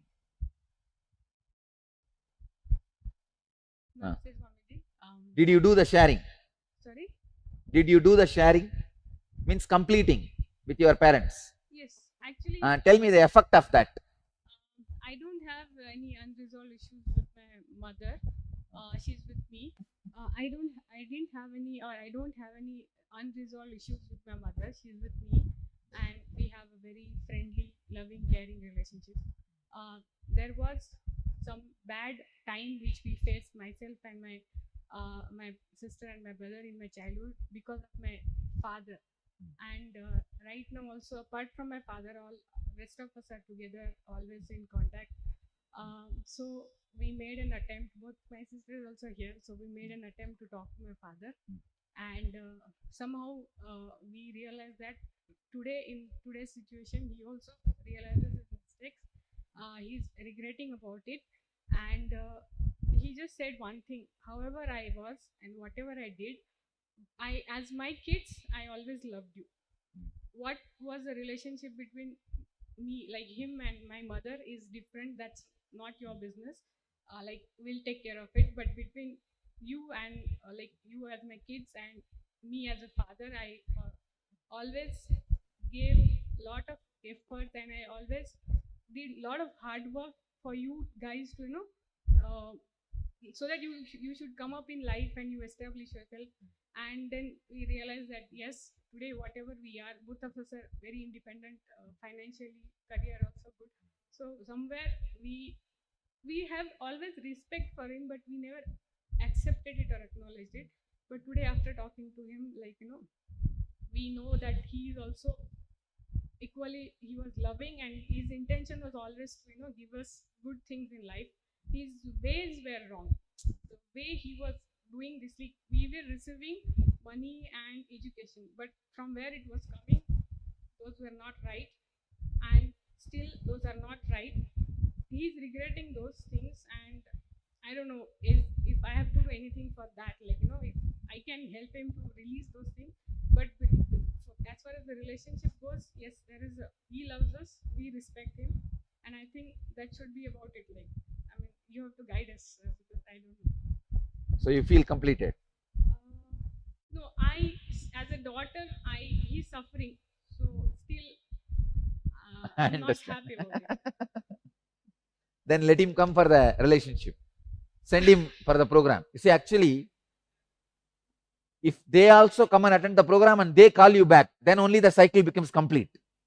No, we almost spoke to him for 30 minutes, two of us, and actually, if he takes the responsibility of now what you took, say, you called, both of you spoke, but you only took the responsibility of healing. Yes. You understand? Yeah. If he takes the responsibility of healing and he calls you wherever you are sitting, then cycle becomes complete. But Swamiji, I know that I understand. He's at the age where it will be difficult for him to accept. It is possible. No, there's no such thing as age. I'll do the job, don't worry. Swamiji, thank you so much. Only thing is, we always, his parents, like my grandparents, were very much religious. I mean, we really had religious childhood, except for this particular part which he played. If he had followed his parents' path, it would have been very much blissful. But now we have mixed feeling. When we think of our grandparents, we think we are very much blessed to have such grandparents with spiritual inclination. We also have that from him, but it's mixed now. I understand. So you have I to understand. help us. Thank you so much. Come on, this side, newcomers. What you shared and what transformation you had by the completion. Let me listen to the stories. Dear Swamiji, thanks to Almighty. I mean, I have no regrets in my life as of this moment. Born in a big family. My father was a role model for me. He was very caring. So no problem.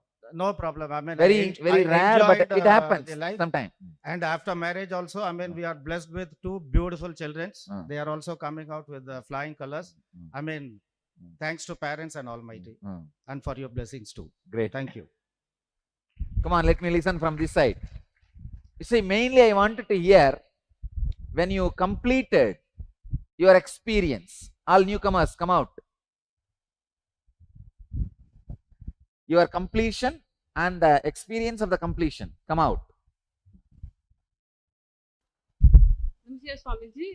She's my sister that she spoke, and both of us spoke to our father today. Okay, I just want to add few things to what she's already said. Today I spoke to my father after almost 3 years. Wow. Yeah, and to continue to her story, basically, after all the financial mess that he had done, I had taken personal responsibility of my parents. Actually, when I went to become a Swami, I did not speak with them for around 9 years. I thought only I am the person who has done this. But now I am seeing many Grihastha are also doing this. Not talking to parents is not something great. I thought I have done a great achievement. No, wow, come on. Something we wanted. So basically, I took responsibility of both of them, got them to Pune. That time we were in Pune, and I was trying to help him rebuild his life. But after a few months, he again went back to his old ways, And finally, we had to take a call because it was getting too much for all of us to handle. So I shifted to Bangalore because of my job and brought my mom with me. Now she's with my sister in Chennai, and my dad is still in Pune. And then the contact was cut somehow.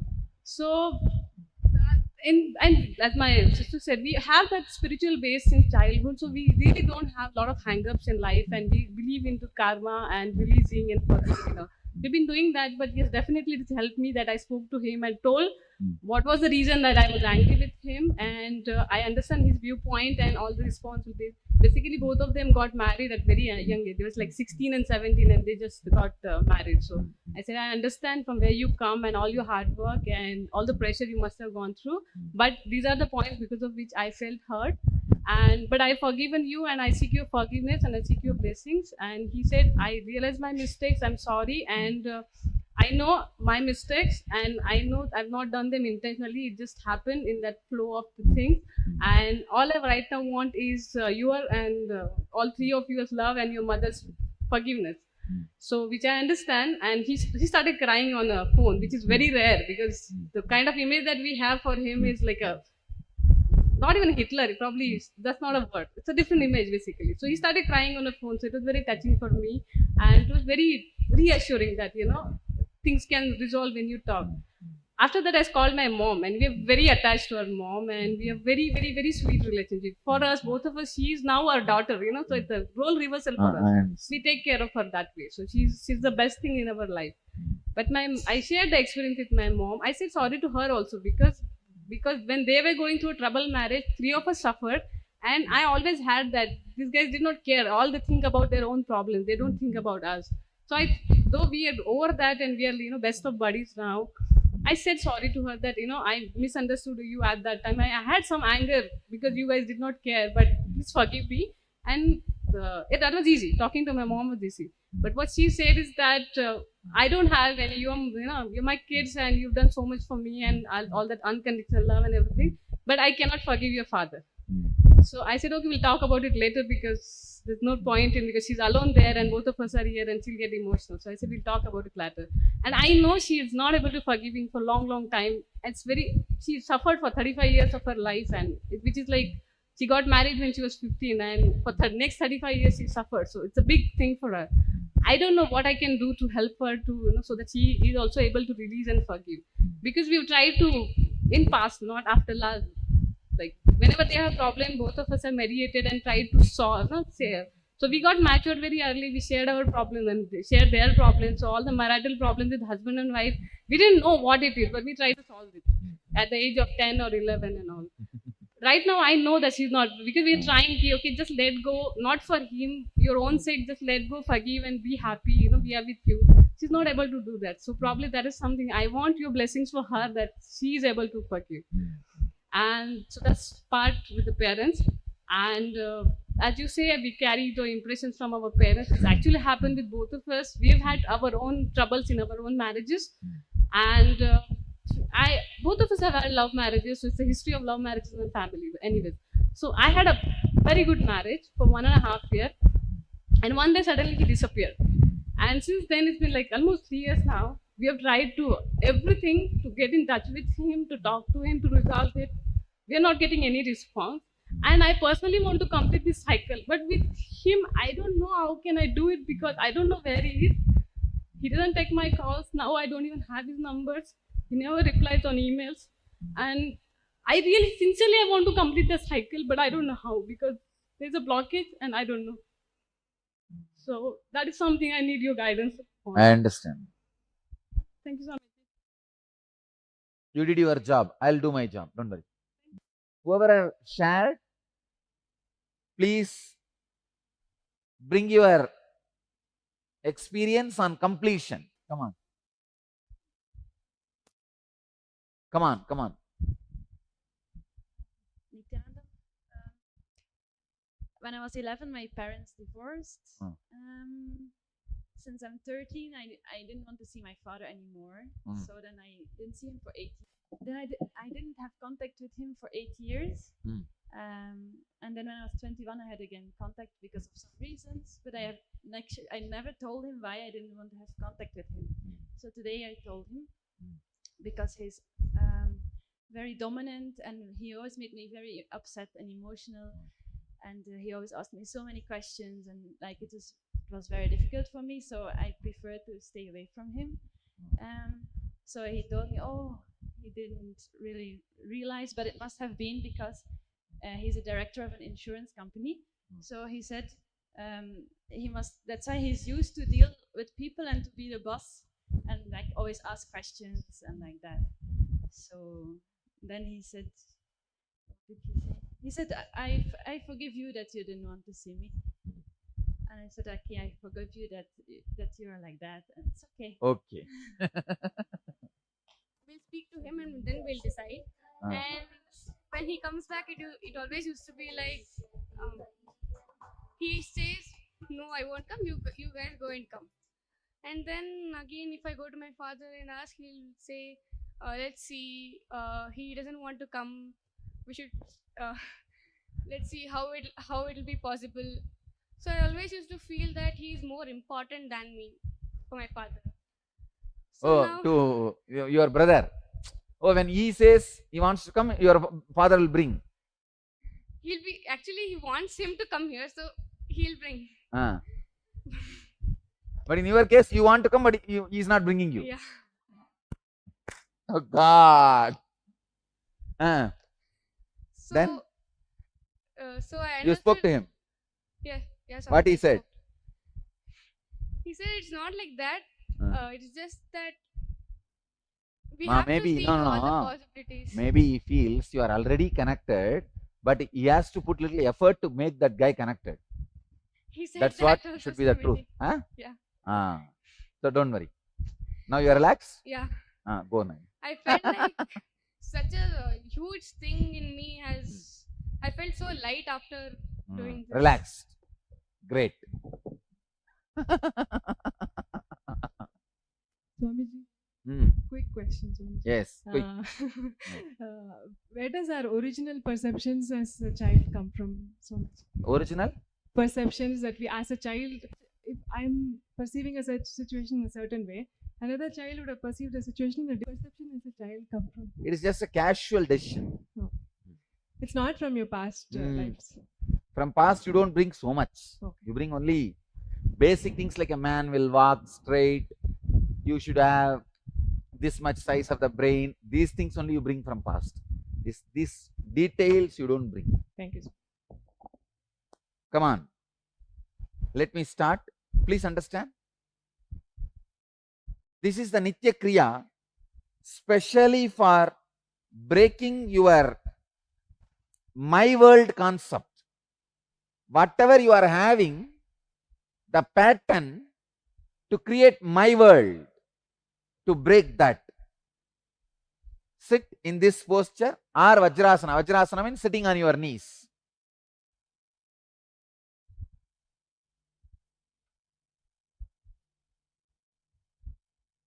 Uddiyana Bandha. First step, Uddiyana Bandha. It's like a warming up. Pull your bowels in and up and hold as long as you can. When you feel you can't hold anymore, then relax. Do this 21 times. You can sit in this posture or Vajrasana. Please be on the ground, not on the chairs. If you are pregnant or you think you are pregnant, don't do this Kriya. Others can do.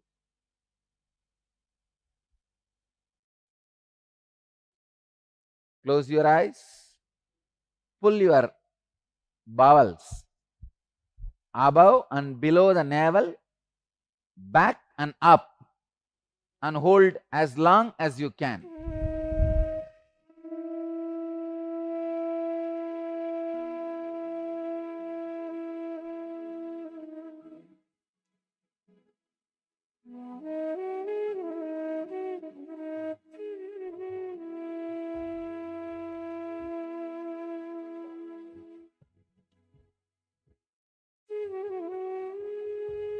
Next step,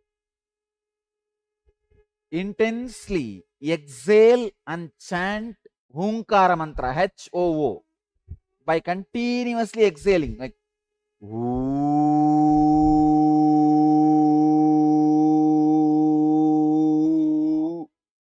only through mouth. Go on exhaling. Empty your lungs, stomach, everything. When you are empty, give a break. Automatically your body will inhale. Then again exhale. Go on exhaling. Now you can tie your ribbons. You can close your eyes and tie the ribbons. And continue this exhaling. Go on and on and on. Tie the ribbon and go on intensely exhaling.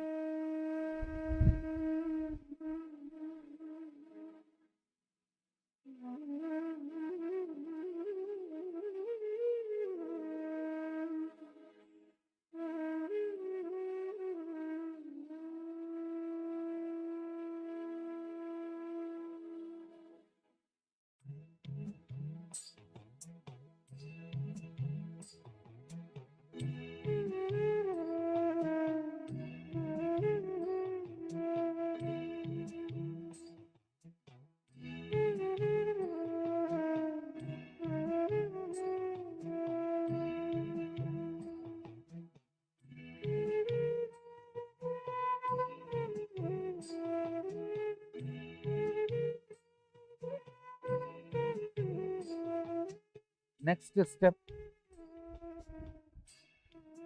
sit in a deep silence, attuning your inhaling and exhaling with the sound hum sum. Inhale with the sound hum.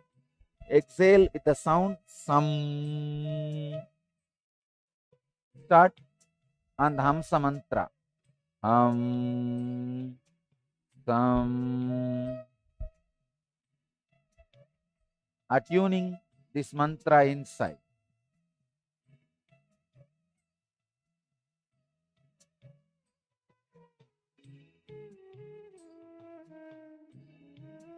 But your inhaling and exhaling has to happen only through hamsa mantra.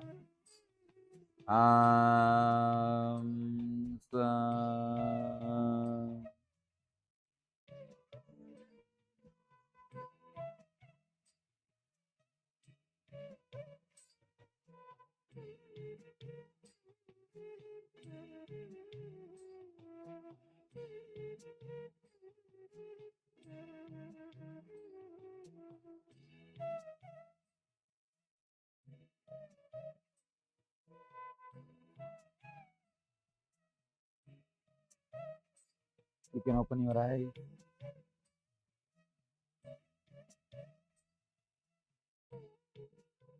Thank you.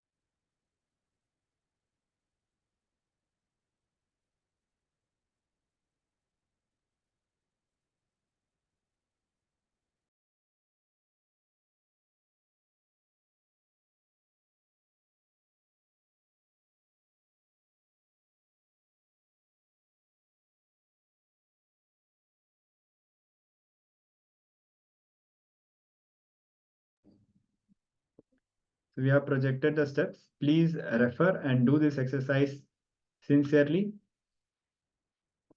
So Ma Ivy has switched on her camera. Thank you, Ma. If any of our participants have any doubt or any questions, please do post it in the chat. So now let us begin with this completion process. We'll give you a few minutes and we'll be back again. There are a few more steps after this, which we will be doing once we have completed these 3 steps.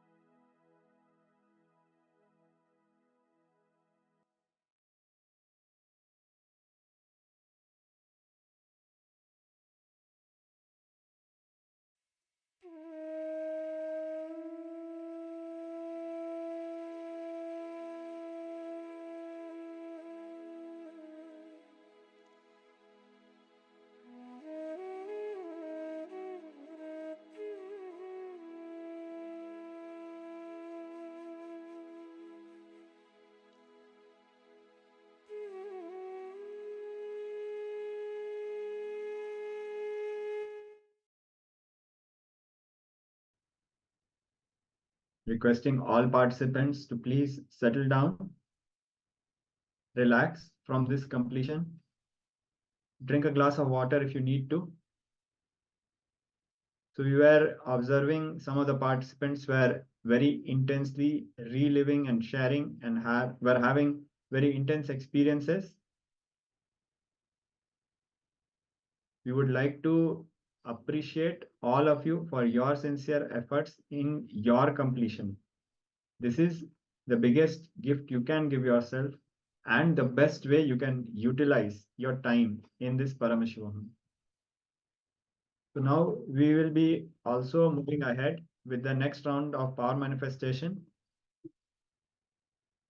Now we'll be entering into the amazing and beautiful round of power manifestation of scanning our own Shakti, the throat center.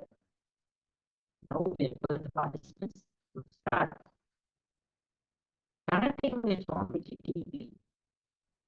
Chanting the Mahavakya Paramashivoham and connect with Swamiji to the inner plane.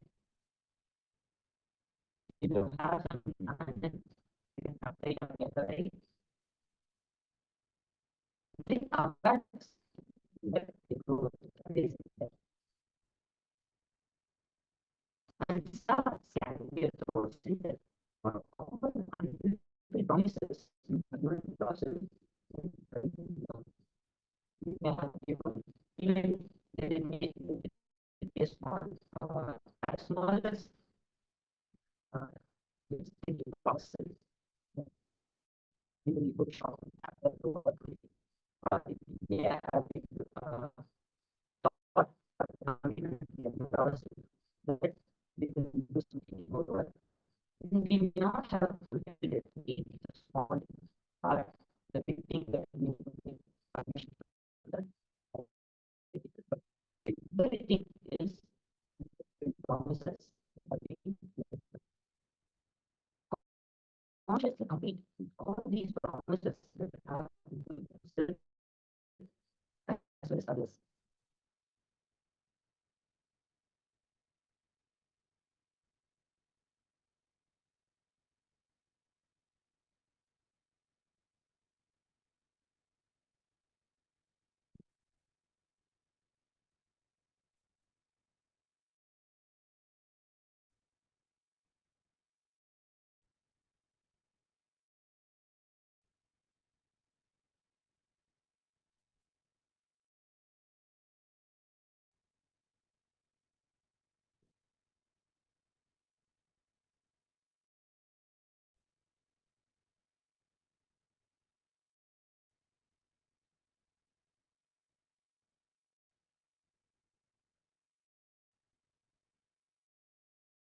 Now we'll be entering into the power manifestation. Start chanting the Mahavakya. We'll also be playing the Mahavakya to you.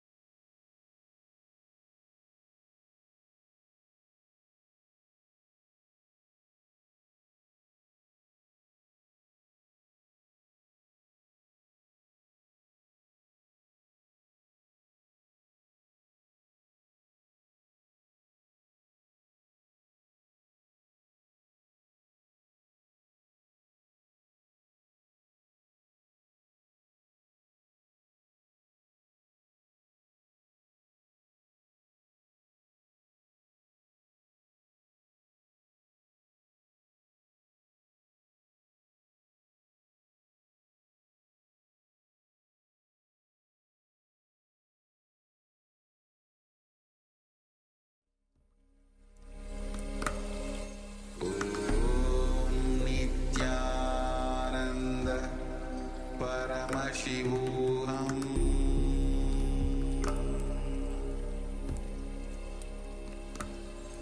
Om Nityanand Paramashivoham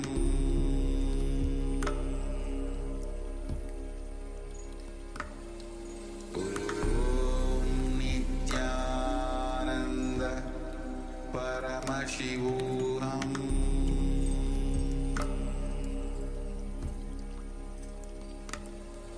Om Nityananda Paramashivoham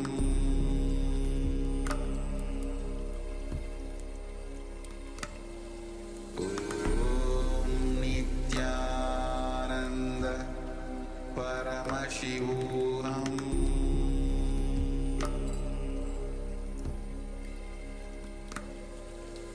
Om Nityananda Paramashivoham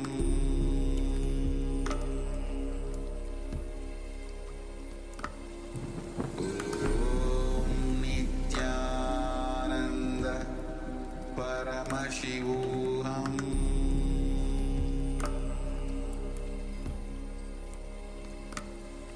Om Nityananda Paramashivoham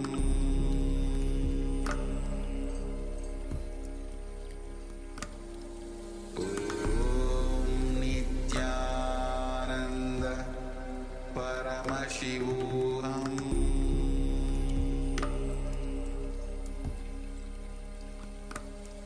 Om Nityananda Paramashivoham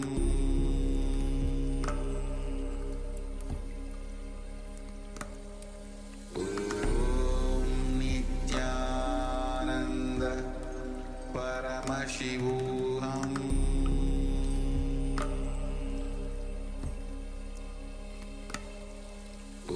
Om Nityananda Paramashivoham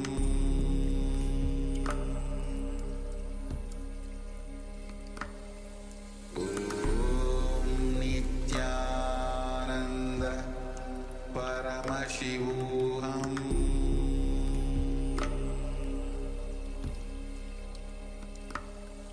Om Nityananda Paramashivoham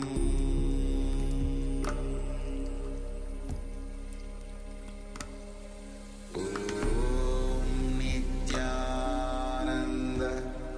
Paramashivoham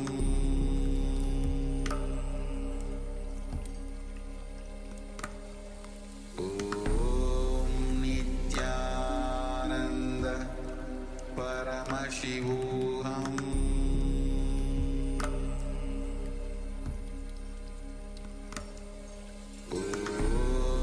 Nityananda Paramashivoham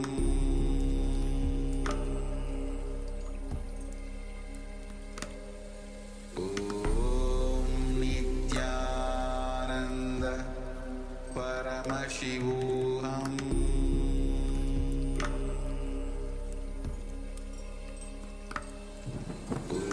Om Nityananda Paramashivoham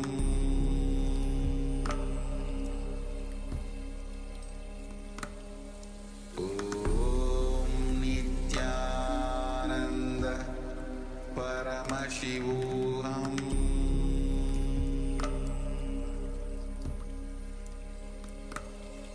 Om Nityananda Paramashivoham Om